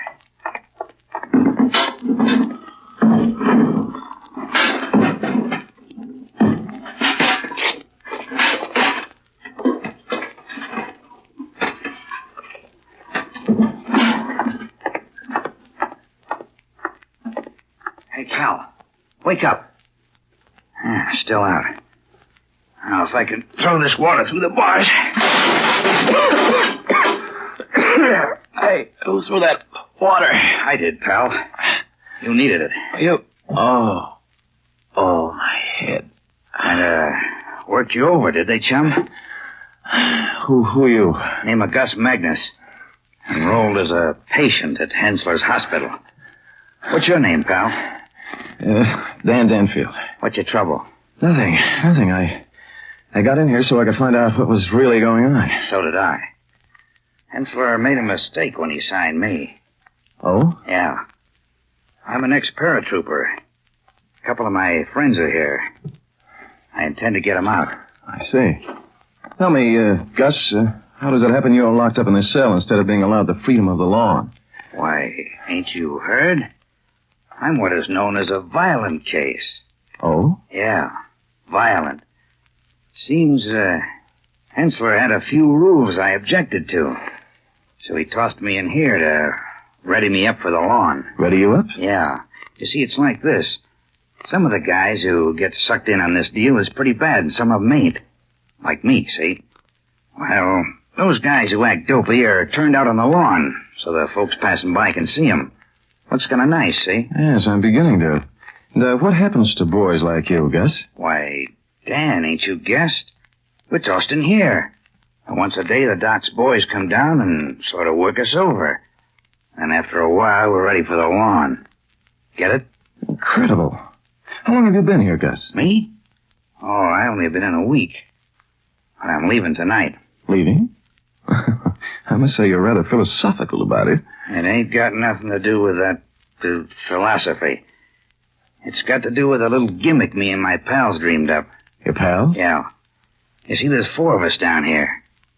Well, tonight, when the boys come down for the evening workout, they're going to get a little surprise. Gus, how about letting me join your little surprise party? Why, sure, Dan, sure.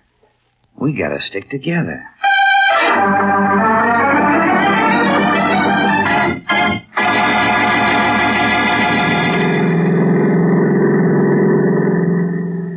I wish you'd brought along a squad car full of policemen, Captain Otis. Hensler has a whole gang of strong-arm men. Now, just a minute, Miss Fairfax. As far as I know, this Hensler hasn't done anything of a criminal nature.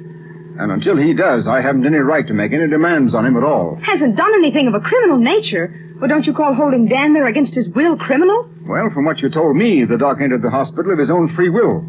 As a matter of fact, he practically forced his way in. Turn in this driveway. But you don't see, Captain Otis. Dan only wanted to get in to get evidence that will put Hensler where he belongs. Yes, I understand that. Still, until he gets that evidence... Oh, he'll get it all right. You don't have to worry about that. Well, I hope so. Well, let's go in and have a talk with Professor Hensler.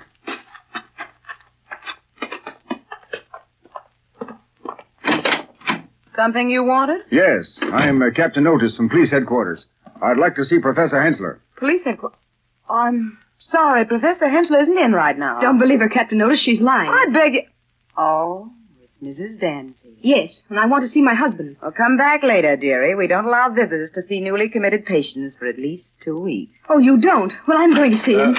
Something wrong, Miss Dewar? That's Professor Hensler. Mrs. Danfield insists on seeing her husband, Doctor. She brought a policeman with her. Policeman? Where? I'm sorry to bother you, Professor Hensler. I'm Captain Otis. Mrs. Danfield wanted to see her husband and asked me to come along. To frighten me into breaking the rules that I believe are necessary to the proper conduct of my hospital, no doubt. Sorry, we do not break the rules for anybody. You're going to this time. I want to see Dan. You're holding him here against his will. My dear Mrs. Danfield, you amuse me. Come back in 2 weeks' time, and I'll be glad to show you your husband. Make him let us see Dan, Captain Otis. I'm sorry, Mrs. Danfield, but under the circumstances, I'm afraid there's nothing that I can do. Captain, you're a smart man. Now, if you'll excuse me... Wait a minute. There's no institution in the world that doesn't permit visitors. Waiting 2 weeks is ridiculous. I'm afraid, Mrs. Danfield, that you failed to read the commitment papers that you signed this morning. Commitment papers? What's that, Professor Hensler? There's no need for alarm. Just some of my assistants target practicing. What are they doing? Using people for targets? Hensler, that sounds bad to me. I think I'd... Stay right where you are, Captain Otis. You too, Mrs. Danfield. Miss Durwood, I know what the trouble is. Yes, sir. Just a minute. Come back here. Don't move, Captain. I'll shoot. So will I. I've got a gun, too. Why, you... All right, Hensler, you asked for it. Captain Otis, the girl's gone. Never mind her. Come on. It looks as though you were right. But what about him? Don't worry. He'll keep...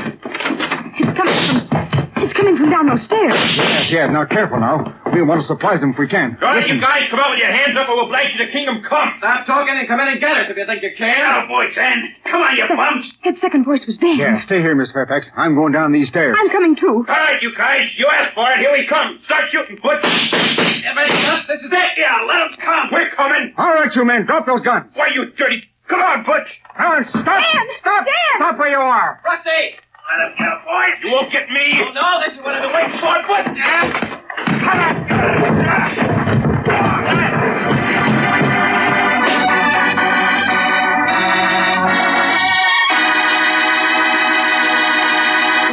And now back to Michael Dunn for the conclusion of Danger, Dr. Danfield. Have another cup of coffee, Captain Otis? Yes, I will. Thank you. There you are. How about you, Dan? Yes, please, Rusty. Of course. I think we're all suffering from a bit of nervous tension. It's good to relax. Well, go on with the story, Doc. What happened after your friend Gus got you and the others out of the cell? Well, we discovered, Captain, much to our chagrin, that Butch and his friends were armed. Unfortunately, we hadn't counted on that. So you took refuge in the storeroom under the stairs? Yes, Rusty. It looked pretty hopeless despite our brave talk. Captain Otis hadn't happened along just when he did. I doubt if I'd be here right now to tell about it. Well, it's over now, and we've done a good job. Oh, Doc, I've got to hand it to you. If you hadn't had the nerve to pose as a patient in Hensler's hospital, There's no telling how many lives he might have wrecked. Without the aid of the police, I'd have gotten nowhere, Captain. Tell me, what made you change your mind about interfering? Oh, I think you know the answer to that one, Doc. And so do I. It was the commitment papers. Hensler thought he was in the clear because Dan's wife had signed them. That's right. The Doc didn't have a wife, which made the papers null and void. And whose fault is that? Well, Don't answer, Rusty. I'll take it up with you later.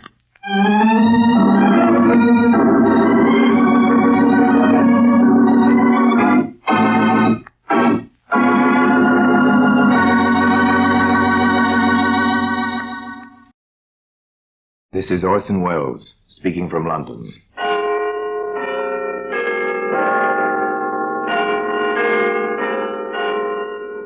From the Black Museum, a repository of death. Here in the grim stone structure on the Thames which houses Scotland Yard is a warehouse of homicide, where everyday objects, a piece of carbon paper, a tin ashtray, a broken teacup, all are touched by murder.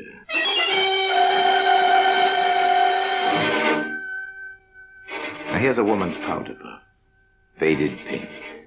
We'll open the glass case and take it out. There you are, sir. Perhaps Madame would like to take it. You draw back. The lace is pitiful and torn.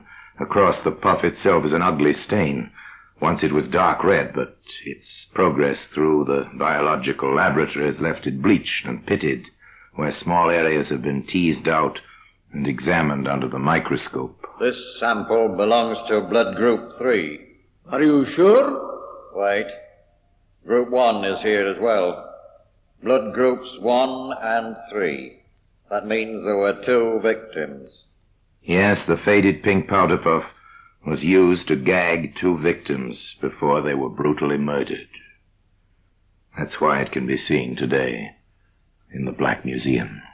From the annals of the Criminal Investigation Department of the London Police, we bring you the dramatic stories of the crimes recorded by the objects in Scotland Yard's Gallery of Death, the Black Museum.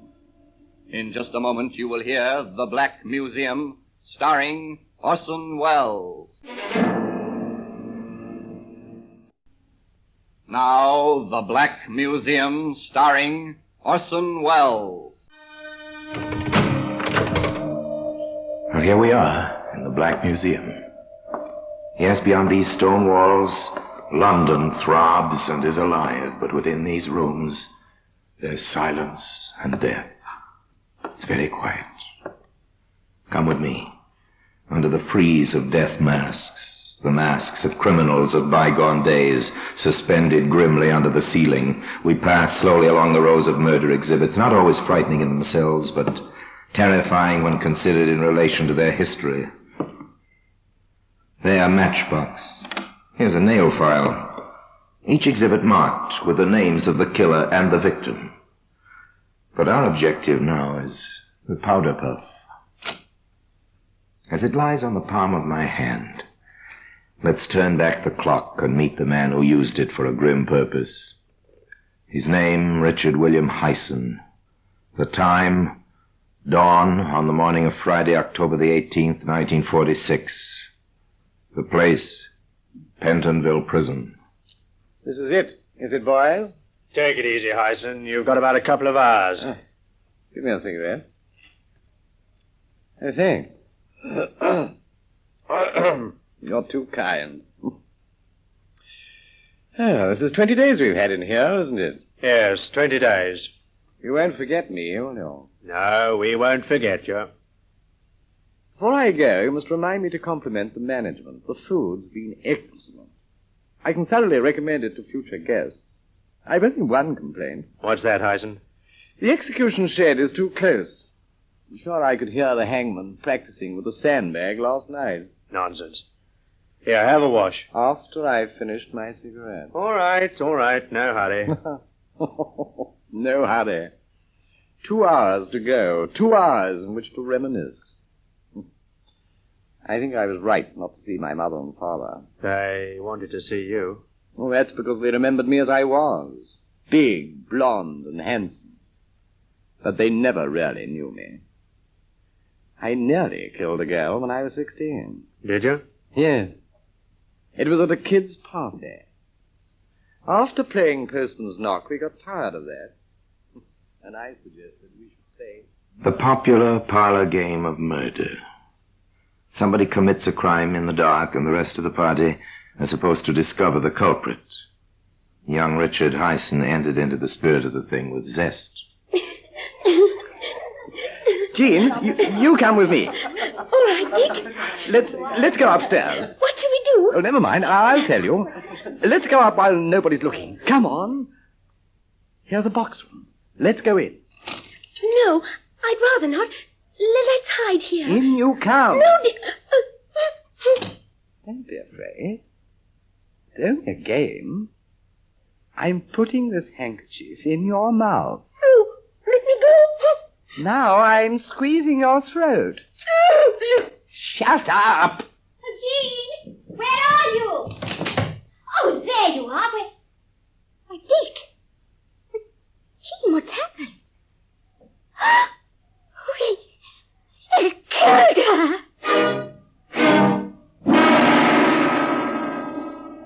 It was fortunate for young Dick Hyson the girl was not dead, but she was hurt and badly frightened. The warders in the death cell listened to Hyson's prelude to murder in silence, but perhaps their eyes betrayed their emotions.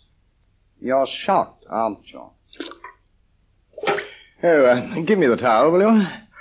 Oh, thank you so much. You make a good Batman. Have you been in the services?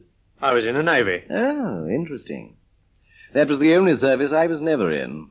I began in the Air Force. Yeah, so I believe. Hey, I better start dressing now. I enlisted as a pilot. Fighter pilot. They gave me a commission, of course. Of course. Here's your tie. Yeah, thank you. I had only one complaint about the Air Force. Yeah? What was that? The pay. So I volunteered to take over the mess funds. Well, that helped. So did the uniform. You better put on a clean collar. Oh, I'm allowed a collar, am I? Oh. That uniform certainly pulled them in. Pulled who in? Well, who do you think? Remember the case of the Air Force girl found in the burnt-out car in Suffolk? So you were responsible for that, were you? How did it happen? Now you're interested. Listen, boys, come on, gather round. I'll tell you about it before it's too late. Richard Hyson could never bear to be anything but the center of attraction. He could never tolerate a disinterested audience. Even in his last hours, he had to hold his listeners. But how much of the truth he told will never be known. Nevertheless, a pretty girl of 21 had been found dead in a car close to the station where he'd been, looking after the mess funds 5 or 6 years previously, and he told his warders how he had stopped her on a lonely road while she was driving a staff car.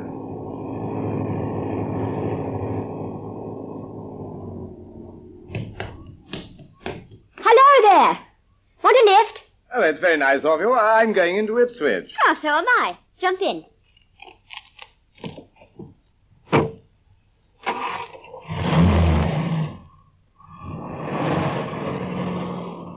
What's your name?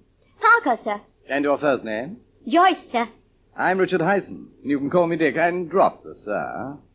Yeah, I think I've met you before. Oh, I've seen you, too. At the Commandant. Yes, it might have been. Well, it was. I've been thinking about you ever since, Joy. Oh, I don't believe a word of it, Mr. Hyson. Dick. Look out. Watch that bend.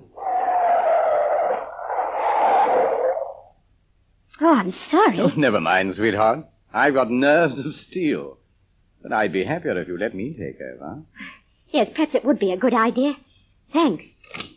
Oh, don't bother to get out. I'll get out my side.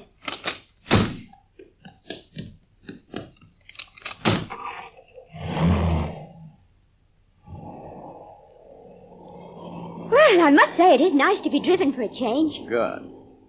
What are your plans after you drop the car into workshop? As a matter of fact, I'm feeling rather good today.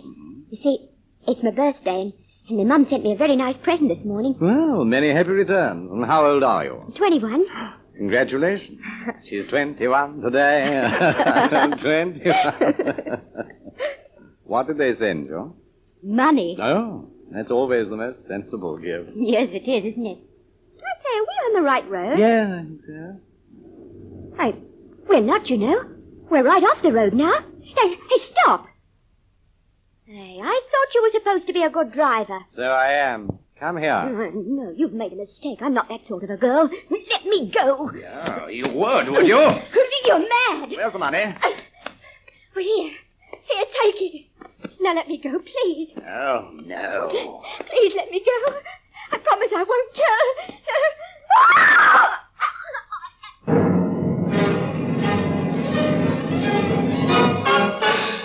Hyson had no intention of giving his unfortunate victim the opportunity to tell. He had exceptionally large, powerful hands, his fingers being an inch across the joints. There is no doubt that poor Joyce Parker was helpless in his grip. When it was all over, he put her behind the steering wheel, started the car, and set fire to it. When the flames had a hold, he jumped off the running board from where he'd been steering, and the blazing car, together with its pathetic little passenger, plunged on until it crashed over the edge of a gravel pit.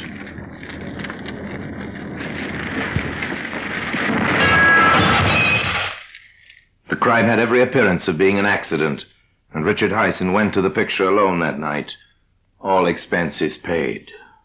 He hadn't yet left behind any vital clues, such as might be seen today in the Black Museum.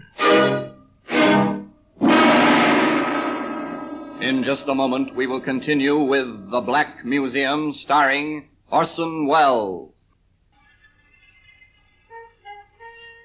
We returned to number 2 death cell in Pentonville Prison. I was cashiered from the Air Force quite soon, and they found out about the mess accounts. So I joined the Army as Paul Colton. Yes, we know about that. I built up a new history for myself, and being a pretty useful type, I got a commission. That was in the early days of the war. Yeah. I probably wouldn't have got a commission later on. They started going into too much detail. How long did you keep the Army commission? About a year. I lost it in the Middle East. That was really rather amusing. I was visiting the mess at HQ when I heard the general talking about selling his car before he was posted to a new command. That gave me an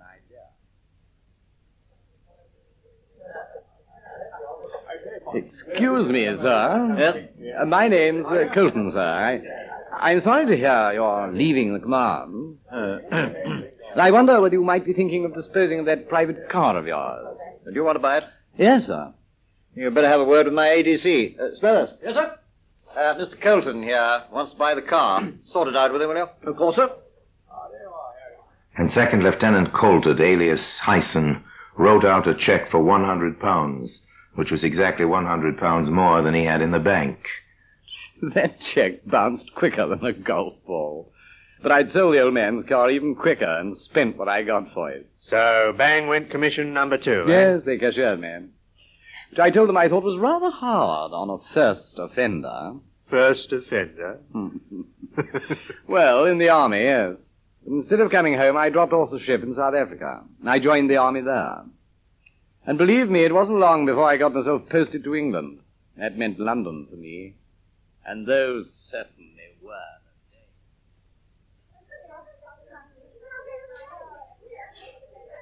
Don, I'd like you to meet Muriel. Donald Smithers, Muriel Gerton. Oh, hello there. And what are you drinking, Muriel? Scotch and water, thanks. Yeah, tough baby, eh? Well, good for you. Hi, Stuart. A very large Scotch and a very little water for a pretty girl. You're quite a son of a gun. Believe me, ma'am, I've had to be. What are all those medals on your chest? Oh, Distinguished Service Order. And this one, I know. The Distinguished Flying Cross. Right, baby. I don't know these two. Well, quite a guy. I got it flying with the Free French, and that's the OBE, Order of the British Empire. My, you're a hero. You must have a drink on me. Donald Smithers, alias Paul Colton, alias Richard Hyson, had made the first vital mistake, which was to lead him to the scaffold. Needless to say, he was not entitled to any of those decorations. And he had sewn the ribbon of the OBE in the wrong place on his tunic, and although he was still a captain in the South African Air Force, he was wearing the uniform of a lieutenant colonel. These points were noticed by an observant officer in the Royal Air Force who passed the information on to the security police. A rapid checkup followed, and Hyson was court-martialed and cashiered for the third and last time. Now he lived on women. During one short period, he was engaged to be married to no fewer than 9. and each one financed him to a greater or lesser degree. That took quite a bit of staff work, keeping them apart. But there was one I quite liked, Doreen Winson. You'd better get on with your breakfast. Yes, time flies. Doreen was a honey. Somehow I never managed to get her alone for any time. Pass the salt. Thank you. I shouldn't have bought her that powder puff. You made a mistake there, Hyson. They all do. What do you mean, they? I'm unique. Remember that. The night I gave her the puff, we had a row. She wouldn't come back to the hotel with me, so I snatched back the powder puff while she was using it and walked out on her. So Doreen Wimson was saved. I was pretty annoyed. I never did take to a brush-off. So I hung around outside the club where I'd met Muriel Gerton, and I didn't have long to wait. Muriel? Who's that? Why, Donald Smithers. Hello, honey. Come and have a drink. Okay, let's go up to the club. Well, I haven't any money till the morning. That's all right. I've got plenty. Have you? I don't believe it. Then look at this. A handbag opens, stuffed with notes. The fate of Muriel Gerton is sealed. Look, sweetheart, I'm not the type of man who takes money from a pretty girl. Not even from you. If you'll come back to my hotel, we can get all we want on my bill. So back to the hotel in South Kensington. And at the last moment, Hyson stopped abruptly, as if struck by a sudden idea. You have to go gently, honey. I just remembered. They won't serve drinks to visitors after hours. We'll have to go in the back way, where we won't be spotted. So in they went. Not into the hotel where Hyson was staying, but into another one where he had stayed some time previously. Hyson knew the geography of the place perfectly. He took his unsuspecting victim through the deserted trade entrance and up the servants' staircase to the first floor, where he found an unoccupied bedroom. Okay, in you come. Thanks. Donald, are you sure this is your room? Of course, why? It looks so empty. No clothes, nothing on the dressing table. Well, I'm naturally a tidy person. Come and sit down. This was an invitation to a drink. No, there are better things to do than drink. Come on, sit down. Now, look here. I may be tough, but I'm not... Sit down. Why, you beast! I'll scream! Well, there's a present for you. Powder puff in your mouth. That'll keep it quiet. Now, my beauty, I've got you exactly where I want you.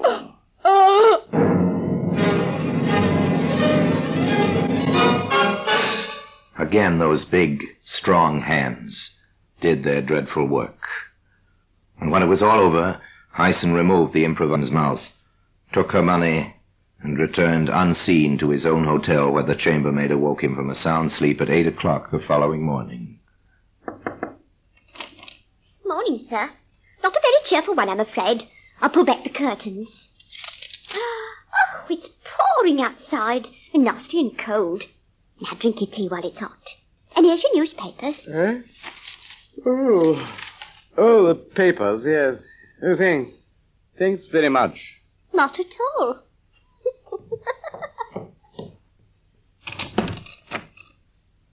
Papers. Now let me see. Woman found strangled in small hotel. Murder in South Kensington. Police are making widespread inquiries amongst the deceased friends and acquaintances in the hope of tracking down the murderer. The staff and members of a well-known Kensington club are being questioned this morning. They are they? Then the chances are that the swine who split on me to the South African War Department is going to open his mouth again. He'll remember I was with her. I must get out of London quick. It so happened that Hyson's panic was needless. The RAF officer was posted now, and he didn't come forward. Neither did the man who had introduced Hyson to his victim. But the scientists at Scotland Yard were becoming interested in traces of pink wool, which they found in the dead woman's mouth. There's no doubt we've got particles of face powder on this fragment. So the murderer must have gagged her with a powder puff of all things. But her own powder puff, which is white, was still in her handbag. That means the puff which was used by the murderer was taken away by him. The fibers are quite new. There's no dust on them, and the powder hasn't had time to get into the material. Well, there's a thread of lace here, too. We'd better let the superintendent know right away. Superintendent Brandreth of Scotland Yard was then faced with the tremendous task of trying to trace an unknown man who might have bought a pink powder puff with lace trimmings. The information and the request for assistance was published in newspapers throughout the country, and Hyson read about it in the seaside town of Eastbourne. For the first time in his life, Richard Hyson panicked. In a split second, he saw the net closing in. He reasoned that Doreen Wimson, the girl he'd brought the powder puff for, would very soon tell the police. If he was caught, he must plead insanity. To establish insanity, he must commit another murder, and this time there must be no motive. So that night, in a deserted street on the outskirts of the town, he waited for an unknown victim. It was dark. The few houses were scattered well back from the road. For nearly an hour, nothing stirred, while murder waited to strike in the shadows. Go back, little girl, go back, go back. No, she must come on. He's waiting with those big, strong hands, tense and ready.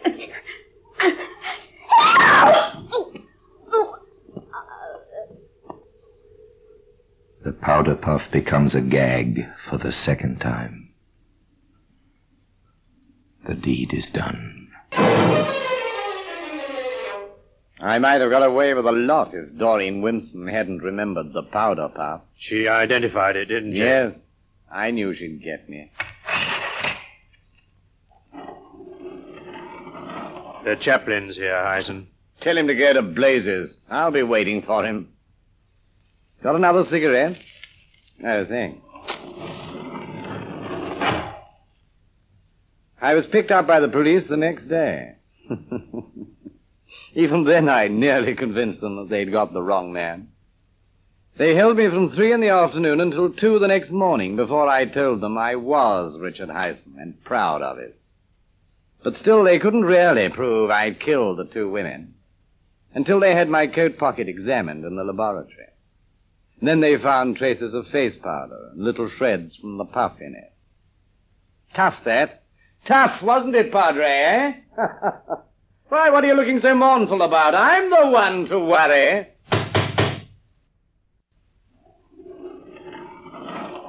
Ah, so the hangman's here at last.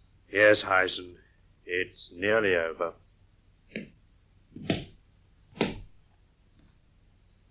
Well, if nobody's going to say anything, I will. Come on, boys, get the straps on and let's get going. And so Richard Hyson is led to his appointed place on the trapdoors of the scaffold. A white bag is slipped over his head. The rope lodges under his chin. And while the chaplain intones the service of the dead, the trapdoors open, and Hyson goes fluttering down into the dark cavity below. Justice has been achieved. And all because of the faded pink powder puff which can be seen now in the Black Museum. Orson Welles will be back with you in just a moment. Now here in person is Orson Welles. Hyson loved the limelight, and he was nothing if not bold. He did serve in the Army and the Air Force, but his decorations and his tales of gallantry and action were all lies. He lived on lies, forever hoping that they would never catch up with him. But one by one they did, and with them came the evidence.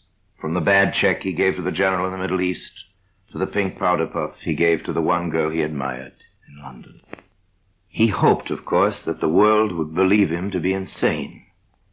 That would have spared him the final horror of the scaffold. And he might have been alive today in the grim fastnesses of Broadmoor, the criminal asylum. Was he mad? Well, you've heard the story. So another chapter of murder is closed, and the little pink powder puff, faded now, has its place in criminal history. And now, until we meet next time in the same place, I tell you another story about the Black Museum. I remain, as always, Obediently yours. The Black Museum, starring Orson Welles, is presented by arrangement with Metro Goldwyn Mayer Radio Attractions, with original music composed and conducted by Sidney Torch, produced by Harry Allen Towers.